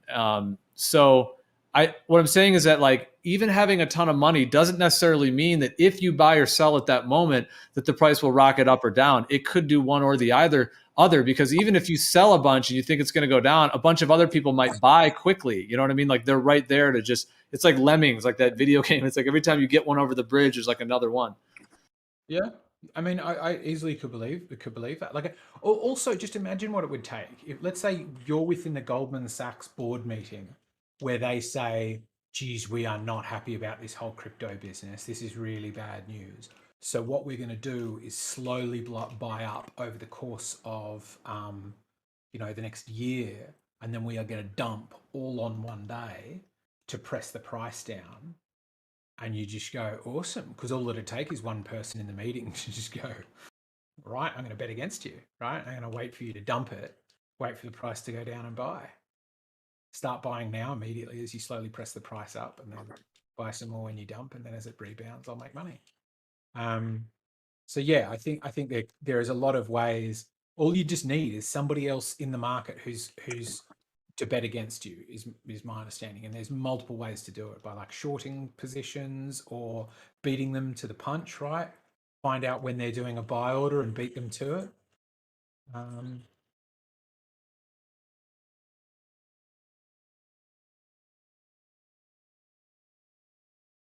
Yeah, the game of the pumper and dumpers. Yeah, I've never been involved in that, but yeah, my understanding of it, just from just a remedial understanding, I guess, is that the guys that do it, like sometimes it works and sometimes it doesn't. Kind of the way I'm describing, like sometimes I think, yeah, the price goes way up and they make a ton of money or whatever, but another time it just goes the opposite way and then it just goes down and then they lose. It's like GameStop, right? The moment people realized that there was this extraordinarily more than 100% of GameStop shares had been shorted, they can bet against that short position. So just it's sort of, yeah, it's chaotic. It's a type 2 chaos game where them buying those short positions created an opportunity in the market, and information will always, I think, mean opportunity in the market. But you're always banking on, do you actually have the good information, or do they?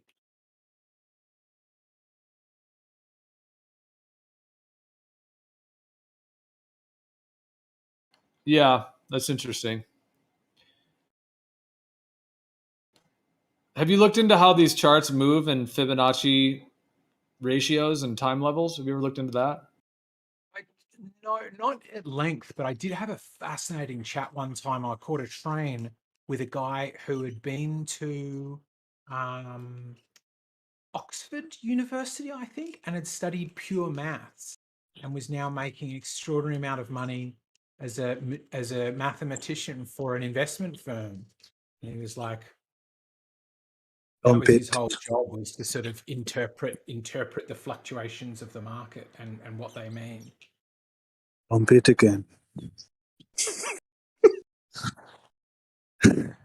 No. Yeah. It's all like chaos mathematics that's also in a state of perfection. So yeah, there's infinite potential.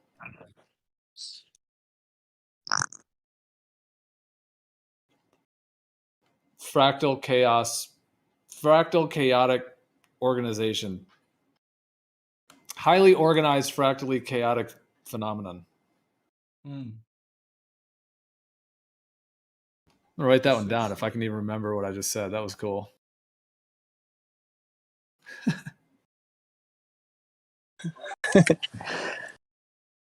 What did I say? No, how are you? Highly chaotic, fractal, something mathematics, chaos mathematics. No, you already said the chaos bit. I don't know. Organized fractal yeah. Organized fractal chaotic. Yeah.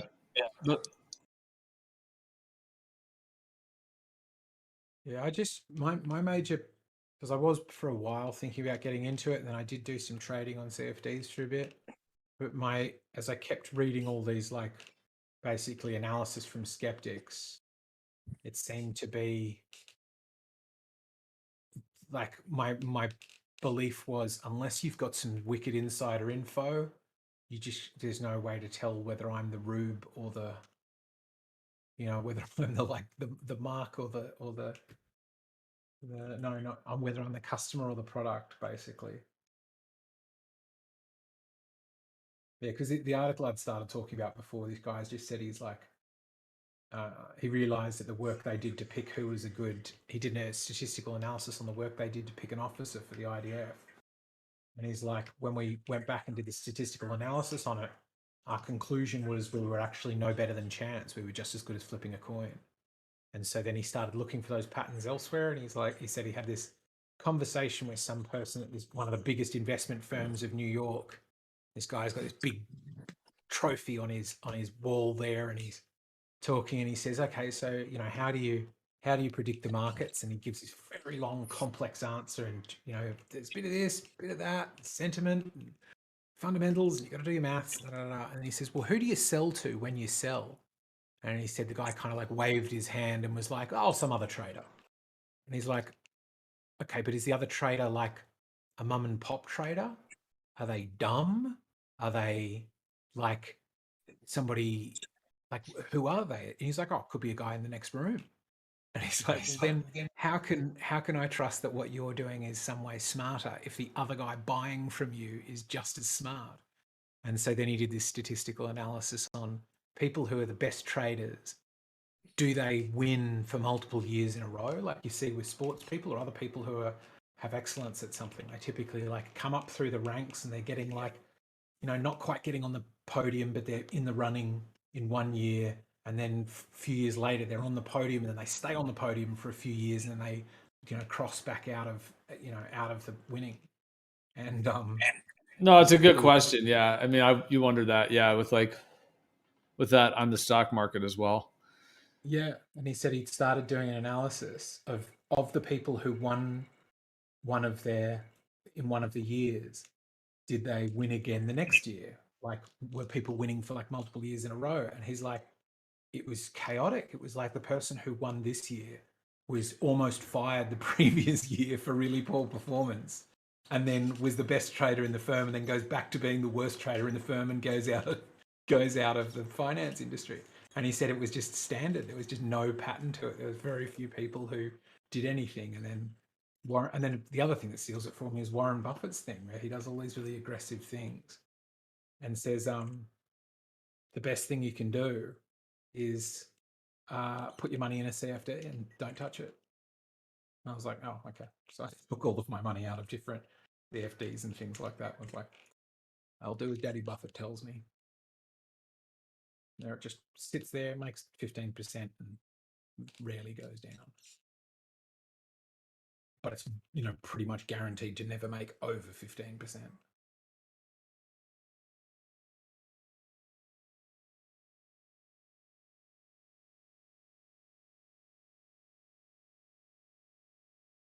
I do think there is much more potential for a I don't know, it depends how regulated it is, but I think decentralized finance has some really interesting opportunities. Like, you know, I don't hold to grand conspiracies, but I do think there's some fairly dodgy stuff going on between the banks. Oh yeah, dude, it's shady as it gets. Yep, there's all kinds of stuff going on, and yeah, I think there needs to be a huge revolution and a huge shift in the financial world, which I think will occur. I think it's already upon us, but that is the first major step to getting back our sovereignty as a human race, is the financial shift. Because the power structure, the fiat dollar is crumbling and will crumble, and they have to throw it under the bus. And now with all of the blockchain and cryptocurrency technologies, they're working to get their whole network set up. So once that happens, they're going to switch to their network. But I think a lot more people will have more of a choice to select other networks, and that's where they're not going to be able to get the control that they want, because this is a technology that they can't control. They can control the ones they create, but they can't control the ones that are truly decentralized. So then that puts them in a situation, and if that one happen, if Bitcoin is that way, could be other ones too. But as Bitcoin goes up, the U.S. dollar literally is slowly weakening.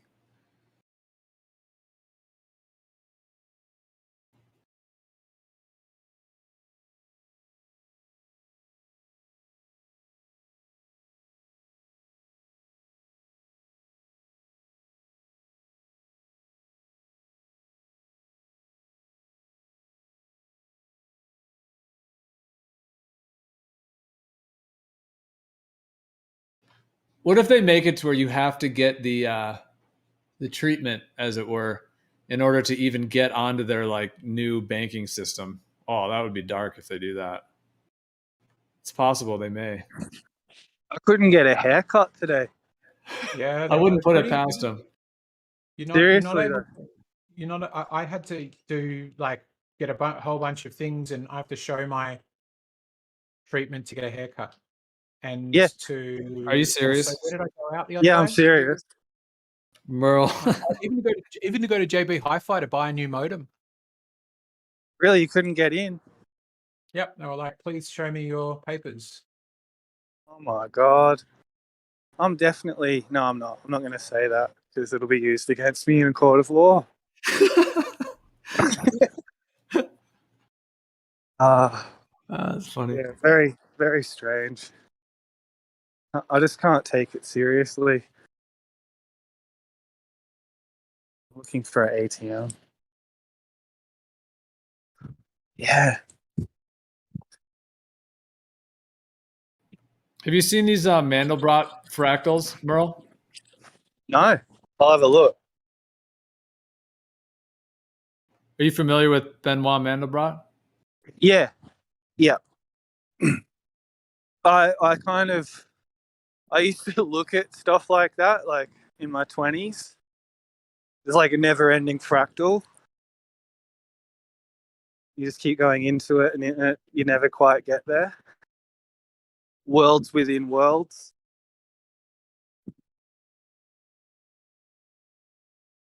Yeah, exactly.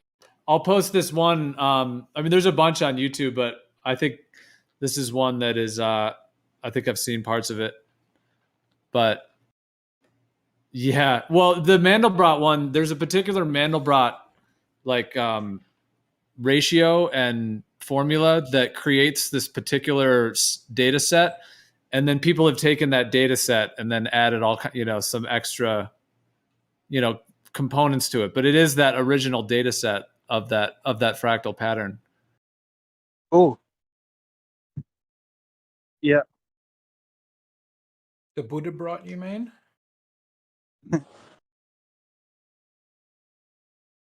So I love that. I talk about fractals so much in my work. People look at me like, "The fuck is this guy on about?" I'm like, Well, it's called It's generally referred to as the Mandelbrot set, but this one I just posted. It shows the original one because that's actually, it looks like a little beetle, like it looks like sort of like a bug.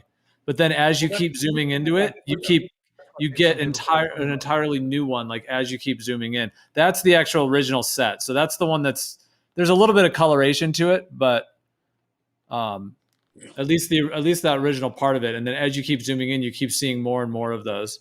But actually, this video now I'm seeing it actually is a bit of a animation thing that they added. But at least that thumbnail shows the original. You know, it looks like a little beetle thing. It's like a fractal set.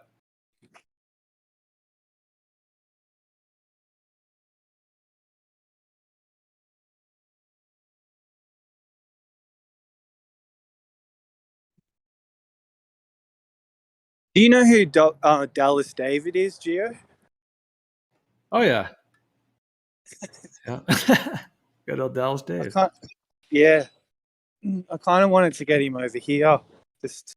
He was saying the Earth could be alive and talking to Curved before.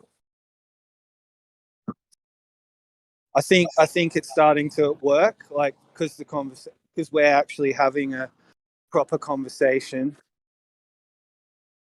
They're getting curious, which is good. I mean, the ballers.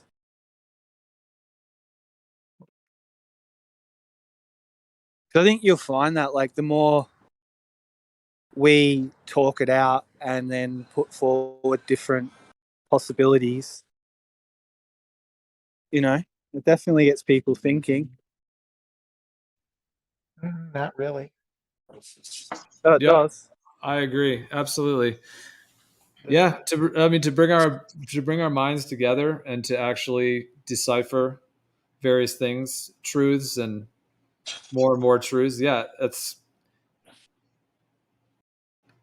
an amazing. Who said process. not really? Go, Gio. Oh, really? What's up, Brenda? How you doing? What's up, Brenda? Yeah. I think so. Your mic's a little quiet. Because I'm on my phone now. You know the Earth's a biological machine? No, I don't know that. Of course you do. You're a biological life form. The Earth. Do you think the Earth is alive, Brenda? This is awesome. Such good timing. It isn't alive. Why would I think that the Earth is alive? I think it depends on how you look at it. But it is covered in life. Like I would struggle to find a part of the Earth unless I dug deep down under the mantle of the Earth. I would struggle to touch a single part of it that wasn't all alive and linked by the same. You know, I think we'd find we're staggering and terrifying amounts of similarities to bacteria. Yeah, there are extremophiles that live deep in the Earth. Yeah, exactly. On vents, all sorts of stuff. So yeah, it depends for me on terms of how does one define alive? Alive, is it a singular life? I guess say if you don't have an electric socket and you're not plugged into anything, but you're still functioning and existing without being plugged in somewhere, pretty good chance you're alive. Well, then there's the idea. Then there's the idea of sentient. Like, is the Earth a being? Does it have its own consciousness, its own actual life form within itself? It would need a brain for that.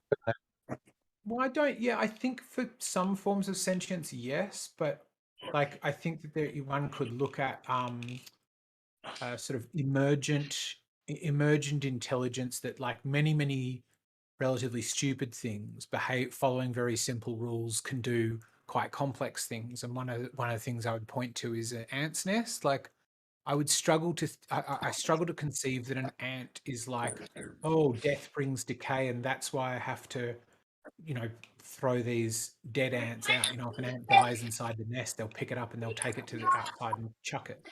And they'll build their tunnels in such a way that airflow can get through. Whereas if you build it higher or the air won't flow. And I think I don't think that's a problem. If you build them too horizontal, I think they flood. That's it. Something like that, right? Where I think each ant itself is probably quite stupid, but what it results in when the sort of emergent thing that comes out of a lot of stupid thing following fairly simple rules could be described as like a collective intelligence.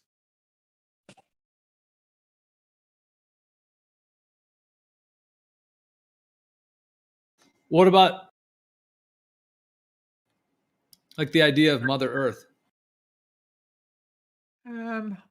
Yeah, my conception of it is in the way I described, where it could be a sort of emergent property of all life that we sort of.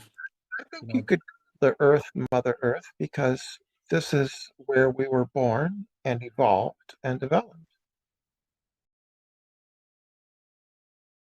How do you know though? What? I agree. I agree. I would say, from my perspective, we are in the womb of Mother Earth. That's what life on Earth is. I would say the womb was the ocean, which is where life evolved, and now we're walking on the land. Yeah, that is a good analogy as well. I like that because the womb comes first, and although, are you saying the idea that humans came out of the oceans? Is that your thought?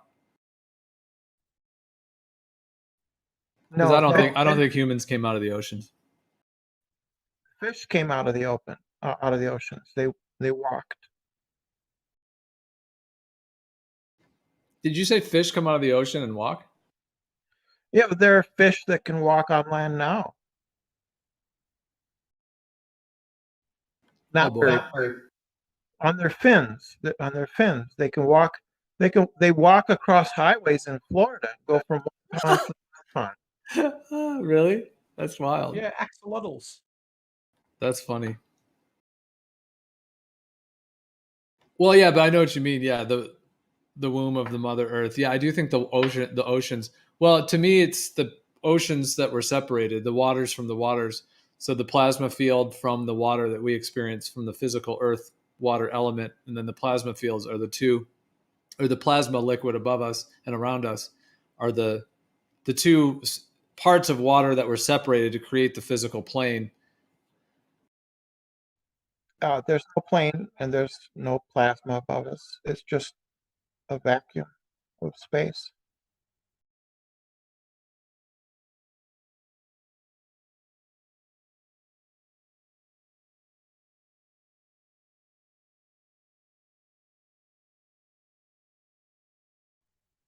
I mean, there's certainly no dome because we send people up and there's no dome up there. Are you a no-domer? There's actually a role on the server called No Dome. You could go at it if you wanted, but So good. I wanted to ask new perspective. In fact, I believe in the globe that just comes with it. Yeah. Water planet in an airless void. Makes sense. Yeah, it does. You know, it doesn't make sense. No, it does. All right, just say it does again. Yeah, it makes perfect sense. What doesn't? You win. You're the best. Yeah. Love you. Right, so I'm a no-domer. There's no dome because one of the problems that you flat earthers are going to have is there's going to be an increase in common sense. People are going to space. They're going to the moon. They're going into orbit. Mm-hmm. It's going to be a lot now. This century? Or in 2 more weeks? Well, last week. Yeah. So do you think your chance of like having people coming into the server and saying, I just went on a trip, you know, to space is like within the next couple of years? Well, I don't know. Yeah, you gotta be mega rich. It's the pipiest pipe dream there is. No, it's just for rich people right now. And over time, you know, only time when only rich people could afford a car. Now anybody can. You should be a space marketer. Space market. Jeff I don't Bezos. think making it sound dull and ordinary would be the best sales pitch. Oh, everybody will have done this soon. I would be very happy being Elon Musk's guinea pig going to Mars. Nice. I'm older. Nice. I'm older. I don't have any children. I'd be perfectly happy living out the rest of my life on no problem. Like David Bowie in a tin can in space. Well, you wouldn't be in a tin can. I think there you'd be in like a building. I don't know. Okay. Dome over your head. A luxury spaceship with Brenda on the side. Do you reckon one day name. on Mars there'll be people living under a dome claiming that it's not? Probably. You know what I think would be one of the most difficult things to accommodate in going to Mars and living on Mars? There was no internet. Yeah, exactly. No, they have million-mile light-year Wi-Fi. Have you heard? Right on. It's not. It says it on. I found it on Google, so it's definitely real. Yeah, but it's not real time. The lag is pretty bad. The lag. They're gonna string. Welcome to Flat Earth. Welcome to Flat Earth. They're gonna string a cable with a little cup on the side, you know, and then they'll stick it on the globe Earth, and then they'll stick it on Mars, and then that'll get all of our communication back and forth. Yeah, they're hiding Wi-Fi towers at the North Pole and in Antarctica. That's what it's all about.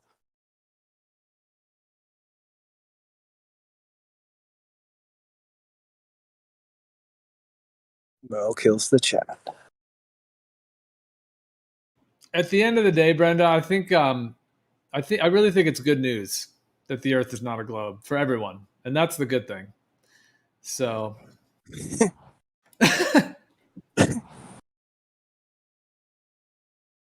we'll have a big group hug one day, Brenda. And the positive changes that will come in society of people coming to this awareness are going to be tenfold an improvement on all levels of society. All levels of humanity, I should say, because society is a set thing of whatever's going on now. I'm saying for the actual human race. Right. So how is that going to happen? How do you foresee this happening? It's happening right now? You're silly. No, I'm just asking him how he thinks. Yeah, it's happening every day. But ultimately, I think in the next roughly 5 to 10 year period from now, it'll start around 3 to 4 years, but really like 5 and 10 between that period is when there's going to be huge advancements in terms of physical demonstrations set up on the Earth that can actually measure the physical layout of the Earth, where people can actually go to and verify themselves in person. And of course, when those start to happen, okay, maybe there's 1, maybe 2, maybe 3. But first of all, it has to be done. It has to be done in a lot of places to really verify the full surface of it, not just a local area. So that's one thing. And then secondly, it'll take some time for people to understand what's going on. But there will be a point where in this time period where everybody on Earth will know the Earth isn't a globe at that point. Like there won't even be any more pushing it. Like the whole thing, it will be known to for sure not be that by everybody. So there'll be no one else hanging on to it anymore because it will be provable that you can go and actually verify it in person yourself. How would these people verify that the Earth is flat? You're Well, not allowed to ask the question. That's what we've been doing. I mean, for years, and even in this server for the last month, we've had huge brainstorming sessions, and just over the years. I mean, Brandon's show, there was a bunch of great ones for those, like for basically this whole year, like starting, when Brandon started doing his show, like in terms of some of those discussions as well. There's Brian Mullen. There's a lot of different concepts. I mean, there's spherical excess. There's water levels over long distances. Of course, you can verify it and use extra things like lasers, but there's several ways to do it that are physical and not optical, and don't even involve lasers. But yeah, there's literally hundreds of different options. How does spherical excess prove the flat Earth? Well, if you had a huge plot of land and you set up 3 points in a triangle, and then you'd use various tools and methods and techniques to connect those 3 points, you could use, then you could draw a straight line on the ground, like an actual physical line. You could use lasers. You could use water levels. You could use like drones. You could use radio waves and other types of waves as well. And also like a water level system that you could physically verify is level all the way along. But anyways, if you set up those 3 points, you can measure curvature on them, and then you can also measure the spherical excess. And if those 3 points are a far enough distance away, then then as you measure the straight lines between them, the quote unquote angle, even though it's like not a true angle, but it won't be 60 degrees.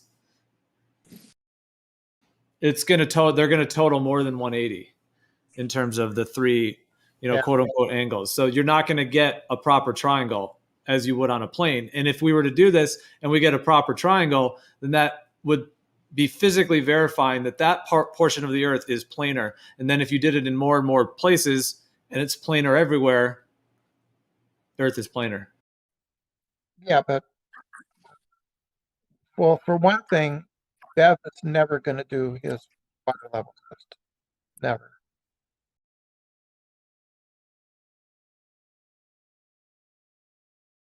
What makes you so sure? Because he knows it would fail. How can he know that? What makes you say that? Because Bev knows that the Earth isn't flat. You reckon he's... Right. Okay. No, I'm serious. Bev knows. How does he know? How does he know? They're gonna know. He understands these things. He understands these things. They're gonna know. Who just said that? That's funny. Is that from that video? Yeah. TikTok. They're gonna know. My girlfriend watches so much TikTok that I just, if there is a vaguely TikTok-like phrase. Yeah, you did it well. No, you did it well, and like you actually like impersonated the voice almost perfectly. Oh, thank you. That was good. Like, no, I don't really like that little skit, but yeah, the way he says it. But yeah, that is the way it is with the planar stationary Earth. It's like they're gonna know, and these people that are lying, they know we're gonna know, and they've got their plans as well. But right, so I'm afraid it's not going to work out for them this time around. They're gonna fail, and we're gonna get our sovereignty back. I think the spherical excess idea is really cool because I hope I'm not wrong in saying this, but my understanding is that refraction only really makes things wibble wobble up and down, not left and right. And you don't require the surface you're doing it on to be flat. So we don't have to have this flat level as water curve around a ball kind of conversation, provided the land is big enough. Cool. I could try and do it from the farm, actually. That would be super interesting. Get people with massive spotlights that have to drive like 2 hours away, but we've got this hut at the farm that can see to another ridge line that's like 100 and something kilometers away. I don't know. It's a long way away. It's like multiple hours drive. That's plenty of distance. Well, you could just... all you need to do is just go, right, these are these angles from one another. You could And just then, repeat. but it is going to make. Hang on, just line of sight is going to make a triangle, isn't it? Where does the Feels spherical like- axis come in? Oh, but then you measure them again on the map. I don't know. I'm confused. Yeah, so you could just repeat the experiment that Jeranism did.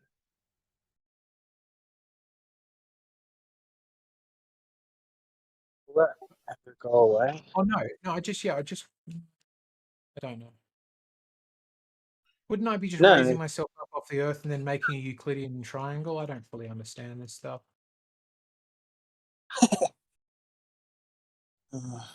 Jeranism did that experiment where he had in a board, right?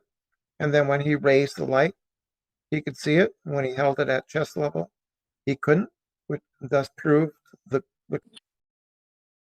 Oh, right, but that's that whole one about does light travel in straight lines, and that to me is so overdone. Like that so many of the flat Earth proofs rely on the behavior of light at sea level over a long distance on a warm day is to me.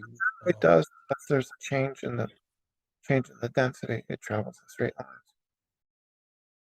But yeah, I'm talking more about Geo's idea of testing spherical excess. So rather than testing the uppy downy bendiness of light.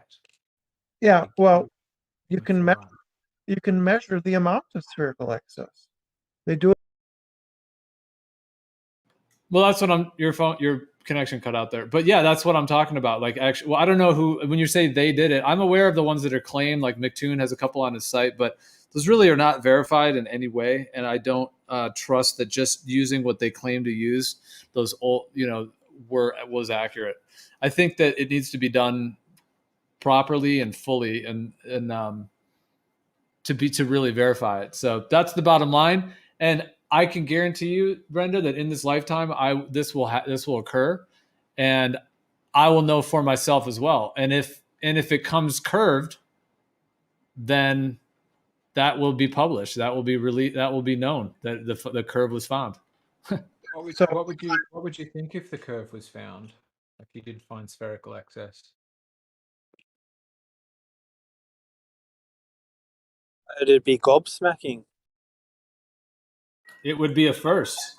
It would be a first in the history of the world. So that would be, yeah, wow. Actually, it wouldn't be. So my audio cuts out when my finger kind of slips off of the press to talk part. Yeah, that happens. That happens to me on my phone too. Yeah. So the problem is that we can measure spherical excess now. And your objection that those aren't proper, they are proper. Well, I'm gonna verify it. How's that? They're documented. He has the documents. McToon has the documents on his site. Those are official documents. Right, but we want to replicate something.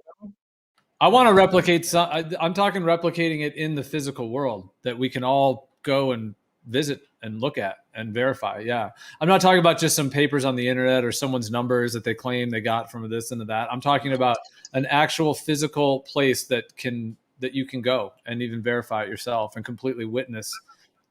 I think, I don't know if Jesse Kozlowski has offered, I think he has offered to some people to do that with them.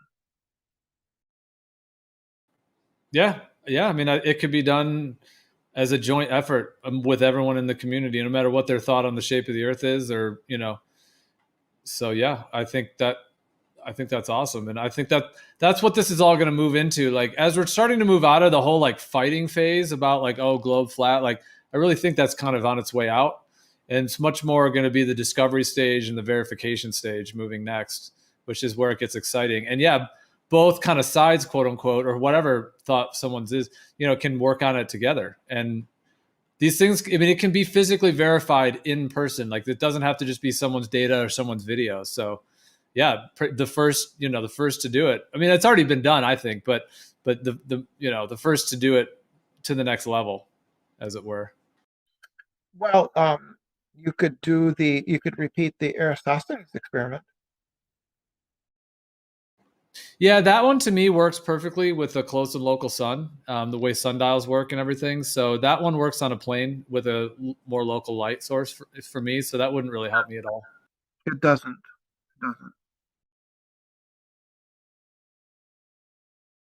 because the light from the sun is parallel. If the sun was close, it wouldn't be.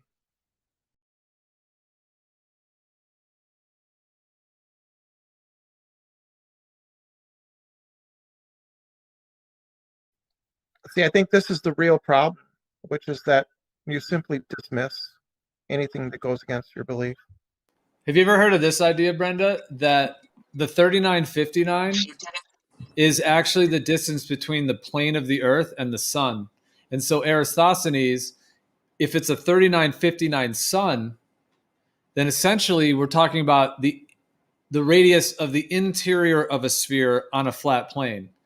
Because at that point, if the sun is above us, we don't even have to say the sun's in a sphere. Let's just say the sun's above us. But if that's what's 3959, and as the rays are coming off of it, you're gonna with a planar Earth and sticks, you're gonna get the shadows, which is what how sundials work as well. You're gonna get the different shadows. And so what they've done in the heliocentric model, or with that explanation, they just inverted it. They said that the sun had to be 93 million miles away so that the light rays were coming in parallel, and then they used that to invert the concept and try to make the Earth a sphere of 3959 rather than the actual just distance of the sun above the Earth, above the planar Earth. We know it's far away because the light rays are parallel. They're not divergent. I would say they are provably divergent and visibly and observably directly and measured in the quote-unquote Eratosthenes. That's what you're measuring. They're not divergent, though. That's the problem. You just deny things when it gets close to upsetting your beliefs. Isn't it ironic?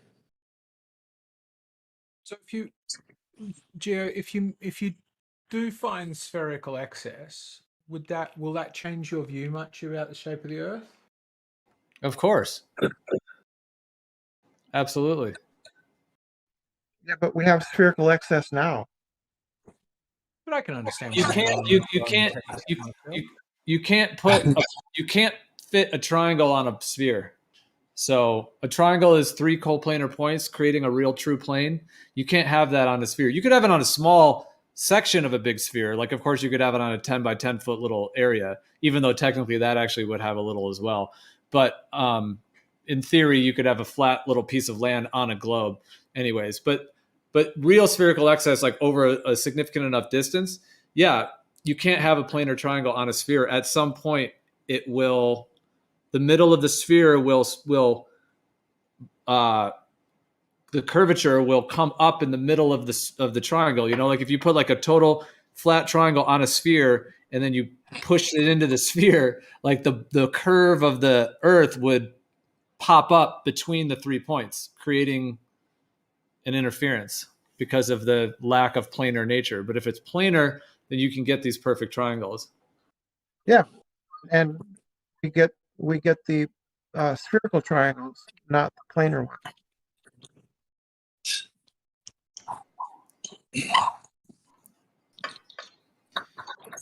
Have you ever driven across America, Brenda? I've driven from Minnesota down to Texas, and then across to San Diego, and then up to San Francisco, and then back across the Rocky Mountains back to Minnesota. Long time ago. Long time ago. Nice. Yeah. Sounds like a solid run. I visited a relative in San Diego, and we went across to Tijuana and had some really great Mexican food. Awesome.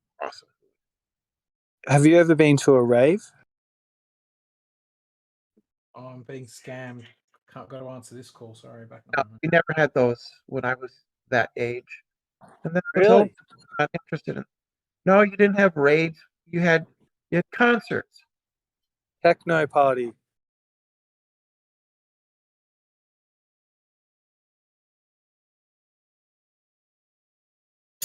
I don't think that wasn't until the 90s where that came in pretty heavy. The MDMA basically came in. Well, it was gaining popularity in the 80s, and then it was actually legal until 1985, and then they made it illegal, and then that seemed to open up an entire new realm of like electronic music. People having like unitive mystical experiences driven by music and dancing. It's what we need, Brenda. Well, those kids of the raves in the 90s, they're all grown up now. Yeah.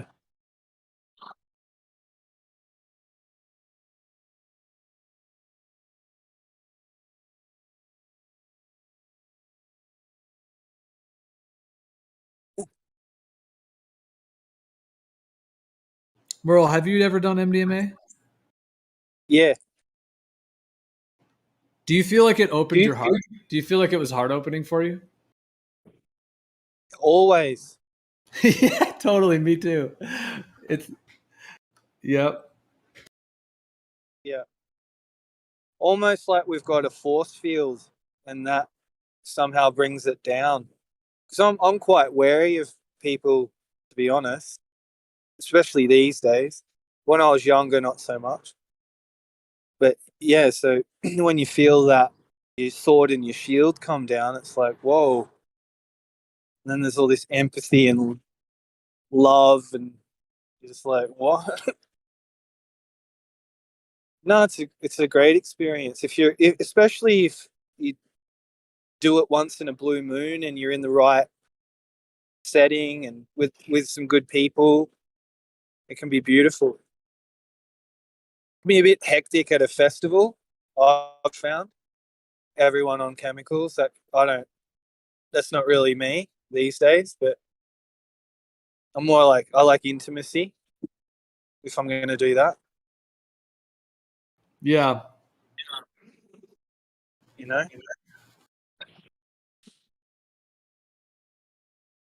Yeah, Or I would say I find it more introverted. Yeah, I would say it's more, in a sense, introverted. Although it can work in extroverted situations as well.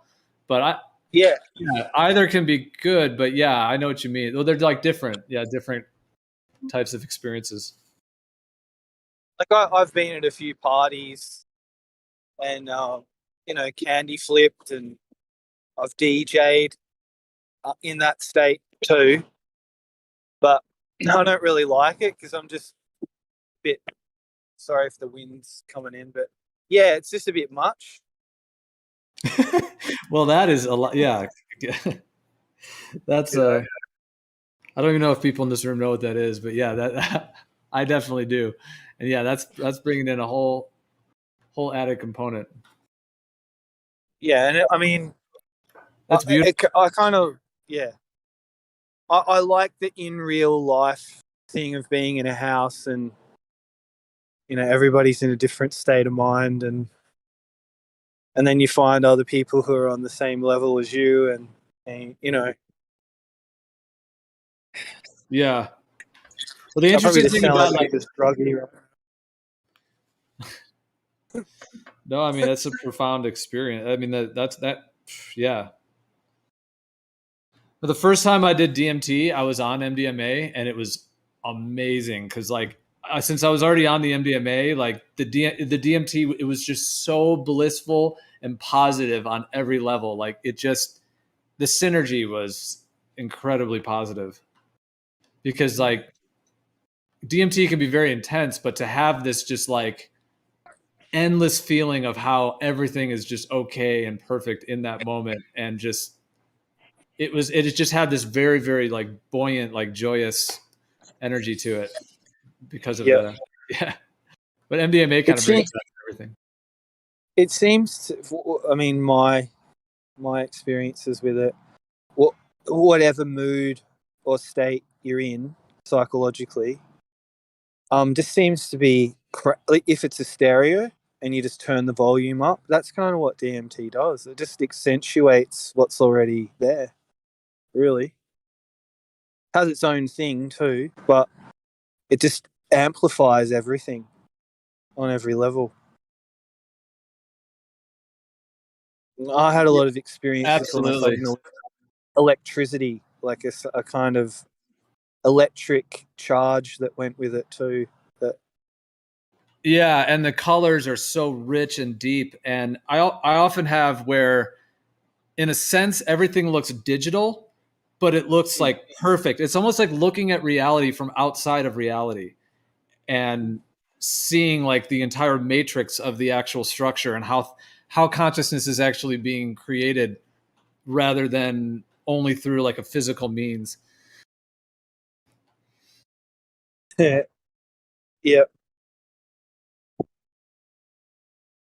Yeah, I mean, and I know that can be discombobulating for people who haven't had the experience directly.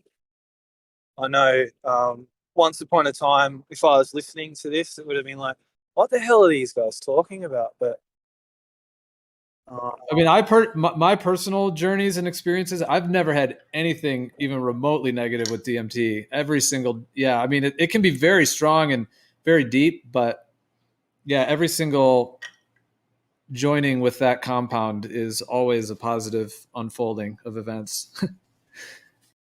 But I think there's something about you though. I don't know. I think I'm probably making a claim here, but you know, alcohol doesn't suit everybody. You know, some people too, like they're really good with marijuana, like they're fine. It's like totally suits their temperament, everything about them. But I think you'd find that with the other things too. Like I think the DMT finds people it can work with, and it's like, hello, welcome, sit on down, get used to these vibes, you know, kind of welcome some people, right? Yeah, well, I'm actually thinking for myself. Yeah, and there's a big difference as to how somebody welcomes themselves to that. Yeah, because if you're like smoking like a synthetic version of DMT, that's like a whole different thing. Like because it's like synthetic and it's not like a plant medicine. Because as I'm thinking for myself in this lifetime, the first time I ever experienced DMT was with ayahuasca in South America, like in Peru, and that is pretty much like an ideal way to start with it because you're getting the completely organic form of it, and it's right from nature. Yeah, and from with the ayahuasca and the protective energy of it as well. So if you went to Peru as well. Yep. Wow, I didn't know that. Yeah, I've been there and went to Machu Picchu and spent several weeks there for that particular trip. Yeah, that was back. Yeah, that was my first meeting with the DMT molecule and the ayahuasca spirit as well. Well, that's interesting.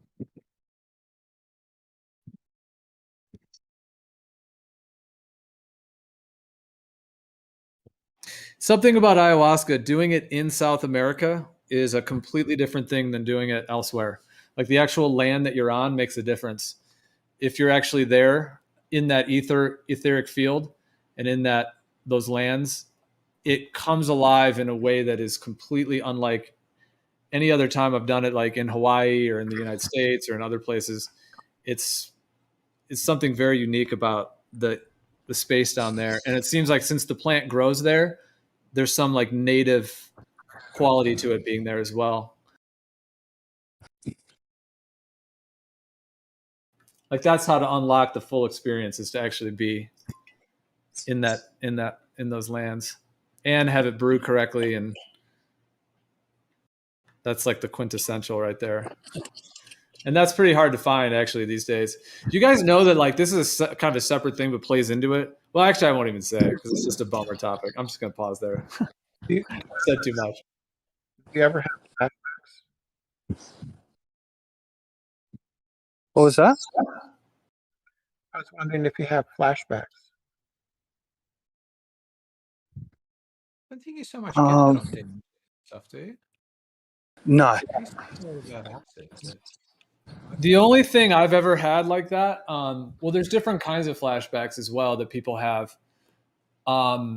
there's one that's more of a visual effect, and then there's another one that can be emotional stuff. So if people have a lot of emotional processes going on, they can trigger something and then not have completed it. So in that way, that's that kind of a thing where like, well, they're not really, it's not necessarily a flashback. They're actually just, the unconscious material is coming to the surface in a sense. But then there's another one that's more of just a visual kind of effect.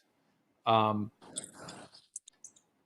that one, I mean, it's not necessarily caused by even the substance. It's often caused by the fact that when we dream, we have those kind of visual effects. And essentially, if you remember how to create those yourself, you can actually create them in a waking state instead of only in a dream state. So it's a natural function of the human eye. Like, have you ever like pushed on your eyeballs and you get all those like explosions and things? Like, there's natural components of the eye and the nerves that create those kind of like fractal visual effects that are often seen on, when people consume certain substances that create that. Yeah. I was just curious. Of course, you don't have this thing if you have those experiences. Well, I would say that, that like for me, I mean, I've worked with these plants and substances, for many, many years. And I would say that I do get, on occasion, I can have this very cool, like visual activation of it. And it's completely pleasurable. And I actually kind of like try to make it happen as well. But it kind of happens when I'm like in a little bit of a trance state, like if I relax a little bit. And yeah, it does seem like that was heightened in a sense that I was able to. So yeah, that does happen. And you don't have to be on it to have that. Right. No. Right. Do you have that too, Mark?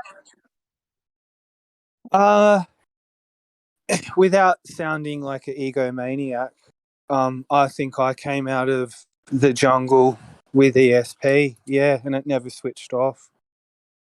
And it was definitely an adjustment, but it's not a hindrance. It's just my sensory perception just seems to have been enhanced.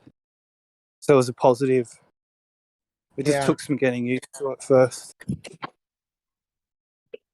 Yeah, because I was looking up, if we're talking about DMT, right? Yeah. Yeah, because I was looking up the effects of long-term abuse, and one of them is visual disturbances, and the other is paranoia and cognitive dysfunction. So that sounds like it fits both of you. That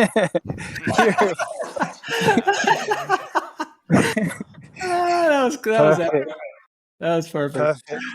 But I, in all seriousness, you should maybe see. I worry for your safety, both of you. No, well, these are long.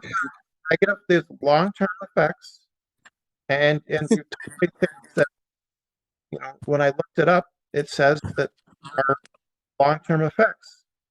Right. Well, there's a tremendous amount of misinformation, especially in big pharma, mainstream medicine, around these substances and plants, and all kinds of misinformation. And so, for example, I mean, it depends on what we're talking about as well. I mean, for example, like LSD is a semi-synthetic substance, so that's different than, let's say, mushrooms, which is completely organic, or ayahuasca, which is completely organic. DMT, if you smoke it, because see, DMT is, you can either smoke DMT, like purified DMT, you like vaporize it. Actually, it's not technically smoking. You can do that and get a very high amount of it in your system in a short amount of time, but that's usually semi-synthetic as well. There's actually ways to do it more natural. Well, anyways, there's actually several ways to administer DMT, but the other main way is with ayahuasca, like where it's oral. You actually, it's a brew that contains a leaf that contains DMT, but then also a vine, and the vine works as an MAOI inhibitor, and it creates the DMT to be orally active, whereas otherwise the DMT won't be orally active. And so with that together, now you're getting this blend of a completely organic, medicine at that point as well. And then just the main point I was actually trying to say about that is just that there's a lot of, in the mainstream medicine world, there's a lot of where they'll just make these broad claims like, here's all these like horrible side effects, and it's just not. It's not true. It's not actually what happens. And they might be using like certain case studies of people that also were doing heroin or some totally other like cocaine or something. And then they try to link those symptoms in. But DMT is just, it's a human neurotransmitter. Like it's actually in our brains and bodies, and it's in thousands of plant species. It comes in higher amounts when we dream and in deep REM sleep. So it's just a neurotransmitter. Yeah. So when I look it up and you tick all the boxes, you're saying that that's just a conspiracy.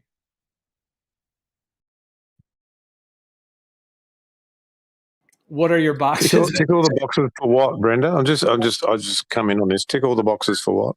Yeah, what are the boxes? Persistent paranoia, disordered thinking, perceptual disorders. Right? You ticked all those boxes. Okay, according to who? You're offering criticism on the mental or emotional stability of other people, are you? I'm just saying. So wait, what was one of those? Paranoia? It's rich. It's just rich. Yeah, persistent paranoia. Definitely tick that box. Check. Okay, where's my persistent paranoia? Brenda's talking about me again. Holy fucking shit. What am I paranoid about? Is that what you're trying to say? Are you specifically saying that I am these things? Hang on, Gio. You think that Gio, wait, they're coming to get me. They're coming to get me. Gio, wait, they're coming to get me. Well, I told you they were gonna come. Oh, this day has come. They're here. I heard the car doors. They're here. They're coming for me too. Quick, tell everyone the Earth is a globe. We got to save ourselves. Well, They're coming for you too. We must be in the same house. Maybe if we U-turn right now, our lives will be saved, and then we can drink the Kool-Aid and get the treatment. Just trying to. Have you guys got aluminium foil? So you that there are non-human. Hang on, Brenda's offering some more information. Sorry, Brenda, go ahead. Go, Brenda. You literally think there are demons that are controlling humanity. And that's the box. Yeah. Yeah.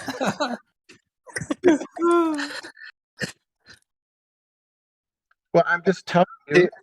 I mean, if you're going to create the world, you got to create some demons to go along with it. Yeah. And you got to have something to purge, something to contradict the light, and then the light to overcome. Yeah. Yeah. Disordered thinking part, that's pretty self-evident too.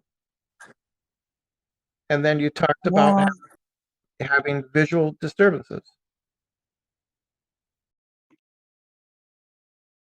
I would call them very pleasurable visual twinkles. That's what I would say they are. It's just like the wave of peace and comes over me. It's a very pleasurable thing. Yeah, it's not a disturbance at all. Sure, but normal people don't have those. People who don't abuse. Normal people are depressed. Okay. Now, people who don't abuse DMT. Well, Moyoc man did this to me once, Brenda, and he found all the studies, and then I found some positive results for him, and he went really quiet. I'm not saying I want to do that you have to ignore those. You have to ignore anything positive. It's only open for criticism. And just because I love you, Brenda, abuse of something is a whole nother thing, right? Abuse, not use. Abuse. Long-term use of psychedelics has very negative effects over the long term. Yeah. Yeah. Well, I know you care about me and my well-being, and I appreciate that. Yeah. Yeah. Well, Brenda, I hear that you read that somewhere. I will say that I've been in this field for about 20 to 25 years. So I've definitely been fully aware of how all of these substances work in the sense of how they function on the human mind. And there are some cases, actually with LSD in particular, LSD is a semi-synthetic, and it's very magnifying of the human mind in a way that's actually quite abrupt for many people. And it's actually very intense. Like it seems to be like an unspecific amplifier of mental processes, and it amplifies the psyche to such a degree. So unfortunately, a lot of like the whole category of things like ayahuasca or mushrooms, those are, plant ones, and even ayahuasca and mushrooms are very different as well. But anyways, the fact that LSD got thrown in with those, LSD, like I said, it's very magnifying of the human mind. And if you don't really know what you're doing, you're at a party, whatever, and you take a bunch of it, like they were doing in the 60s and 70s, you're activating your psyche on such a deep level that you're opening up your psyche to the unconscious, to your unconscious mind. And there's a lot of content in people's unconscious that starts coming to the surface, whether it's like memories and things from childhood, whether it's like going even deep into like past lifetimes. And there's a whole realm of things that people go into. But the bottom line is that you can get your psyche very, very activated in a very deep state. And then if you don't know how to handle that and you don't have support, how to work through that stuff that's coming up, people will project it. So they're at the party and maybe they're screaming, they're yelling, they're fully projecting instead of actually internalizing it and going through, whatever it is. And if they project it like that, then it can get to a point to where they don't have a healthy integration. They don't have a good therapeutic experience. They have a more chaotic one where, they're not in a good set and setting. And so afterwards they can have symptoms that could be worsened, like depression or anxiety or whatever that, things like that. And it isn't because the LSD caused that. It's that the LSD activated it. Because actually with a lot of these people that have what's called persistent, there's a whole like term for it. It's like persistent. Yeah, I can remember the name of it. Perception. Yeah, perceptional persistent disorder. I'd have to rack my brain to remember it. But anyways, and you can take those people and you can give them actual LSD therapy where you're actually using it therapeutically. And those same people that took the LSD and had some jarring experience, if you actually give them LSD in a therapeutic environment where they can work through it, they actually will get to the root of whatever is causing that anxiety, and it will heal permanently. They'll be able to resolve that issue permanently, whether it's anxiety or depression or phobias, a lot of these different deep conditions, that occur on that level. So that one can activate things very deeply and can cause somewhat not quite what you're talking about, but it can cause some challenges in that sense. But yeah, that's not really the best way to necessarily use it, and it's a very powerful tool.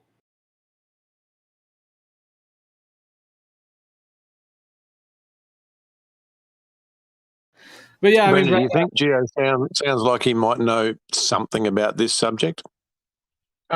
Well, I don't know. You have professional. When you say this field, you have professional education in this field? Yeah, I do. Which is? Well, it's a range of fields involved in terms of psychology, comparative mystical tradition analysis, archetypal astrology, psychedelic therapy, entheogenic therapies, shamanic therapies, and shamanic work. I mean, real professional credentials. As opposed to reading something off Wiki like you did, Brenda. I have a master's degree where I studied directly with actually the world's foremost. I mean, it's why I went to the school, because he's an adjunct faculty at this particular graduate school. Cool. So I specifically went to study with him directly and others as well. But yeah, so the master's degree I have is one of the main reasons I went to the school is to study with two particular professors. One, well, they're not, the professor is not really the right term. They're actually writers. There's a lot more that they do, but they were teaching at that school. And one does the plant medicine work and the psychedelic therapy work. Then the other one does the archetypal astrology. So they were looking at, it's like a blueprint of the human mind, like looking at people's psychedelic experiences they had, and then what astrological alignments were aligned when they had that experience, and then seeing how those all correlate. And then also looking through history and seeing how these positions of the luminaries affect history as well. So there was like the archetypal astrology side, and then the sacred medicine therapy side. No, I'm talking about like real credentials, not pretend credentials. Yeah, let me ask you. Hang on, Gio, let me ask Brenda a question here. Let me ask a question. Well, let me just respond This to that. is really relevant. First, quick, just super quick first. And then you can totally go. I'm going to step away for a second, but I will be All right. listening. Actually, Brenda, Okay, the graduate school I went to is a fully accredited graduate school. It's actually accredited by the same. It has the exact same accreditation as like UFC Berkeley and University of California, all these huge schools, et cetera. So yeah, so I do have an actual master's degree from that school, which is a fully accredited degree. Yeah, go ahead, Effie. But it's okay. Brenda, just quickly going on from that. If I go to or Bolivia or somewhere else, 300 generations of families,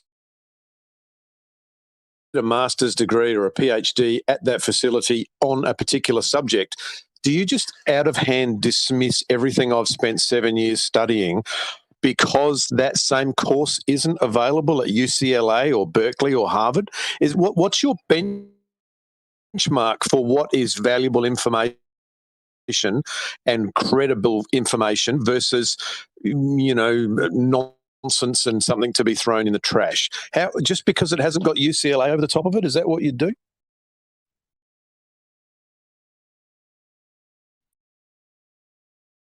God damn it.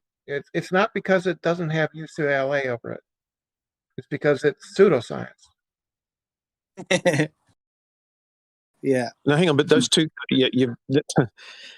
according to who? According to UCLA, it's pseudoscience? No, according to how we determine whether something is science or not. But I'm not even sure what Gio was talking about. He said was scientific. I'm not quite sure. You seem to have joined some dots that I don't know are there to be joined. Well, he mentioned he has a master's in astrology, and astrology is not a science; it is a pseudoscience. No, the master's degree I have, the program was called Philosophy, Cosmology, and Consciousness. So essentially, it's based around just those three: philosophy, cosmology, and consciousness is basically modern consciousness research that's been done, especially since the 1960s, specifically with in transpersonal psychology and basically the insights and awareness that has come out of the knowledge of what the human mind is and influenced by utilizing the sacred tools and techniques of our ancestors to access these states of consciousness for greater functioning and for insight into various things. Yeah. Religion is not science. Right? Can I add one thing too? So, hey, Brenda, you know though that the military was researching this, right? I mean, they love pseudoscience. Their point? Well, I mean, why do you think the US military, for one, and the CIA would be interested in what these substances do to humans if it didn't do anything? I never claimed that DMT, LSD don't do things to your brain. Right. Well, they do very specific, powerful things to the brain. Yeah. And my point was that long-term use has negative effects. I mean, it's really not true. I mean, I'll just say real quick. Stanislav Grof is the name. He's a Czechoslovakian. He's actually a medical doctor, and he. You're not a doctor. You're not an expert. No, I'm talking about Stanislav Grof is a medical doctor, and I mean he himself has done hundreds, if not thousands, of high dose sessions with all of these. And I'm not talking about cocaine. I'm talking about specifically LSD, mushrooms, psilocybin, ayahuasca, peyote, iboga or ibogaine. I'm talking about that subset, and MDMA perhaps as well. and he has studied. I mean, he was one of the early medical doctors back in Czechoslovakia when Sandoz had first invented LSD, and he was actually a Freudian. He was studying to be a Freudian psychoanalyst, and ended up they were sent a box like from Sandoz, like literally in the mail, with just vials of LSD, pure LSD, and it had a little note, and it said, "Hey, this is a new substance that we've just kind of invented. We think it may have some very powerful effects on the human mind," and had like a little kind of general instructions of how to kind of essentially experiment with it. And he had his first experience with it, which is a whole story in and of itself. And he had like this powerful out of body experience, and it was just this multi-leveled, really powerful experience. So then that was so impressive to him that he decided to quit the Freudian psychoanalysis, and go directly into studying psychedelics and these molecules. And so he then did a lot of the government funded research, even up into the 1960s. He was like one of the main ones, but he was not doing it like in the corrupt, like military MK Ultra thing. He was actually doing it from a honest perspective of actually like supporting people to, work through what they were going through and actually support them in their process. And he literally has ran like thousands upon thousands of sessions for people directly in his lifetime. And he too has worked with these substances, and there are no negative long-term effects that you're referring to. In fact, exactly the opposite. These people have greater quality of life. They have greater physical health. They have greater relationships with their families. They have greater relationships with their loved ones. They have much more compassion, much more love. And if they've done a lot of work, they reduce their anxiety, their depression, healing things like addictions, and are across the board supportive and helpful. And then there's even more things like Merle said, like opening up like psychic abilities and things like there's even more, even added on things that people have. But in general, yeah, what you're referring to is just not the case in reality in terms of how, what actually. You're not an expert. This isn't your field. Stop being a poo-poo head. I'm just saying that it has long-term negative effects, and it's dangerous, and it's very clear to me now, just how strongly it can affect you negatively, very negatively.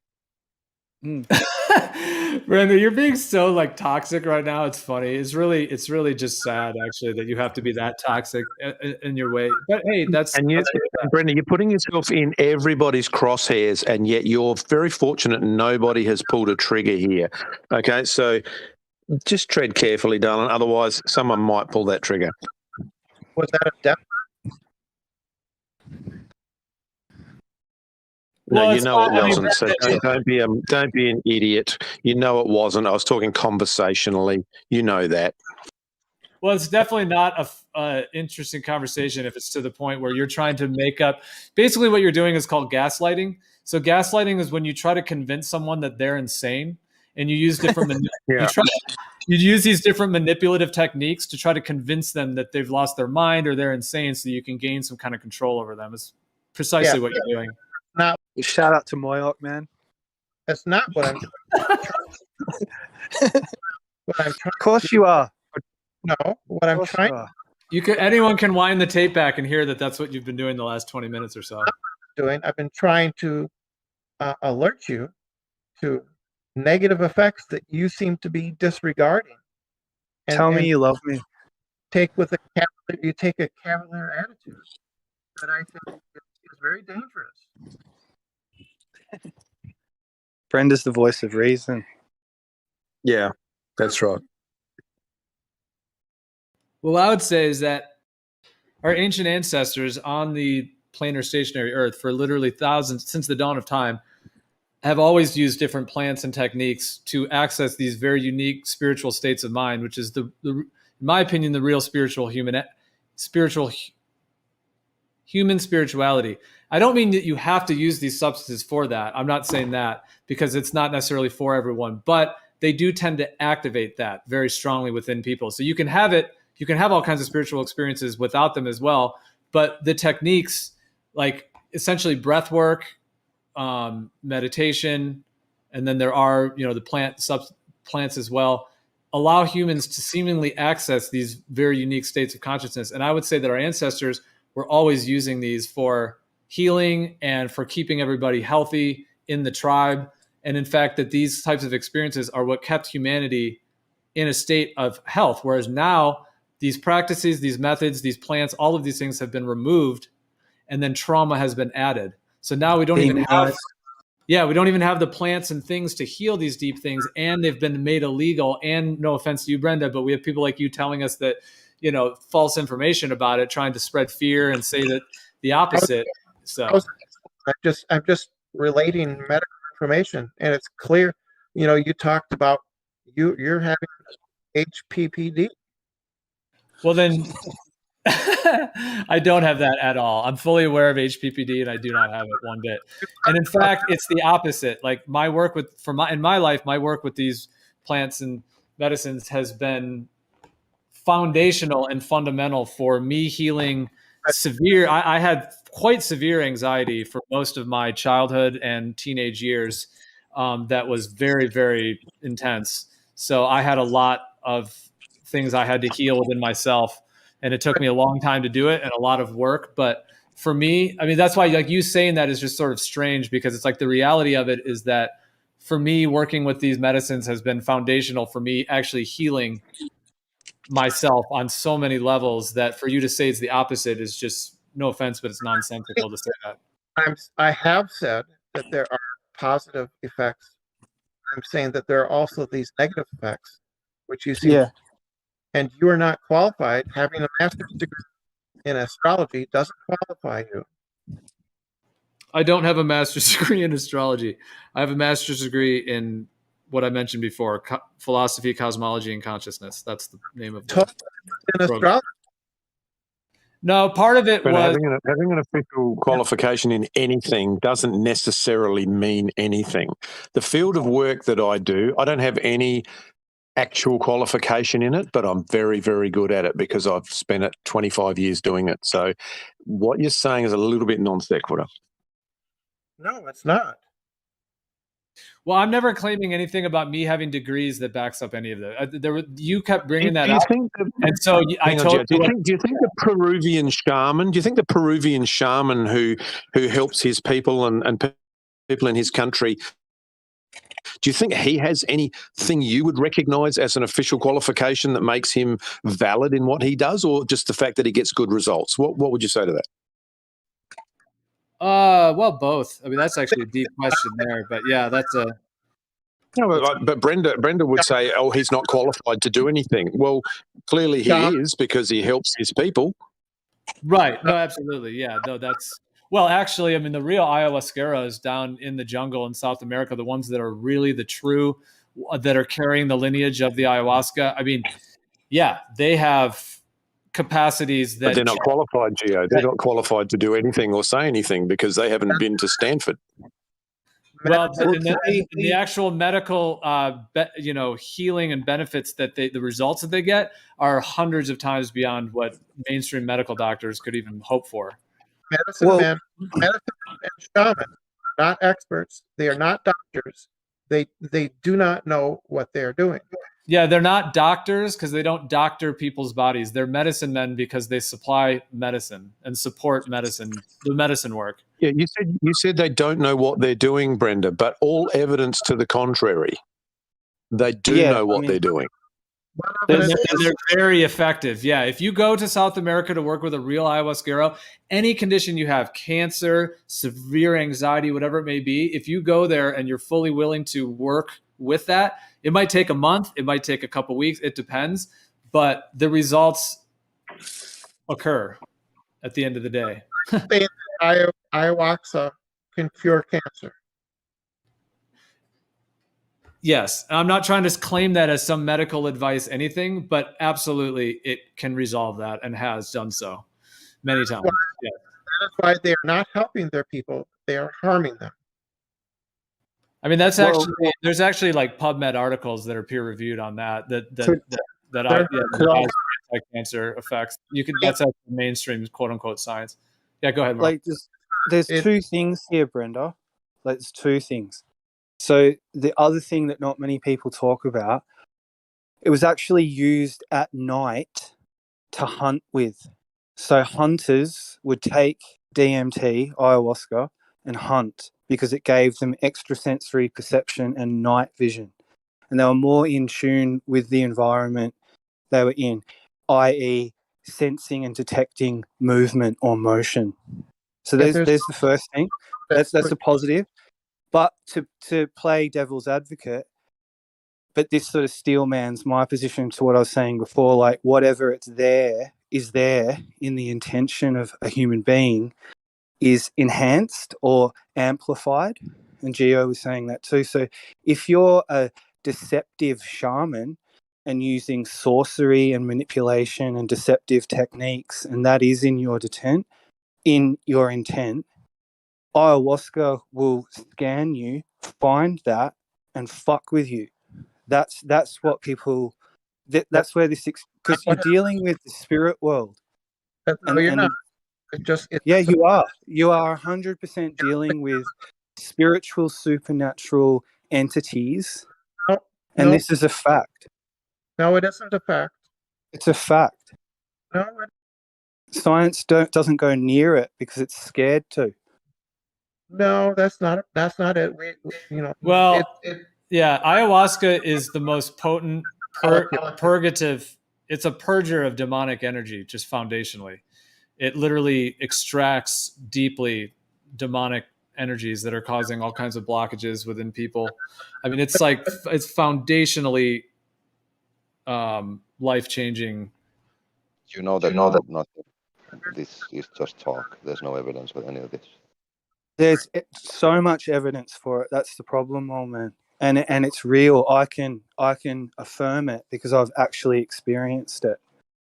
Well, and it was all of the stuff about the psychic abilities and whatnot, but there is some pretty impressive, like ibogaine.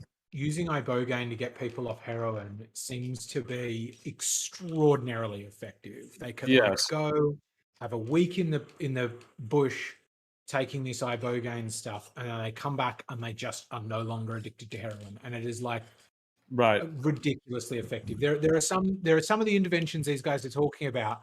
I absolutely agree with. I mean, I don't think that there's such a thing as psychic abilities. I'm not going to support that one, but like that there are that you can use psychoactives for therapeutic reasons, I think is fairly strongly supported. I heard that people have given up smoking with LSD quite often. Yeah. They've all been But Harry too, like if everything is known like eternally, right, and there's a record of that, some people can access it, whether you like that or accept that or not. I can. I mean, if everything is known, you're talking about the Akashic records, right? I just don't. Yeah, I'm a library member there. Oh, cool. Well, give me some information then from your what's the little name? Well, yeah. What writing? Anyway, sorry. Just a lot of people underestimate when it comes to that supernatural side of things, the spirit world itself. That's what I'm saying. Like, if you listen to me, guys, if you don't come correct, the divine sees you coming before you even move. You can't escape. You can't escape the divine, guys. I'm sorry. Yep. That's just real talk. Well, often, mailman, I don't know how much like what you're referring to in particular, or how much knowledge you have about these kinds of medicines. If we're talking about something like ayahuasca, but generally, yeah, what Merle's saying, like that is a factor. Like, I mean, the ayahuasca is very, very loving and supportive, but if you have darkness or demons or something like that within you, something that's causing you to whatever it may be in your life, whether it's actually causing symptoms or whether it's just a part of yourself, like a way that you're living or way you're being or whatever it may be, it can be a very stern grandmother. Like people refer to it as a grandmother spirit, but it has different modes. Like it can be very loving and supportive in some cases, but it can also be very stern. So if you're somebody who's like has a lot of that within you, then yes, it is going to rock your world in a way that will be. And I mean, I'm not saying it will for sure, because obviously everyone's experiences are different. But in general, if you really work with this deeply, then yes, it basically rights your wrongs eventually. I mean, you have to face it within yourself. So it doesn't just do it for you, but it shows you what is needed. And then you have to be the one to walk through the door. Yeah, so I just want Earl to lay on me some of that infinite knowledge that he's got a direct pipeline to. Well, it depends what you want to access and why. Like, again, intention is like key. But I can access stuff. What do you want? Merle does it. Why do you want it? He does it every day. It's a daily journey. No, just anything that would demonstrate that he has access to a special kind of knowledge. Okay, well, give me a chance. You got to say something. I'm there. Go ahead. So you don't want anything in particular? Anything? I can give you something. You have a curiosity. Hey, Merle, I have some curiosity. When do you draw a line between worshiping spiritism and our creator? How do you separate the two? Spirits aren't the creator. They're just part of creation. Okay, so yeah, sure. So let's look at golden verses. Let's look at Pythagoreans. They believe that demons walk the earth, right? They actually pay homage and tribute to the demons, right? Right. So when you're talking about the spirit world, are you encouraging the connection to these spirits? No, I'm saying that because the word of God, according to what I read, you're to remain sober. And in fact, to ward off possession or spiritism is to remain sober. So why would you guys be teaching drug use if you were to remain sober? I'll be honest. I'll be honest with that right there. I think that's a complete deception in whatever you're referring to. Yeah, that idea that you have to be sober. That, to me, that's actually demonic energies convincing you to be only in a one state of mind so that they can control people. Because plant medicines and all. What are you? Well, I understand medicine. I understand medicine aspect. Hold on.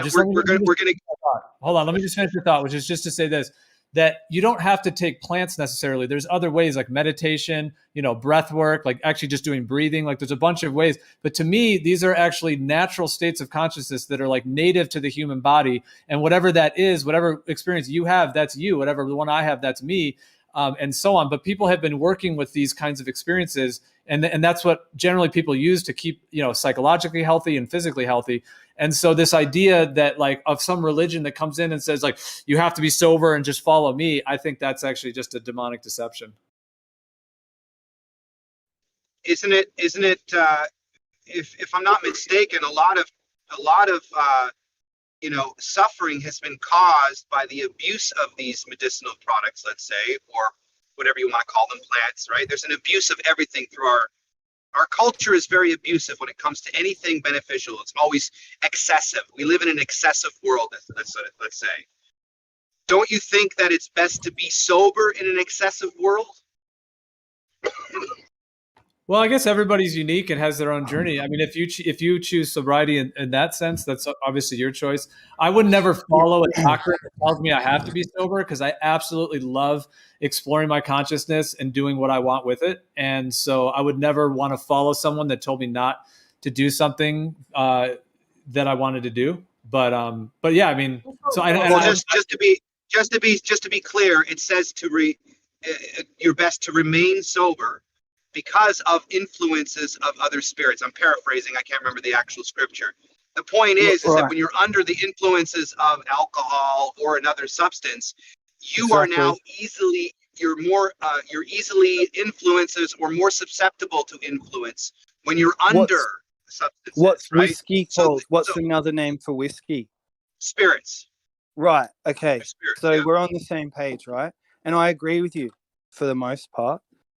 But let's just say it's a terrain, and that plant medicine gives you the they live glasses. So that's stuff that you sort of sense is there. You can actually sense it, see it. You see it manifesting in different ways around you, internally and externally. And yes, you are more susceptible to being manipulated if something like that were to make its presence felt, and then you feel malevolence and you're interacting with something that's an entity that has free will as well. And all that stuff, nothing prepared me for anything like that. And I've heard that stuff like that exists, or there's ghosts, or maybe you don't die and there's an afterlife, and sometimes there's reincarnation and people come back. I've heard all this stuff. But to actually have a first-hand experience of the spirit world and to see that inside that, it's everything. It's not just one thing or one mood or one color, it's everything is going on in there.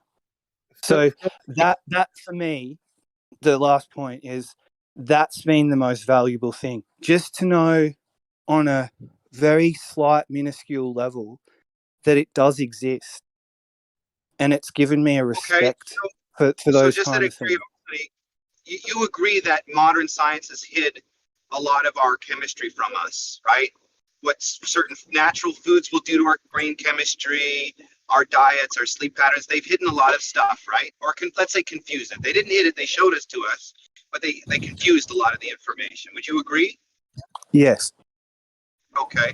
So my question is that when you research communism and Marxism, a lot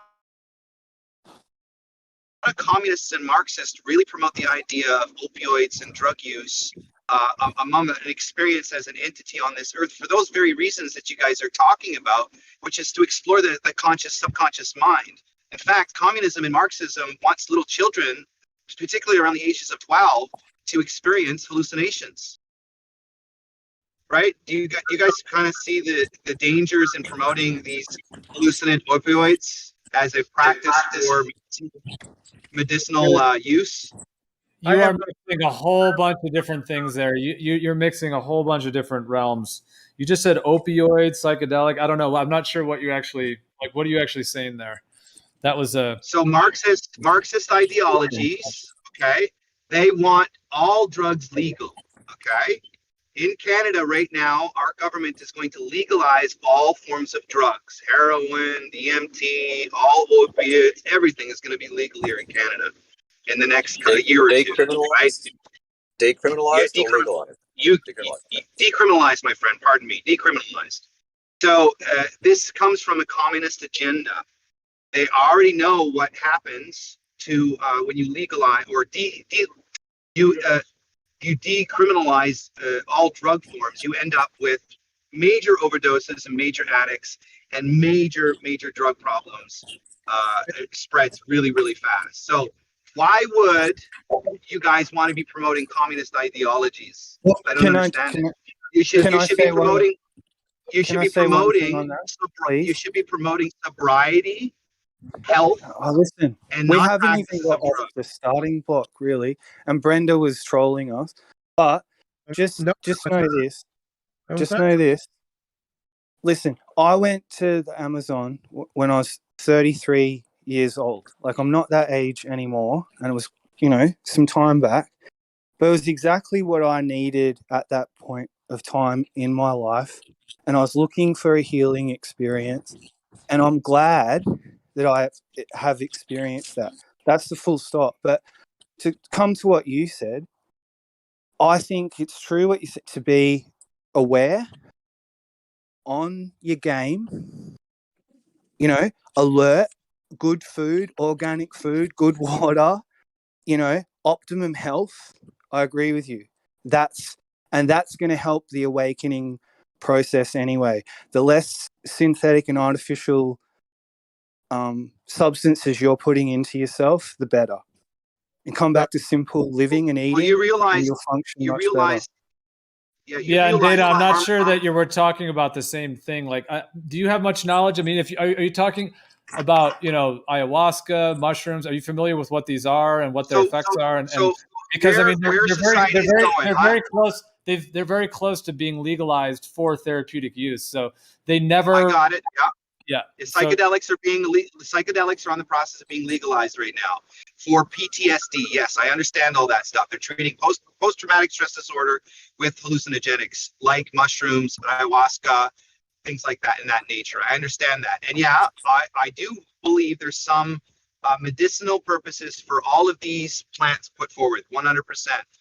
But the promotion of them, as opposed to, it's no different what our government's doing or the pharmaceutical industry. Right now, the pharmaceutical industry is promoting ketamine to treat depression. Okay. Well, Instead of hold on. Just real quick, I don't think anyone was promoting anything. We were just sharing ideas and talking about things. So maybe I just wanted to say right there, because it sounds like you were trying to call someone out for promoting something, but there was no promotion. We were just discussing. I personally have my own viewpoint on these medicines. I think they're very, very important, but that doesn't mean that I'm just blindly, randomly promoting someone to take something, you know, or anything like that. Right. Yeah, well, ketamine seems to be effective in treating depression. When it's coming from the pharmaceutical though, as an option, okay. What do you think? Well, ketamine is kind of a quasi psychedelic. Like it is synthetic, but I mean, it kind of is in that category because when they first started giving it to people in hospitals, they would give it as an anesthesia. And it wasn't a very good anesthesia because people would be coming back and they would be having these like out of body experiences and wild journeys and interdimensional, like at the high doses, people were coming back and describing in some cases that they left their body and they were viewing the hospital room from the outside, like very, very intense out of body stuff. And so they kind of, you know, ended up creating other anesthesias. But people have also used it as a compound for that as well, and actually to having like a very powerful type of a journey. And I've actually found it has a bit of a dark energy to it. Like it's not a all loving compound. It's actually it's got a bit of a demonic quality, but it is very intense. And apparently at low doses, it seems to help with depression, but I'm not really a fan of it. It's not really one that it's too synthetic. You're really familiar with a large number of drugs. Shut up. It's not like that. Don't be so fucking narrow-minded. Seriously, you're so much more intelligent than that. I've been interested in all substances, alchemy and compounds of multiple ways. Yeah. So Merle, when are you going to drop some of that info?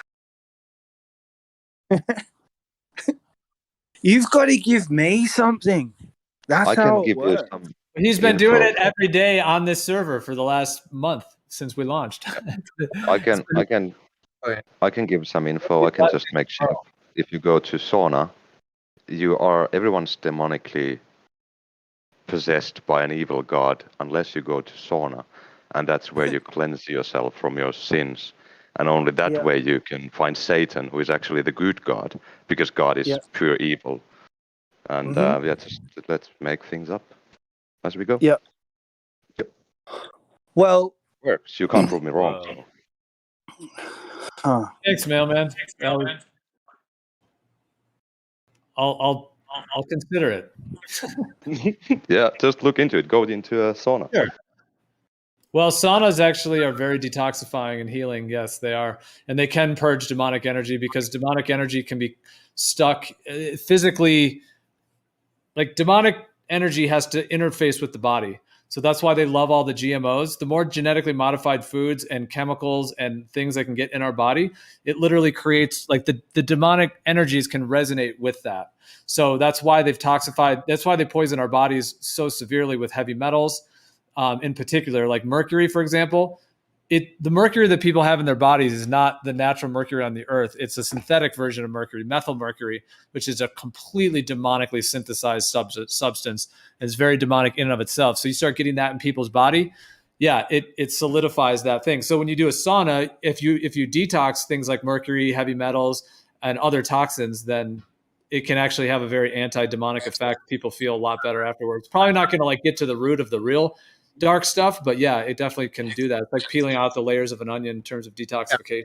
I don't Would you think say would you say that it de-demonizes?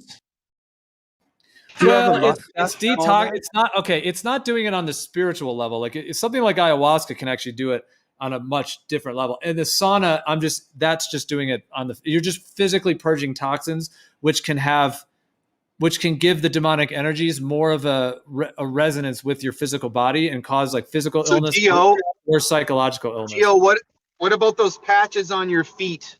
The Japanese patches you put on the bottom of your feet is supposed to suck out all the toxins.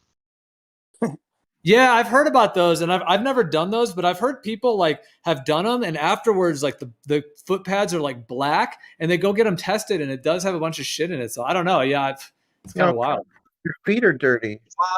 I'm just trying to think: is there a way to detox without worrying about demon possession? Well, listen, because demon's a funny word too. Like, like a thought. A thought can have a shape as well, a color, a sound. So thoughts can manifest, and sometimes demons are just that. They're just thoughts, and you could think something else and it'll change again. Right? So, I mean, that's mindfulness. Sometimes they call them intrusive thoughts. You're not really wanting those kinds of thoughts happening in your own brain, but sometimes they come in. Yeah, it's like you just mix things up in a blender and then it comes out. Well, it's just all how you look at it and what weight you give to a word, like a demon. That kind of evil, Satan, demon, these 666, they have connotations depending on the weight you place on them. Yeah, and not everybody has the same types of energies going on. I mean, I've been involved in many different forms of ceremonies and things where some people will be really releasing something very deep within them, like something that has a much more like a specific kind of like a demonic energy, whereas other people might not have that at all. Like they might have something completely different, either peaceful, or they might get insights about their life or something about their childhood or some kind of a spiritual insight about the nature of life, reality, emotions with their family members, all kinds of things that can occur. So yeah, it's not, but there are some people that have like specific like demonic energies that seem to need to be completely extracted for them to have resolution to whatever symptoms that they're having. Yeah, what frequency? What's that demonic energy?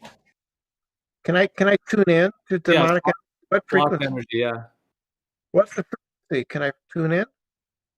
Put on Metallica and get in the nude and start dancing. Brenda, you're cutting out pretty bad. People can't hear you well. I was just wondering what frequency demonic energies are, so I can tune in. Yeah. Metallica is the frequency, okay? Or Pantera. That's a good place to start. They're a good and get in the nude and start dancing. You'll find yourself. I mean, I mean,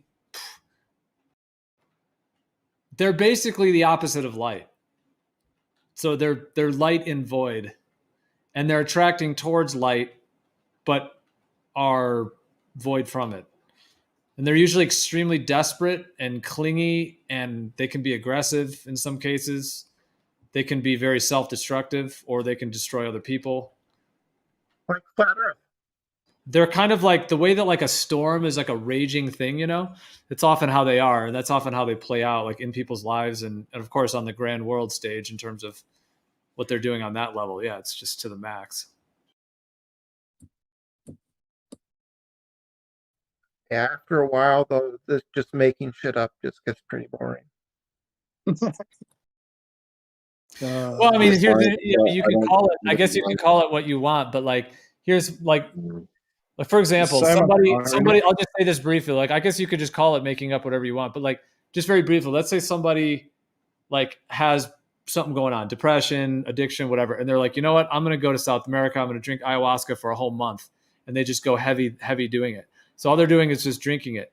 They may have a journey. You're calling it making stuff up. You can do what you want, but it's very common that someone might go through a whole journey where, they maybe drink the first night, they get some sense of what's going on. And each person has their own unique like self-discovery process. It seems like no two peoples are the same. And so if that person starts to feel as like, indeed, there is some kind of demonic energy that needs to come through, and once it starts surfacing, they might spend several sessions, maybe 5, 10, 20, however long it takes, continually working on this process, like moving it through and being supported to move it through in whatever way is needed. And that might involve purging, like vomiting. It might involve diarrhea at certain parts of it. And they may go through a whole journey of, 30 sessions or more where they did just that. Like they found out that they did have some kind of dark thing within them, a demon, as it were, like their own demons, as it were.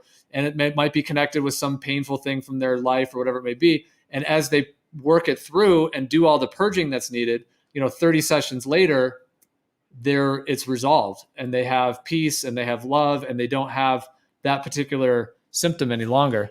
So I'm not saying that's the case for everyone, but whatever you're saying is just making up. I guess you could call it that, but from a direct outer perspective, yeah, maybe they are making it up, I guess, if you want to just judge them. But in reality, whatever's happening is therapeutic to a level that is never seen in mainstream medicine in terms of giving people these pharmaceutical drugs.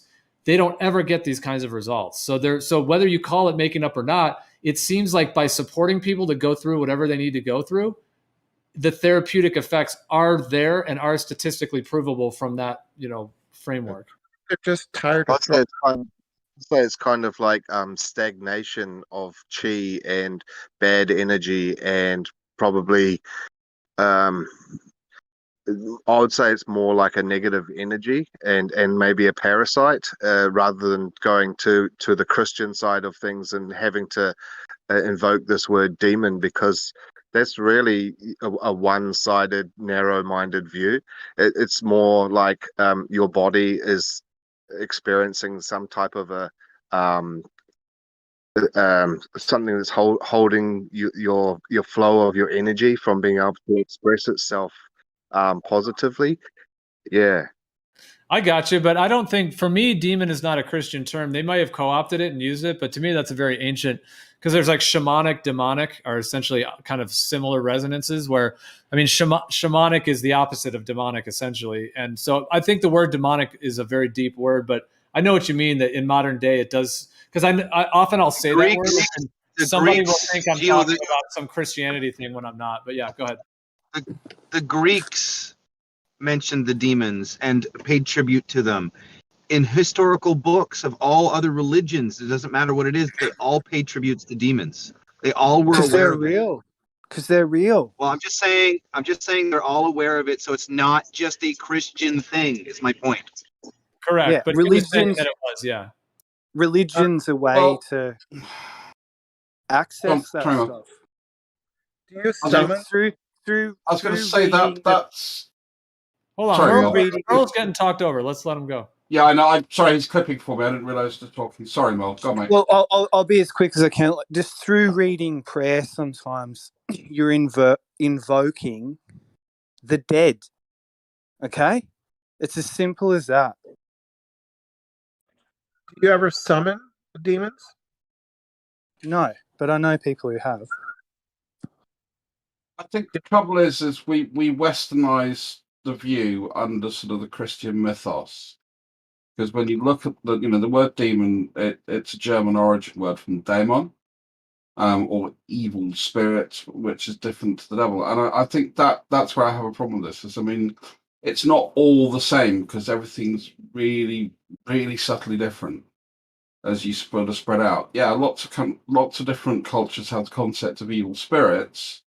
But evil spirits are not even necessarily the same as what Christians view demons to be. They literally call them demons. They literally call them demons, like the jinn. The jinn is another form of a demon, right? No, it's not. A jinn is a spirit. It's a wind spirit. A jinn is a demon, buddy. It's literally a demon.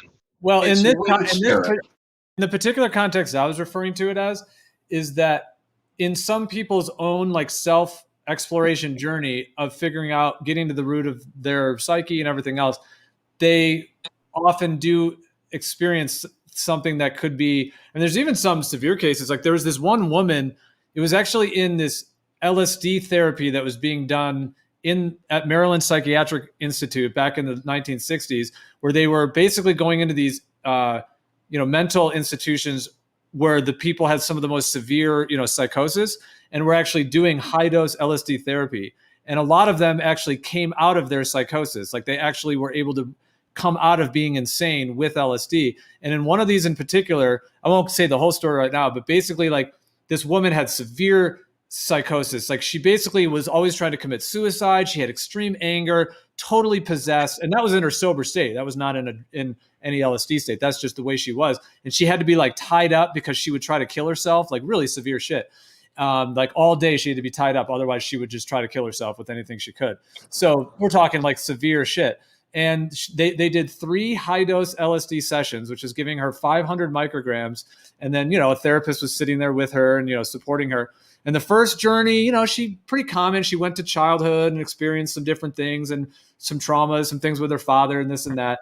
And eventually on the 3rd session, like in the middle of the session, she literally like began speaking like a demonic entity, like almost like Exorcist, like a different voice actually physically came through her body. And she was like talking this manly voice, and she was threatening the therapist. And even more so, this entity that was speaking through this woman while she was on a high dose of LSD, this entity knew a bunch of shit about, like psychically knew stuff about their program, about their LSD program. So it was threatening, the demon through her was threatening the therapist and like trying to tell it to like back off and like don't try to heal her, and was like threatening, and it knew actual like information about the program. It's a really fascinating story.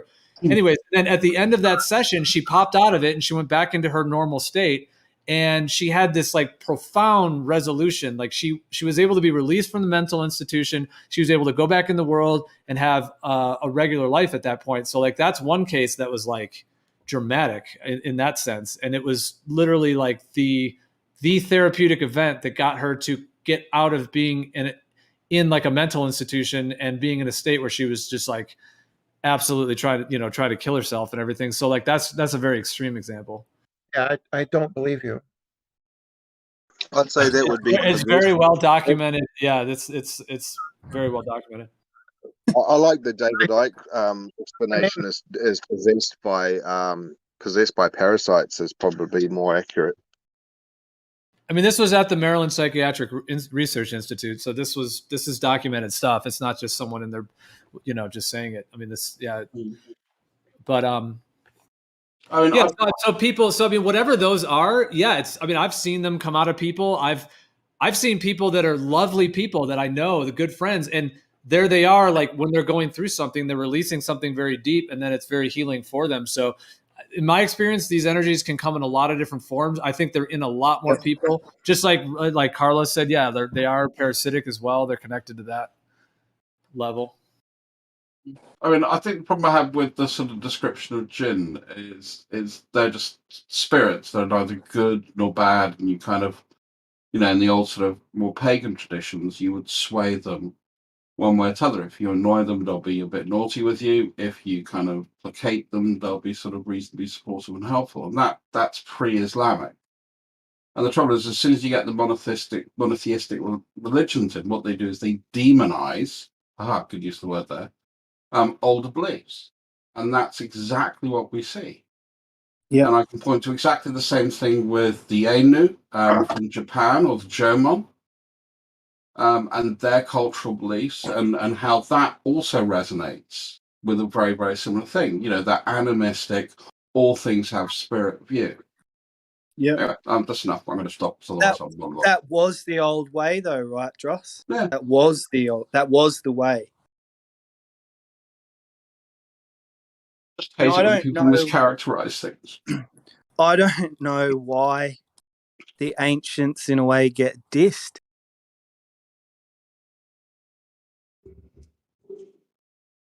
Because we want a simplistic, materialistic view on the world, which, if you're an evidentialist, is very reasonable.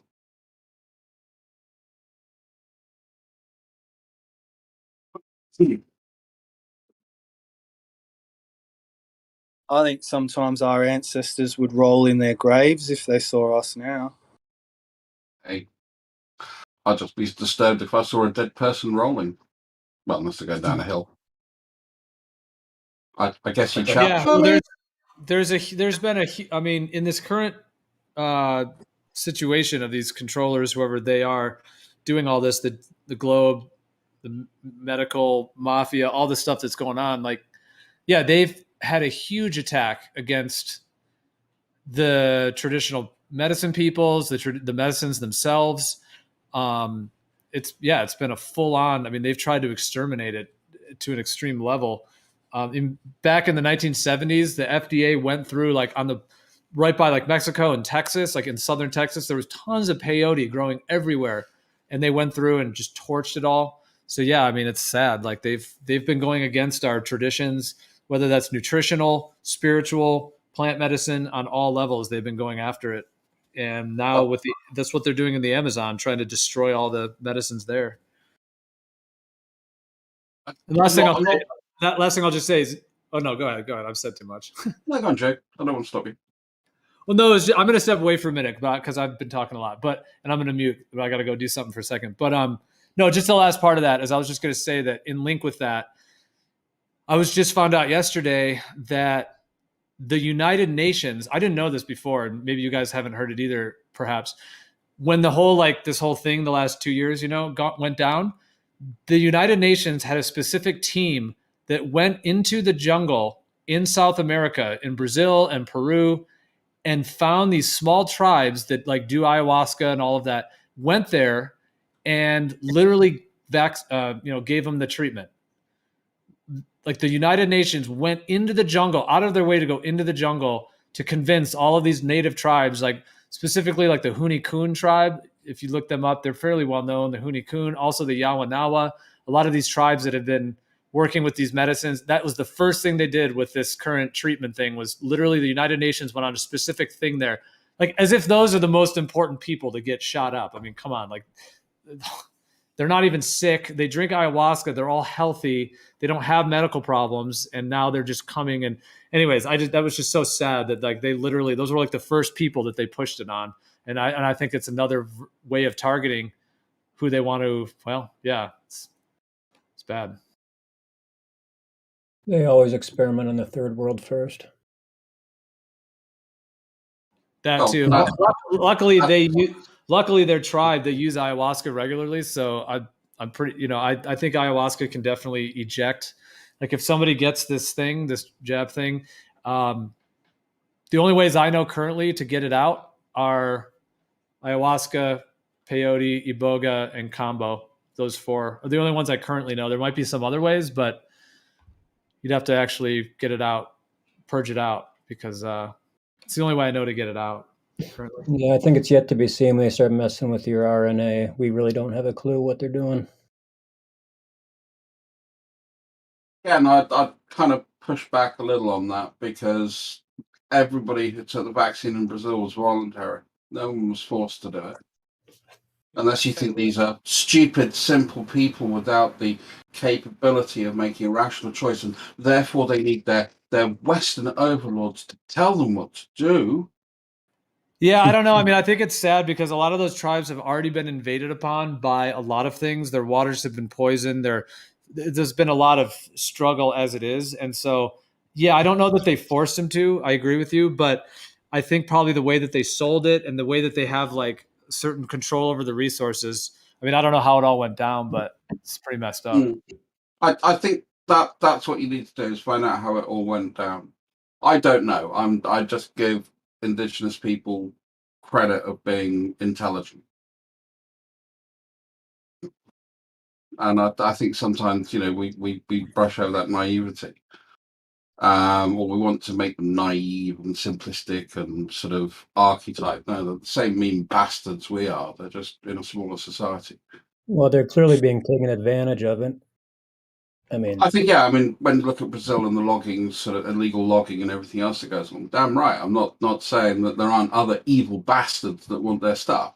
But, we've been going into the Amazon for 70, 80 years looking for more medicine. That's pretty well documented. So we can steal and patent That's what Well, they're looking for. If nobody owns it, how can you They want steal to it? manipulate the plants. No, I just want to You go back on the patent it. rhetoric you was used there. If nobody owns something, how do you steal it? Well, they turn it synthetic so they can patent it. That's what their goal is. They So always it's not stolen. it Okay, appears got in rid of that nature, word. and they patent it, so then they make the plant illegal. And I'm kind of with you a little bit on exactly. No, that's exactly That's what Western governments do. things, yeah. I kind of agree with you on a certain point of the way the patents are issued and maintained. And especially when it comes to sort of the DNA of an animal, a plant, or a being. I think that should be kind of out of bounds. But I also think that if you are producing something that has efficacy, and whilst, There is no. You told me the vaccine is efficacious? Efficacious. Towards what? If we could maybe just, I was doing the broader medicine rather than just one particular thing, vegan. Yeah, vegan. We try not to say those key words because they. Oh, there's just. So I'm talking broadly about. I'm a big fan of complementary medicine. Okay, not so much homeopathy, but certainly herbal. We can't speak about the big if you looked at my back deal. garden, you'd like it Medicine because it will is. tell you how nice your beard is. Yeah, vegan games, pretty much. Yeah, we've been avoiding talking about the treatment and the current situation because, well, YouTube just basically with their censorship, like if we talk about that, it's possible the channel gets shut down. So yeah. Oh, this is on YouTube, I suppose. Yeah. Oh, okay. I didn't even think. I'm sorry. I didn't even think about that. That's all good. It's just kind of the one topic we're avoiding overall. I mean, isn't it crazy? We live in an era where you can't talk. I mean, that blows my mind. I know. It's the most disturbing. It is disturbing. You can talk about whatever you want, and if someone has a company, they're allowed to make terms and conditions for how you use their service. We may not like it, but that's the world the way it is. And there are other forums that we could choose to use that don't have the same level of restriction. MeWe being a good example. The free flow of information is paramount in free societies. Yeah, I agree. But also, if I own a driveway, you don't have the right to park on it. Right, but I think we all know these utilities have become almost public necessities now. They're not what they claim to be. This is the now public circle. I think there is an argument. I think there is an argument there, vegan. But Google has conflicts of interest on the things that they tend to censor. Again, I'm not saying that you don't have a really good point there, but as the law stands today, it's Jeff Bezos' company with Amazon. It's whoever owns Google now, which I can't remember whoever the CEO of Google is. I can't remember. I understand that. That doesn't mean they're moral or right. Business isn't moral; it's amoral. Well, it's there to make a profit for the people who invest in it. That's unfortunately the capitalist model. Well, Dross, if you get public pretty speech, clear, yeah, pretty clear to see that for me. I mean, my God, it's so clear to see that the same people rolling out, the the treatment and the problem, reaction, solution. I mean, can you not see how it's all connected? Like, is it really still like? Are you not able to see that? Yeah, I mean, when we talk about sort of Google and then sort of suite of companies and how they're connected together, yes, and they're a vehicle. You can look at then sort of media organizations and how some of those are connected and how some of them are not, and they're a vehicle. You could look at billboard advertising, the companies that own that, and that's another vehicle. But I don't think there is this grand state of collusion. I think companies are out for their own interest, and the unfortunate thing we have is a disparity of wealth between, the richer classes, the middle classes, and the working classes. You don't see a grand scheme of collusion? No. Can I just throw something in here? Here's a real world example, right, guys? So, for the sake of just so we don't get any strikes on anything, well, let's just refer to this thing as minestrone at the moment, right? So here in Australia, you have to get the minestrone in order to not lose your jobs in major retailing companies like Woolworths and Aldi and those sort of things. If you're employed by those companies and you don't take the minestrone, you're going to lose your job. Now, my query is, at what point do large multinational commercial entities, they're driven by commercial and financial imperatives. They need to make money for the shareholder.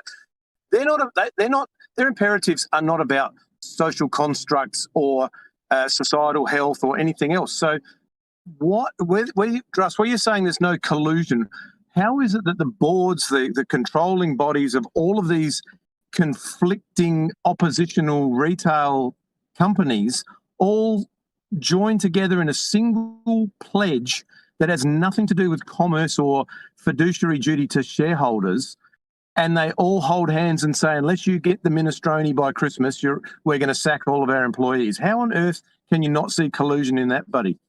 And every major government rolling out the same rhetoric at the exact same time. Right. Can I ask you, if there was some financial advantage in doing so or disadvantage in not doing so? I guess they're pretty much the same thing. Would that change your view on it? Well, that would then indicate collusion, wouldn't it, Harry? No. Well, hang on. So it sounds like what you're saying is it's suspicious if they're doing this when there is no fiduciary duty to, when there's no financial obligation to or benefit in doing so. Well, it's more than that. It's that they've all joined hands and made a pledge together at the same time. Right. It smells of collusion. It smells. There is a. What I'm asking you though is, if there was some financial reason to do so, would that change your view on that? Because I can see some very clear ones, and in fact, I before this whole thing started, talked to somebody at a very large company that I work with, and he was talking about the same thing. He was I won't go into it obviously for obvious reasons, but he was talking about exactly the same thing, and I'll walk you through the way I see it as stacking up financially.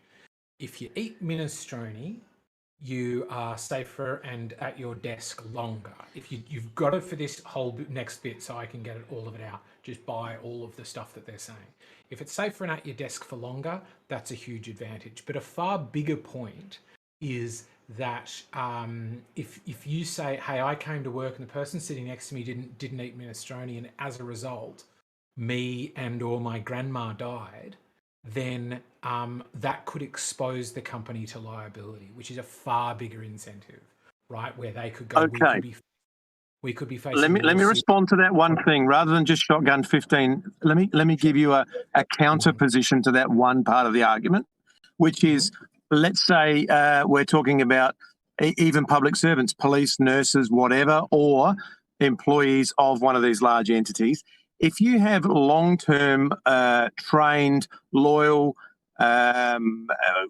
good-serving employees, and that has cost, your company has invested hundreds of thousands, millions, tens of millions, hundreds of millions of dollars potentially in gathering and training and culturizing that workforce, and you're going to throw them all out the front door on Christmas Day because they won't take the minestrone. Tell me there's not an enormous fiduciary impact on the shareholder by doing that, where you have to replace all of those people with newbies into your business and or government circle.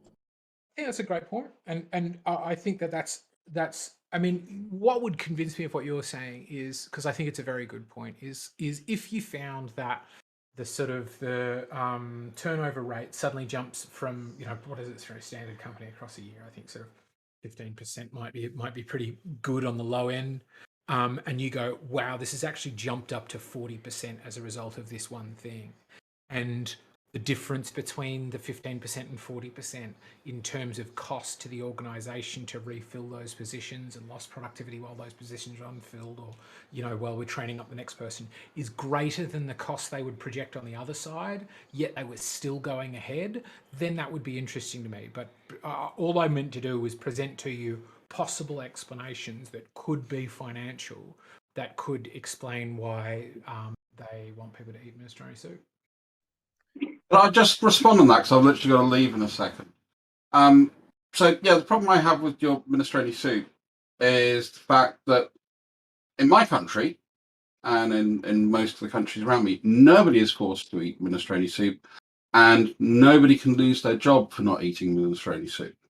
This is not even across the whole of Australia, I believe. I think it's just one particular part of Australia that is really saying that you have to eat minestrone soup. So where's the collusion? You're not able to get a haircut without it here. That's not true. There are now major companies here who are right across the country. My son works for one of them, who are saying unless you are, his company has said everyone not eating minestrone by the 31st of March 2022 will lose their job, and this is one of the country's biggest employers. So this is, I believe, it's my opinion, this is a thin end of a wedge which is now going to be driven in further and further and further, because there are several major players in the retail industry and government departments that are now introducing this exact thing. But no disrespect, you live in a very small country with a very small, well, you live in a very large country with a very small population. Yeah, and we're also often used as a beta test for lots of things, Russ. That is the reality. We are used for those very reasons, because we're isolated. We're at the beginning of every day. They can test financial things on us. That's just the reality of living in Australia. Most of it's not so nefarious, but that is something that we do cop here. Weren't you originally a penal colony? Yeah, just we never used it as a penal colony ever. I thought Australia was originally a penal colony for. Yeah, but British people can convince you of anything, so you don't want to believe a word we say. Never a penal colony. Well, America started off as a penal colony. It was they only bothered starting to send them to Australia once America said no, thank you. No, you're a penal colony. You're a penal colony. Get your hands off my penal colony. I've got a very large penal colony. Anyway, take care, guys. I will speak to you later. That was funny. I just wonder if that was just funny. I was wondering, Effie, if you would be willing to work with a zombie. What's that, Brenda? Your mic's a little bit low. I was just wondering if Effie would be willing to work with a zombie. That's what zombie was doing. Well, you'd have to give me more specificity, more details about the zombie, Brenda. The zombie is been hired by your company, and he's coming into work, and he's going to sit next to you. Does he want to eat my brain? Yeah, he does. Yeah. Oh, well, then I would prefer not to work with that individual, yes. Oh, okay, but we're going to give you a badge, and if you wear the badge, he won't attack you. Will you wear the badge? Is this But badge? why would my company expose me to that? Hiring a zombie where other people already are employed within the company don't need to wear the badge. Why would you introduce that risk to everybody else? Well, because a lot of zombies vote and they protest, and there's a lot of pressure on them to hire zombies and to not fire zombies. So they can't fire zombies, right? So you have to work with them. Would you do that? Right. Can we just get to the punchline here? Well, it's analogous to the situation with the thing we can't talk about, right? Minestrone, yep. The thing we can't talk about is there's somebody next to you who's a zombie. That ate the minestrone, I hope you're talking about. The one that ate the minestrone, is that what you're talking about? They didn't eat the one who ate the minestrone is probably the zombie in this analogy. Yeah, they didn't eat the minestrone, therefore they're a zombie. Oh, so they're still human. And they can give it to No, you. you've got, as with everything in your life, Brenda, you have this inverted. The person who ate the minestrone becomes the zombie. The person who doesn't eat the minestrone is the same person they were yesterday and 10 years ago. No, that's not how it works. This That's analogy not didn't true, Brenda. No, that's not how it works. The Oh, minestrone hey. prevents you. But not in your mind anyway. So the minestrone prevents you from catching the zombie. According to who? That's just the facts. No, but Oh, it hang is. on. That wouldn't make me the zombie, but I haven't changed. So I can't be the zombie because I'm the same. So your analogy is horseshit. You're deciding whether or not you want to eat the minestrone, right? Which is to take a jab of minestrone. Take a jab of drugs. A jab of minestrone, right? The zombie didn't eat the minestrone, so he's a zombie, right? And you're deciding if you want to eat the minestrone, but the fact is he's going to work next to you, and I he hope could you're disagreeing just to disagree. he If you could really turn. think like that. If it didn't matter, we wouldn't even be talking about it in code. Hang on. Let me just get back to this. So, okay, Brenda. So the person who ate the minestrone is not the zombie. So therefore, that would make me the zombie. Therefore, I would be fine working with me because I know that I'm the same as I was 2 years ago, and I don't pose any risk to anybody. So once again, I don't really see how your analogy is meaningful. Right. So the minestrone prevents you from turning. You know, when you turn, when you get the zombie stuff, you turn. And the But minestrone. Okay, if I don't eat it, am I guaranteed to turn? You're guaranteed not to turn. No, but if I don't eat it, am I guaranteed to turn into a zombie? The odds are greatly increased. But you have to eat another bowl every 3 weeks. Right, Brenda? How many bowls after that first bowl do you have to eat? Well, you don't have to. No. Oh, you don't know. Oh, they don't. What You if only need one bowl. there's a risk? What if there's a risk that the minestrone could kill me if I eat it? Do I not get the chance to say, do you know what? I don't rate my chance of turning into a zombie as highly as I do that the minestrone will kill me. Therefore, I'll take my chance with the zombie status. Yeah, nobody has died from eating the minestrone. Nobody. Sorry? Nobody. Nobody has died. Nobody would die. Well, you can't prove that. That's not what I. Silly conversation. Like it's good. It's good. I'm not complaining. I just think it's hilarious. No, I am back here laughing. This is absolutely Minestrone. awesome. That's using these words and the way you guys are doing it. It's like, it's just great right now. Yeah, I'm loving it. I didn't Well, mean to be here's the like. thing. Here, I just got something. Here's the most important part of this. No matter what side you're on, if we lose our bodily integrity, there's nothing that they won't be able to take from you. That's the bottom line. Well, eating minestrone doesn't, make you lose your bodily integrity. It just gives you a full Oh, it belly. doesn't. So if I don't want to take it and I'm forced to eat a bowl of minestrone soup, I've still got my bodily integrity by my choice, huh?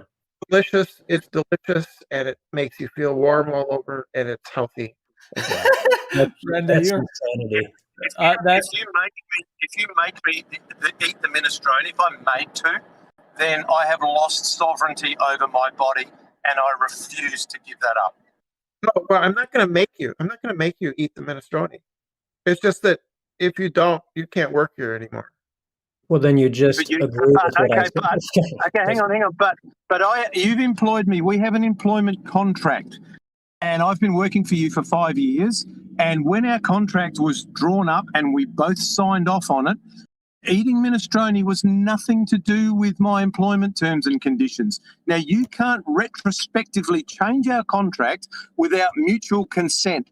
Either that or there's no point ever having a contract of employment again, because it just becomes a dictatorial relationship on behalf of the employer imposing his will on the employees without any any comeback, and the employee is basically a slave at that point. But I'm the employer. I don't want a bunch of zombies working for me because, you know, they start eating. Doesn't matter. Doesn't matter what you want. The law, a contract is a contract in law. We either are nations of laws or we are nations of dictates. You choose which one you want to be part of. Well, that's just not how things work. Oh, I'm sorry, but that is how things work. No, there's a zombie infestation. And we have.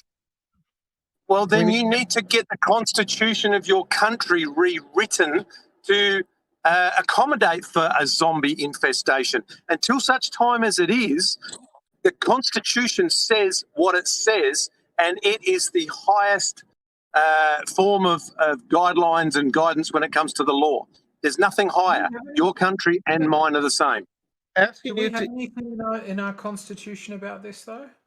Yeah, no, yes, there is, Harry. Do some research. There absolutely is. You're not informed enough. There absolutely is. No, I'm not saying there's not. I'm asking you if there is. Tell me about it if there is. Yeah, sorry, buddy. Yeah, sorry. I'm driving. That sounds a bit dodgy here. Yeah, there is. I'll see. I can DM you some stuff if you want.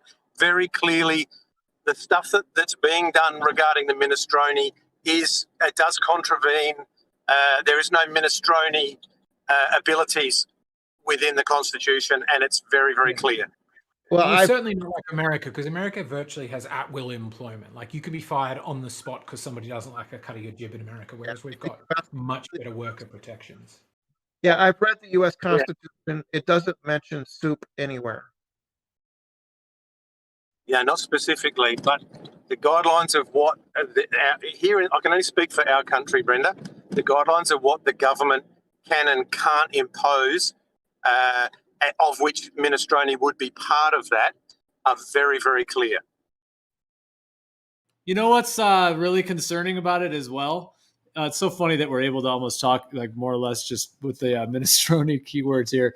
But what if the minestrone actually weakens your immunity and creates a situation where people feel like they have to keep getting the minestrone every year because they're so afraid, this variant's worse and that variant's worse, whatever. Meanwhile, they have to keep getting it, and actually what it's actually doing is weakening their immune system. And the people who don't get it, see, the thing is that when you get one of these things, whatever they are, your body builds immunity.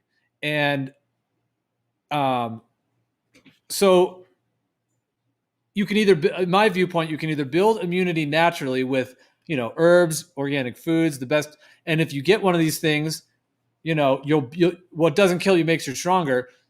These things don't kill very many people. That's a whole other question. I mean, that's a whole nother part of it. But I'm just saying, in general, the basic idea I'm trying to say is the idea that the minestrone might actually weaken your immunity. It might do the opposite of what they're saying. And those of us who don't get it and who are just eating good food and trying to be strong, even if we do get one of these zombie things, we will build the immunity for it naturally.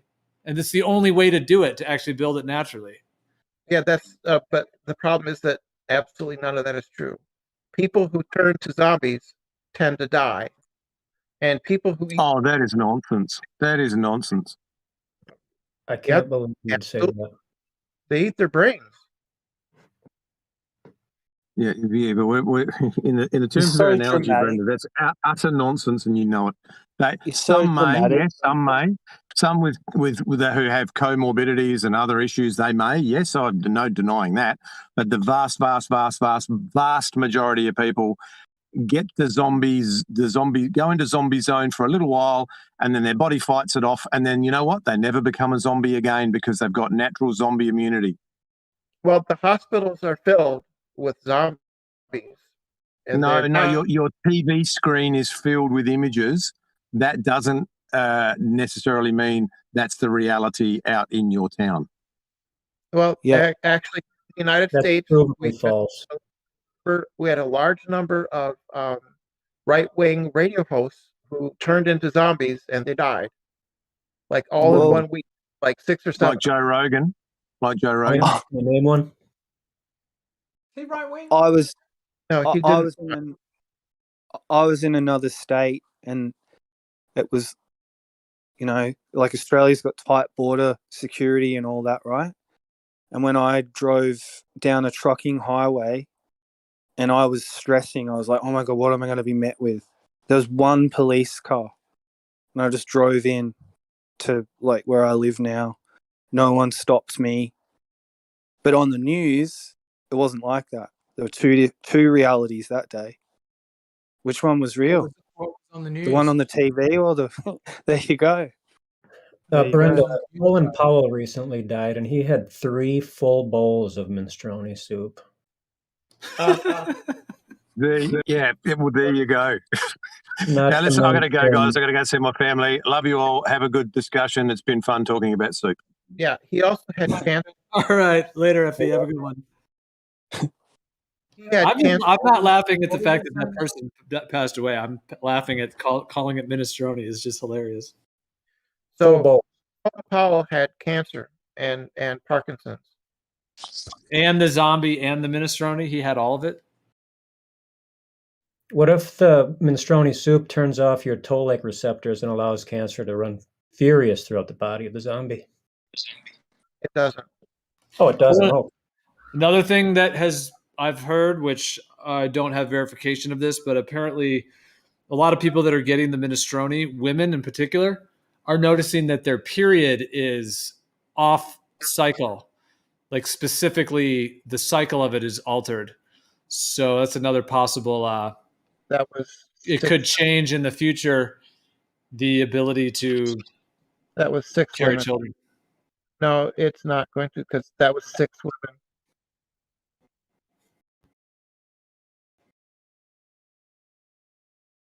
Six. Extremely high rates of miscarriages as well. Women getting pregnant women taking the minestrone in the first trimester. 82%, I believe it was. Really? It's massive. This is the largest eugenics experiment ever been carried out on the human population. Yeah, I'm sorry, but it's just. Yeah, probably since World War II. Yeah. Oh, this is much larger. Much larger. This is just not true. Okay. Well, I guess you can say that. And this is why this topic is rightfully not allowed on YouTube, because you're just saying lies. Yeah, this is unbelievable. Spreading. It's like CNN. This is why YouTube is doing their great work in the world. Absolutely. You need to censorship now. Don't agree with me, he shuts you off. Suppress. You need to suppress this. That's the hallmark of fascism. Yeah, it's confronting, isn't it? That's fascism in your face. The 82%, I've just done a quick Google on it. The 82% of women miscarrying after drinking minestrone seems out by many orders of magnitude. Well, since it's opposite day, there's a quote here. I just went and found it on my Facebook today. Since it's opposite day, I'm going to read it. This is what it says. It says, take the day off from being the bigger person and choose violence. You deserve it. Right. That's awesome. It's just a funny, complete opposite twist on things. Yeah. Take the day off from being the bigger person and choose violence. You deserve it. So, vegan, do you understand that what you said was not true? Oh yeah, what's that? Well, Eggshells looked up your claim. It was based, I'm trying to find my source right now. I just read it. Yeah, so you're wrong. Okay, let me try to find my source and I'll post it. Well, Eggshells looked it up, and he said, yeah, but nothing wrong with a second opinion. I mean, I'm sure CNN will give the honest answer, right? that he's misinformed. We're going to play the game of I use these statistics to show one thing, but if you use the same statistics, that doesn't show a different thing. Yeah, my Or are we going to play statistics the game better where than you your present your statistics. statistics, I present mine, and then we have a reasonable discussion about who's win. But Yeah. like, of course, they're going to lie. It just means that there's no point having it. Well, where are the numbers really coming from? That's probably the question. I've just got to figure out, make sure I can stay talking about minestrone while doing it, because otherwise I will fuck up again on Geo streams, and I feel like I've already got two crosses against my name. Oh, you're fine. Well, this is actually this is the most in depth we've gone into it with minestrone and zombies. This is hilarious. Well, I mean, I don't mind doing it this way. I mean, I guess it's funny. It's kind of obvious what we're talking about, but I don't know. I don't care if it's a way to sneak around it and we can still do it. It's fine with me. The only problem with it is that people doing it, like you guys, are doing a really good job at sticking with the keywords, but not everyone will be that good at it. So if someone's gonna, yeah, but do you think that spreading misinformation that can actually harm people, lead to their deaths, is serious? Well, but see, what I think is that it's the misinformation is the minestrone and what the zombies are. That is what the misinformation is, and then the killing people is a whole other thing. They're actually doing that purposefully, but that's a whole other topic. So no, that's not true. The minestrone is not misinformation. Oh my God! It isn't. Well, I think you have the ability to say that. Free world, you can say that. Because we already showed you that you were wrong. No, you haven't. And he confirmed that what you said was completely false. Okay. Total Brenda mode right now. Total Brenda mode. Yeah, well, you acknowledge that what you said was wrong. No. Why? Let it go. You win again. Let it go. You're going to cling on to a single factoid, and that's the end of the story. The truth is important. 81.9 is based on a reading of a study from the CDC that covered women who ate minestrone in 3 different trimesters and deliberately excluded women eating minestrone in the 3rd trimester in order to show misleading figures. So maybe you've got a different study. Maybe it's not from the CDC. Maybe, 81.9 sounds very close to what you're saying, 82%. But maybe you're talking about a different study, or one that did take all of the data and didn't just cherry pick. How do you see your Reddit history? Is that possible? I don't think you can see what you've commented on. I don't even think you can see what you've voted. Can't you see the post that you've clicked on, though? I doubt. Let me check. You can certainly search it, though, for keywords. I just want to see a list of the posts that I've read over the last 6 hours. So do you have Reddit is Fun, the add-on? There's a way to do it with that. No. Yeah, so the difference is that what gets me in trouble in Flat Earth discords is that I respect truth, and Flat Earthers do not respect truth. They hate truth. Oh my God. Mm-hmm. I'm only hearing bits of what you're saying, Brenda, but I think you're the best truther. You're so honest all the time. Matt, it doesn't bother me. So Vegan here has demonstrated he hates the truth. He likes to spread lies. I don't think that's the case. I think it's just the same old thing that we would see. If you presented me something that said 4,076 times the square root of 17 equals x, which shows the Earth's curved, I wouldn't dig into it much. I would just go, oh, it probably does, because I think the Earth's curved. So I think it's very easy for somebody to unwittingly spread misinformation because we don't interrogate things that support our side. That's well supported in research. Okay, well, for now, I posted the open VAERS data, which is from the VAERS. There's 17,128 deaths from soup listed on there. I'm looking specifically for what you said, which was a study saying 82% of women who drunk minestrone miscarry, not the open VAERS data. Unless I'm going to find it on this. I know. I just posted this now. I haven't found that article yet. I'm still looking for it. So one of the facts are that minestrone, there is no evidence that minestrone has caused a single death. No Okay. evidence. Isn't there? I thought there was even one. That's not true. I guess this link here, I suppose the VAERS reports are completely meaningless to you. This is CDC information.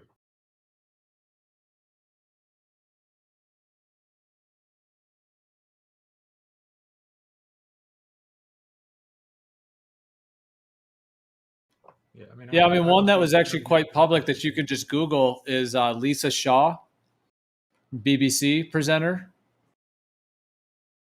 Direct because of the minestrone. I think it was brain aneurysm, like a blood clot thing. Yeah, but that was, I mean, it's like right on the headline of all these articles, because of the minestrone. Yeah. She died.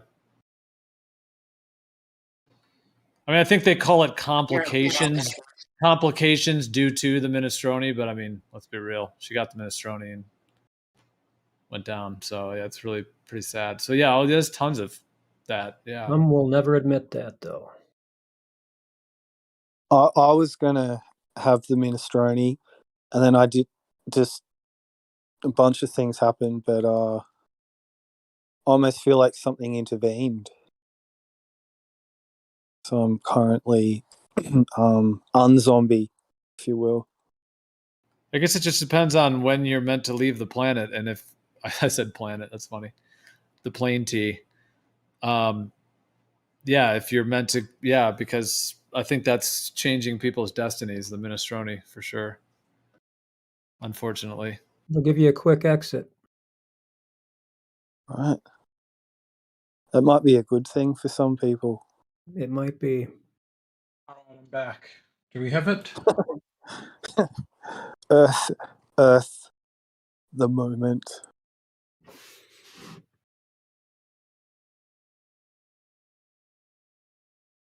Yeah, it does. I mean, not to scare anyone, but it does feel like everything's slipping away. I'm kind of cool with it, though. I'm just. You ready for I'm it to embracing. learn? Yeah, I'm just embracing it now. Like I just think whatever is afoot is bigger than all of us. Yeah, we just have to. So I be double brave. checked my source. My source confirms what I said.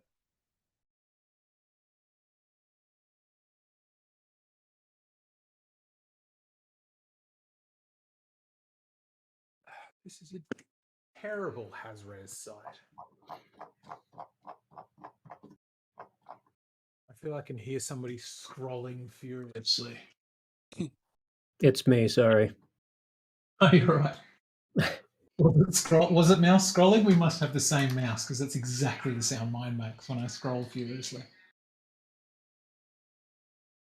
It's a razor. Well, the good thing about it is that people had plenty of time to think about the minestrone, and I think one can still save themselves by discontinuing all future minestrone. That's for sure. And then using things to get out what you already have in you, and then keeping healthy otherwise. So it's going to be a tougher road. Like, you definitely took a hit, but I guess some of these people are going to have, it's just like a live and learn kind of thing. But there's still hope for those who are ready to, or who are able to figure out what's going on. Yeah. So on what basis are you saying that people should avoid getting the minestrone? Well, I mean, this is sort of what happened today. Like, so I'm symptomless, and I went to a hairdresser, and they couldn't give me a haircut because I didn't have the minestrone soup. Yeah, good. And he said, I could get fined 100,000 if I do give you a haircut. Yeah, good. Good. Yeah, the cops are hot on it too in Australia. They will come up to you if you're not wearing a mask. And so on what basis? You don't look like you're about to go and have some minestrone. You look a bit hungry. 100,000 fine. $100,000, not 100,000 That would be like 10 million. Is it? I thought K was just 1,000. You mean 100K? Yeah, 100K. But that's all good, Merle. That's a good thing. It's not a good thing. I'm fine. No, you don't know that. Oh my God. I I know don't know, myself. Don't. from your Yes, perspective, I by the do. way. How can I not know myself? I'm me. What are You you could talking about? you could That's turn why to that's why I do think Brenda's example of the zombie film is a good one. Like, you know, the guy comes back in and he's like, "Yeah, it bit my arm a little bit, but I feel fine. It's me." You know? Well, I mean, shit. If you can't know yourself, I mean, who can you know? But I mean, have you? You know, I don't I'm know. serious though. Like, I don't know think it's myself. fundamental. I'm fine. That's the Yeah, I thing, just Merle. This is non-negotiable.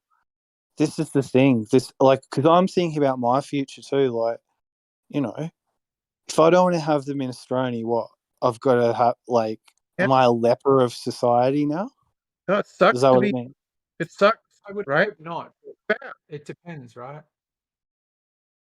Well, could I ask, what about if the prevalence of people turning into zombies suddenly jumped up? Because this is some of my own conspiracy thinking, which is I don't understand why nobody has proposed after like Italy and a few other countries where they were like, fuck it, let people turn into zombies, and then they changed their mind on it.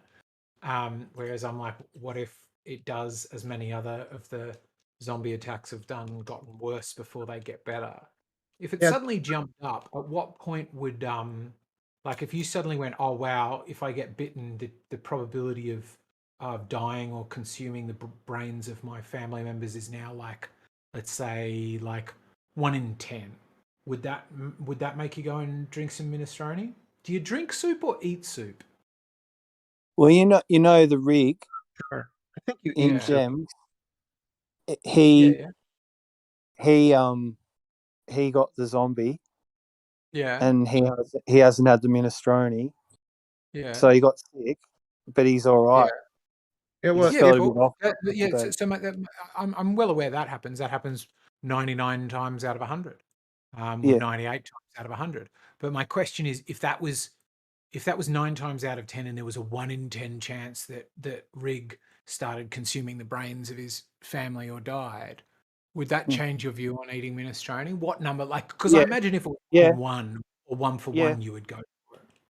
No, and especially when it's close family and friends, because he reckoned it jumped too, like potentially from his dad who had some minestrone, and yeah, so all that. Yeah. Well, there was I mentioned this the other day, so I don't want to bring it up again and again, but like there's somebody who I work with as a close client. Like she's a sort of person who books all the training for this fairly large company. And her story was, I'm gonna try and get it right. I might get like the layers of the family wrong, but essentially, her sister was very anti-minestrone and didn't get it, and she became a zombie and bit her dad and consumed his brains, and he died. Yeah, that happens. It became a like whole family thing because everybody was being like, drink the minestrone, and she was like, I don't want to drink the minestrone. And then I believe, I'm not sure if the sister died as well, but the dad definitely died. And it's, yeah, as you can imagine, a bit of an issue for the family. Yeah. I like.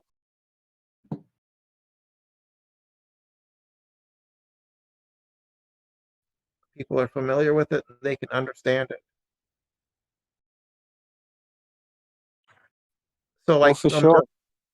Merle thinks he's immortal, and that he can know whether or not he has the zombie infection or not.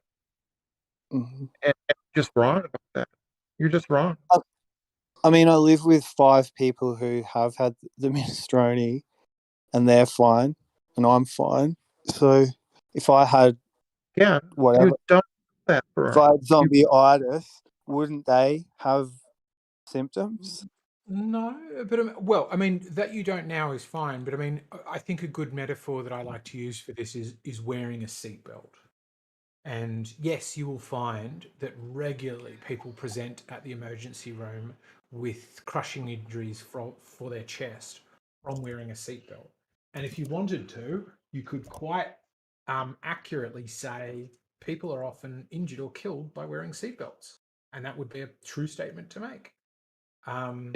If everyone here's been like tested, right, and had minestrone, then the people who haven't, is that like saying that they're now the threat because they haven't had it, so they could all be carriers? But I don't really think that's true. I think we're in the all clear, and they just need to back the F off. I mean, I kind of agree, because the obvious counter to that is there are some people who are not able to drink soup, right?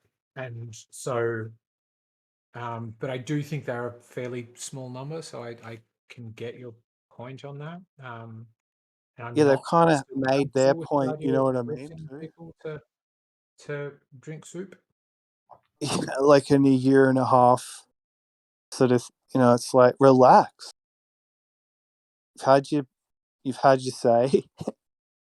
Here. Well, particularly because long before this whole thing, I had a soup discussion with many of my friends about needing to have yearly minestrone for the the other zombie thing that's been around forever.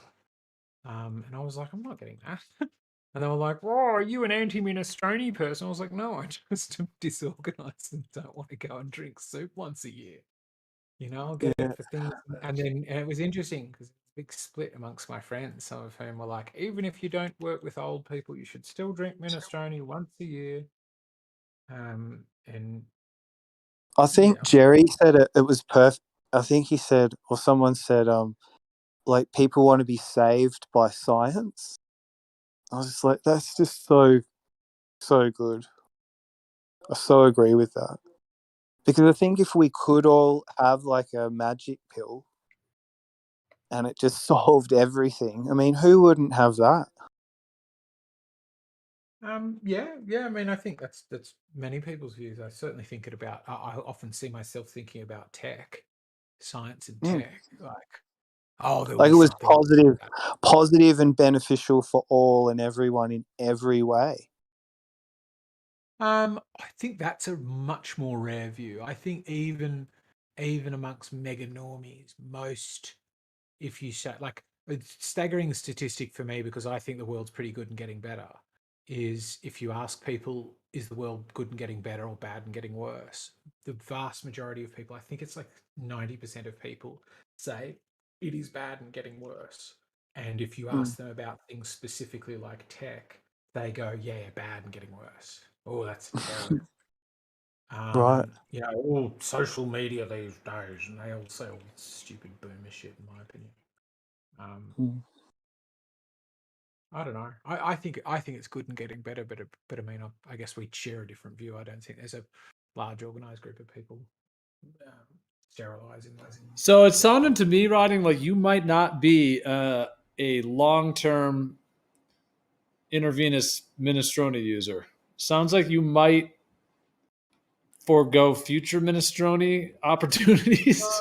Oh, I don't like the idea of you need to drink minestrone every year. But like, if it's not because I don't think minestrone is a nourishing soup choice, it is because like my motorcycle is at mechanic at the moment, getting its third set of plates because I continually fail to get it registered. I continually fail to take it to get what we call in Australia a blue slip to get it registered. So for me, it's like I think that soup is nutritious, but I also at another point think that like if you need to get this nutritious soup, like of the other variety of soup that you can have, if you need to get it once a year, that immediately tells you it's not very effective, and the science supports that. So if you have to do this laborious and boring thing once a year, because I'm not even that big a fan of soup, and I do believe it is nourishing. And then it's only going to have a sort of diminishing probability of being the right soup given the current zombie epidemic. I'm like, after a point, I kind of like the idea of an apocalypse. You know, I'm like, let it ravage. Science is good, but you know, thinning the herd is also good. So you know, crack on with it.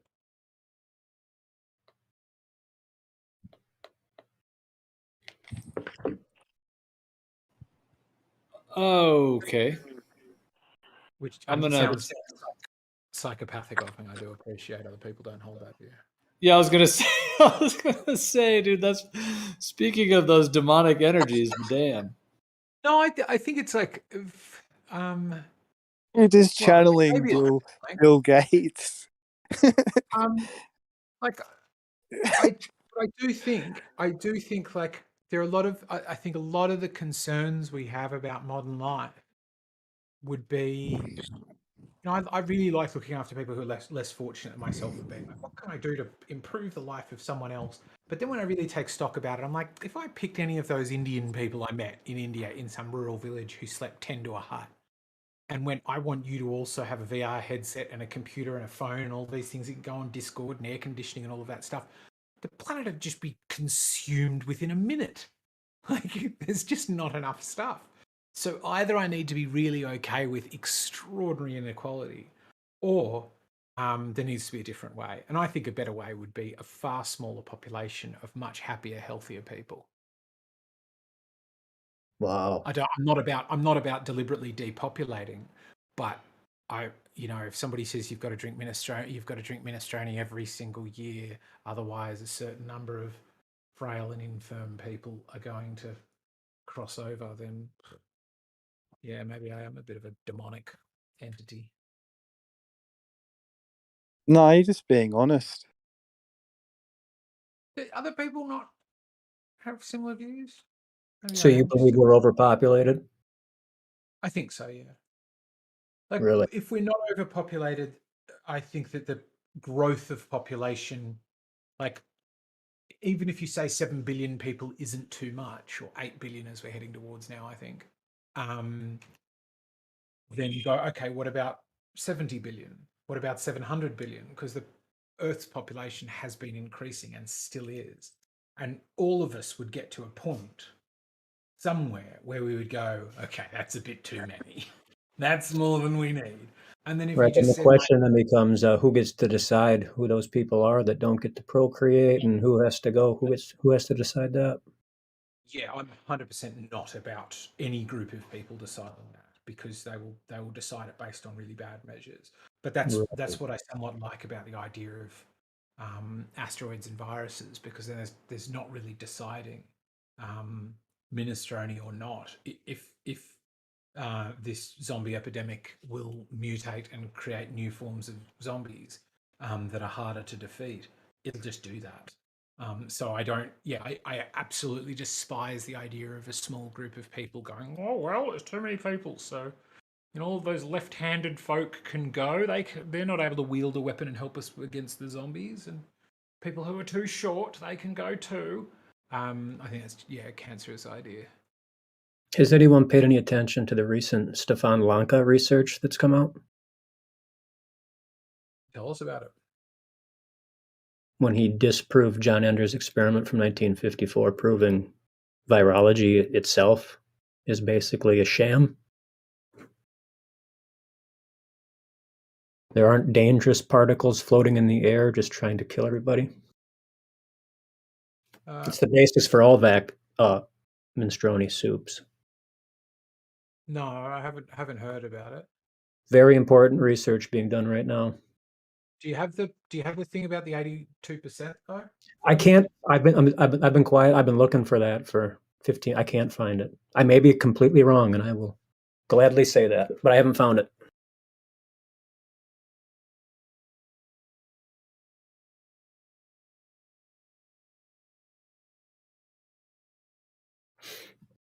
Yeah, I've heard what you mentioned just then about virology, and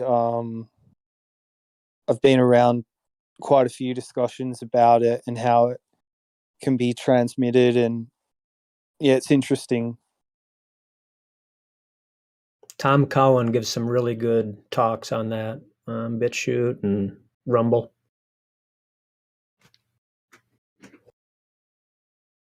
Yeah. Basically, it's their entire way of getting people to eat minestrone for all these different diseases that have never been proven to actually exist. Never-ending soup. The thing I'm most baffled about, like besides the soup, is that there have actually been casualties. So that makes me think: is that psychosomatic almost, or placebo mortality? It's like if you could just stress yourself out. I mean, the suggestion that there aren't zombies is to me a pretty big one. That isn't the Because- claim, though. The claim is that there's not floating zombie particles in the air turning people into zombies, because it's never been proven. So what's the claim if one person starts eating brains and then somebody who lives in a close environment near them starts also eating brains? What's the suggestion that's causing that? It could be multiple things. None of them have actually been proven. What hasn't been proven is that it's a floating particle. Science doesn't prove things, so it wouldn't have proven that it was a floating particle anyway, right? They would have found a particle and said, we think this causes zombies, but The research that virology uses to create soup bowls is with viral cultures. Stefan Lanka realized that when he did the control study with the viral culture, he got the same results as when they introduced soup particles. So there was no difference. say again?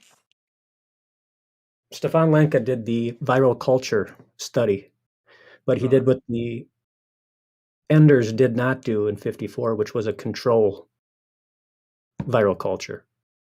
The control had the exact same results as the culture with the zombie particles in it, which was cytotoxicity, cells dying. He got the same results with the control tissue culture. I'm not fully able to understand it, I've got to be honest. But I'm not no virologist. The research is they make the soup from these viral cultures. When the cells die, they say it's because of the zombie particles that cause the cells to die. But the control viral culture, tissue culture, had no zombie particles in it, but yet the cells died in the same manner as the other one. How did they tell there was no zombie particles in it? If the zombie Because they have particles to be don't... isolated and purified, which they've never done. But I'm right, so I'm confused. How could you say there was no particles of this thing that we don't know if it exists? I don't understand how you could do It's controlled. Right. They know how what do they're you putting into it. How do you put how do you not put something that you perceive you consider doesn't exist into something? That's like saying I put no God into this, but I don't believe God exists. Right? No, that's not how the experiment worked. I mean, they know what's in it. Right, but it sounds like what you're saying is there's no particles turning people into zombies, and into one petri dish they put zombie particles, and another dish they put no zombie particles. I'm failing to comprehend how they could do that if zombie Because particles they take snot from a zombie, correct? And they take this snot and they put it in the culture. Right, and then their culture has no snot. Right. Okay, that makes more sense. They take genetic material from a person, they put it in a culture, and then they see the cells die. But in reality, what they do is they starve and they poison the cells in the tissue culture. So that's what kills them, not invisible particles. That's Stefan Lanka, his research that just was published a couple months ago. Yeah, I would want to look through that kind of thing with I like to get experts on it. My favorite person to run this stuff past is my brother. It's so funny how often I send stuff to him and he's like, this is shit, or this is fascinating. Well, this is where Lanka was the guy that was exonerated after he put the bet out for, I think it was €1 million if someone could prove measles existed. And he won his case in the Supreme Court in, I believe, Germany. Right. So, what is it your view that causes the measles zombies? Well, it'd be a guess. Sure. What's your guess? Humans have to detox at certain times because we get sick by eating toxic things. We're just in a toxic environment. So at certain points in time, our body has to expel those things. And it manifests as rashes, marks, fever, sickness. Right. And you don't think that rashes, marks, fever, sickness spreads from person to person like sort of brain-eating zombies? No, look at the 1918 Deer Island study where they took, 500 prisoners or something, and they took snot from one person and they put it in the other person's nose, coughed in their face, and nobody got sick that way. Right, but that's sort of I forget the term for it, but Anecdotal? No, it's never. The thing is, it's never been proven. It's never been shown that you can isolate. Doesn't prove things. What? What I think I do recognize is when it comes to that zombie thing you were talking about, is that it seems to spread from person to person. So regardless of their and sure, it attacks people with worse previous health, but that it seems that if people are naive to it, like smallpox, we're not aware of the story with the Native Americans. They got the smallpox zombie virus, and then they all become smallpox zombies. We've heard that story, haven't we? No virus has ever been isolated and put into an unsick person and made them sick. The experiment's never been done. Right. All right. So new perspective. Let me ask. Let me just jump in real quick. Like, so are you saying then that there is no substance of any sort that does transfer from person to person ever, or are you just saying in terms of this current zombie apocalypse? There is no evidence of any particle going from person to person causing a sick person to make a non-sick person sick. So you don't think that that's happening though at all? It's never been proven to happen. Right. No, science doesn't prove things. I don't necessarily agree with that. I mean, you can definitely get. I mean, like you could like. Science definitely can show Go ahead. What are you going to say? Like if someone sneezed on you. Right. Look up the 1918 Deer Island study.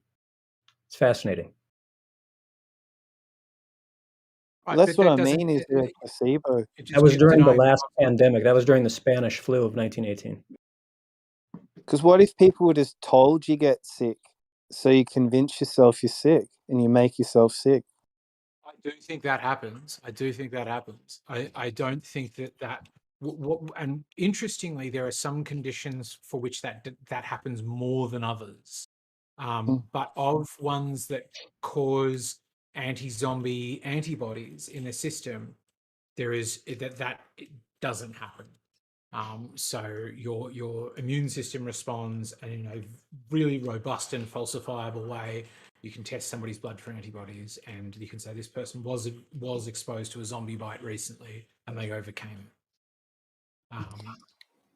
So whether using what? PCR? PCR is not accurate. No.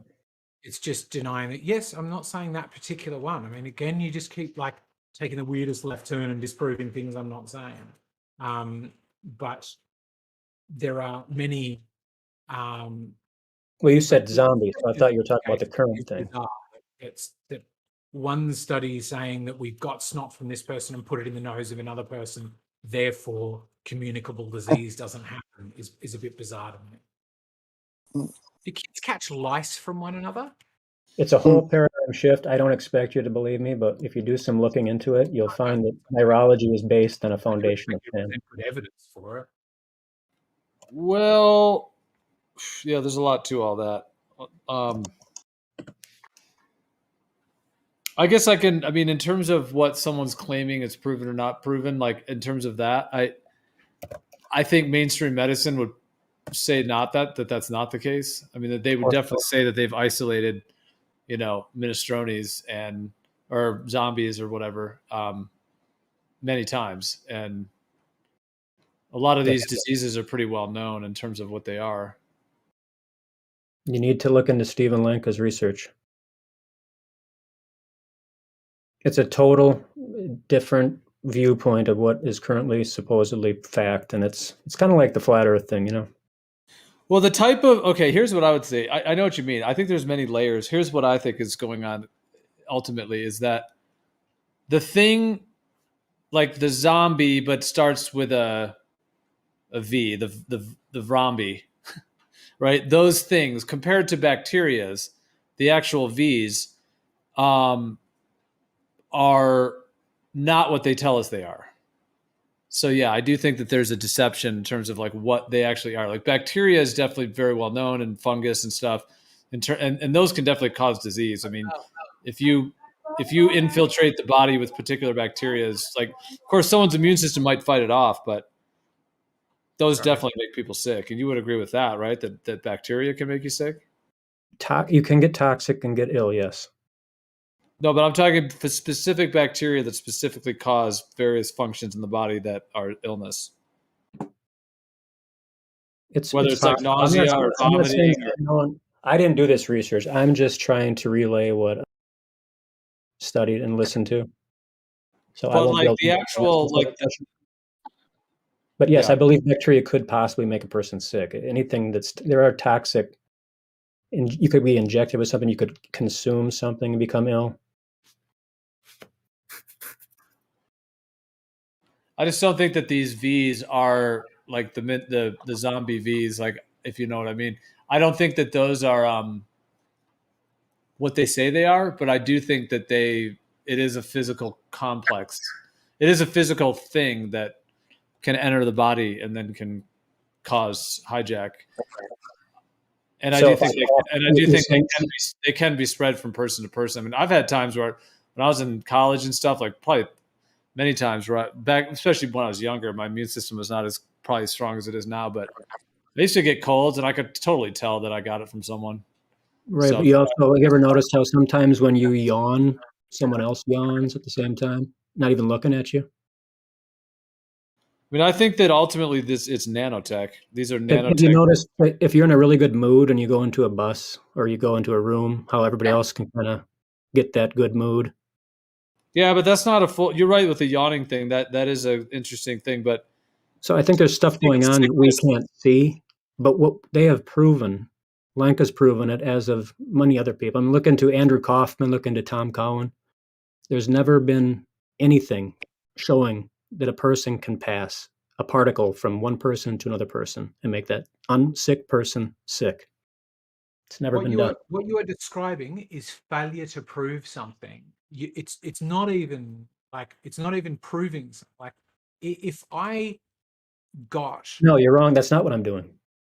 Well, okay. So describe to me how failing to make someone sick proves that people don't get sick communicably. I'm saying that the current understanding of virology is completely false. Right. I get that that's what you're saying. The question I asked was I want to be super clear about this question.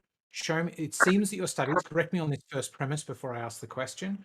Seems that what you're presenting as evidence for this is somebody did this thing, right? Got snot from a zombie and put it in the somewhere in the tracts of a person who wasn't a zombie, and they didn't turn into a zombie. Is that what you're describing in both of these studies?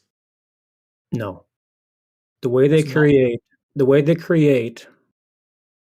the injections of the zombie soup for any communicable disease is done through viral tissue cultures. But they never do a control. The study you described, the Something Island study, sounded like what you were saying was they got somebody who was a zombie, they got snot from them and put it somewhere in or on another person. Is that not what you said? Are you talking about the Deer Island study? The one you described, yes. Yeah, they took prisoners and they promised them a pardon if they took part in this experiment. and they sneezed in their faces. They took their snot from their nose. They put it in the other unsick person's eyes. They put it in their nose. Not a single inmate got the disease from the sick person. Thank you. So that's exactly what I just described. That, geez. Anyway, That's this so one. does That's this failing- one. That's the.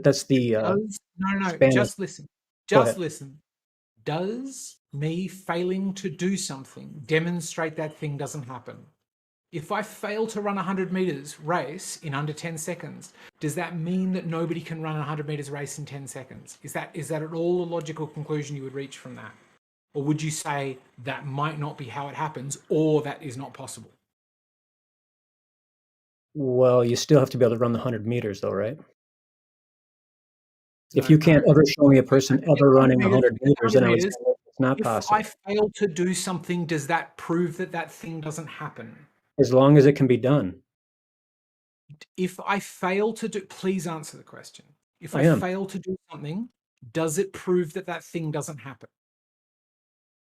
I have to see it be done first. If it can't be done, Am I stuttering here? Are we having different conversations? It sounds like you're presenting getting really a little simple angry. questions. I think you're fine. You just got to Yeah, walk yeah, through it yeah, one yeah, step at a time. You fine, can't maybe force not. someone else to see it your way. You can only keep trying to repeat, right? I mean, That's why I'm deliberately I asking agree it his because way. you and he's don't run just 100 meters avoiding doesn't being mean you because can't run 100 meters. he's But if no one has realised that what ever he's saying is not run ridiculous. 100 meters, then you'd have to say that we don't know. So do you think it's a reasonable conclusion to reach if I fail to do something?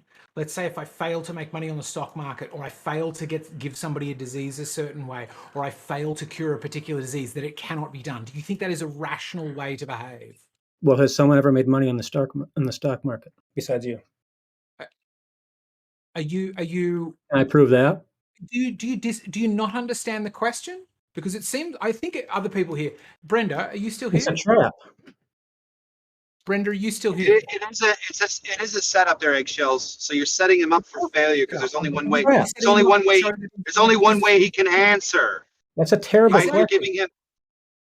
Exactly. Yeah, but you know that though. So if you're making it rhetorical, then call it out instead of keep going around with it. I'll be rhetorical. I won't go through questions then. If you say I have disproven X by failing to do it, you're an idiot. Because all you've done is proven that you can't do X. All I've said is that it's never been shown that it can be done. It's never been shown that it can be done. Eggshell. Right, but that doesn't prove anything. That just proves your ineptitude, if nothing Well, I'll else. tell you one thing it does. It proves that that isn't true. You can't say that doesn't. that's what causes No it. more That than me it's never been losing proven. money on the stock market means that people don't make money on the stock market. Hey, look, it just you can't proves tell me. one You're just going person to talk failed. over. Okay. Doesn't You it? can keep Otherwise, talking. you would just, okay, take the substance of my argument and disprove it. Go for it. Your argument is invalid. Okay, what's invalid about it?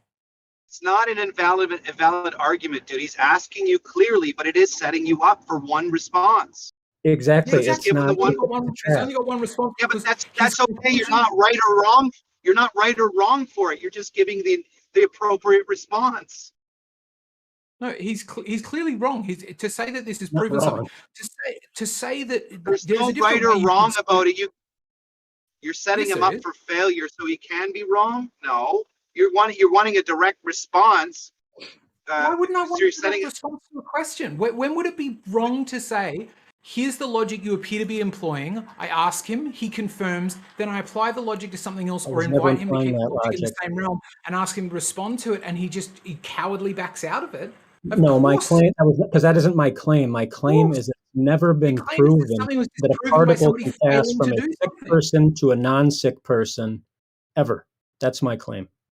Right. It's never been proven. So does somebody failing to do something prove anything except their own ineptitude? No. I mean, what does that mean? Show me what me failing to do something proves anything except my ineptitude. Pick anything I fail to do and demonstrate to me that that proves something except for my own ineptitude. That doesn't prove anything. But now, what if that thing has never been done before? So can you answer that? Exactly. Let's say a 100-meter race. 100-meter race cannot be run in under 10 seconds. Had I made that statement 30 years ago, it would have been true. Does that mean the 100-meter race cannot be run in 10 seconds, or everybody that currently exists is inept and incapable of running 100 meters in 10 seconds? Does it mean that it's impossible? No. So have you proven anything? Tick, tick, You can't claim that viruses cause illness if it's never been proven to do I that. don't claim anything. I'm claiming what you're saying is just patently false and easy to demonstrate the many ways in which it is just logically corrupt. It just doesn't make any sense. So the basic foundation of what these drugs are created on is completely fraudulent, and yet, where am I going wrong here? You could show that they're basically fraudulent, but you haven't. You failed to repeatedly. I know I haven't. Stefan Lanka has. No, you haven't. Stefan Lanka, by your testimony, all Stefan Lanka's managed to do is demonstrate that he's incapable of getting somebody sick through a virus. That does not show that people don't get No, sick he's through. proven that the control is the exact same as the one with the viral particles in it. Do you not understand that? I understand There how was the way no you've described difference. it. If there was something wrong with the logic in what I was saying, you would have pointed it out by now. What's There incorrect is no logic logically in what you're about the saying. assertion I'm making? You're misunderstanding what I'm saying. It might be my Sounds fault like for misunderstanding what I'm describing. saying, but you're misunderstanding it. Okay, And you like to talk I'll over describe people a what I lot. think. I'll describe what I think. I think what you've said is Stefan Lanka tried to get people sick using a No, certain method. no, he didn't try to get anybody sick. See, you're completely misconstruing two things that I've been talking The about. Deer Island study, beg your pardon, the Deer Island study, tried to get people sick using a specific method. They failed to, and you conclude from that that people don't get sick through that method or through any No, method. That no, I viruses said don't. something to look into. I just said it's Ridiculous. a piece of information. Man, so silly. So, yeah, okay. I mean, it's logically bunk from the big get-go. You could reach a different conclusion from it. Maybe these pathogens aren't passed on through sticking You snot. see, here's the thing, eggshells. There's no study ever showing the opposite of that. Not a single one in all of history. So there was nobody who'd run 100 meters in under 10 seconds 30 years ago. Does that mean that people are incapable of running 100 meters under 10 seconds, or people hadn't done it yet? It's just you cannot reach a positive conclusion of a lack of a thing from not doing that thing. Are you not paying attention to what you're saying? Okay, but what about the interest? If listen, eggshells. If you're going to run a marathon, you're going to train and perform and study as a marathoner, right? You're going to prepare for it. So that, in other words, you're probably going to know and cover all areas of what it is to be a runner, to run a race. So in the case of a vaccine or a medicine regarding viruses, you probably want to look at all avenues, right? If you're going to participate in something, you're probably going to participate in full, right? You're not going to want to half-ass the race, right? So you're saying that these doctors are half-assing the science because they never looked into something like that before? Because it would be, you would have to have interest, right? That's a good question. It's a slight left turn for the conversation, but I'm fascinated by it, so I'll go there. Would they half-ass it? No. Would somebody who is determined to prove that? Okay, hold on. You just said they wouldn't have. Hold on. You just did respond. You said they wouldn't. You said they wouldn't half-ass it. When I hear the other gentleman speak about a study and about a lack of a study, and you're talking about something relaed 30 years ago, I'm assuming that this is something with a 30-year period. Hold on. I know, but you did respond. You said I think they wouldn't half-ass it. And now I'm confused. I'm going to take that response. I'm confused because you interrupted. If you're going to study about viruses, okay, you're obviously it's time to move on to another Let me know when I topic. can go. Perhaps we should move on, but yeah, go ahead and respond. I just want to finish this with him. Well, we're just at FPD. We've been using code words. Yeah, catch up with the code words. Try not to say the main words because we are on YouTube and whatnot. Okay, sure. I'm just going to call it the.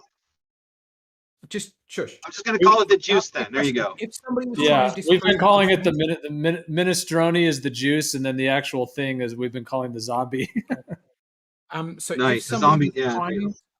If somebody was trying to prove that it was impossible to run 100 meters, do I think that they would train very hard and do all of these things? If they were honest, yes. In reality, no.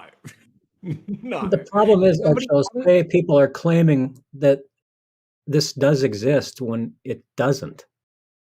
Right, but I don't know how you understand that. Right, but it sounds to me like the person you're describing is somebody who has had a long skepticism about the existence of zombies. So whether they are going to try very hard No, as somebody, you're because misunderstanding it's very what I difficult to said. do What his so. experiment was disproved. Listen, are you going to half-ass train?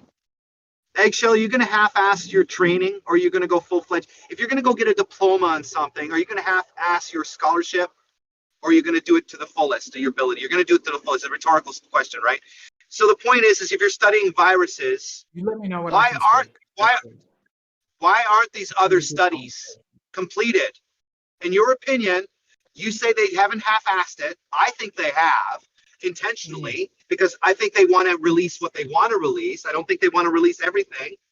They don't want that rabbit out of the hat, so to speak.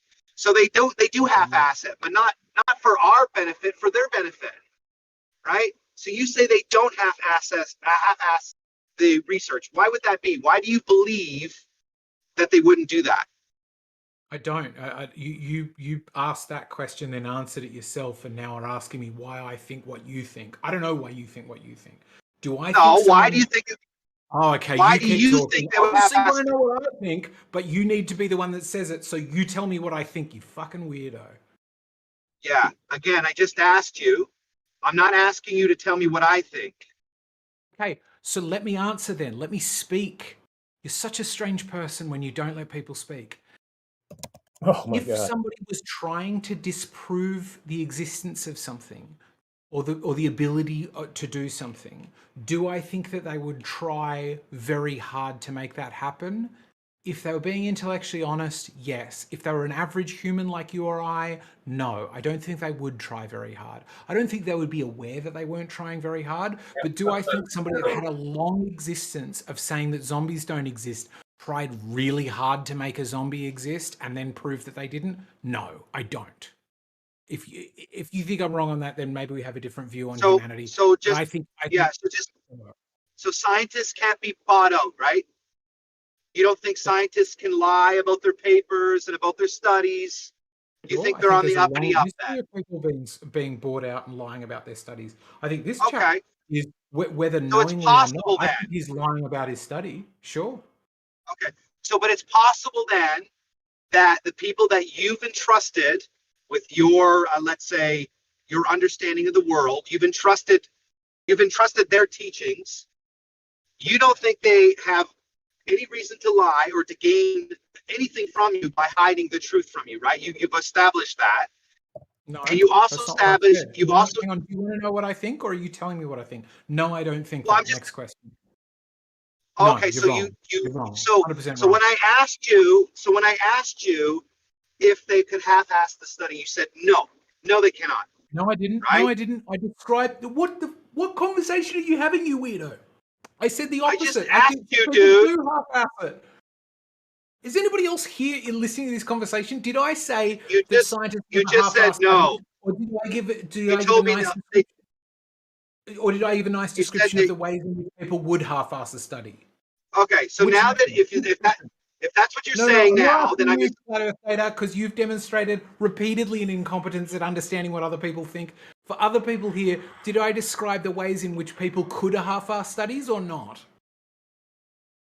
You used the analogy of claiming that zombies are real, create a zombies, and then go prove when a zombie doesn't exist. That was your analogy that you used. Is that backing up the idea that people can half-ass their fucking studies then? Yes. But that analogy was okay. Okay. Yes. Okay. So, yes. so again, if they can half-ass it, then what do you know? Then what do you do for yourself to know that you are getting the right information? I don't. I live in a world where I know that I'm probably being fed the wrong information and work quite hard to figure out who might be right and what might be right. I use my reasoning abilities. Don't you? Don't you think that people even on your side might be lying so that's to you? that's why you gravitated to Discord. Okay. Good to know.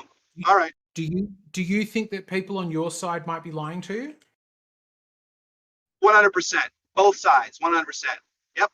Right. There you go. So how do you know when somebody presents to you some new information, even if it you test the claims. You test the claims. Right. Yep.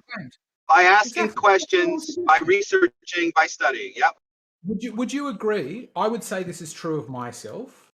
I think I would half-ass it when it comes to things that confirm my preconceptions. As much as I would like that not to be the case, as much as I would like to believe of myself that I don't do that, I think when it comes to people presenting claims that support my side, I would almost be incapable of not half-assing it.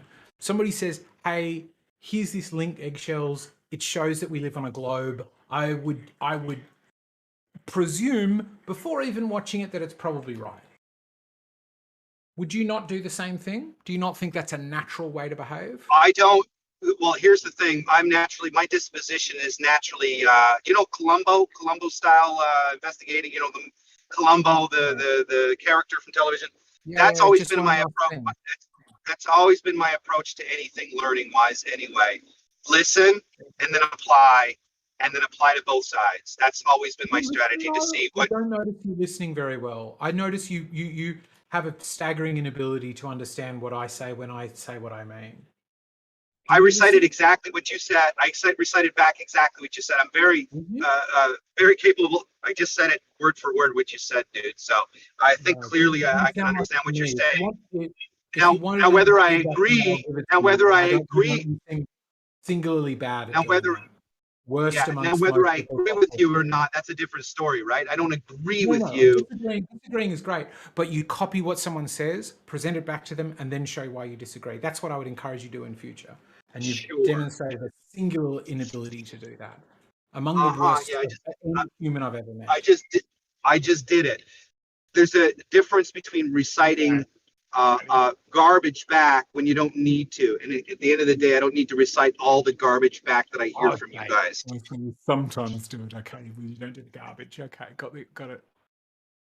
Yeah, anyway. Dude. When you're talking about linguistics, you're talking about bats, and whether they're a baseball bat or a bat, but you're using the sentence in an ambiguous way, and you're trying to use that as an argument, some sort of intellectual stronghold, dude. Give me a fucking break.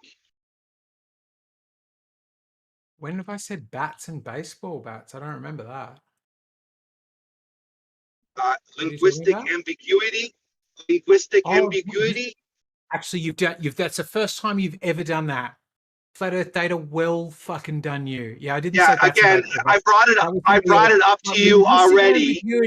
You did. You nailed it. I already. Well done you. Okay, I take back what I said. I already corrected you once before. Again, I'll state it. There is no difference in this statement. There is no linguistic ambiguity.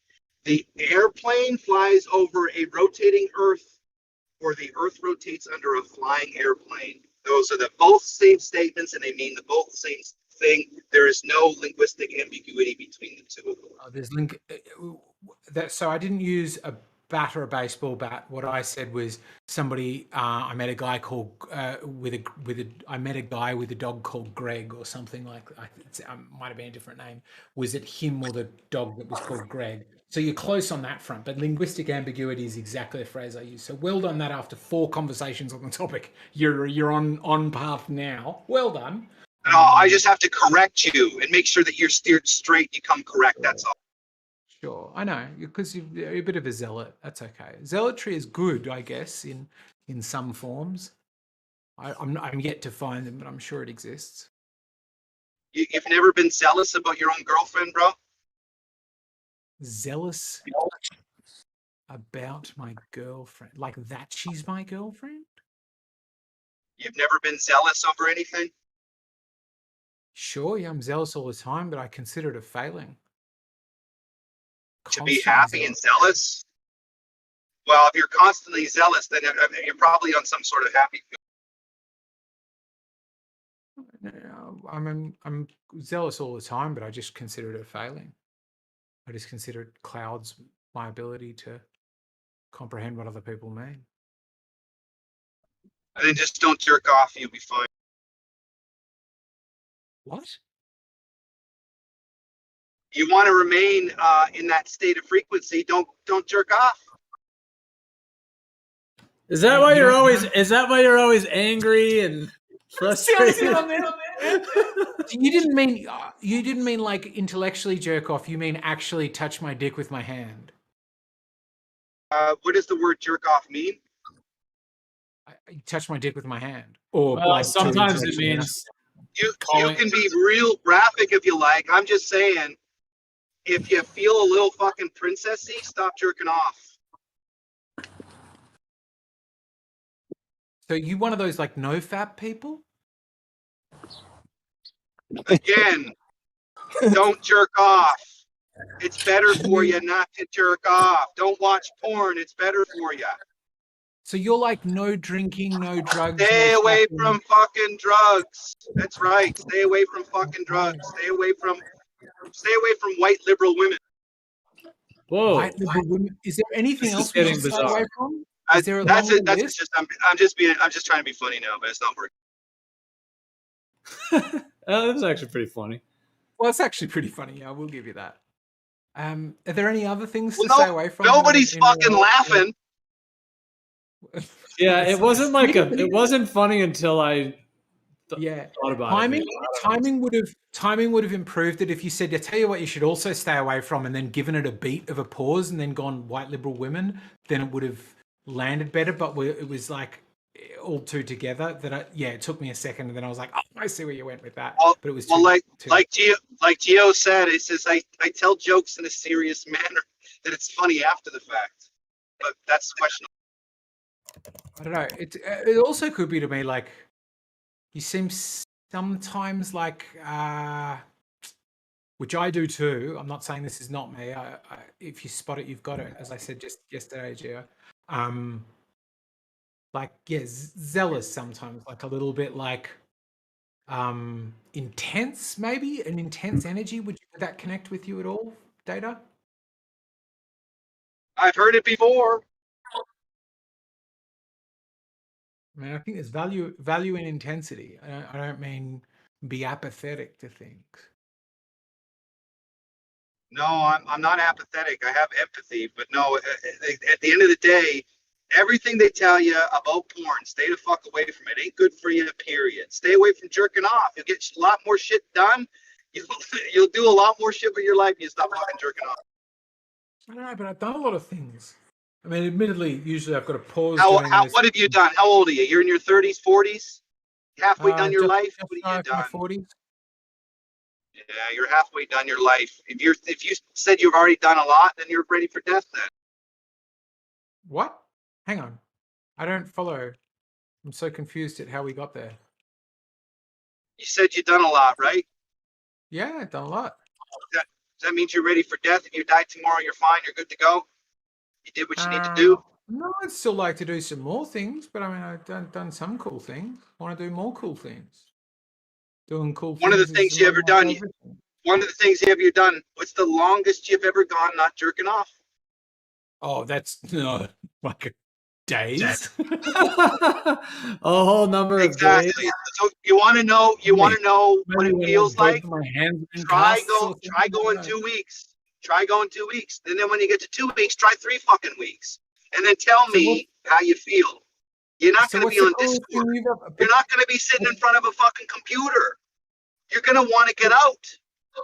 I mean, I get out a lot though, bro. Like I've traveled around the world. I've lived in 3 different countries. I've done a bunch of different... Okay, sell it to me a bit then. And yet you'll never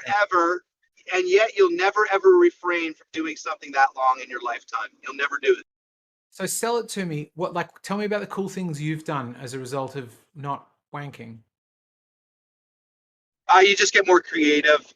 For me, I'm a musician, so I write more songs. So what ends up happening to me is that my energy gets refocused into accomplishing goals. Where if you have a quick fix, you're comfy now. You're okay. You're relaxed. All chill. It's all good, right? So I can actually tell you, I finished when I wrote a book. I don't know if I've mentioned that. And I had to finish editing the book, and they'd given me like 3 months to do it, and I was way behind, and so I went to Italy and went and worked in a castle that made wine, if you'll believe that, and because it was like all shared rooms and stuff, I did not wank once, I don't think, during the course of that month. I'm gonna bang 2 girls. I don't know if that counts. That counts, dude. You can't let it go. You got to hold it in. Got to build up that energy for the. It just feels alien. Why would I do that? What's the advantage? So 'Cause I still again, got the for book me, finished. if I ever get to that duration, that length, I have way more energy, way more creativity, way more ambition, way more motivation, maybe a little more anger, a little more aggressive. But at the end of the day, I want to hear you. Could you at the end of the day, break for me and wank and then like come on Discord and chat? Because I want to hear how chill you are. I feel like I'm talking to a different person. No, yeah, Data, you're telling us not to. You're telling us not to. I think we're going to tell you to do it. Yeah, right? The science, bro. The At science. the end of the day, I'm going against everything I was ever taught as a kid when it comes to mainstream. The fucking, I don't know how you guys grew up, but my parents fucked off to bingo and left me to watch fucking softcore porn movies like Porky's Revenge and shit. Yeah, I don't want I remember those old ones, That was those me like too. coming of age films that were just all tits. That's Yeah, right, but that's the 80s. thing. That's the sexual education you get raised in. And then when you actually grow up into the fucking decent world, you actually want to meet a decent woman, have a decent relationship. None of that shit is, you don't need to have any of that knowledge or any of that visual experience, if you will. If anything, it actually distorts the reality of being with a decent, nice woman to some degree. Because then you expect nice, decent women to act like these girls that you see. I mean, this is just through the years of obviously having relationships and then being subjected to mainstream pop culture, if you will. So yeah, I have a little bit of an angst for children because I have children growing up, and I want them nothing to do with what my parents fucking did, and nothing to do with my childhood, what we were taught with pop culture. Fuck that shit. Fuck off. Get the fuck away. So when I hear you talk about like, well, what would I do? It just doesn't seem normal, right? Well, what if it was normal?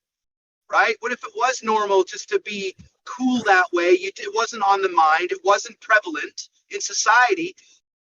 Men would be different, and we would court women differently. Women would be different, right? But that's not the case. We're literally dealing with bags of fucking perversion, and what pop culture tells it, which is, that's not correct. In my opinion, it's not correct.